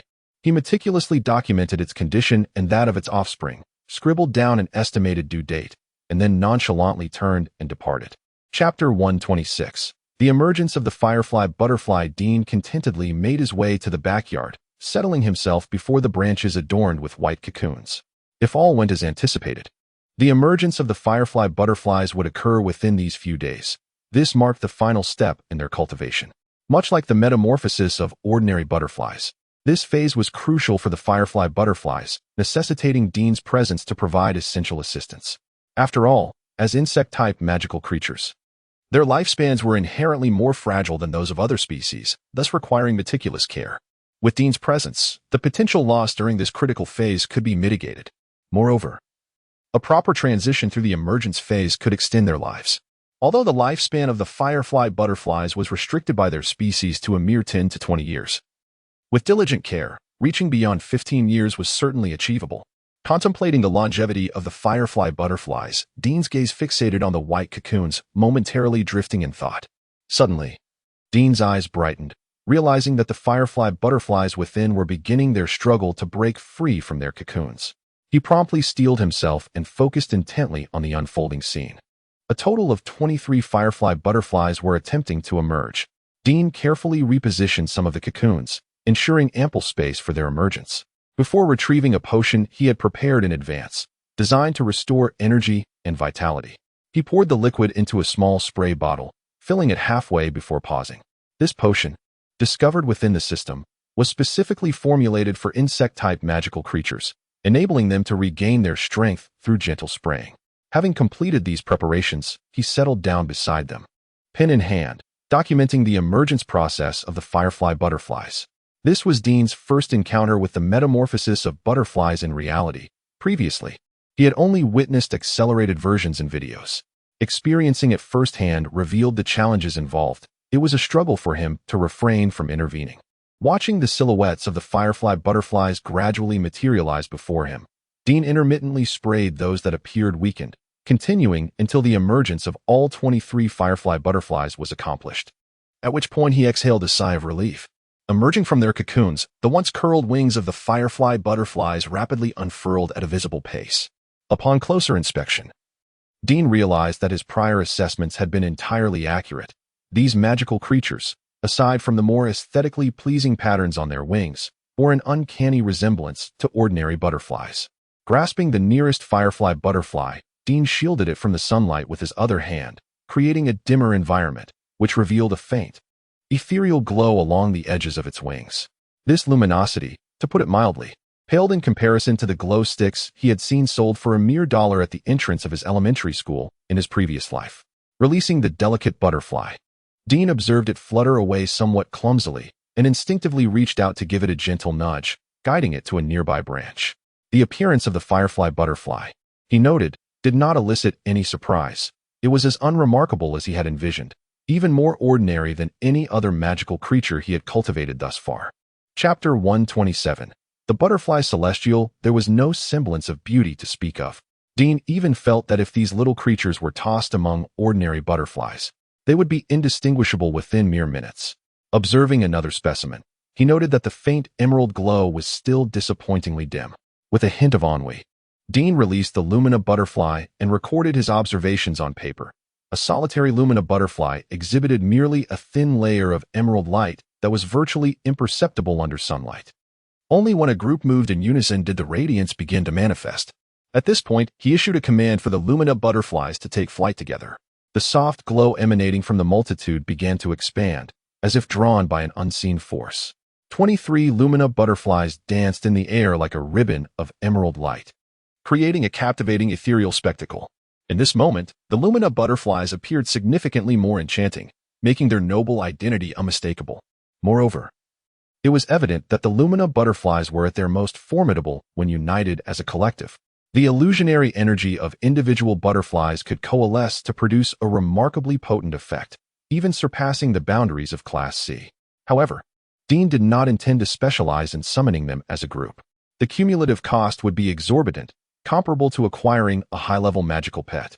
He believed that once he cultivated B-class or even A-class illusionary creatures in the future, the Lumina butterflies would inevitably undergo a phase of elimination. Therefore, it would be more prudent to sell them individually, targeting those with limited resources, which would better highlight their unique qualities. So, if they lacked aesthetic appeal, so be it. One cannot disregard the future development of the breeding house for the sake of mere appearance. Although he was not entirely satisfied with their looks, Dean remained optimistic about the innate spirit of the Lumina butterflies. They responded exceptionally well to his commands. "Come here," Dean directed a few of the Lumina butterflies. Their antennae twitched in response. This distinctive organ, unlike that of ordinary butterflies, allowed them to acutely perceive the mental waves emitted by Dean's commands, enabling them to react accordingly. Soon, all 23 Lumina butterflies began to flutter their wings and flew towards Dean. At that moment, Kana, riding the crab-era shared bicycle, happened to look up and was instantly taken aback. Butterfly Celestial. Her eyes widened as she beheld Dean enveloped by the Lumina butterflies. Resembling a male version of the fragrant fairy song, she felt a jolt to her senses. To confirm this surreal scene, Kana extended her claw and pressed the right claw of the crab-era, signaling it to continue moving forward. However, to her surprise, the usually obstinate crab-era, which dared to explore even the depths of a restroom, exhibited a complete reluctance. The claw, bound by Kana's energy-infused rope, began to ooze a hint of crab roe, not from mischief, but pure disgust. Witnessing the peculiar behavior of the two magical creatures caused Dean's cheeks to flush. His initial intention to have the Lumina butterflies circle around him faded away, and he quickly summoned them into his palm, along with the specially crafted nectar, placing them into the transparent windbreak box. Chapter 128. A spark in the industry. Despite Dean's swift movements and his composed demeanor, Kana and Crab-era keenly perceived the fleeting shift in his emotions. Thus, these two little creatures became utterly invigorated. Upon seeing Dean, they began to imitate his flamboyant pose reminiscent of a butterfly fairy, displaying their enthusiasm with exaggerated gestures. This jest persisted until all the Inghua butterflies had emerged from their cocoons, marking their small contribution to the growing vibrancy of their household. The final round of breeding for the Inghua butterflies lasted 3 days, yielding 23 initially, with the remaining specimens hatching in 3 additional batches over the course of 2 days. Ultimately, aside from a few that failed to emerge due to inadequate development, a total of 64 butterflies with normal vital signs came into being. In terms of aptitude levels, there were no surprises as they all possessed ordinary C-grade qualifications. However, the probability of producing high-quality individuals through this specialized breeding method is inherently low. For Dean to gamble on such an outcome, the quantity of bred specimens would need to commence at a minimum of 4 digits, nearly enough to establish an entire breeding area. From a cost-effectiveness perspective, such an endeavor seemed unnecessary. Most of this information proved inconsequential, and Dean regarded it merely as light amusement. However, one day, a piece of news from Mo Lair genuinely astonished him. After she had just finished her grocery shopping and dismounted from the devil-floating fish, she casually remarked to Dean, "Your door has remained closed for quite some time, yet the surrounding breeding houses seem to be thriving." Oh, Dean's interest was piqued. What kind of magical beast are they dealing in? Have they made any sales? I hadn't noticed. Which breeding house is it? Dean was indifferent to whether they had benefited from his presence. On the contrary, he found pleasure in witnessing such developments and eagerly pressed for more details. Unfortunately, Mo Lair had only caught a fleeting glimpse and was not well informed. I didn't pay much attention to the name, but that breeding house, like yours, has relocated from elsewhere. They seem to be selling some small magical beasts, none of which appear particularly formidable. The only notable aspect is their aesthetic appeal. In terms of practicality, they cannot compare to the magical creatures you have here. In this regard, Dean remained confident.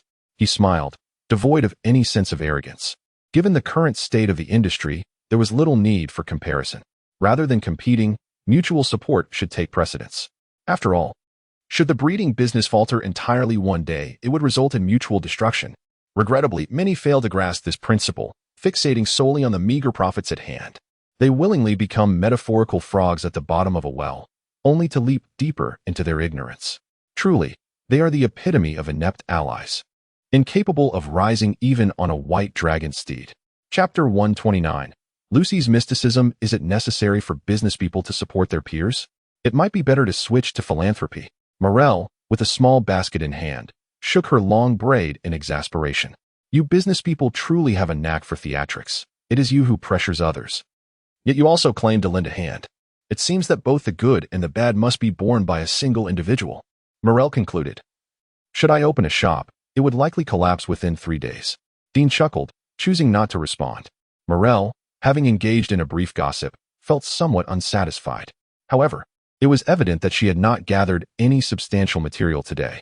Weighing her small basket, she curbed her desire to share further and opted to take her leave. Stimulated by a fragment of memory regarding the breeding house, Dean met the lady's fervent gaze and, gathering his courage, inquired, Do you know what has become of the original owners of this house? The siblings, I mean, before I purchased the breeding house? Siblings? Morel paused momentarily, quickly realizing whom Dean was referring to. You must be asking about Ronan and Lucy. This used to be the residence of Knight Rebecca. A hint of nostalgia crept onto Morel's face. Indeed, do you have any news? Noticing her apparent knowledge, Dean gestured toward a nearby wooden bench and pressed for more information. Not much, really. After all, Knight Rebecca is burdened with responsibilities and rarely rests at home. Even the neighbors seldom catch a glimpse of her. Morel sighed, her tone tinged with melancholy. Such a gentle soul, yet tasked with supporting an entire family. One can only imagine the weight of her worries. I am not well acquainted with Knight Rebecca, but her children have garnered quite a reputation around here. Dean's expression shifted subtly as he realized the potential confusion of names. Is this some sort of naming mysticism in this other world? However, if memory serves, it seems that in Blue Star, many protagonists in virtual works are indeed named Lucy. Chapter 130, Mysterious Origins. For instance, the title fairy tale. However, he recalled that the name stemmed from the word lucky. In your otherworldly realm, where English is not spoken, such a name lacks validity. I conveyed this sentiment to them, asserting that names are secondary. The true allure lies in her beauty, which undoubtedly comes from her mother, a stunning woman as well. Such a genuine observation. Although this reasoning holds some merit, Dean found himself momentarily silent, suddenly feeling a twinge of sympathy for Morel's friends. Nevertheless, what piqued his interest more than Morel's knack for delivering emotional blows was a concealed piece of information nestled within her statement. Have you ever seen Lucy's mother? He inquired, gesturing towards the adjacent space. I mean, that Lucy. No, Morel decisively shook her head. Here, no one has ever laid eyes on Lucy's biological parents. Not even a whisper of them has circulated. Knight Ryan has never mentioned them to anyone, and even those who have worked alongside him remain in the dark. She expressed a hint of regret, reminiscing about the time they had wagered on who could uncover the mystery of Lucy's origins, promising a month of household chores to the victor. What a refreshingly simple wager, Dean remarked, a smirk tugging at his lips. Truly, the family of a knight engages in such charmingly wholesome bets. However, just when Dean assumed his inquiries would yield no answers, Morel abruptly shifted her tone, asserting confidently, Although I have never seen her, I am certain that Lucy's mother is a beauty. Why do you believe that? Dean asked, unable to suppress his curiosity at Morel's unwavering conviction. While Lucy's appearance could suggest that her parents were not lacking in attractiveness, it remained merely speculation. Morel's certainty gave the impression that she possessed some underlying evidence, igniting Dean's intrigue.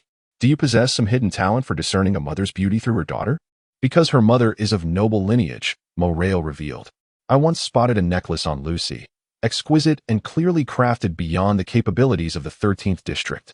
Initially, I presumed it was a gift from Knight Ryan, only to learn it was a legacy from her biological parents.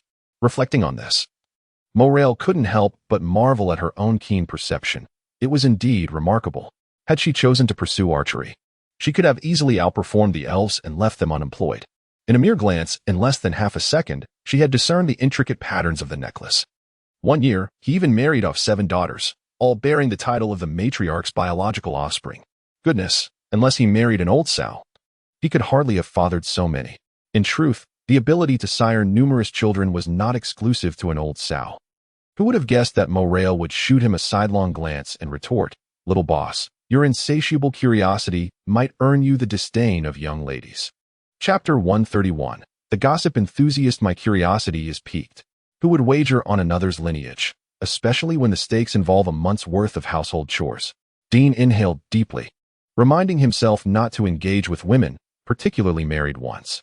Seemingly perceptive of his restraint, while tidying the lettuce in the basket, elucidated. We are merely indulging in some lighthearted jest.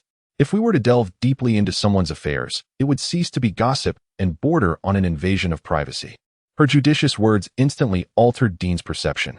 It was surprising to discover that these loquacious ladies, so often chattering without pause, possessed such a profound understanding.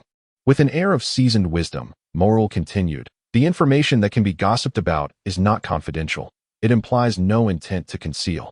If someone has not disclosed something, it signifies a desire for privacy. While jesting is all in good fun, there is no need to be bothersome by prying. Moreover, the Nephra family does not exclusively marry off renowned young ladies. There are also those of collateral lineage, and even illegitimate daughters whose identities remain obscured due to their status.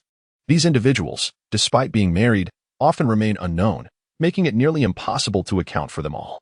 Her explanation, rather than providing clarity, ignited Dean's curiosity about Moral's past. What had she been doing prior to her marriage in District 13? While her artistic sensibility was already evident, her knowledge could not simply be attributed to mere talent. Even if the Nephra family operated with ostentation and notoriety, they remained aristocrats, existing in a realm far removed from common folk. It was improbable that Moral, no matter how adept at gossip, could possess such intricate insights unless she herself held an extraordinary status or familial ties that could account for her information. Unbeknownst to Moral, her elaboration had inadvertently sparked Dean's intrigue regarding her identity, as she pondered the complexities surrounding Lucy's lineage. Considering this backdrop, one could understand why Sir Ryan was reluctant to speak. The Nephra family seemed intent on commodifying their daughters, eager to marry off even those not of their bloodline. If they were to discover Lucy's existence, what favorable outcome could possibly arise? After making exaggerated conjectures in her usual gossipy tone, Moral glanced at Dean and suddenly realized that he was a friend of Ryan's. Concerned that her serious remarks might impose undue psychological pressure on him, she awkwardly cleared her throat and amended her statement. "However, it is not entirely certain. With Ryan, a talented knight held in high regard by the commander, a mere Nephra family cannot stir significant turbulence. At worst, they may simply present a nuisance. One of the merits of District 13 is its unique social dynamic. Nobility here does not wield the same formidable power as elsewhere, and the standing of commoners is considerably elevated. Were it not for the persistent threat of monstrous incursions, many would likely aspire to reside in this locale." Chapter 132. Inquiring about gossip, let us refrain from discussing such profound matters, for they only bring frustration. With a deep sigh, Morel, feeling somewhat disheartened, addressed Dean. "If you have no pressing matters, I shall take my leave." "Not in haste," Dean replied, pouring a cup of tea for the gossip connoisseur.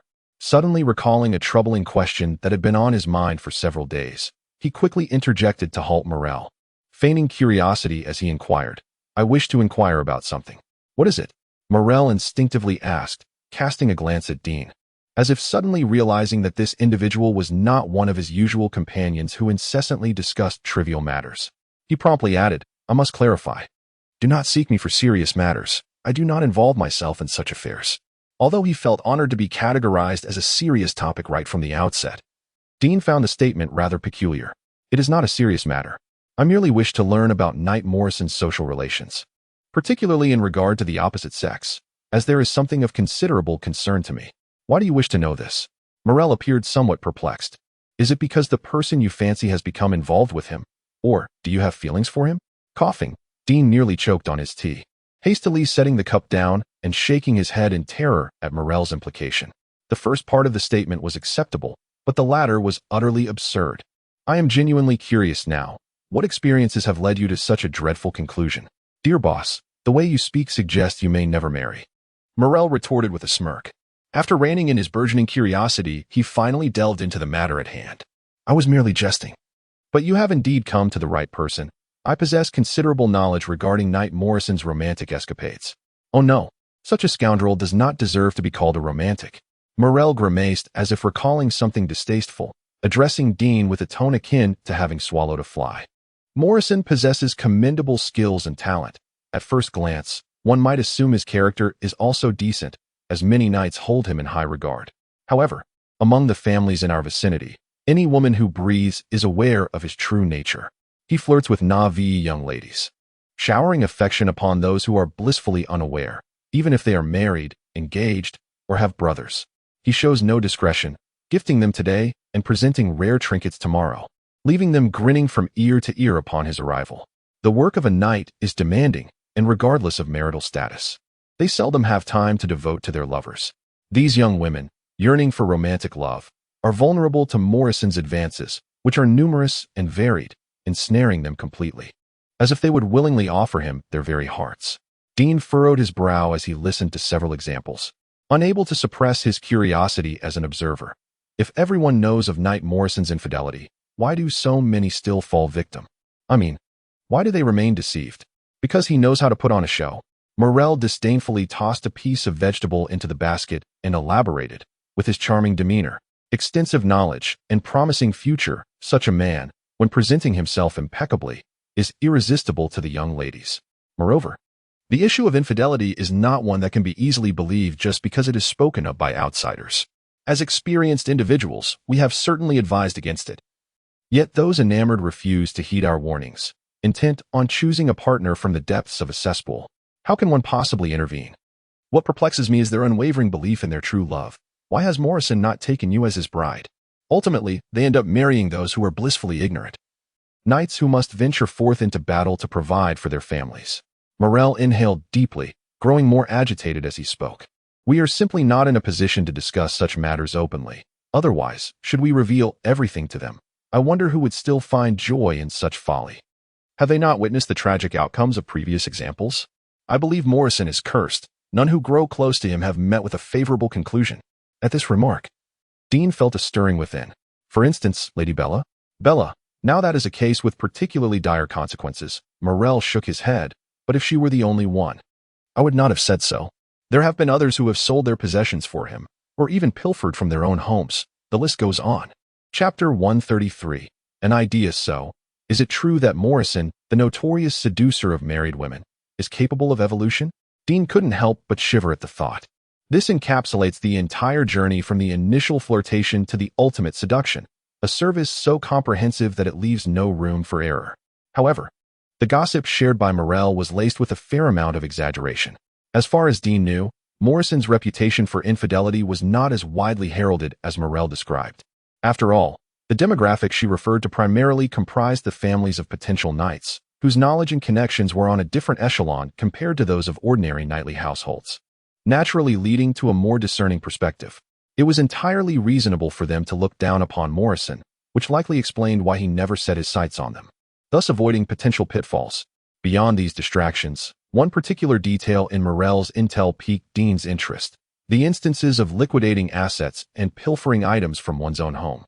Morrison was hardly akin to Ryan, the family man. As an elite knight, he could easily elevate his living standards through subsidies from the knightly order. While he might not reach the heights of nobility, he certainly wouldn't find himself in a position where he had to sell off personal belongings to make ends meet. This led Dean to suspect that the matter of the assets and the stolen items was more complex than it appeared. If only he could investigate Morrison's home. Dean shook his head, dismissing this impractical notion. Gaining entry into the residence of an elite knight was no simple feat, especially since his magical companions had no experience in such endeavors. Encountering a trap could easily lead to disaster. Moreover, he had no acquaintances involved in such dubious dealings. A fleeting image of a short figure crossed his mind, and Dean froze, a peculiar expression overtaking his face. No, it seemed he actually did know someone. Suddenly intrigued, Dean stroked his chin, contemplating the feasibility of the situation. However, his contemplative demeanor was entirely misinterpreted by the mischievous mirror, which flitted over and began its performance.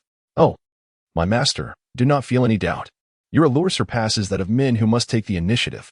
You need only stand here, showcasing your chiseled features, and the heavens shall come forth to bestow upon you the luxury you deserve. Begone. His thoughts abruptly interrupted. Dean raised his hand and forcefully pressed the nonsensical mirror down to the ground. Chapter 134. The competitive relationship with the elves interrupted by the whimsical mirror. Dean found his plans to infiltrate the Morrison household temporarily shelved. An embryonic idea flickered in his mind.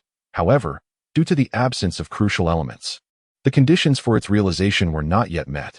Regardless of the convolutions in his thought process, the assistance of that underage little assassin was indispensable, which inevitably meant he had to proceed with the cultivation of the shadow dolls.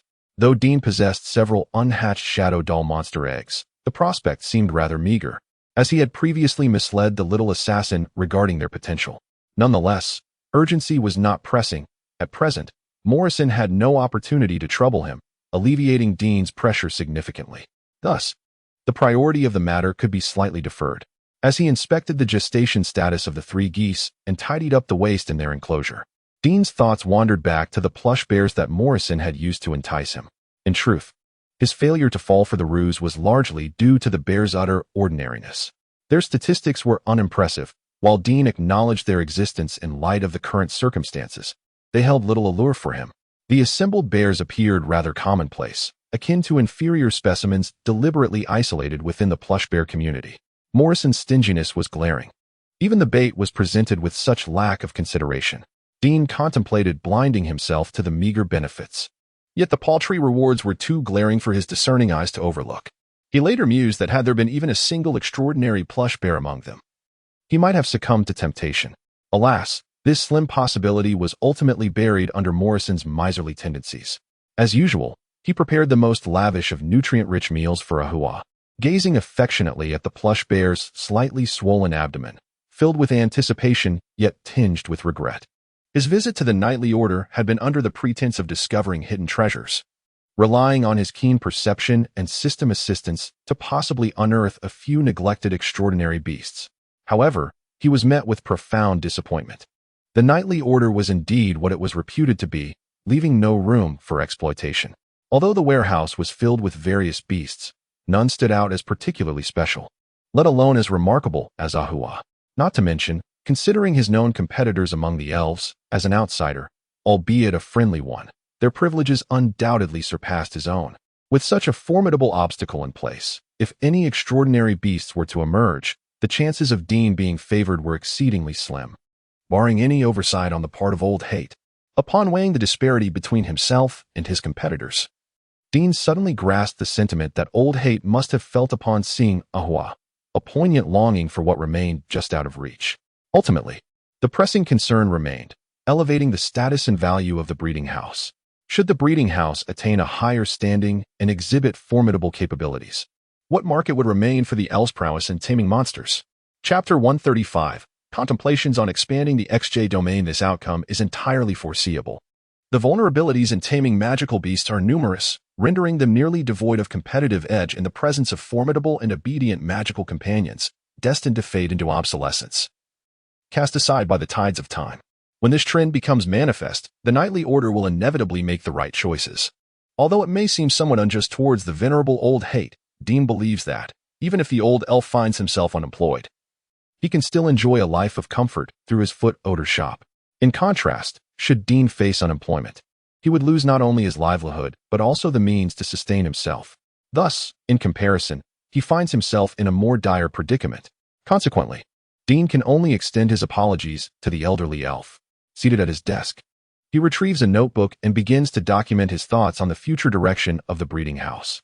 Currently, the number of magical companions within the breeding house is still modest, yet with the inclusion of the 3 noble geese currently being cultivated, it is beginning to take shape. The breeding house encompasses both high-end magical companions, such as the enigmatic shadow dolls and the 3 noble geese, as well as a variety of lower-tier companions catering to the mid to low-end consumer market, collectively forming a tenuous foundation for the breeding house's portfolio. For instance, establishing a breeding garden for the shadow dolls and cultivating the 3 noble geese would foster collaboration with the Nightly Order. Both endeavors are pivotal to the development of the breeding house. The latter, without a doubt, represents a crucial step for the breeding house to secure its foothold in District 13. The former, however, is a concept defined solely by Dean himself. Given the current circumstances of breeders, few would dare to propose such an extravagant notion. In his vision, a breeding garden is a designated area constructed around the concept of community, meticulously designed to meet the needs of its internal population in terms of temperature, vegetation, and other factors. Simply put, it is akin to a variant of the large wildlife parks found on Blue Star. Once established, this breeding garden would enable a communal lifestyle, accommodating a significant number of magical companions, thereby alleviating Dean's burdens considerably. Moreover, housing magical companions of the same species together would be beneficial for their development. This is one of the means by which Dean envisions enriching the functions of the breeding house, and expanding its scope. Regrettably, at this juncture, Dean lacks the financial resources and conditions to support this ambition. The presence of the devilish floating fish has already begun to create a sense of overcrowding at home.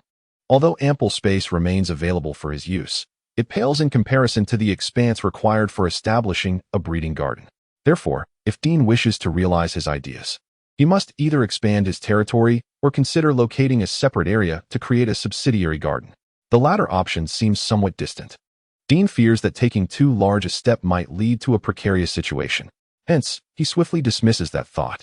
As for the former, it is not as straightforward as it may appear.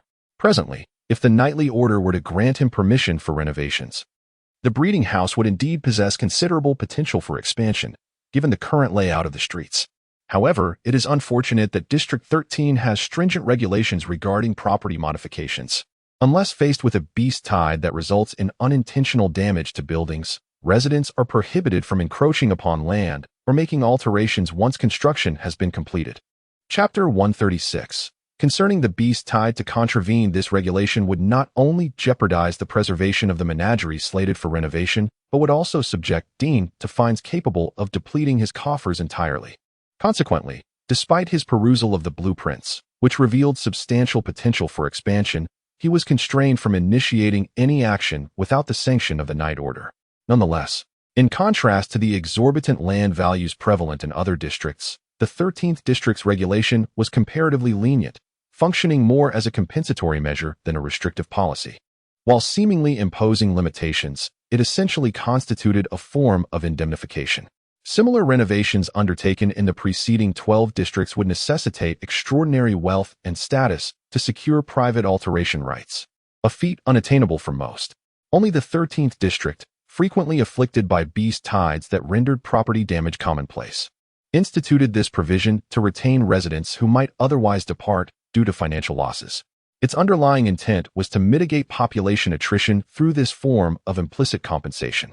In addition to renovation allowances, a plethora of supplementary benefits and support initiatives were extended, demonstrating considerable sincerity. However, among these, only the aforementioned provision held substantial allure for Dean. Given that not all individuals shared Dean's predilection for expansive living spaces, the utility of this particular regulation was limited.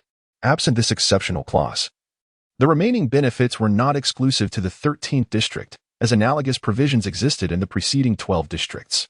Consequently, the overall population of the 13th District invariably experienced a decline following each beast tide. Having resided in a war zone, many inhabitants had amassed modest fortunes and, upon resolving to relocate, could procure the requisite resources to transition to the 12th District. The Knight Order refrained from employing coercive measures against those who had made such determinations, permitting departure upon completion of the prescribed formalities. This considerable latitude enhanced the Knight Order's reputation externally and factored into Dean's decision to settle there. Prior to his arrival, Dean had acquainted himself with the beast tide phenomenon, a recurrent event of considerable significance in the 13th District. The beast tide in the 13th District was analogous to snowfall in northeast China from his perspective on Earth. Those from the south found it curious, while those from the north were accustomed to it. The long-term inhabitants of the 13th District, akin to the northerners, possessed extensive experience in withstanding beast tides. With their assistance, and provided one's capabilities were not entirely deficient, the risk of encountering significant peril was minimal. Furthermore, Dean's residence within the enclave of knightly families afforded him an elevated level of security. In the event of a beast tide, it was conceivable that he would not even encounter a single demonic beast before the knights quelled the disturbance. Despite having resided in the 13th District for an extended period without experiencing a single beast tide, Dean remained unfazed by this widely discussed phenomenon. His attitude towards beast tides was characterized more by curiosity than by apprehension.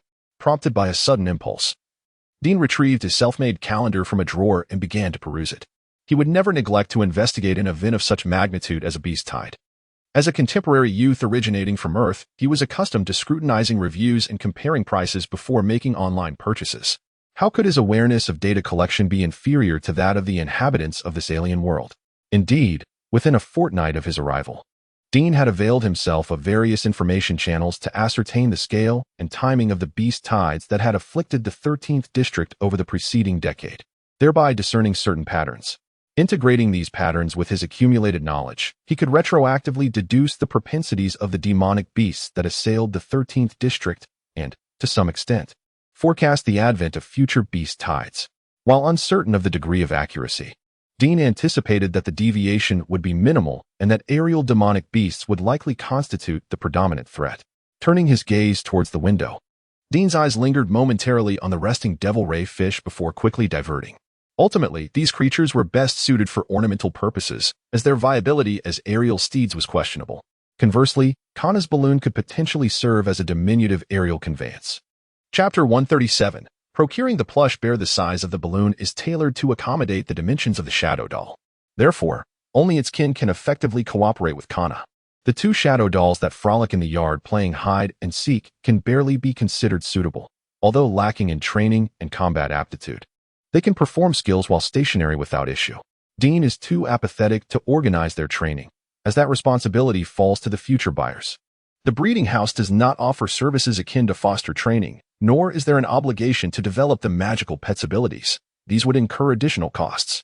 As for the shadow dolls learning and seeking guidance from Kana, it is commendable that they are striving for improvement, and as long as it does not interfere with Kana's training, Dean is supportive. However, judging by the current state of these younglings, it is evident they have yet to reach an age of understanding.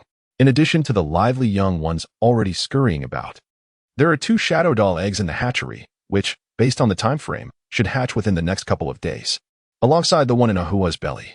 The number of shadow dolls born in this world is approaching double digits, a truly joyous occasion.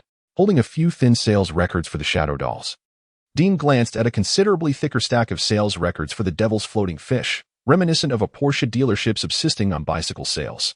There simply aren't enough plush bears. With a sigh, Dean retrieved the ledger and examined the remaining liquid funds of the breeding house, feeling somewhat indecisive. The current predicament is one of limited space with an abundance of eager, vigorous bodies that have no avenue for exertion. Had it not been for the incident involving Morrison, he would have been prepared to issue private bounty tasks to various mercenary groups, willing to pay a handsome sum to procure 2 plush bears. However, Morrison's unexpected maneuver has left Dean hesitant to act recklessly for the time being. Who knows the extent of Morrison's power in District 13? Coupled with the unheard-of blood source curse, Dean cannot guarantee he can consistently evade disaster with the system's aid. He does not possess a magical pet adept at dispelling curses. If ensnared by a mysterious curse, even seeking help from Ryan and his commander, a knight whose expertise does not align, may not suffice to save him. Thus, for safety's sake, procuring plush bears in District 13 must be temporarily placed on his blacklist. Given the infeasibility of operating in District 13, he must turn his attention to other regions. Dean is currently calculating the costs associated with procuring plush bears and transporting them to District 13. While proximity would mitigate the risks involved in transportation, unfortunately, there are no renowned mercenary teams between District 12 and District 9 due to geographical constraints. His knowledge of regions 7 and 8 is scant, leading him to consider a return to his hometown. As for potential candidates, there is no need for deliberation. Uncle Ming's mercenary team would undoubtedly welcome the opportunity to accept a lucrative bounty while enjoying a subsidized trip. Entrusting the task to familiar hands also means he can proceed with a significant procurement effort. With this thought in mind, Dean excitedly pulled out some stationery and began writing to his old friend. Chapter 138. The reply at the break of dawn the following day. The letter was collected by the courier. Dean had paid extra for expedited service, and it should reach Monjen by tomorrow. The generous reward was likely sufficient to sway the other members of the mercenary group. The two little ones had developed quite well, their statistics notably impressive. He felt a flicker of anticipation, thus he was more invested than during the last occasion. Race, phantom doll, gender, female, racial aptitude. A. Individual aptitude. A. 1 in 100. The data for both was nearly identical. Even the suffixes accompanying their individual aptitudes mirrored each other. Although not classified as S rank, Dean felt a tinge of disappointment. However, the system's acknowledgement indicated that these two little ones possessed commendable talent. At the very least, they surpassed the ordinary phantom dolls previously bred. And while they may not reach the extraordinary levels of Kana, they could certainly be regarded as prodigies within their lineage. In pursuit of understanding the evaluative criteria of the system's suffixes, Dean meticulously examined the data of the two phantom dolls. He discovered that Aside from their superior statistics compared to regular phantom dolls, each possessed a unique skill. One had trickery, while the other boasted shadow dance. It appeared these skills were tailored to enhance the capabilities of the phantom dolls. This revelation was indeed a delightful surprise. The emergence of special skills delineated a new tier among the ordinary phantom dolls and the extraordinary talents like Kana, deepening Dean's comprehension of the system's rating mechanism. He intended to continue monitoring the two younglings, hoping to uncover the reasons behind their special skills and discover more exceptional traits. As he organized his notes, Dean glanced at Kana, who was laboriously attempting to style her hair with a towel while balancing on a balloon. Amusement mingled with affection surged within him. It was a rare night of restful sleep, filled with pleasant dreams. He marveled at this astonishing pace of development, accepting the letter Kana handed him, his fingers instinctively brushing over it. The letter was written on the common orange wheat paper used by mercenaries, and as he brought it to his nose, he detected a faint scent of malt liquor. It seemed authentic. Most importantly, he discerned a familiar odor of sweat wafting from it. With a grimace, Dean tore open the envelope, extracting 7 or 8 sheets of paper. A quick glance revealed the familiar, unsightly handwriting, which put him at ease. The contents detailed everything meticulously, each matter addressed with precision. It was only when he began to write that he realized how much had transpired. After recounting personal matters, the focus shifted to business. The 8th page contained a transportation route specifically designed by Mon Jin after learning of his requirements. Once Dean confirmed its feasibility, the mercenary group could promptly commence procurement and execute the commission along the designated route. Chapter 139, District 13 of the Empire with a scholarly demeanor. Dean unfurled the parchment before him. Upon opening it, he was greeted by a remarkably abstract depiction of a rose. To call it a rose would be an affront to such a flower. It resembled a grotesquely distorted mass, evoking in Dean a peculiar notion that Meng In might find a kindred spirit in Crab Air Ha. Yet, perhaps the preceding script had laid the groundwork for his reaction, as the sight of this rose stirred within him an inexplicable sense of inevitability. With a resigned sigh, Dean extracted a map from the bookshelf, spreading it out beneath the letter. This was a rudimentary map of the Empire, one nearly every citizen possessed. Although fraught with omissions, it was sufficient for identifying regions. Dean had acquired it long ago, yet this marked its inaugural use. It is well known that District 13 of the Empire, while ranked by prosperity and proximity to the core, does not follow a circular distribution. Instead, its delineation conforms more closely to the Empire's geographical contours. At the heart lies District 1, the Emperor's abode, a small circular area enveloped by the concentric districts 2 and 3, forming the so-called Upper 3 districts. The most potent forces of the Empire reside within this compact zone. Radiating outward are Districts 4, 5, and 6, 3 crescent-shaped regions resembling petals that encase the Upper 3 districts, forming the base of this rose. Subsequently, Districts 7, 8, and 9 extend outward like blossoming petals, encircling the interstices of 4, 5, and 6, enveloping the Upper 3 districts in a protective embrace, akin to a fully unfurled rose. Districts 10 and 11 stand apart, flanking the rose like verdant leaves, broadening the Empire's expanse and affording greater strategic flexibility.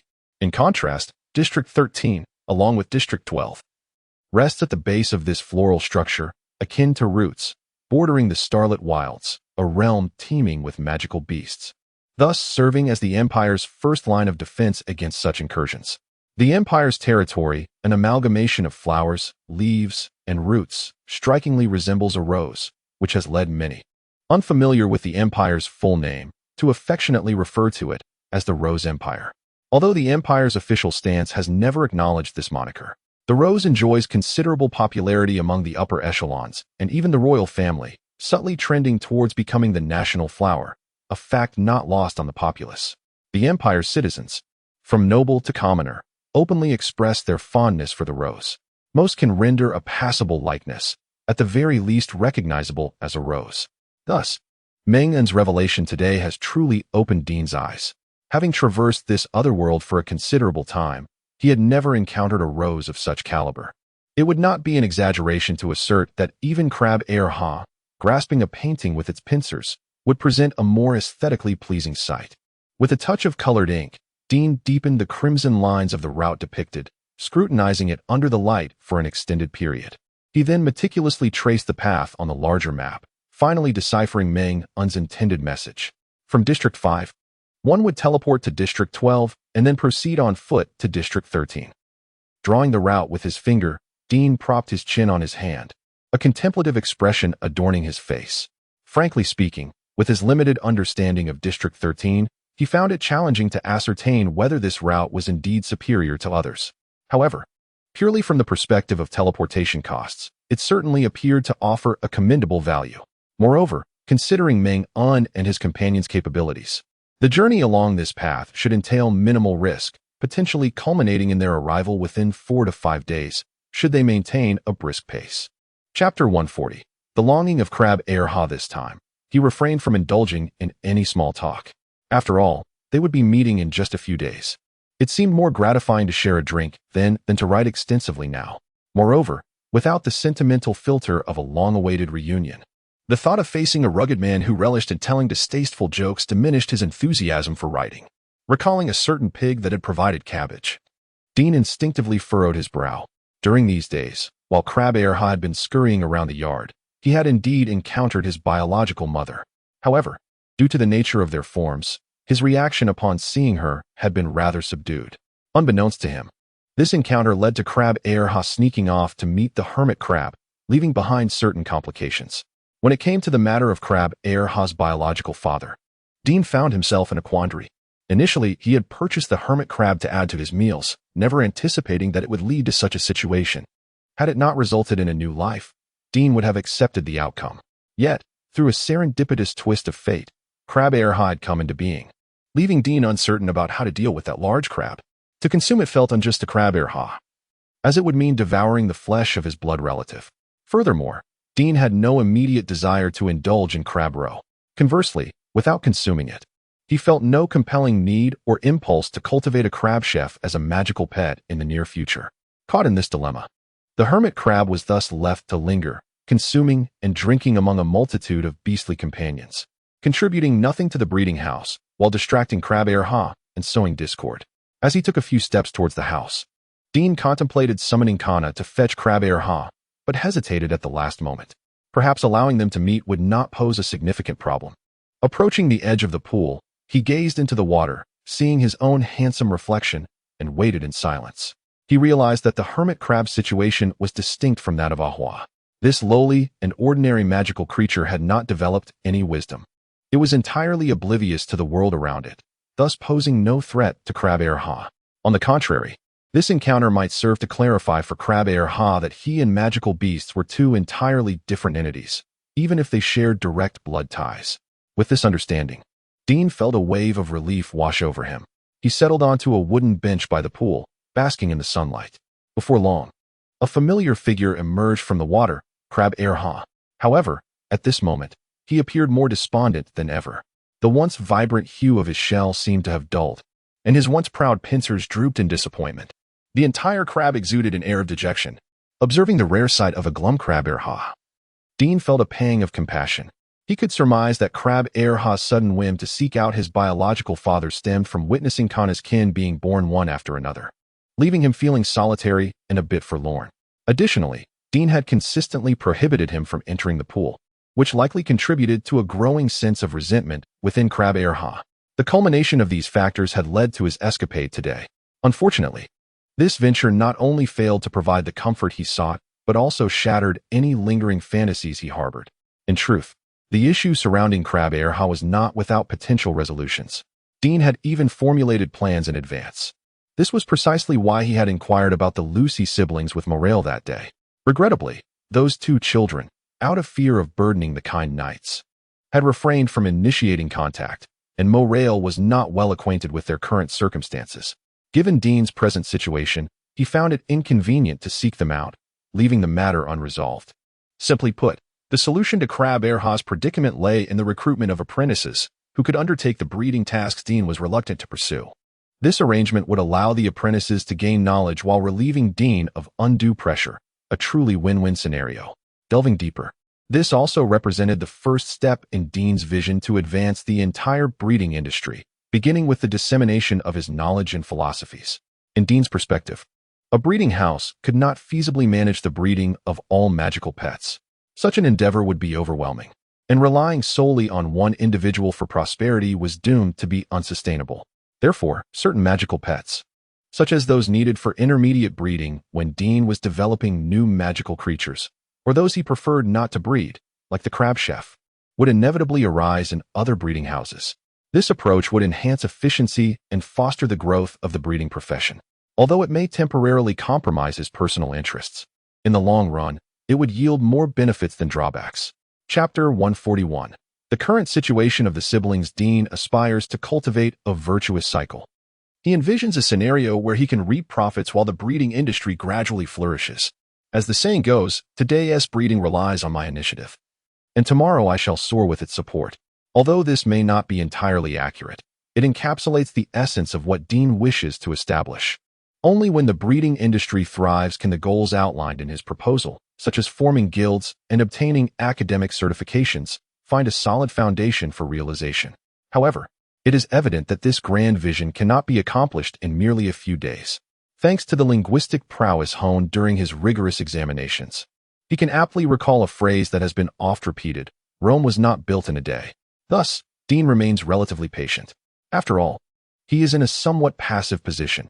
If he could wait until the breeding yields geese before recruiting apprentices, he would not only possess greater confidence, but also find the timing more opportune.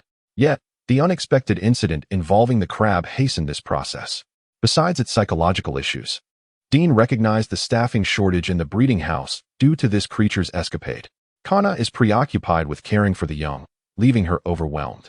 The devilish floating fish lack the requisite qualifications, as their size and intellect cannot support intricate tasks. As for the nonsensical mirror, it is utterly unreliable. Dean has already assigned it to propagate new nonsensical mirrors. Regarding the firefly butterfly, as a bug-type magical pet, it is already remarkable that it can comprehend commands, and Dean imposes no further demands upon them. Counting on his fingers, it becomes clear that the breeding house primarily relies on him and Kana for operation. Thus, with Kana occupied with the offspring, Dean instantly feels the strain of insufficient manpower. In simple terms, the labor provided by Kana alone is inadequate for his endeavors. Consequently, he turned his attention to Lucy and Ronan, the sibling duo. The rationale behind this choice is multifaceted. On one hand, Dean had previously extended an invitation to them, and among his acquaintances, they were the only ones interested in venturing into the breeding realm. Options were scarce. On the other hand, the siblings are young, malleable, well-mannered, and possess commendable qualities that captivated Dean, making them unforgettable in his mind. He eagerly awaited the news that Morel had gathered. If business was flourishing for the children, it would prove challenging for him to approach them. However, if their endeavors were lackluster, Dean firmly believed that his presence would be akin to a timely gift, bringing boundless warmth to his prospective apprentices. The omniscient gossip-monger, Morel, arrived at the breeding house the following afternoon. Upon their meeting, she expressed her complex emotions with a sigh, saying, "I initially thought that even the breeding houses of outsiders would thrive, so surely our own would fare even better." Dean promptly poured her a cup of tea, waiting for her to continue. "By coincidence, the sibling's neighbor happens to be my husband's subordinate's cousin. I encountered her while shopping for groceries, and, recalling your instructions, I inquired further. According to her, the breeding house has indeed achieved some results, but..." Morel furrowed her brow, expressing her concerns. "A tiny creature, no bigger than a finger, demands 50 gold coins. That is exorbitant. Who would squander their money on such a thing?" The pricing astonished Dean as well. Those two children do not strike me as individuals who would set arbitrary prices. Moreover, it is inconceivable that they could sell at such a rate. Wouldn't this drive customers away? Morel raised her hand. "I know a bit about this. The pricing for the magical beasts in the shop is not determined by the siblings, but was established long ago by their late grandfather, the original owner of the breeding house. Unless they possess skills that surpass his, they cannot alter it at will. This was a condition laid out by the grandfather when he bequeathed the breeding house." Chapter 142. Paul II and Paul III. Thus, Dean understood. If that were the case, the exorbitant pricing could indeed be justified. This represents one of the drawbacks of the hereditary breeding house. Along with the inheritance of assets and knowledge comes the burden of inherited obsessions and expectations. These have become inextricably linked to the breeding house over the long passage of time. Even blood relatives cannot escape their responsibilities while merely reaping the benefits. Without prejudice, Dean perceived that most of the previous generation who continued to tread the path of breeding were steadfastly entrenched in their own obsessions and displayed an extraordinary stubbornness of thought. He considered himself fortunate to have encountered the elder Huster, who had long since passed the stage of being a cantankerous and obstinate individual. Had he arrived 2 years earlier, he might not have experienced such ease. This issue partly stems from historical legacies, tracing back to the reign of the previous emperor, Paul II. Paul II can be regarded as one of the most enigmatic figures in the annals of the empire. Ascending to the throne at the tender age of 18 and reigning until he reached the remarkable age of 150, he defied the limits of longevity without being a particularly formidable practitioner or possessing a constitution that allowed him to consume longevity potions. He became one of the empire's 10 greatest unsolved mysteries. His existence meant that by the time Paul III, the current emperor, ascended to the throne 5 years ago, he was already 85 years old. Although he did not inherit his father's inability to consume longevity potions, even with the highest grade of such elixirs, his life expectancy would likely cap at around 130. This implies that he spent nearly 2/3 of his life in the position of heir apparent. One can easily surmise the nature of the elder prince's feelings towards his father. Nonetheless, Dean believed that the matter was far more intricate than it appeared. A simple calculation reveals that Paul II passed away at 150 and Paul III ascended at 85, suggesting that Paul III was born when Paul II was 65. How remarkable it is! While it elicits admiration, it also raises a thread of confusion. Why did Paul II wait until he was over 60 to father a child? Could it be that he was aware of his longevity and, in a bid to avoid the heartache of burying his own offspring, deliberately delayed fatherhood? Such thoughts seem peculiar. If there were no underlying issues, Dean would feel remiss for not having gleaned insights from the court intrigue dramas he had consumed. However, this clearly falls within the realm of royal secrets. Though he harbored doubts, he had no means to uncover the truth. The only publicly known fact about the relationship between these two figures is that it is fraught with discord. It is not that Paul III vocally proclaims his troubled relationship with Paul II. Rather, his disdain for his father is evident in myriad ways. For instance, in matters of policy, any initiative that Paul II championed and fervently supported was met with Paul III's outright rejection.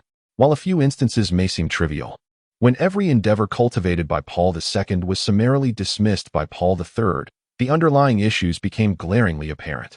This revelation was akin to dropping a bomb into an unfathomable pool of water, causing many vested noble interests to surface. They promptly united to demonstrate against the seemingly mediocre new emperor, who had previously been suppressed by Paul II. As a result, within a year, their respective families underwent a significant reshuffling of power. Through this, Paul III revealed his formidable nature to the entire empire. Breeding, however, remained one of the less conspicuous industries among those he suppressed. Dean felt that his generation, along with the older breeding masters, was quite unfortunate. During Paul II's reign, he had not shown any particular regard for them, merely offering a few words of encouragement and publicly expressing optimism about the future of breeding masters. Such platitudes had been uttered to countless others before. Aside from insipid praise, the tangible benefits that reached the breeding masters amounted to little more than a handful of negligible supportive measures and a tacit approval of their operations. Having received scant benefits was one thing, but under Paul III, they faced uniform repression. Dean's prior forced relocation was, in fact, a consequence of Paul III's decision to fully open his eyes to the activities that had been previously overlooked during his father's reign. Chapter 143, Passion and Perseverance. If it were merely a matter of this, Dean would not perceive any issue. After all, in a strict sense, breeders do not possess the formal qualifications to operate a shop. However, Paul III's public assertion that breeding is merely an excuse employed by a select few to mask their peculiar hobbies was indeed a passionate statement, albeit a rather biased one. This sentiment significantly impacted many veteran breeders. That evening, Paul III did not only disparage the breeding profession. He indiscriminately targeted several esteemed industries valued by his father, creating quite a stir. Had the royal family not later downplayed the incident as a drunken slip of the tongue, the repercussions could have been far more detrimental. Nonetheless, the burgeoning breeding industry within the empire suffered a tremendous blow. After all, who could endure being perceived as someone with a peculiar hobby? Thus, Dean firmly believed that those who could persevere under such circumstances must possess a profound love for breeding and unwavering conviction. The likelihood of them being swayed by external influences was minimal, and correspondingly, such individuals tended to be stubborn to an extent that was almost incomprehensible, refusing to yield even the slightest ground on their convictions. Dean suspected that the siblings' grandfather belonged to this category. He conjectured that the so-called bearded little man was likely not a product of Lucy and Ronan, but rather a remnant from the former owner of the breeding house. Hence the necessity to adhere to the price he had set during the sale. I originally intended to support the children's venture, but upon hearing the price, I felt utterly discouraged, Morale lamented. In her familiar circles, individuals willing to spend 50 gold coins on a creature the size of a finger were exceedingly rare. Though not entirely absent, she privately believed that, comparatively, these individuals would be more inclined to invest their money in Dean's Blue Star breeding house. Was he the devil-floating fish, capable of human flight, far more appealing? Not only was it practical and aesthetically pleasing, but it could easily overshadow that bearded little man. Moreover, others might be unaware, but as someone who had witnessed the wonders of the Mirage Mirror and the Mars Butterfly, she was well aware of Dean's expertise. It was likely that anyone randomly selected from the Blue Star breeding house would prove more useful than that bearded little man, and at prices within reason. In contrast to Dean, the siblings could neither produce sufficiently remarkable results nor possess the authority to lower prices. Thus, how could their business possibly compete with his? Morale remained pessimistic about the situation. If I had waited just a couple more days to inquire, they might not even be able to keep their shop open. Dean shared the same sentiment. As a breeder, he was acutely aware of the substantial daily expenses required to sustain a breeding house, especially in the absence of income. It resembled an insatiable abyss. Merely providing the basic sustenance necessary to prevent the breeding beasts from starving could deplete a financially fragile breeding house to the brink of collapse. Considering that the siblings were likely tending to a considerable number of creatures for their new breeding endeavors, with their approach of operating without income, the funds Dean had provided when purchasing a house would scarcely last long. If Morale delayed her inquiries any further, it was highly probable that this breeding house would indeed exit the stage of District 13. Chapter 144. Onward, what do you intend to do? Observing Dean lost in thought, Morale propped her chin on her hand, exuding a sense of ease that suggested she harbored no concerns for Lucy and Ronan's predicament. What to do? Dean feigned ignorance. Don't misunderstand. I merely had a sudden urge to inquire, nothing more. Morale unceremoniously called him out. Oh, come now. When business is booming, you seem unconcerned. Yet you're so invested when business is poor. Do you not see how much you resemble someone intent on gathering intelligence on competitors? Dean pondered for a moment and nodded in admission. Not at all. Morale grinned with satisfaction. Exactly. It's precisely because you seem unlike that we dare entrust our children to you. With a reliable senior like you watching over them, we can breathe a little easier. With that, she stood to leave. Dean shrugged, saying nothing, and also rose to escort Morale out. I feel as though your fish has grown larger, hasn't it? Just as she was about to depart, Morale turned and spotted the convenient fish she had arrived with, unable to suppress her curiosity. Perhaps it was merely her imagination, but she had the distinct impression that her recent excursions with the fish had granted her greater freedom of movement, especially today. Initially, she thought she had purchased more than could be accommodated, yet discovered upon ascent that it posed no difficulty at all. Dean, having already noted this through data monitoring, nodded. It grows rapidly. The growth rate of flying fish-type magical beasts far exceeds that of ordinary beasts, and the devil's plankton fish, having undergone selective breeding, exhibited an even more pronounced advantage in growth speed. From their juvenile stage, they seemed to change almost daily. In contrast, their current growth rate had significantly decelerated. However, reaching this size was likely nearing the limits, sufficient to carry one person comfortably, but a struggle for two.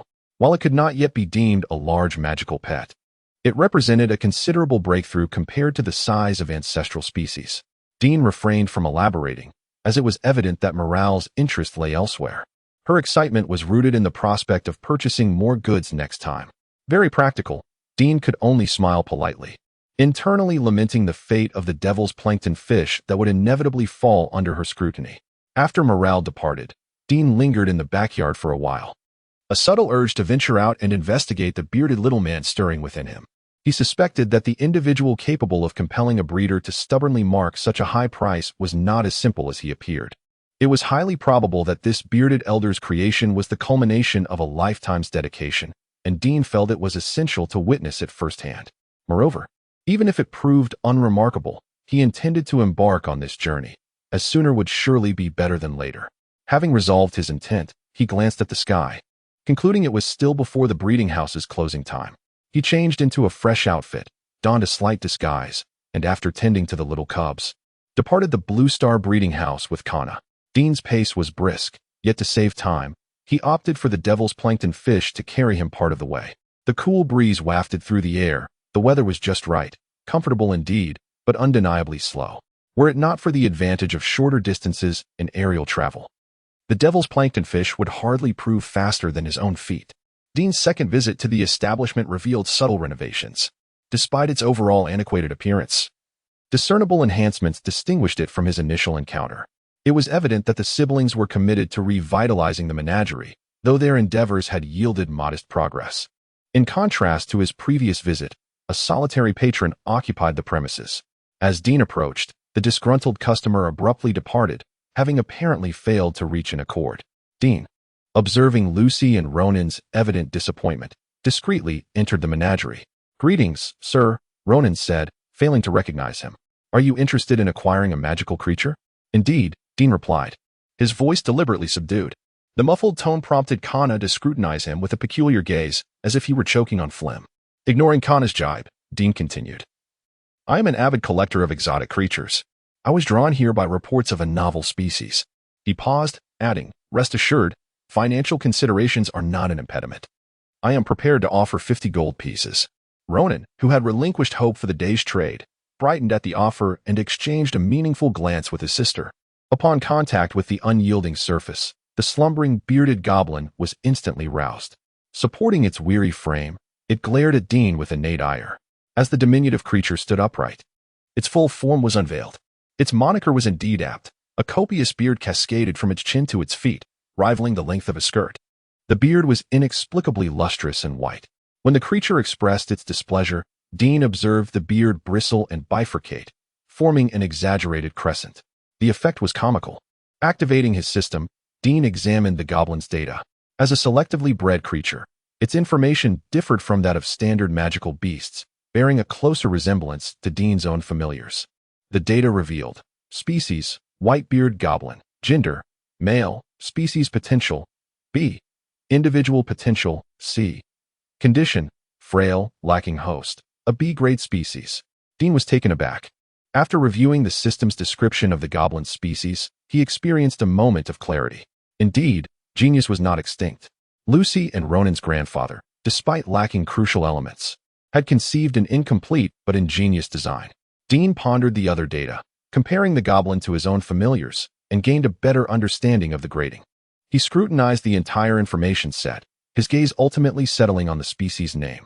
Who conceived that designation? Dean mused, suppressing a smile. Chapter 146. The clumsy yet agile one. Little Whitebeard was utterly oblivious to the scorn directed at him by the figure before him. Frustrated by his inability to find a suitable beard and subjected to the gaze of a throng resembling spectators at a zoo, his agitation required no justification. "Hey, what are you staring at?" Little Whitebeard exclaimed, brandishing his somewhat feeble fist in a gesture meant to intimidate Dean. Kana, witnessing this audacity for the first time, could not suppress her amusement. Having grown up without encountering such a brash creature, she playfully kicked Dean's shoulder and, clutching the balloon she had conjured, descended gracefully onto the wooden table. Once the visual distortions caused by altitude dissipated, Little Whitebeard finally perceived the stark disparity between himself and Kana. As he observed the shadowy doll, which appeared to be over twice his size, closing in on him, he strategically retreated a step, a bead of cold sweat forming on his brow. Ronan and Lucy's expressions shifted to alarm. "Sir, you," they began, but Dean gestured for them to remain calm. "Do not worry, Kana knows her limits." No sooner had he uttered these words than Kana extended her claws, dark energy coalescing between them into a shadow ball the size of a sunflower seed. Before Little Whitebeard could comprehend the need to evade, the shadow ball hurtled toward him, striking him squarely on the forehead.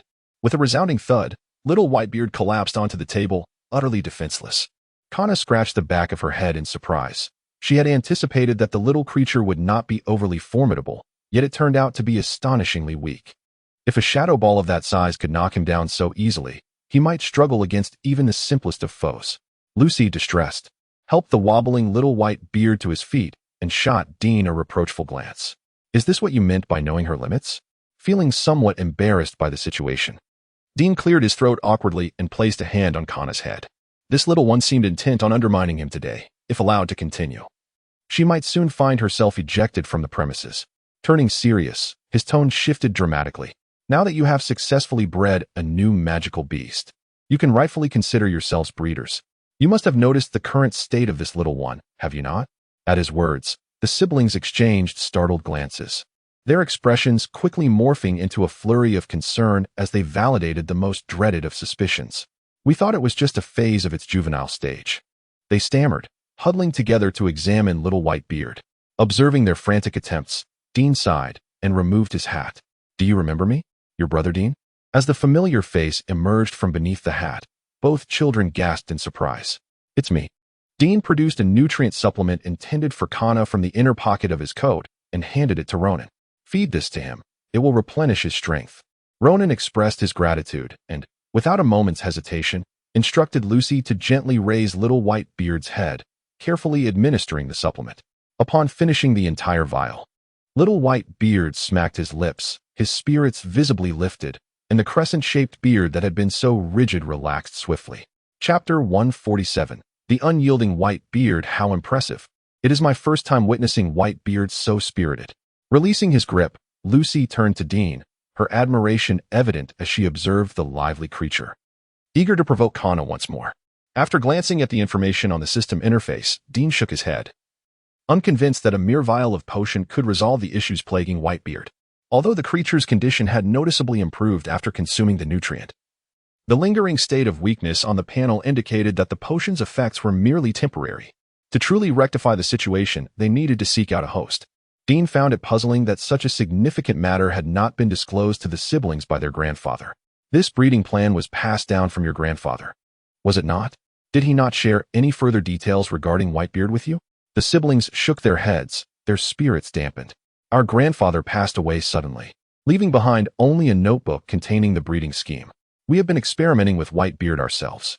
We never anticipated such a serious flaw. No wonder. Dean's internal questions were suddenly answered.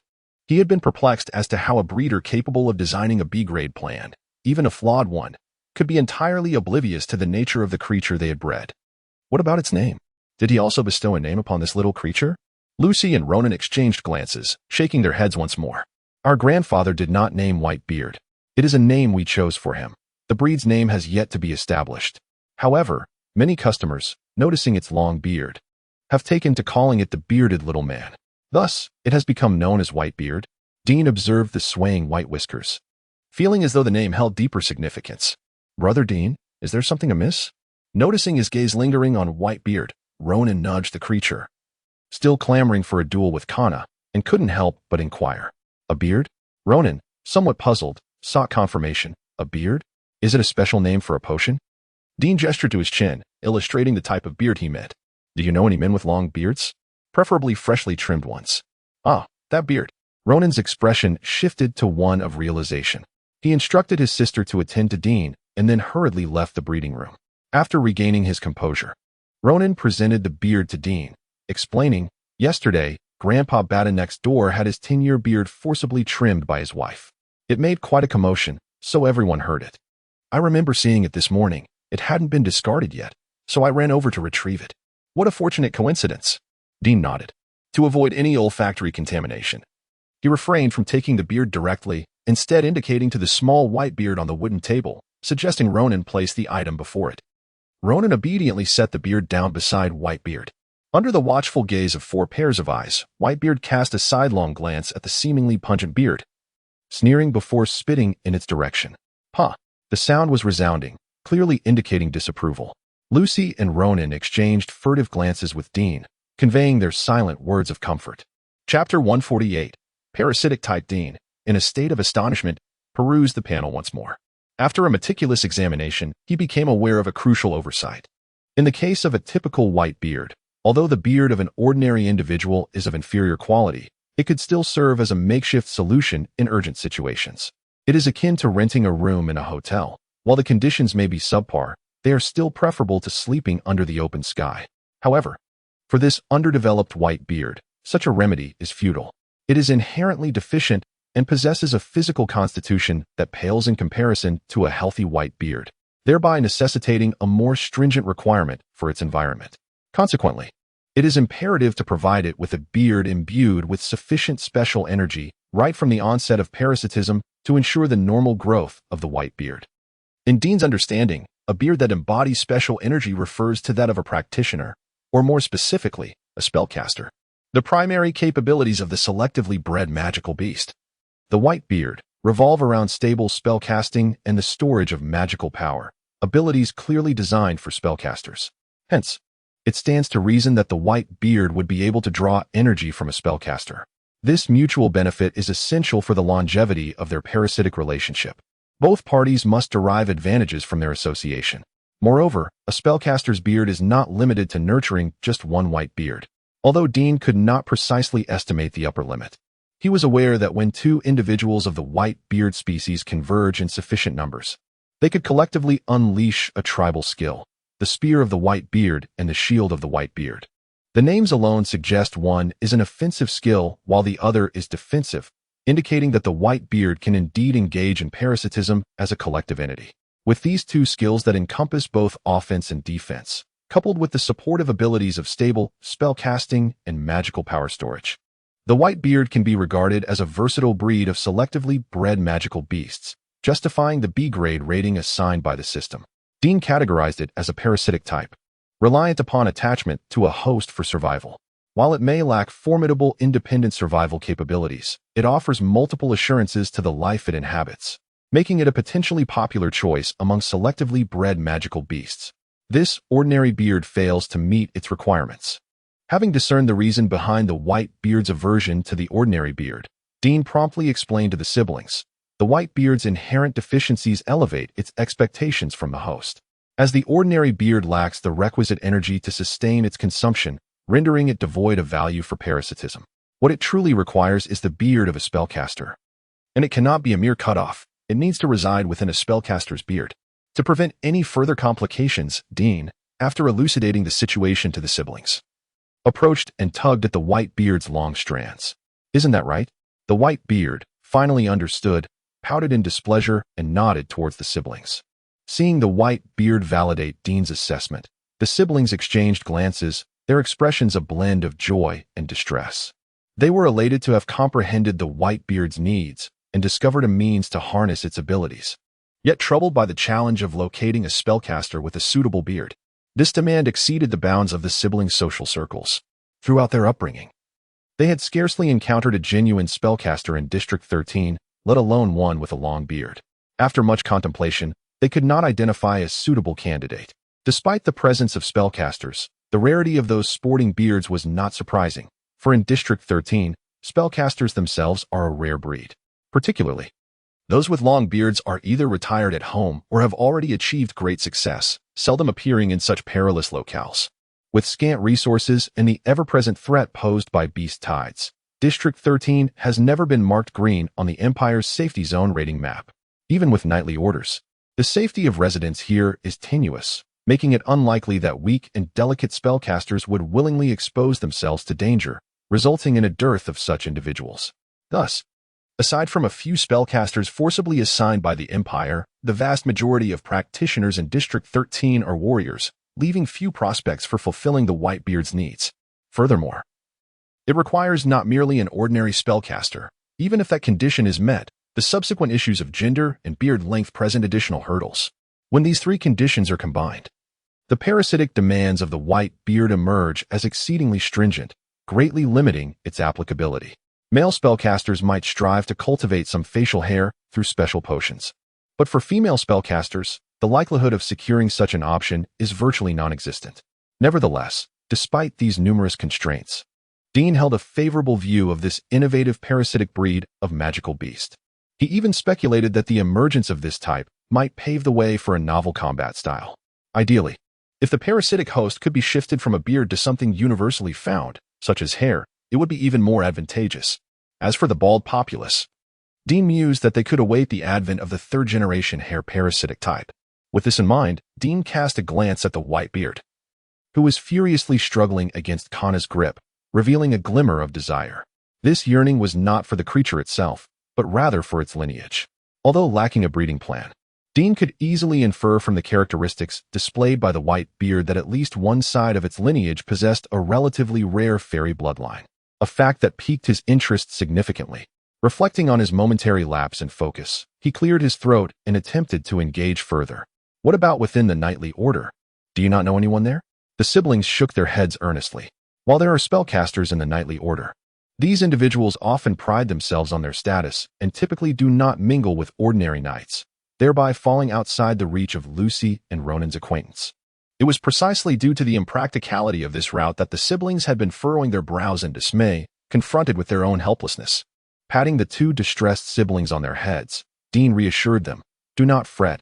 I can also help you make connections." Although he did not know any spellcasters that would meet the Whitebeard's requirements, he was acquainted with a neighbor who is suspected to be the illegitimate son of the knightly order's leader. In his capacity as Ryan, he should have access to such types of spellcasters. If that fails, they could consider seeking out the elf Hate, who, while not a traditional spellcaster, has his beard perpetually infused with natural energy, thus marginally meeting the criteria. Meeting the grateful gazes of the two children, Dean momentarily suppressed his smile and adopted a serious demeanor. "I resolved this issue for you this time, but what about next time? How do you intend to manage the breeding house? Please do not tell me you plan to rely solely on this one magical beast." Given the situation of the Whitebeard, it is likely that they would struggle to find even a few suitable buyers throughout the entirety of District 13. As for inter-district transactions, Dean doubted the siblings possessed the capability to navigate that realm.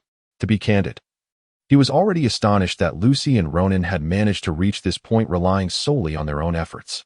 In the absence of guidance, independently cultivating a new creature from the realm of magic is indeed an extraordinary accomplishment, regardless of the novice's circumstances. Yet, regrettably, this achievement remains insufficient. Merely possessing a singular novice creature does not provide a robust foundation for the journey of two aspiring breeders. Moreover, if they continue to rely solely on the legacy of their grandfather's methods, it is inevitable that the two siblings will ultimately exhaust themselves in this endeavor. After a moment of contemplation, Dean crouched down to meet the gaze of the brother and sister, and once again inquired, though it may seem somewhat opportunistic at this moment, "I believe this is a rather opportune time. What do you think? Would you consider my previous proposal once more?" Chapter 150. Yet Kana sees through it all. Lucy and Ronan were well aware of Dean's intentions, not merely through hearsay. The siblings had occasionally witnessed the spectacle of devil fish soaring through the air during their early morning ventures. A few of these creatures even carried the knight's family members off to procure groceries. This extraordinary phenomenon drew increasing attention, and as interest in the breeding of magical beasts grew, people around them began to discuss the term magical pet, a concept birthed by Dean.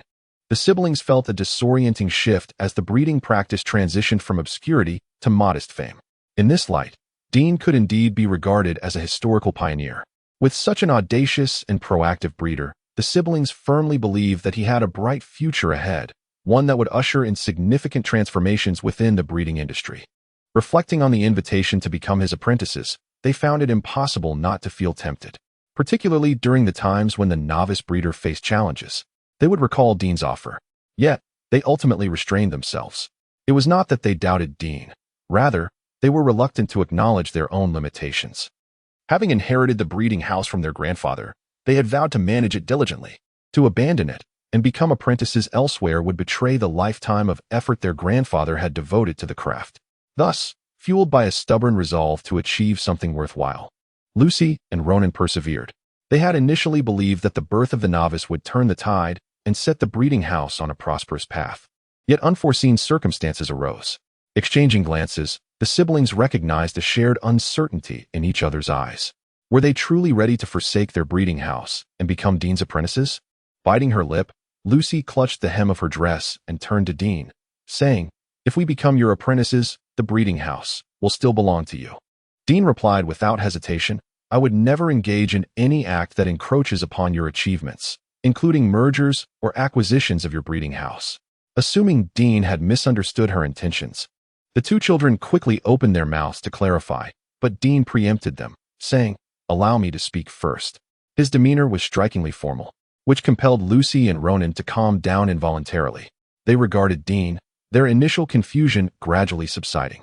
Dean continued, "Becoming my apprentices signifies the establishment of a knowledge-sharing relationship between us, one rooted in mutual assistance and beneficial outcomes. I will impart my knowledge to you, and in return, you must undertake the responsibilities expected of apprentices, just like others. However, beyond that, we remain independent entities. Your breeding house belongs to you, and mine remains mine. To put it more explicitly, I envision our relationship as one of teacher and apprentice, rather than the conventional dynamic of employer and employee found in many shops today. Even though some may argue that breeding is not yet a recognized discipline and that formal apprentice relationships are non-existent, merely a euphemism for employment, I aspire to cultivate such a legitimate bond between us. I believe that, in due time, this relationship will extend from us to many more breeding houses." His words resonated with a sense of righteousness and grandeur, eloquently blending idealism with practicality. The siblings were profoundly moved, bowing deeply to Dean. "Greetings, teacher." Dean accepted their homage, recognizing the necessity of such a formal gesture in their genuine teacher-student relationship. He waited until the children had completed their bow before helping them to their feet. "Since you have agreed to become my apprentices, you will certainly need to attend classes at my breeding house. This will facilitate my search for a spellcaster capable of resolving the issues concerning the novice," he explained. "As for your breeding house, my suggestion is to cease operations until you can develop a new magical beast capable of sustaining your business. Given the situation with the novice, it would be challenging for you to generate revenue." The siblings nodded in agreement. In truth, even without Dean's counsel, they would have chosen to halt operations upon learning of the novice's predicament. Selling a flawed magical beast to customers would tarnish the reputation of their breeding house built over years. They could not betray their conscience, nor could they dishonor their late grandfather. Seeing the children concur with his advice, Dean felt a surge of appreciation for them. "Where do you reside?" Ronan provided an address. Dean pondered for a moment, realizing it was a location he had never heard of, and nonchalantly nodded before transitioning to the next topic. "If it is inconvenient for you to relocate the breeding stock, they may also be temporarily transferred to my facility. The Blue Star Breeding House has ample space and sufficient funds to accommodate additional breeding stock, and with Kana overseeing them, their safety is assured. You may visit daily to check on their condition, which would alleviate the strain on your resources and facilitate your learning." "How insidious," Kana observed, pressing down on the novice while clicking her tongue in disbelief. She found it curious that Dean had adopted such a benevolent demeanor, seemingly waiting for an opportunity to borrow the breeding stock, even attempting to manipulate such young creatures. Could he possibly be the infamous scoundrel of legend? Chapter 151. The crystal-haired fairy. Dean disregarded the reproach directed at him. Matters of adults should not be meddled with by children. His intentions were entirely focused on the well-being of the two youngsters. As for the notion of breeding, once they were raised together, who could truly exert control? Such matters were inherently uncertain, and even if they did occur, it would surely be by accident. In any case, Dean would never admit to harboring any selfish motives. Furthermore, this plan was undoubtedly advantageous for the siblings. Dean had meticulously considered every angle, crafting a proposal so comprehensive that it left no room for refusal. As anticipated, after a brief discussion, the children swiftly agreed to this seemingly flawless arrangement. "It's quite convenient. We have quite a bit of stuff, and together it feels rather heavy. Only little Kana." Lucy glanced at Kana's petite frame, harboring doubts about the creature's purported strength as described by Dean. "No worries, it frequently handles such tasks. It has been trained for this," Dean asserted, applying gentle pressure to defend Kana. Lucy was about to voice her concerns when her brother intervened. Ronan tugged at his sister's hand and instructed, "Let us heed the teacher's advice. Kana was nurtured by the teacher, who undoubtedly knows it better than we do. I will go fetch the beast from upstairs, and you can bring out the little crystal and wait for me downstairs with the teacher." "Little crystal?" Dean's interest piqued at the keyword, and a glimmer of speculation flitted through his mind. Through the transparent glass, he easily discerned the visage of the creature within the cage. It was a diminutive fairy, approximately the size of his palm, bearing an uncanny resemblance to a human, yet atop its head resided a fantastical crown of crystals, arranged in an exquisite manner, glistening brilliantly, exuding a unique aesthetic appeal. Cascading behind was a mane of silvery hair that flowed to its ankles, complemented by crystalline blue eyes that rendered the delicate figure an embodiment of ethereal beauty. As Lucy approached, Dean noted that the little being was also draped in a layer of silvery gauze, concealing its nearly transparent wings. With wings and a crown of crystal hair. The creature's name swiftly materialized in Dean's mind. Lucy's subsequent introduction further confirmed his deduction. This is a crystal-haired fairy. We named it Little Crystal. It was left to us by our grandfather, who claimed it to be precious and urged us to care for it well.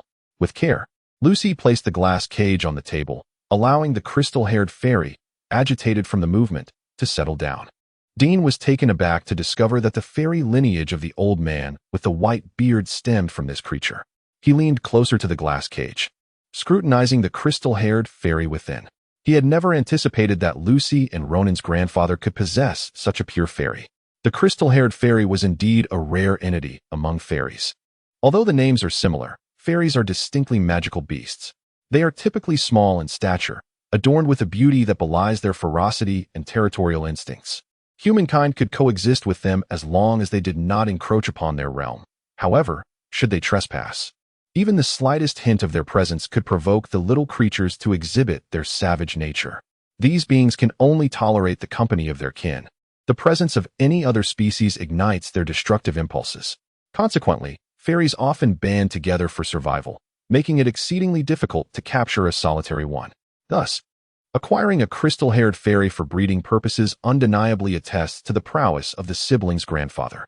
After calming his racing heart, Dean accessed the system to examine the data on the crystal-haired fairy, quickly uncovering a troubling issue. The creature appeared to be somewhat deficient from birth. It exhibited clear signs of developmental issues, notably the crown of crystals atop its head, which was significantly smaller than that of a typical crystal-haired fairy. The luster of its hair was also lacking, indicating insufficient nourishment. These two attributes are crucial sources of power for a crystal-haired fairy. Thus, the underdevelopment of its crown and hair directly contributed to its weakened state, rendering it incapable of breaking even the reinforced glass cage without the aid of any potions. Chapter 152. Weakness as uniqueness. It can be said that Dean was confronted with the weakest fairy within his known realm. Glancing at the little white-bearded figure slumped over the table, gasping for breath, he turned his attention to the crystal-haired fairy. A wry smile tugged at the corners of his lips as he felt a wave of exasperation wash over him. Was the breeding house truly a haven for the inherently deficient? Where were the normal specimens? Moreover, if Dean's conjecture was correct, this crystal-haired fairy was likely a discarded outcast, abandoned by its kin due to congenital developmental issues. The sibling's grandfather had perhaps stumbled upon a stroke of luck in capturing it. Such a pity. This fairy, being inherently flawed, could only be classified as a substandard specimen even as a breeding creature, unless paired with exceptionally developed breeding stock, which made it exceedingly difficult to mitigate the adverse effects it would impart on its progeny.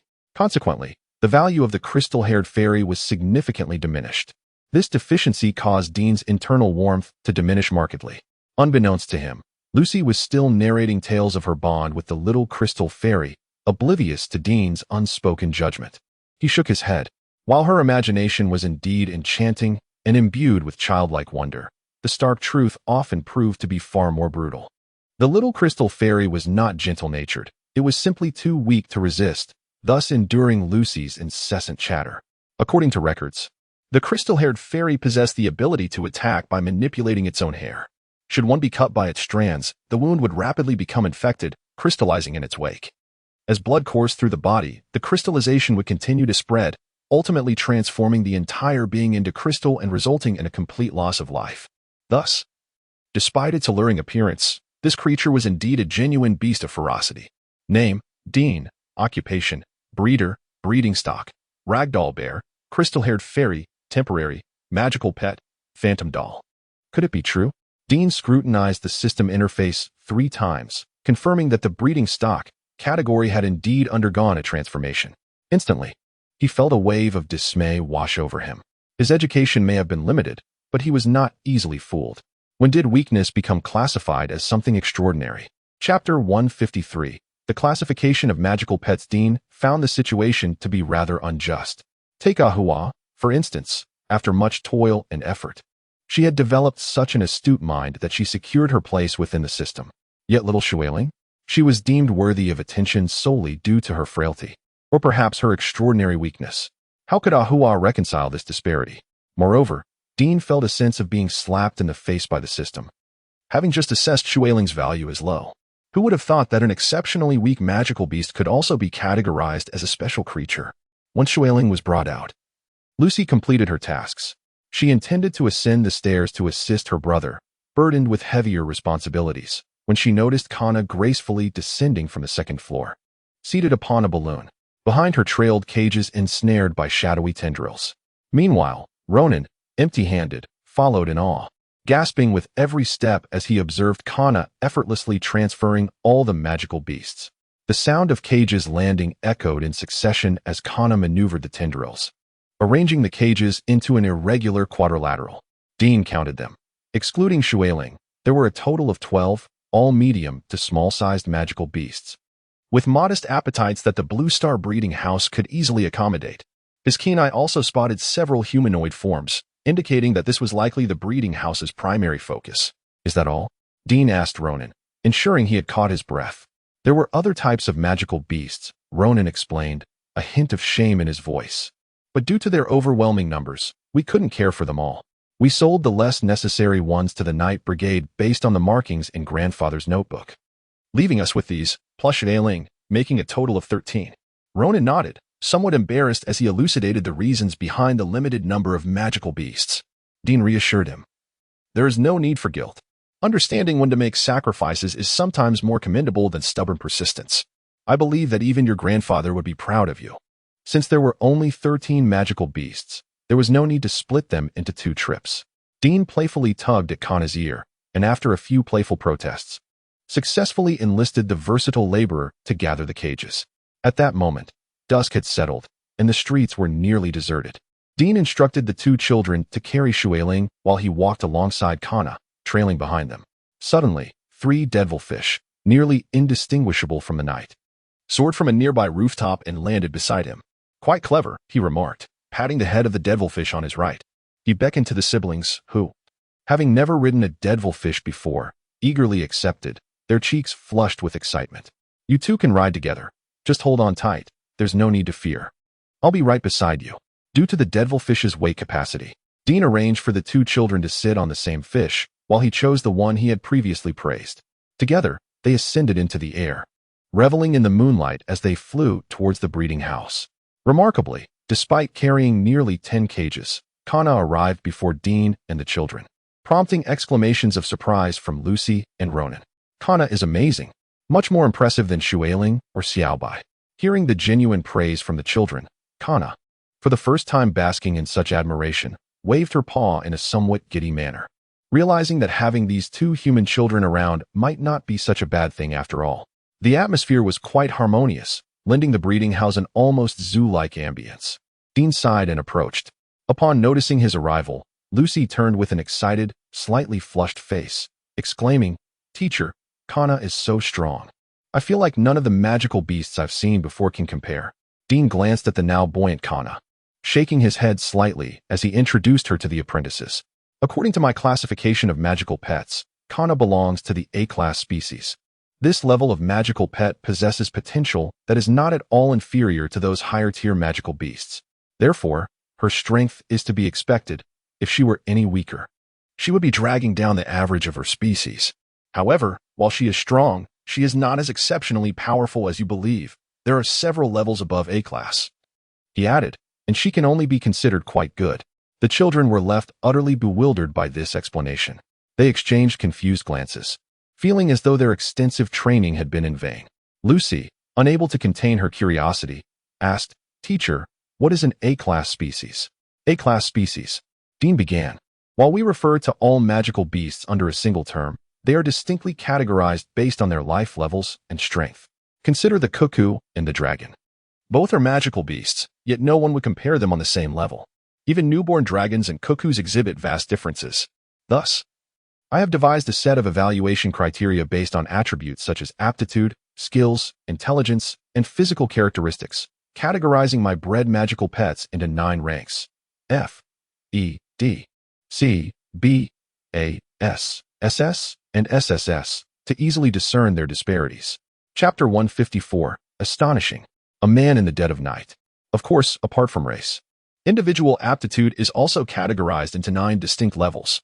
For instance, while all humans share the same physical structure, arms, legs, eyes, and noses, and are born as fragile infants, the disparity in strength can be so vast that they seem like entirely different species.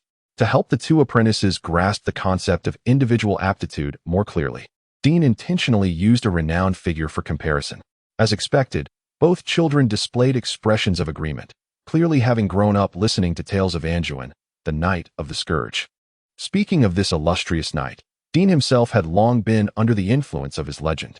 It would not be an exaggeration to say that based on the myriad rumors he had heard about this individual over the past few years, Dean could easily compose a novel featuring Anduin as the protagonist, one that would likely ignite the imaginations of readers in another world. His ears had nearly developed calluses from the incessant tales. Nonetheless, Dean had to concede that this beacon of the Empire was indeed formidable, just as magical creatures are rated. So too are practitioners classified into 9 tiers: apprentice, low tier, mid tier, high tier, master, legendary, saint, and the ranks of demigod and god, which have yet to see a birth in this era and were known only in the previous epoch, with no demigods or higher-tiered beings having emerged. The saint tier stands as the pinnacle, and the legendary tier, being just below it, holds extraordinary significance. Indeed, many practitioners devote their entire lives and still do not reach this threshold. Remarkably, Anduin achieved the status of a legend at the tender age of 19, a feat unattainable by most, a testament to his exceptional talent. However, Dean did not mention Anduin merely to extol his prowess. After observing the children's agreement, he summarized, thus: while racial classification is essential, individual aptitude is equally a critical factor to consider. Some magical creatures, despite lesser racial standing, may possess extraordinary aptitude, enabling them to transcend their racial limitations and attain capabilities beyond their species' potential. For example, take Kana, an A-tier creature with S-tier aptitude. One cannot simply regard it as a mere shadow doll, and the standards for its evaluation must accordingly shift. Upon hearing this, the two children understood. They quietly noted this not overly complex tier system, shifting their adoring gazes from Kana to Dean. The previously dismissive Dean, now subtly enjoying their attention, grinned slightly, entirely overlooking the discontented gaze of the shadow doll beside him. I have prepared a concise illustrated guide for all the magical creatures in the breeding house. If you have the time, I encourage you to peruse it. It will aid in your understanding of Kana and the others. However, as this is merely the first edition, the content remains to be refined. Should you have any suggestions, feel free to share. I will consider them for the new version of the guide. After a moment of satisfaction, Dean quickly regained his composure and continued to introduce the two children to the surroundings. The backyard is where the beasts reside, and the creatures you have brought will eventually be placed there. Here, I have an assignment for you. Try to decipher my breeding plan based on the characteristics of the magical creatures and the known categories of the beasts in the backyard. Regardless of your success, it will be an excellent opportunity for practice. Upon hearing this, the two children were somewhat taken aback. They had not anticipated such a generous offer from their teacher, leaving them momentarily flustered. However, once they regained their composure, they eagerly nodded in agreement and bowed deeply to Dean, which made him feel somewhat uncomfortable. Stopping them from continuing their overly formal bows, Dean gestured towards the house, saying kindly, "No need for such formality." This thoughtful gesture earned him another wave of gratitude. After comforting the two children, who seemed ready to prostrate themselves, he finally sent them on their way. "Goodbye, teacher," they called out in unison. "Farewell," he replied. "Now, only we remain." Sensing an ominous presence, the crystalline creature shrank into a corner of its cage, its hair bristling slightly, revealing a set of sharp little white teeth in a threatening display. "Do not be alarmed. It is merely a checkup and will be over swiftly. Ahem, Kana, please hold it down for me while I examine this little fellow's anatomy closely." Chapter 155, Teaching and Inquiry for the Two Children. This day marked a pivotal moment in their lives. They experienced the elation of breeding a new magical beast, the disappointment of discovering the flaws in the little white creature, and the delightful surprise of becoming Dean's apprentices, gaining a wise mentor. This day, filled with unexpected events, left Lucy and Ronan brimming with anticipation for their apprenticeship the following day. Thus, at the break of dawn the next morning, the two children tidied themselves up and arrived at the entrance of the Blue Star breeding house. "At last, we've been waiting for you," Upon seeing the siblings walking side by side, Kana's eyes sparkled with excitement. With a swift motion of her small paw, the devilish floating fish that trailed behind her took flight, lazily descending at the feet of the two children. Lucy and Ronan exchanged a puzzled glance before clumsily climbing onto the fish, which then lifted them into the air. Kana floated alongside them in a balloon, escorting them to the side of the pool where Dean was busy gathering magical beast eggs. "Have you arrived?" Dean, who had just netted a batch of eggs, casually greeted them while placing the eggs into a nearby tank. "Teacher, what are you doing?" The children approached him nervously, sensing an inexplicable seriousness in the air. "Collecting magical beast eggs." Dean continued his work, oblivious to the commotion around him. With the crab-eared creature's forgetfulness, the matter was conveniently overlooked. After all, Kana was responsible for feeding, and Dean's attention was entirely devoted to overseeing the goose breeding group in the backyard and caring for Ahua, leaving him no time to check on the pool. It wasn't until now, as the magical beasts began to lay eggs, that the situation came to light. Dean cast a glance at the playfully frolicking Kana, feeling an unsettling tightness in his chest. In truth, Kana, with her perceptive abilities, likely sensed the activity in the pool but remained unaware of its significance, merely assuming it was the active period for the breeding beasts, and thus did not wish to disturb Dean. After stirring the net twice in the water and assuring himself that there were no remaining stragglers, Dean passed the net to Kana. "This is a magical beast egg." "Yes, a magical beast egg. The devilish floating fish you just rode in on hatched from one of these." After a brief introduction, Dean instructed Kana to bring the tank inside. "Teacher, if that's the case, shouldn't we control the gender when selling magical beasts?" Ronan expressed his concern. "The devilish floating fish is fine, but a high-level magical beast like Kana would surely attract the attention of those with ulterior motives. If we do nothing, and they end up breeding and producing shadow dolls, wouldn't that be a significant loss for the breeding house?" Dean was momentarily taken aback, surprised that the child could connect the dots regarding the magical beast eggs, revealing an unexpected business acumen. Leading the two children to a table, Dean washed his hands thoroughly with clean water before sitting down to explain. "The idea of breeding shadow dolls of different genders for the next generation is indeed feasible, but if anyone attempts to seize our business this way, I can only say they are dreaming. Anyone who tries will surely meet their downfall." Chapter 156. The Principle of Theft Prevention. The principle is quite simple. The breeding of the shadow doll begins with the shadow doll itself, essentially deriving from A. However, our breeding process commences with ordinary beasts of a life level significantly inferior to that of A-grade magical pets. While the apparent outcome may seem similar, the disparity from a breeding perspective is monumental.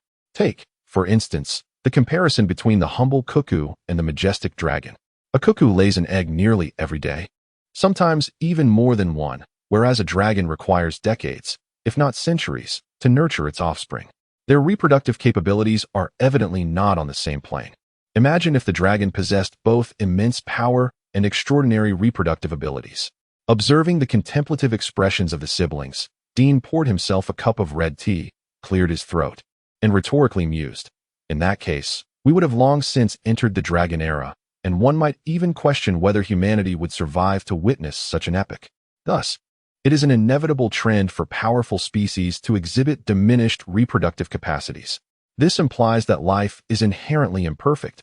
As one aspect reaches its zenith, another will be correspondingly diminished to its nadir, establishing a form of balance. The notion of a perfect life where all aspects are maximized is a mere illusion. I term this theory the imperfection of species, which is applicable to all magical beasts as well as the magical pets I have bred. Moreover, the challenges of reproduction are not limited to difficulties in conception. The shadow doll itself requires several years, if not over a decade, to reach a breeding age. The time cost is substantial, and unless one aims to propagate in a natural state devoid of human interference, without considerations for profit, there is little justification for using shadow dolls to breed more shadow dolls. Currently, in the breeding facility, aside from the nonsensical mirror and the unique Hingwo butterfly, which cannot reproduce naturally, the devil's floating fish and several intermediary species can indeed procreate within their kin. Both in terms of appearance and overall strength, they fall short. This effectively creates a control group against the magical pets produced by the breeding house, highlighting the exquisite quality of the Blue Star breeding house. It is akin to others investing time and resources to promote their own endeavors. Thus, Dean harbored no concerns. Rather, He found a certain delight in the situation. I was overthinking. It seems the teacher had already considered all this. Upon grasping the crux of the matter, Ronan felt a twinge of embarrassment. Sensing he might have spoken too freely, Dean shook his head and reassured him. Breeding necessitates curiosity, inquiry, and contemplation. Without the accumulation of these questions, how could conclusions ever emerge? So do not feel embarrassed. Your ability to connect these thoughts through the magical pet eggs indicates that you are indeed reflecting. And this is a commendable habit I hope you will continue to cultivate. Chapter 157. The possibility of mutation. Observing Ronan, who had regained his spirits, Dean pondered for a moment before finally sharing the latter portion of his earlier thoughts. In truth, I possess an unverified hypothesis regarding consanguineous breeding that I would like to share with you. This conjecture pertains to the probability of mutation. Upon hearing this unfamiliar term, the two children blinked in confusion. Noticing their reaction, Dean pointed to Kana and elucidated. The term mutation is a temporary designation I employ to describe exceptional cases like Kana, who, despite being of an A-rank species, possesses S-rank qualifications. Such a qualification transcends the limits of her species, and in this context, it represents a favorable mutation. Conversely, there are also unfavorable mutations, but for now, we shall focus solely on the positive ones. Having established the foundational definitions, Dean commenced his exposition of the hypothesis. When A and A unite to produce A, there is no alteration in species rank during this process, which implies a heightened stability. Thus, the likelihood of mutation in this straightforward breeding scenario should be relatively low. In stark contrast, the selective breeding of ordinary magical beasts, such as the phantom doll, involves a significant leap across bloodlines. Although I lack concrete data to substantiate this, I surmise that the probability of encountering mutated individuals in this scenario is considerably higher than in the case of A and A. It is akin to the process of human reproduction. 99% of offspring are human. However, when a human interbreeds with another species, the expressions of Lucy and Ronan, seated opposite him, reflected a profound yet perplexed understanding. Truly, as expected from a teacher, this discourse carried a certain weight of reason. Of course, I have not extensively experimented with consanguineous breeding, and thus cannot yet validate this theory. If you both are inclined, you might consider attempting it with the devil's floating fish. This prospect sounded like a formal undertaking, and the two children nodded eagerly in agreement. I am uncertain what literature you have perused regarding selective breeding, but should you desire, you are welcome to explore my study, where the tomes adorning the shelves are largely of substantial literary merit. Beyond the acquisition of fundamental knowledge, I believe it prudent, given that dragons may become frequent participants in our educational endeavors, for you to familiarize yourselves with information pertaining to such magical beasts. Naturally, I refer not to fabricated accounts. In my study, there exists a volume titled Chronicles of the Dragon-Seeking Hero, authored by Mello, who chronicles his adventures in the form of a diary. This work contains valuable insights regarding dragons, including first-hand accounts of the author's encounters with them. While I remain baffled as to how he survived those experiences, let alone continued to serialize his diary, the information he provides is indeed accurate and devoid of embellishment. I encourage you to read it. Chapter 158. The Fertility Crab. After assigning the learning tasks to the two apprentices, Dean sent them off to familiarize themselves with the environment of the breeding house. Coincidentally, the siblings also wished to check on the status of their family's breeding beasts. So they followed Kana, who was on her way to feed the animals, and took the food bowls to the backyard to lend a hand. Watching their departing figures, Dean's expression, which had been holding back anger until now, suddenly shifted. He rolled up his sleeves and turned to seek out the instigator responsible for his early morning endeavor to retrieve magic pet eggs. After all, who could predict whether it would add something extra to all the breeding beasts next time? He quickly located Kana, who was tending to a newly dug small water hole created by the crab, and squinted at the seemingly oblivious large crab within. Besides his anger, he felt a hint of exasperation. In his 2 lifetimes, it was the first time he had heard of a fertility crab, aside from the well-known guanine of fertility. Moreover, the pool contained its own father. Truly, it was an exemplary filial creature. Gazing at the bubbling crab, Dean contemplated that after disciplining it, he ought to secure the potion room with a lock to prevent this creature from indulging in further mischief. This thought seemed to spark an idea. Dean paused, glancing with uncertainty at the bubbling fertility crab. Wait a moment, could it be deliberate? Administering something to its father, then bringing forth 2 chef crabs to accompany it? After pondering for a while, Dean found this notion not entirely implausible. After all, the crab had clearly been in a downcast mood lately. If it truly harbored such an idea, it was conceivable that, lacking the relevant breeding knowledge, it might merely be imitating his actions. Furthermore, the crab had never ventured into his potion room before, yet this time not only did it enter, but it also emerged with a vial of potion. This was why he hadn't noticed the loss of a vial until it was too late. Initially, Dean assumed it was a mere coincidence that the crab had stumbled upon that particular potion. But now, he began to wonder if the crab had discerned it on its own. The thought was unsettling. Could a crab truly possess such intelligence? Dean opened the system panel to check the status of the crab. Species: chef crab. Gender: male. Racial aptitude: B. Individual aptitude: AS. Fluctuating. Talent: crab row eruption. King S. will ingesting. Skills: crab row shockwave. Crab row pack. His gaze fell upon the individual aptitude section. Rubbing his temples, he recalled that the crab was indeed a genius. It was just that its mischief had distracted him, and he had not reviewed its data for quite some time, forgetting that it, like Kana, was a prodigy capable of breaking through limits. However, upon seeing the subsequent prompt indicating that the King S. will was still in the process of gestation, Dean felt a chill rather than joy. They say one need not fear a mischievous child, but rather one that is both mischievous and cunning. The crab was developing precisely in this direction. He examined the description of King S. will and discovered that this so-called talent stemmed from a profound concern for the survival of one's race, a quality that could only be nurtured in an individual of exceptional aptitude. Although it did not directly enhance combat power, it could elevate intelligence and alter talent levels, offering a gradual form of enhancement. So, the crab's obsession with its kin had escalated to this extent. With a gentle demeanor, he approached, stating straightforwardly, "Dear crab, did you notice those two children just now? They are my new apprentices. Last night, I assigned them a long-term teaching task, asking them to analyze breeding strategies based on the characteristics of magic pets and to begin formulating solutions. However, our breeding house is filled with various magic pets, making the breeding process rather complex.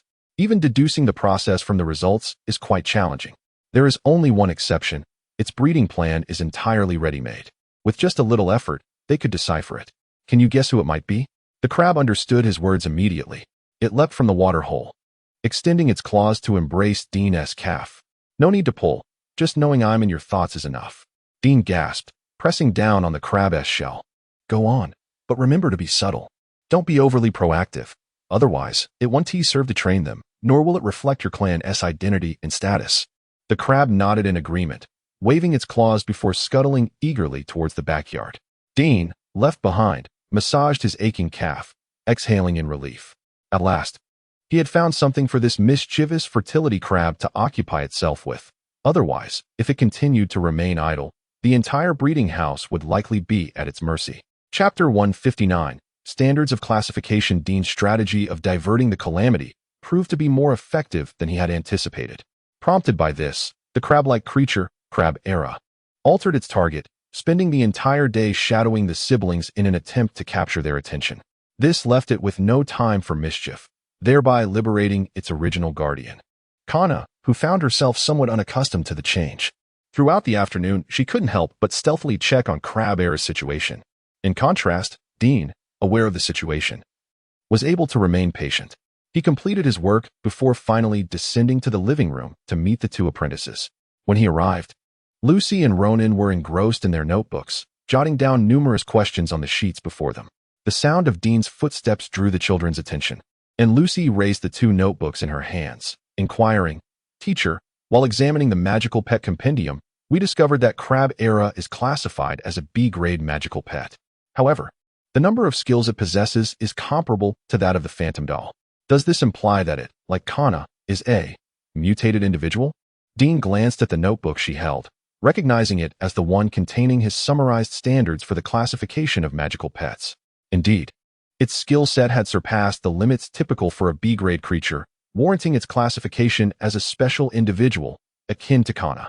He approached the children and nodded in acknowledgement. According to his findings, the innate talents of magical pets stem from their paternal and maternal lineage, creating a symbiotic relationship with their skills, which are established upon this foundation of talent. Thus, F-grade magical pets possess only a single skill, while E-grade ones have 2, D-grade 3, and C-grade roughly 4 to 5 skills. As for B-grade species, they represent a threshold. Those that surpass it possess a comprehensive skill system. For instance, the crab chef, represented by Crab Era, possesses offensive skills like the crab yellow shockwave, supportive skills such as the crab yellow bun, and defensive skills exemplified by crab shell defense. These skills are universally accessible to all creatures of its kind. Merely existing as a crab chef enables one to gradually learn these abilities. Dean categorized such skills as universal skills. A-grade species boast a more intricate skill system than their B-grade counterparts and possess the potential for special skills. For example, the two phantom dolls he had previously bred exhibited unique skills that ordinary phantom dolls could not acquire through mere growth. He referred to these as specialized skills. Beyond A-grade lies S-grade, a classification Dean has yet to breed, leaving him uncertain about its nuances. He could only glean insights into the distinct nature of S-grade magical pets through Kana, particularly their growth potential. Both B-grade and A-grade magical pets are confined within a rigid skill framework. No matter how much they are developed, they cannot transcend this foundational structure. In contrast, S-grade creatures possess the potential to break free from these confines. For instance, Kana, through her innate talent for shadow explosion, developed a series of unique balloon skills. Dean termed these skills exclusive skills, as they can only be utilized by Kana herself. As for the SS and SSS grades, Dean had yet to even approach their threshold, making it impossible for him to explore their peculiarities. Consequently, his impression of these two levels was simply that they were indeed formidable, given the relationship between talent and skills. Since talent can serve as a criterion for assessing the number of skills, conversely, skills can also be employed to evaluate talent. Thus, Lucy's notebook emerged as the first version of the classification standards that Dean had meticulously compiled. Chapter 160. The equivalence of the strength of professionals and magical pets. Ronan's inquiries. In contrast to Lucy's, bore a greater weight, reflecting a topic more likely to pique the interest of a boy. He sought to understand. Teacher, both magical pets and professionals possess 9 levels. How do these levels correspond with one another? Casting a glance at the imposing figure of Crab Era, who was deliberately showcasing his robust physique, Ronan remarked, I believe Kanabi surpasses many knights. He felt that Crab Era was equally formidable. Although these two children were progeny of knights, their innate talents as professionals were rather mediocre, while they exhibited slightly more strength. Indicating a potential to become low-tier professionals with diligent effort, they remained among the least capable in their circle of peers. In such a context, it would be unusual for Ronan to harbor no emotions, a sentiment that Dean found perplexing. Gathering his thoughts, Dean pulled a chair closer to sit beside the two children and elucidated. Though both magical pets and professionals have 9 levels, these levels do not correspond directly. An F-tier magical pet possesses merely 1 skill. As one can surmise, its strength cannot equate to that of an apprentice-tier professional. This raises a pertinent question.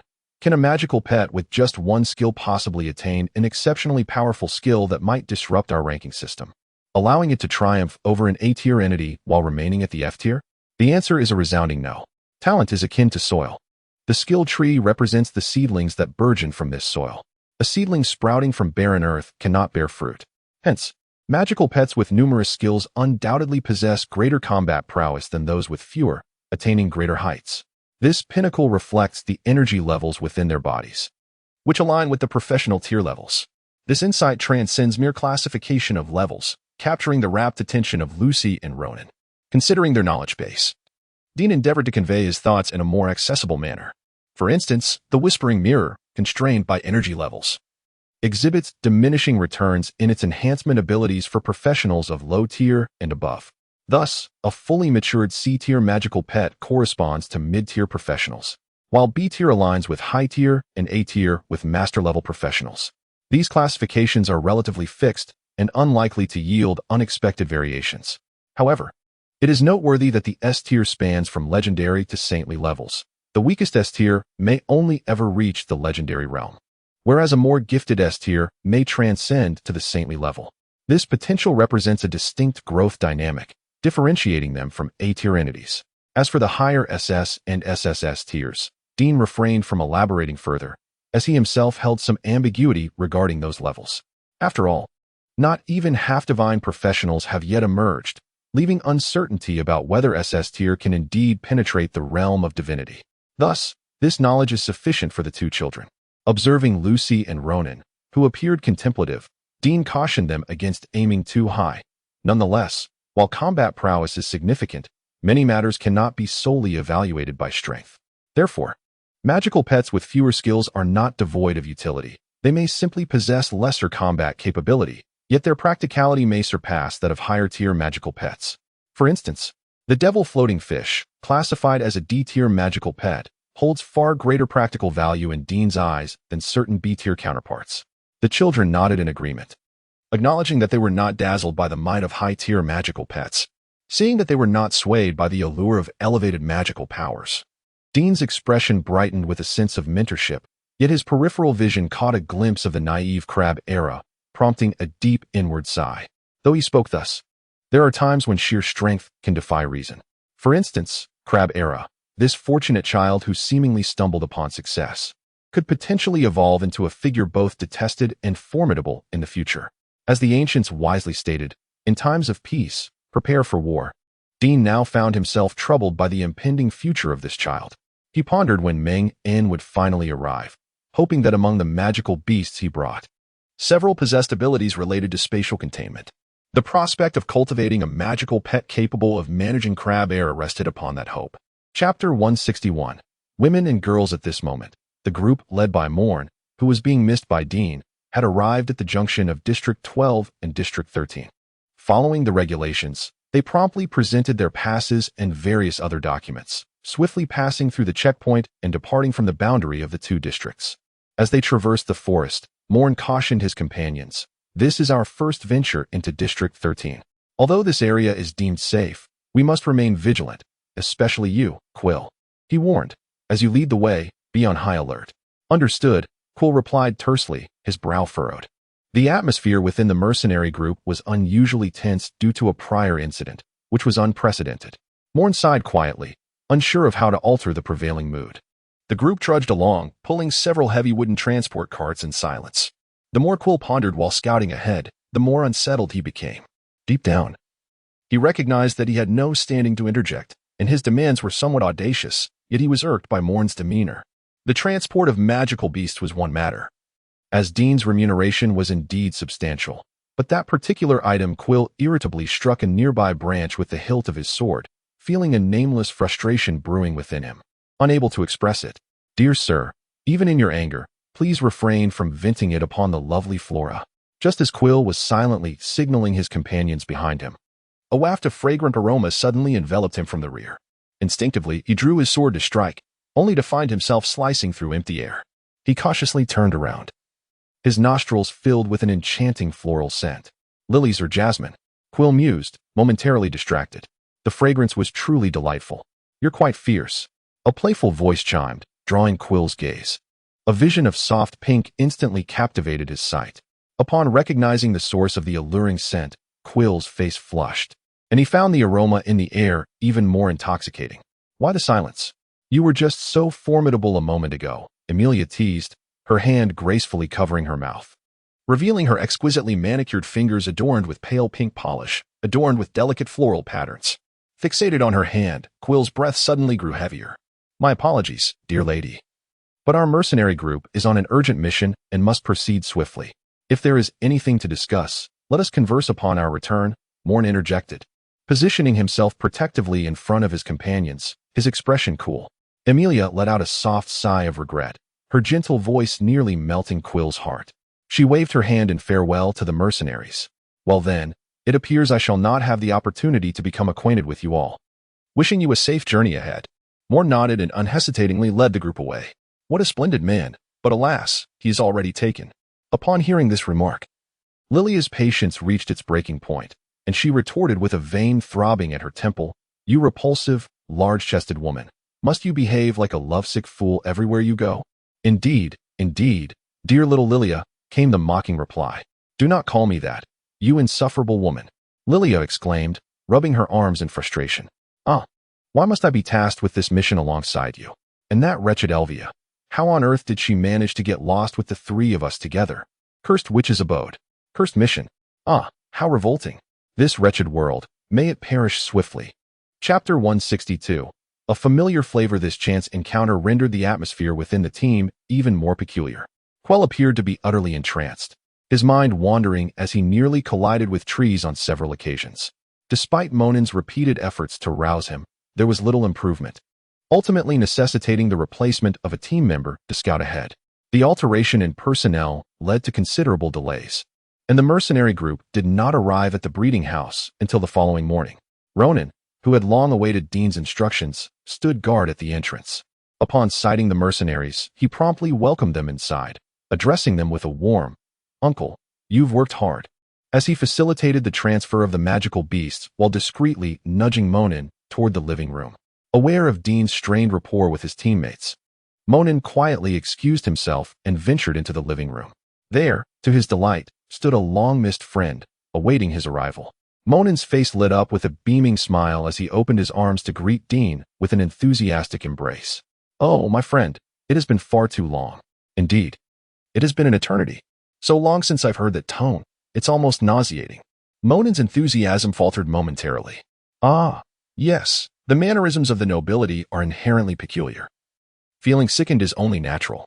Congratulations, my friend, you have grown accustomed to the adventurer's way of speaking." Dean chuckled helplessly. This was a unique tenderness that belonged solely to Monen. In Dean's presence, Monen had always preferred to identify himself as an adventurer, as if that title carried more warmth than that of a mercenary, lest he frighten the outsider Dean. Even these oddities had not changed. Suppressing his reflections, Dean playfully punched Monen on the shoulder. "What do you mean by the adventurer's way of speaking? It feels as though you're scolding me. Step outside and you'll see that the knights in District 13 do not converse in such a manner." Monen had noticed that the knights he encountered upon arrival spoke quite normally, rendering his elevated communication style seemingly ineffective. Thus, it was evident that District 13 was not a domain of nobility, had it not been for the inherent dangers of the area. It would surely be a paradise for adventurers. After exchanging a few light-hearted remarks, Dean composed himself and invited Monen to sit. As he poured tea, he gestured towards the door with his chin and inquired, "Quell, Moss, and Zana, have they all arrived?" Monen shrugged in resignation. "The remuneration you offered was substantial. They all had to come." This was anticipated by Dean. After all, should the compensation have been inadequate, these individuals would undoubtedly have caused a ruckus. To spare Monen from any difficulties, he had been exceptionally generous this time, coupled with the task's manageable difficulty, ensuring that those gentlemen would not miss out. The significance of the remuneration mattered little. As long as these individuals did not create trouble, he would be content. "I fear you may be disappointed," Monen replied, as he unfastened a pouch from his waist and tipped its contents, a small iron cage, into his palm. A faint glow emanated from within the cage. Monen glanced at the diminutive creature inside, confirming its weakened state, before pushing the cage toward Dean. Chapter 163, The Allure of Wealth. "Thank you, my friend. I truly did not anticipate that you would stumble upon such fortuitous luck." Gazing at the golden-haired little being confined within the iron cage, adorned with the brilliance of the stars, Dean activated the system, and a smile of excitement gradually unfurled upon his face.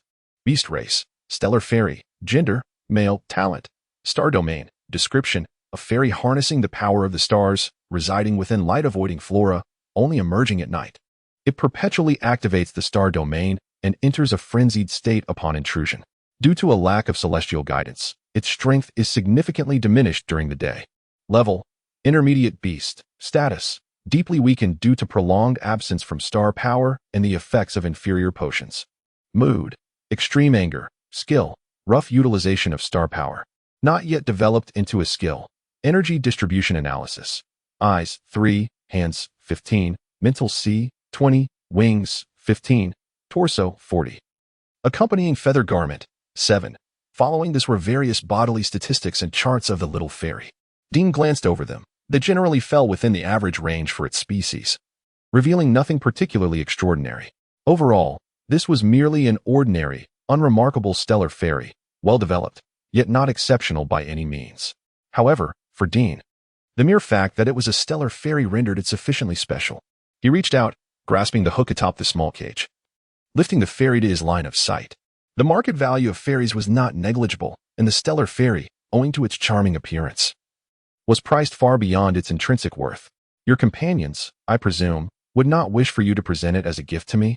Monjin snorted dismissively, asserting, "I captured this little creature during a solo expedition. Their opinions matter not to me." Dean raised an eyebrow, a subtle expression crossing his face. Is that truly how you address them? Indeed, it was a piercing observation from an old friend, causing Jin to awkwardly clear his throat, scratching the back of his head. Well, more or less, I did indeed capture it during a solo venture. By the rules, the right to dispose of it should belong to me. Then why not stand your ground before those so-called leaders? Dean sighed and inquired, what did they say? They claimed that the stellar fairy was discovered during a collective mission. Regardless of whether I captured it alone, I ought to share the spoils. Dean found himself bemused by their audacity, exclaiming, by that logic.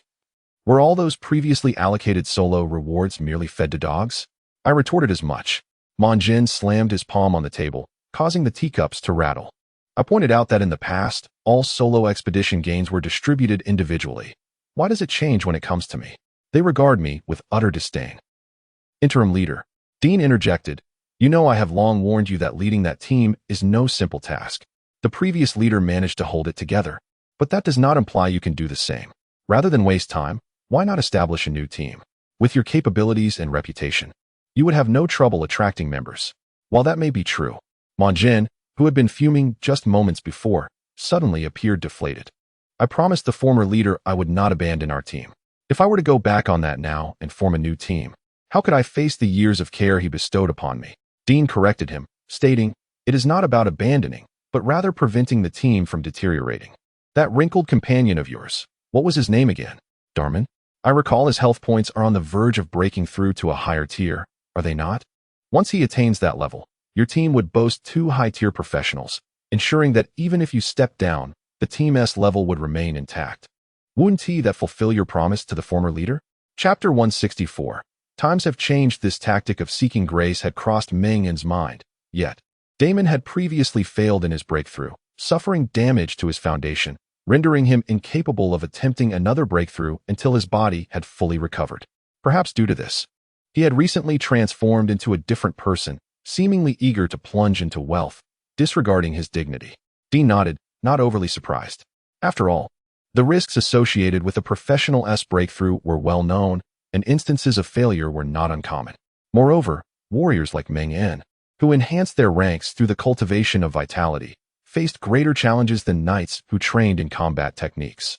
Although the latter might possess more flamboyant skills, the physical strength of the former was considerably superior, correspondingly increasing the difficulty of their breakthroughs.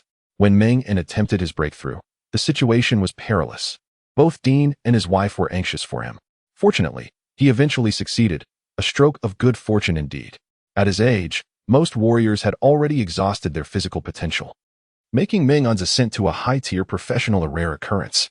Once the news spread, many marveled, believing that Meng-En, now a high-tier professional, would undoubtedly enjoy a smoother path ahead. Yet, he, being deeply sentimental, was reluctant to relocate or abandon the enterprise he had labored over for most of his life. After obtaining his family's consent, he chose to maintain the status quo and accepted the role of team leader, leaving many astonished. Even Dean found himself respecting this decision more than understanding it. Now, the current situation validated Dean's earlier skepticism, which was not born of prejudice. Casting a cautious glance at Dean's expression, Meng-En likely sensed his thoughts and hastily waved his hand, attempting to dismiss the matter. Let's not dwell on these troubling issues. I will take them away shortly. You won't have the chance to meet them, and this matter will pass. You may manage, but they might not, Dean replied, shaking his head, disapproving of Meng-En's ostrich-like attitude but refraining from further comment. Instead, he retrieved a hand card from a nearby drawer and handed it to Meng-En. I arranged for a hotel for you. The address is on the card. Just take it with you. The hotel in District 13 includes meals, and although alcohol is prohibited, bathing and other services are provided. I specifically booked one a bit farther from here. Remember to settle them before you come to find me. Meng-En accepted the card, glancing at the accompanying small map, gesturing to Dean to indicate he understood. Rest assured, I comprehend your intent. I shall do my utmost to prevent any encounters. Dean did not dispute this. It had become their unspoken understanding.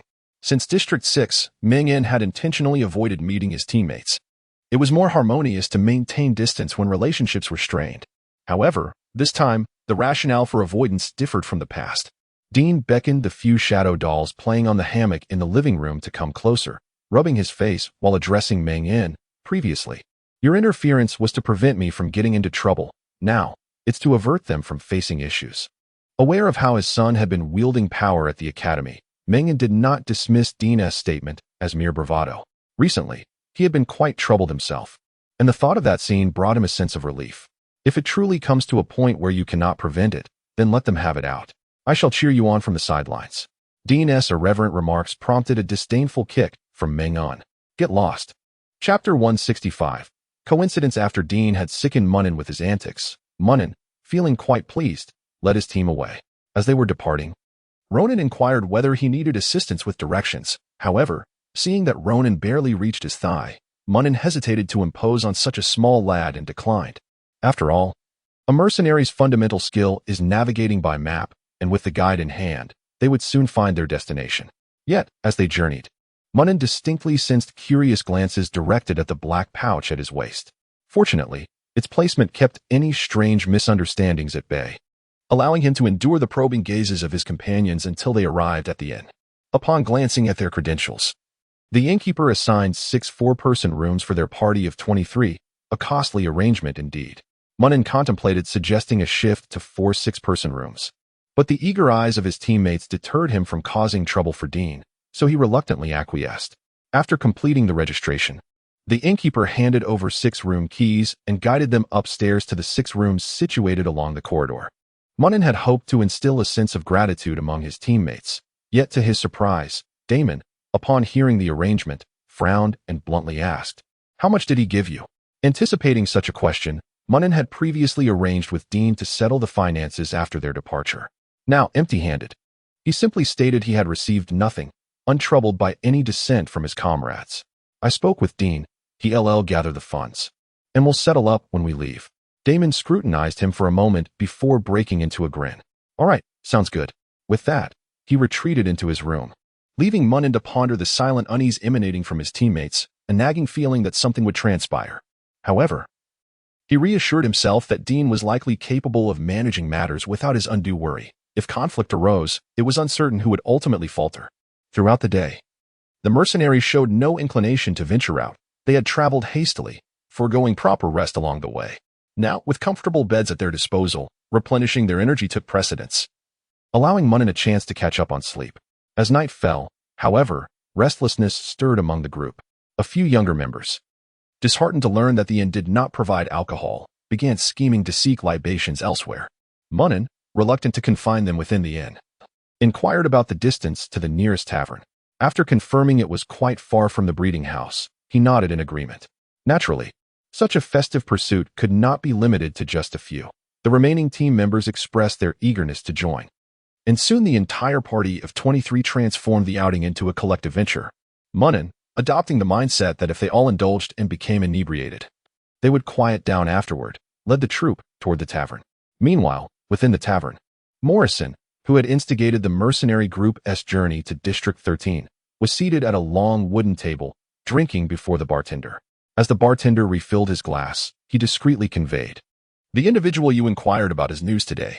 He has commissioned a team of mercenaries from other regions to transport magical beasts, conveniently lodging at the inn where Wamuli works." Wamuli mentioned that aside from the leader, the others harbor significant grievances towards your target. I wondered why he hasn't approached the Night Order. Intriguing indeed. Morrison sipped his drink, suppressing a cold smirk at the corner of his lips. Why would someone with poor relations enlist mercenaries to transport magical beasts from such a distance? Especially to District 13, which was already abundant in such creatures. This fellow, unless he possessed wealth to squander, must have sensed something amiss. Chapter 166. It seems to have arrived at our doorstep. The bartender sensed that something was amiss. However, rather than pondering whether Dean had caught on to something, he was more intrigued about how Morrison, this rabid dog, had fixated on someone. If you never sought trouble with him, how could there be so many complications? And what about those stuffed bears that were destroyed a couple of days ago? Do you have any idea how much effort I expended to cover for you? I hadn't inquired before, but I hope you are aware of your actions.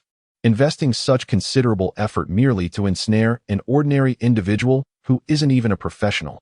What is your motive? Don't tell me it's just for your little Black Widow lover. Morrison cast him a sidelong glance.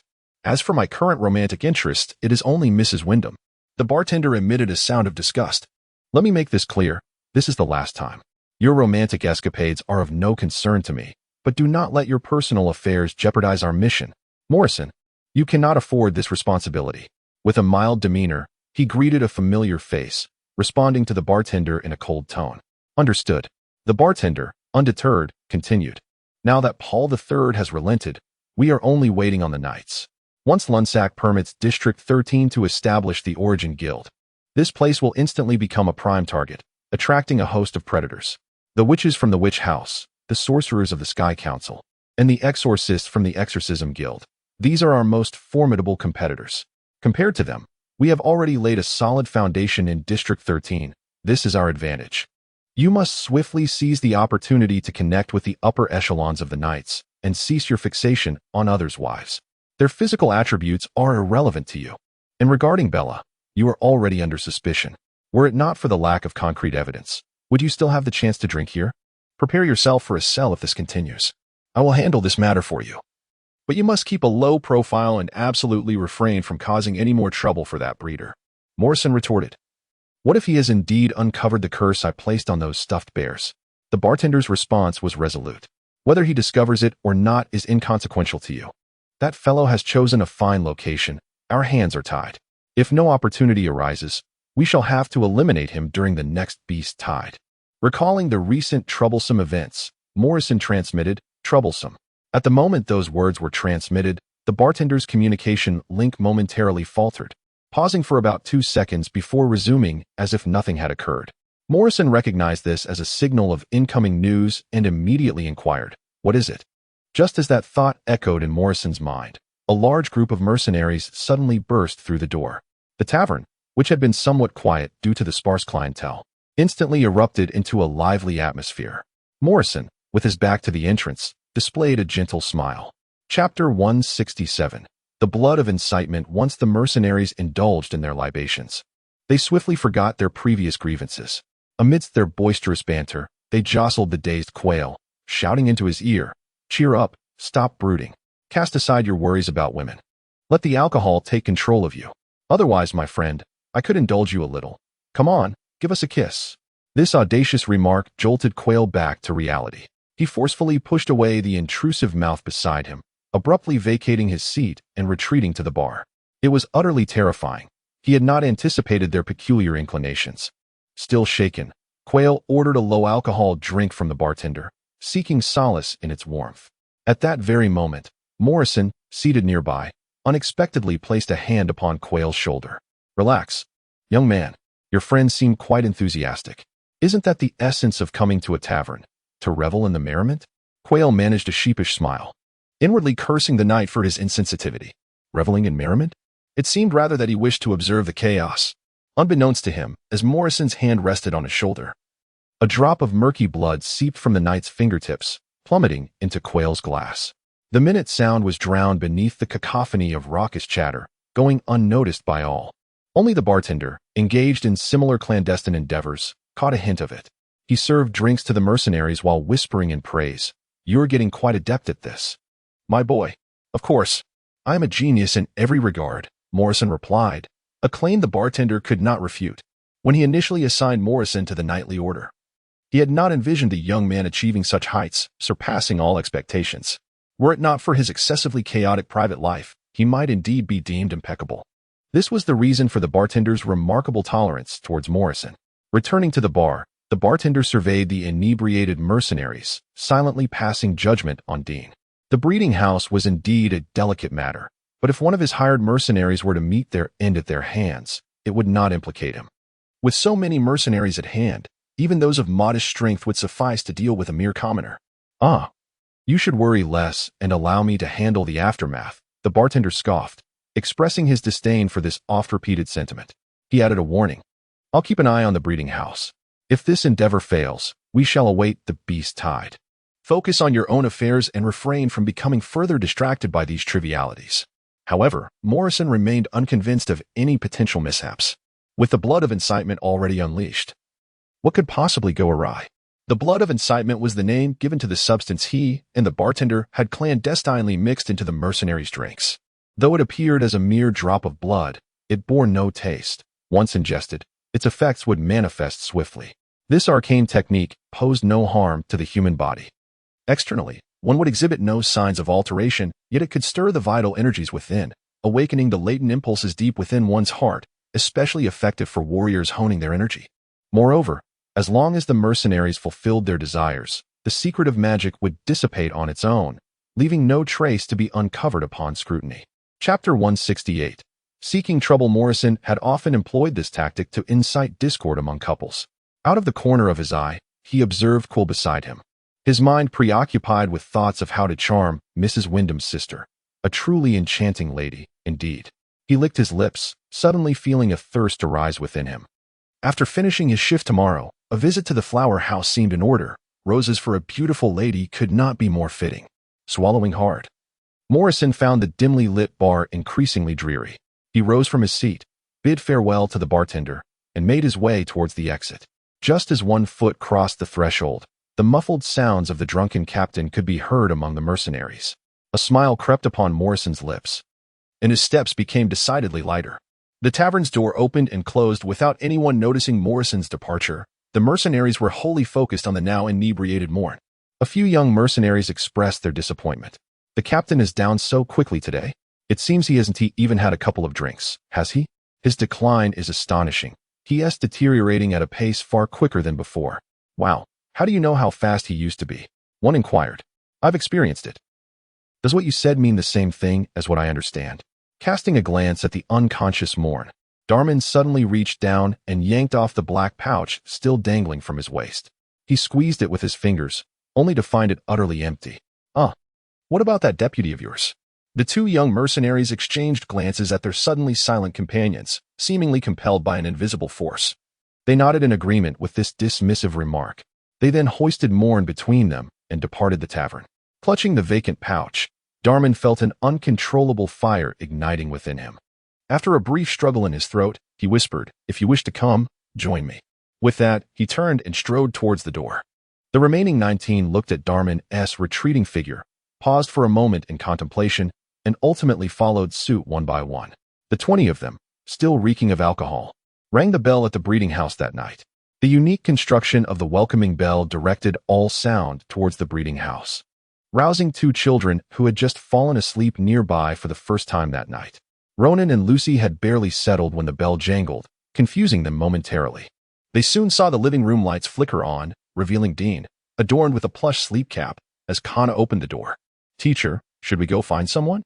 Lucy asked, peering out with concern as Dean appeared ready to step outside. "No need. You two should get back to sleep. Staying up late might hinder your growth." Dean gently patted their little heads to soothe them, then beckoned Crab, who was permitted to sleep in the small water tank in the living room, to follow him to the front door of the breeding house. The tinkling of the bell ceased abruptly as he opened the door, counting the heads in front of him. Dean wondered why Morn was absent from this gathering and furrowed his brow, asking, "What brings you here so late at night? Is there something amiss?" Dean nodded, not uttering a single word. "Then come inside. Do not disturb my neighbor's rest." The group entered the courtyard through the open iron gate, seizing the moment while Dean turned. Darman signaled to the two mercenaries at the back. They immediately understood and closed the door behind them, blocking the entrance and activating the soundproofing spell they always carried. Oblivious to these maneuvers, Dean switched on the magical mushroom lamp situated in the courtyard and addressed Darman. "I want to be bringing you inside. Let us discuss matters here." Chapter 169. Upon entering, Damon instantly donned a different facade. He surveyed Dean's courtyard with an air of nonchalance, admiring, "This house is quite impressive. It must have cost a fair sum." Dean replied candidly, "Not too expensive." Such a remark was clearly the prerogative of the affluent. Damon chuckled lightly, intending to steer the conversation towards the matter at hand. "I heard from Ming-Yin that your magical pet is quite valuable." "The funds for the Starry Fairy will not be forthcoming from us," Dean interrupted dismissively. "The prey caught by Ming-Yin is his to dispose of. The remuneration I provide is merely a fee for services rendered, nothing more." Damon's countenance darkened instantly. "The meager sum you intend to pay us wouldn't even suffice to purchase half a Starry Fairy. Young man, do you have the audacity to accept such a gift from my brother?" Dean retorted, "Perhaps you should reflect on your own audacity. How brazen must you be to demand a gift intended for me? I dare say your son's diaper has less substance than your face." As the words escaped his lips, Dean realized he had overstepped. "I forgot. Your wife has strayed, and your son appears to be of uncertain parentage. This scandal had circulated widely in District 6 and had even made the newspapers. Stung by the pointed remark, Damon's pin-up rage erupted violently. "You seek your own demise," he roared, swinging a fist towards Dean's chest with considerable force. Were it to connect, it would surely leave Dean severely injured. Karna's eyes narrowed, and in an instant, she conjured a massive shadowy claw from behind, striking Damon's fist and sending him sprawling. Dean kicked the seemingly lifeless giant crab at his feet, observing its futile attempt to rise with its pincers raised. He then procured a chair, settling down to spectate while furrowing his brow in contemplation. Something felt amiss. These individuals bore a grudge against him, not a vendetta, and yet they resorted to such brutality. Damon, though petty and ill-tempered, was not foolish enough to act recklessly. Moreover, where had Meng In, the self-proclaimed guardian of the team, vanished too? Unbeknownst to him, the giant crab, mistaking Dean's distracted demeanor for an invitation to showcase its abilities, unleashed a torrent of scalding steam from its pincers. This new skill, steamed crab claw, while not as potent as crab row shockwave, was its cleanest attack yet. Utilizing this technique alongside its defensive crabshell defense, it and Karna swiftly subdued all 19 mercenaries. Only Quill remained, standing alone in the courtyard, sporting an odd smile. "Heh, Dean, how delightful it smells." Dean shuddered at Quill's infatuated expression, nearly losing his dinner. "What is this nonsense? Have you come to annoy me because you know you cannot win?" Chapter 170. Pillars of Civilization. When Meng In, still recovering from the effects of alcohol, arrived at the selection room, everything had already concluded. His comrades lay scattered across the ground, their foreheads marked with the imprints left by the blows from Crab Era. Dean was holding a skewer of meat, beckoning to Meng In, who had been led in by Kana. With a smile, Meng In settled beside him, snatching the skewer and stuffing it into his mouth. Dean chuckled, remarking on the state of his companions.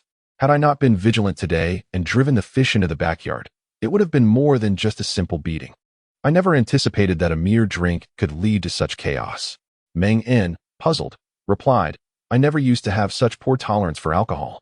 Dean, having gleaned this information from the mercenaries who had been knocked out, inquired with a thoughtful expression, "Where did you go to drink?" Meng In recounted the location from memory.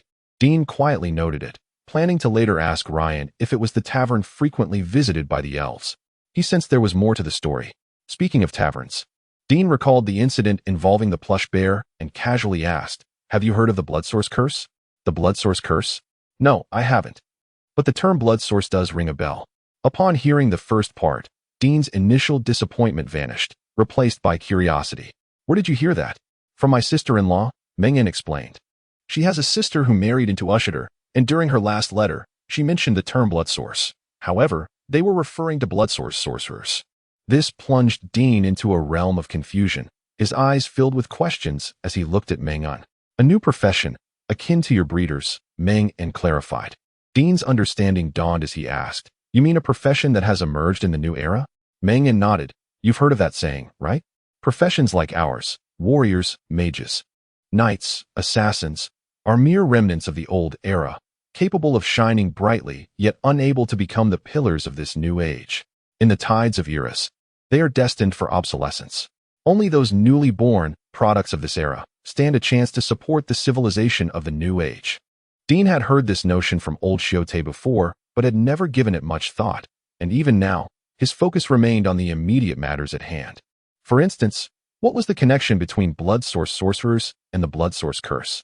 Did my sister-in-law mention any specifics about the blood source sorcerers? No. Meng In shook his head.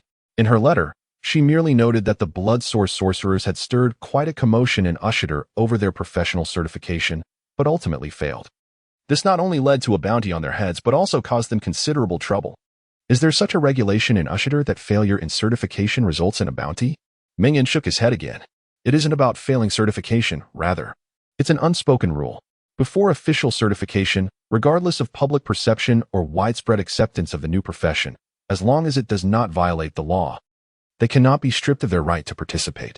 However, if certification fails, the region where the certification took place can take appropriate action against the new profession.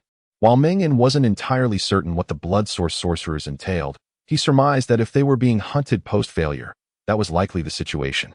This was something Dean had never heard before. He steadied Kana's wobbling head and said to Meng In, It sounds akin to a man-made elimination of professions. Precisely. Meng nodded, suddenly feeling nostalgic. The tides of eras. Each new era's birth must confront the remnants of the previous one. Some rise, while others fall. We, the bearers of the old era's brilliance, are merely stepping stones for those who follow. The future belongs to you newcomers. I sense there's more to your words. Dean shot him a glance. What? Do you expect me to become a new pillar of civilization by clinging to this little patch of land? Meng chuckled. That would surely evoke laughter from many. However, Dean introspected. Many things indeed could not withstand scrutiny. Time travel, breeding, systems, these playful naming conventions, the shift of eras, and the pillars of civilization. He was not oblivious, of course, to the implications. Yet, knowing did little to change anything. After all, Sun Wukong was aware that life had its limits. He chose to descend into the underworld to erase his name rather than cry out in despair and take his own life. This suggested that sometimes there was little need for such integrity in life. Certain things, like a golden finger, could indeed be enjoyed in moderation. Meng did not contest Dean's reluctance. Who can predict the future? Perhaps one day, you will transform from a mere insect into a mighty dragon, and I shall bask in your glory. The dung of a dragon is invaluable, wet, sticky, and soft. I would simply follow in your wake. Suddenly, Dean found the skewer in his hand less appetizing. He angrily hurled the stick at Meng, exclaiming, "Get lost, you old fool. You can't speak a word of seriousness."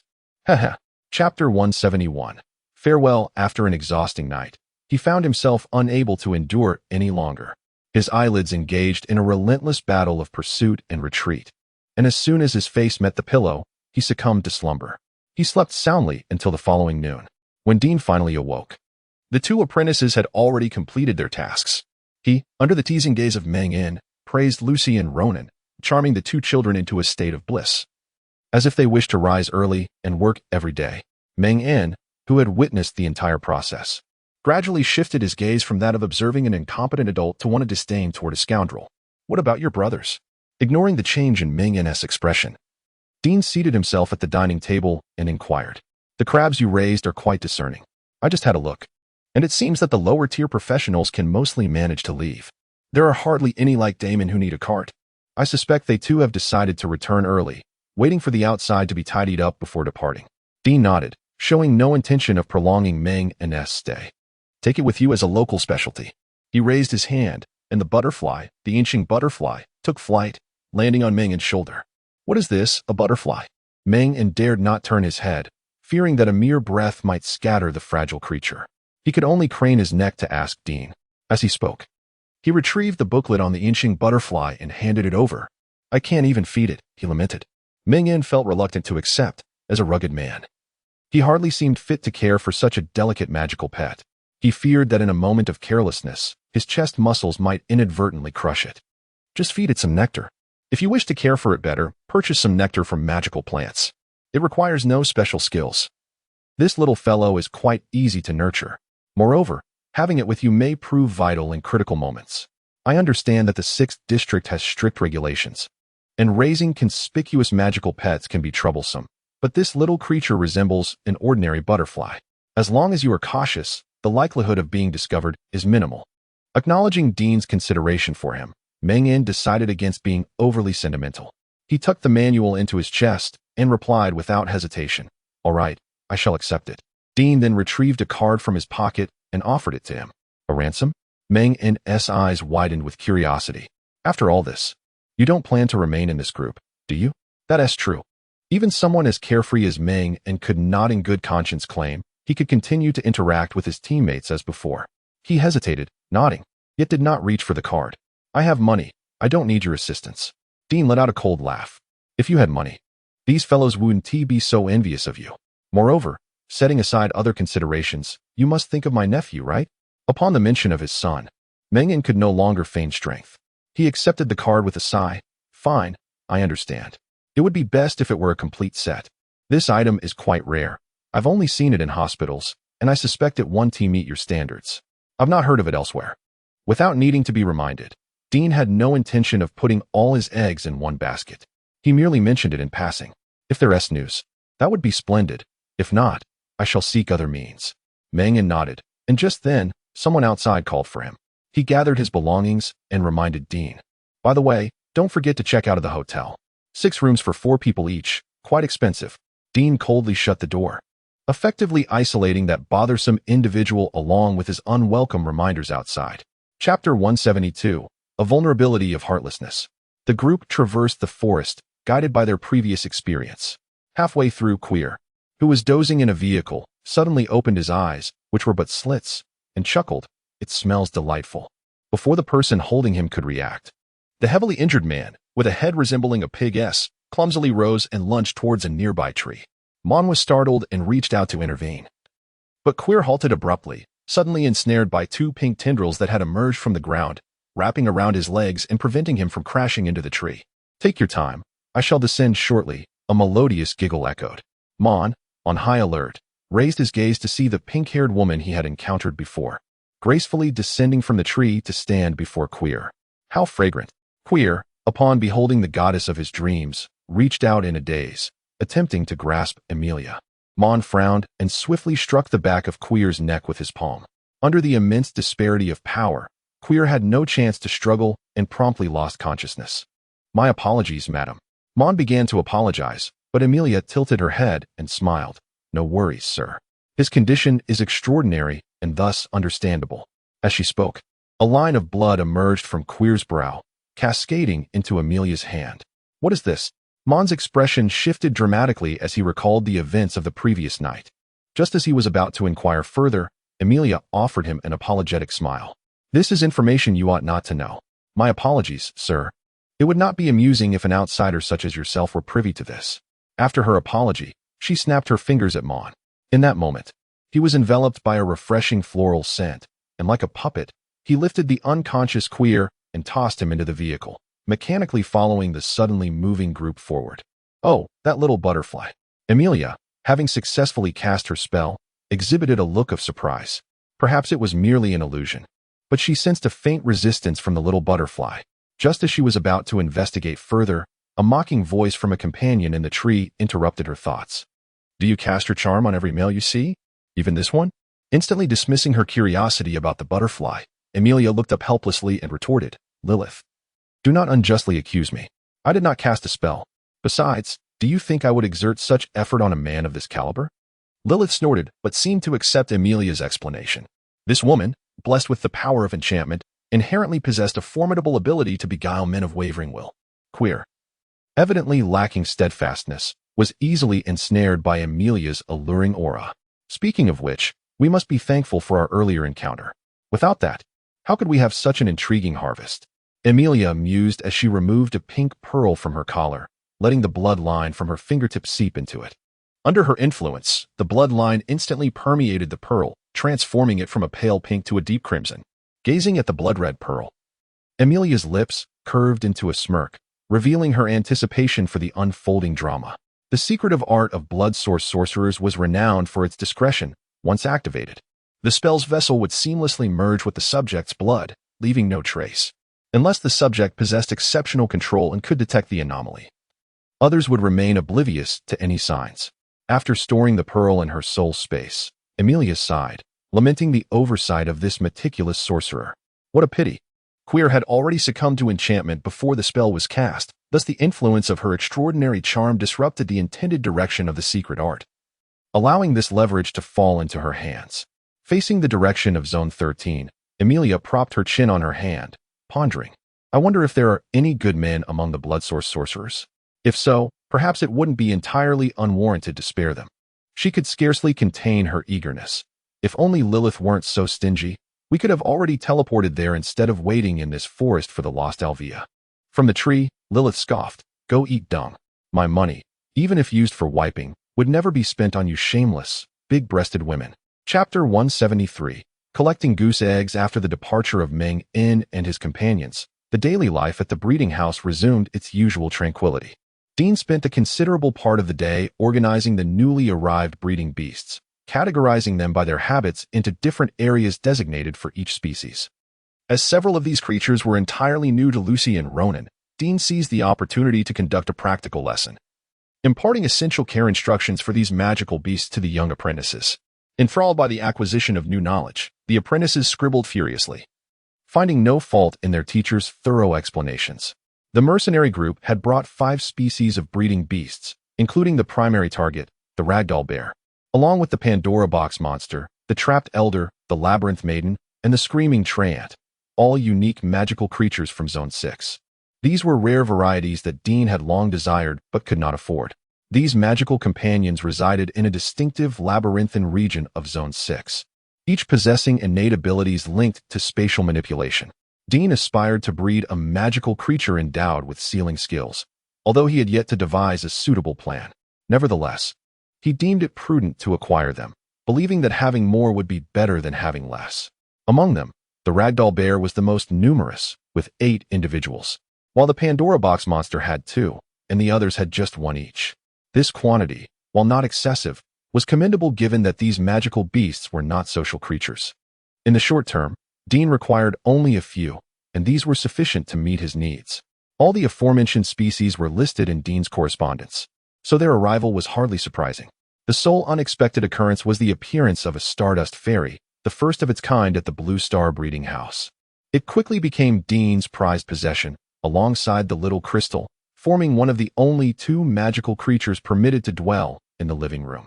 To prevent interference between the 2 fairies, Dean placed them outside each other's designated areas, one on the left and one on the right of the living room, standing as small guardian deities. Each time he entered, his gaze was inevitably drawn to them. However, as both were fairies of similar size and gender, it would be disingenuous to claim that Dean was impervious to their charms. Even upon acquiring the Stardust Fairy, he began contemplating a breeding plan for them, though his limited experience with fairy breeding left him without clear direction. This prompted his decision to tend to the new breeding beasts as a means of refreshing his mind. After organizing the new arrivals, Dean found no respite, as the breeding combination of the pure white swan and the musical frog finally approached fruition. Without hesitation, he brought along 2 apprentices to assist in the swan's delivery. It was at this moment that Lucy and Ronan discovered the identity of the swan's progenitor. They glanced between the musical frog and the pure white swan, their eyes darting back and forth, experiencing a profound shock to their breeding perspectives. They could scarcely believe that these 2 magical creatures could indeed breed. Their astonishment was palpable. Frogs and swans, such an unconventional pairing, seemed beyond the realm of normality. It felt as though this transcended mere talent and veered into the territory of the bizarre. Stealing a glance at their teacher, who was engaged in the delivery, the 2 children shook their heads, suppressing their rebellious thoughts. They reminded themselves that it was unwise to judge their teacher through a narrow lens. Perhaps this was merely a manifestation of his relentless pursuit of truth, his unyielding spirit of exploration, and his willingness to experiment. It was this very quality that enabled him to devise so many remarkable breeding schemes. While it might occasionally challenge conventional wisdom, it was certainly not perverse. Oblivious to the silent exchange between his apprentices, Dean expertly administered labor-inducing agents to the weakened pure white swan, proceeding with the delivery while explaining the process to the 2 behind him. These were insights gleaned from his experience, invaluable to the 2 youngsters who had not received systematic training. Under the allure of knowledge, Lucy and Ronan soon found themselves too preoccupied to ponder whether their teacher had indeed crossed into the realm of the strange. They focused intently on Dean's actions, their faces taut with concentration, as if they themselves were the ones performing the task. Dean patiently elucidated the various key points for delivering each pure white swan, and Lucy dutifully noted the instructions in her notebook. In truth, Dean had undertaken this task previously, yet had never achieved significant results.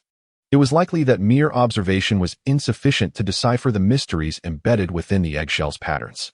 This realization further solidified his conviction that, for the next phase of study, the utilization of blood analysis tools would be indispensable. The 2 apprentices, left to their own devices, began to clean the area, saving Dean considerable effort.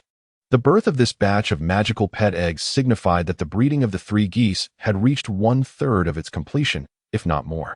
The breeding process of the 3 geese was unique. The duration required for the first and second rounds far exceeded that of the third.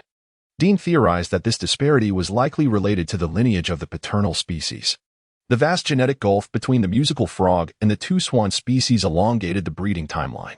As the 3rd round commenced, the genetic differences between the parental species would diminish, consequently shortening the breeding duration. After meticulously recording the details of the melodious goose magical pet eggs, Dean reflected once more on the superiority of magical creatures. Their reproductive rates were astonishingly rapid, rendering even the most fecund of humanity's kind seem trivial in comparison.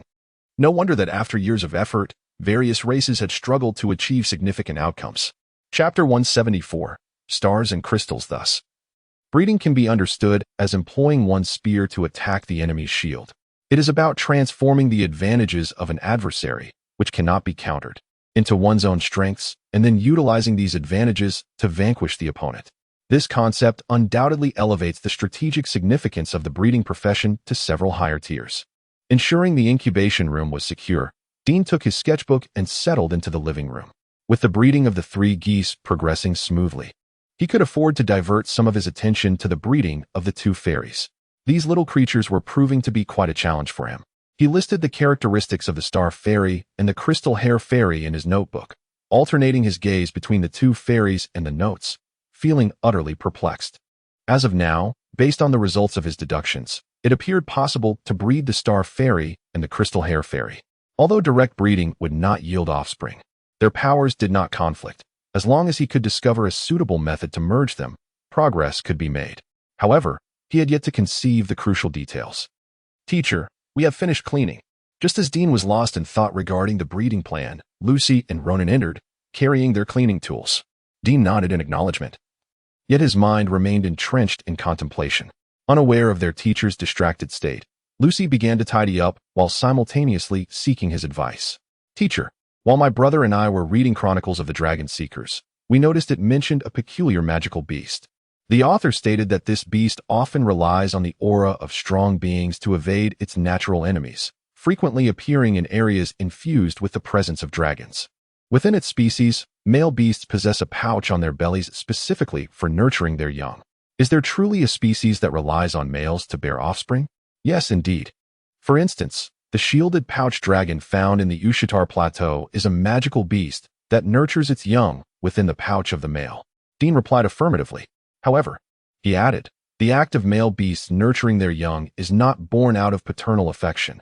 Rather, once the offspring enter the pouch, they form a parasitic relationship, allowing for shared harm. In critical moments, the male can choose to abandon the young in the pouch to preserve its own life. Thus, the male beasts willingly expend their nutrients to sustain this burden. Upon learning the truth, Lucy's spirits dampened instantly. The answer was far removed from her expectations. What seemed like a tender act harbored a stark reality beneath. Ronan patted her on the head, offering comfort. "You might consider attempting to breed a magical pet with a pouch in the future." Dean smiled, choosing not to discourage the 2 children. The phenomenon of male beasts nurturing offspring is exceedingly rare among magical creatures, occurring only in a few species with unique traits. Consequently, the applicability of this breeding concept is quite limited. Even he had yet to find an opportunity to utilize it, let alone the 2 children. Suddenly, Dean paused. "Yes, the male beast pouch." As if struck by inspiration, he excitedly rolled up his sketchbook and playfully ruffled the children's hair. "You 2 undoubtedly possess talent." With that, he hurriedly dashed up to the 2nd floor and into his study, leaving the 2 bewildered children, their disheveled hair a testament to their confusion. How could discussing the male beast pouch signify talent? The teacher's standards are truly peculiar.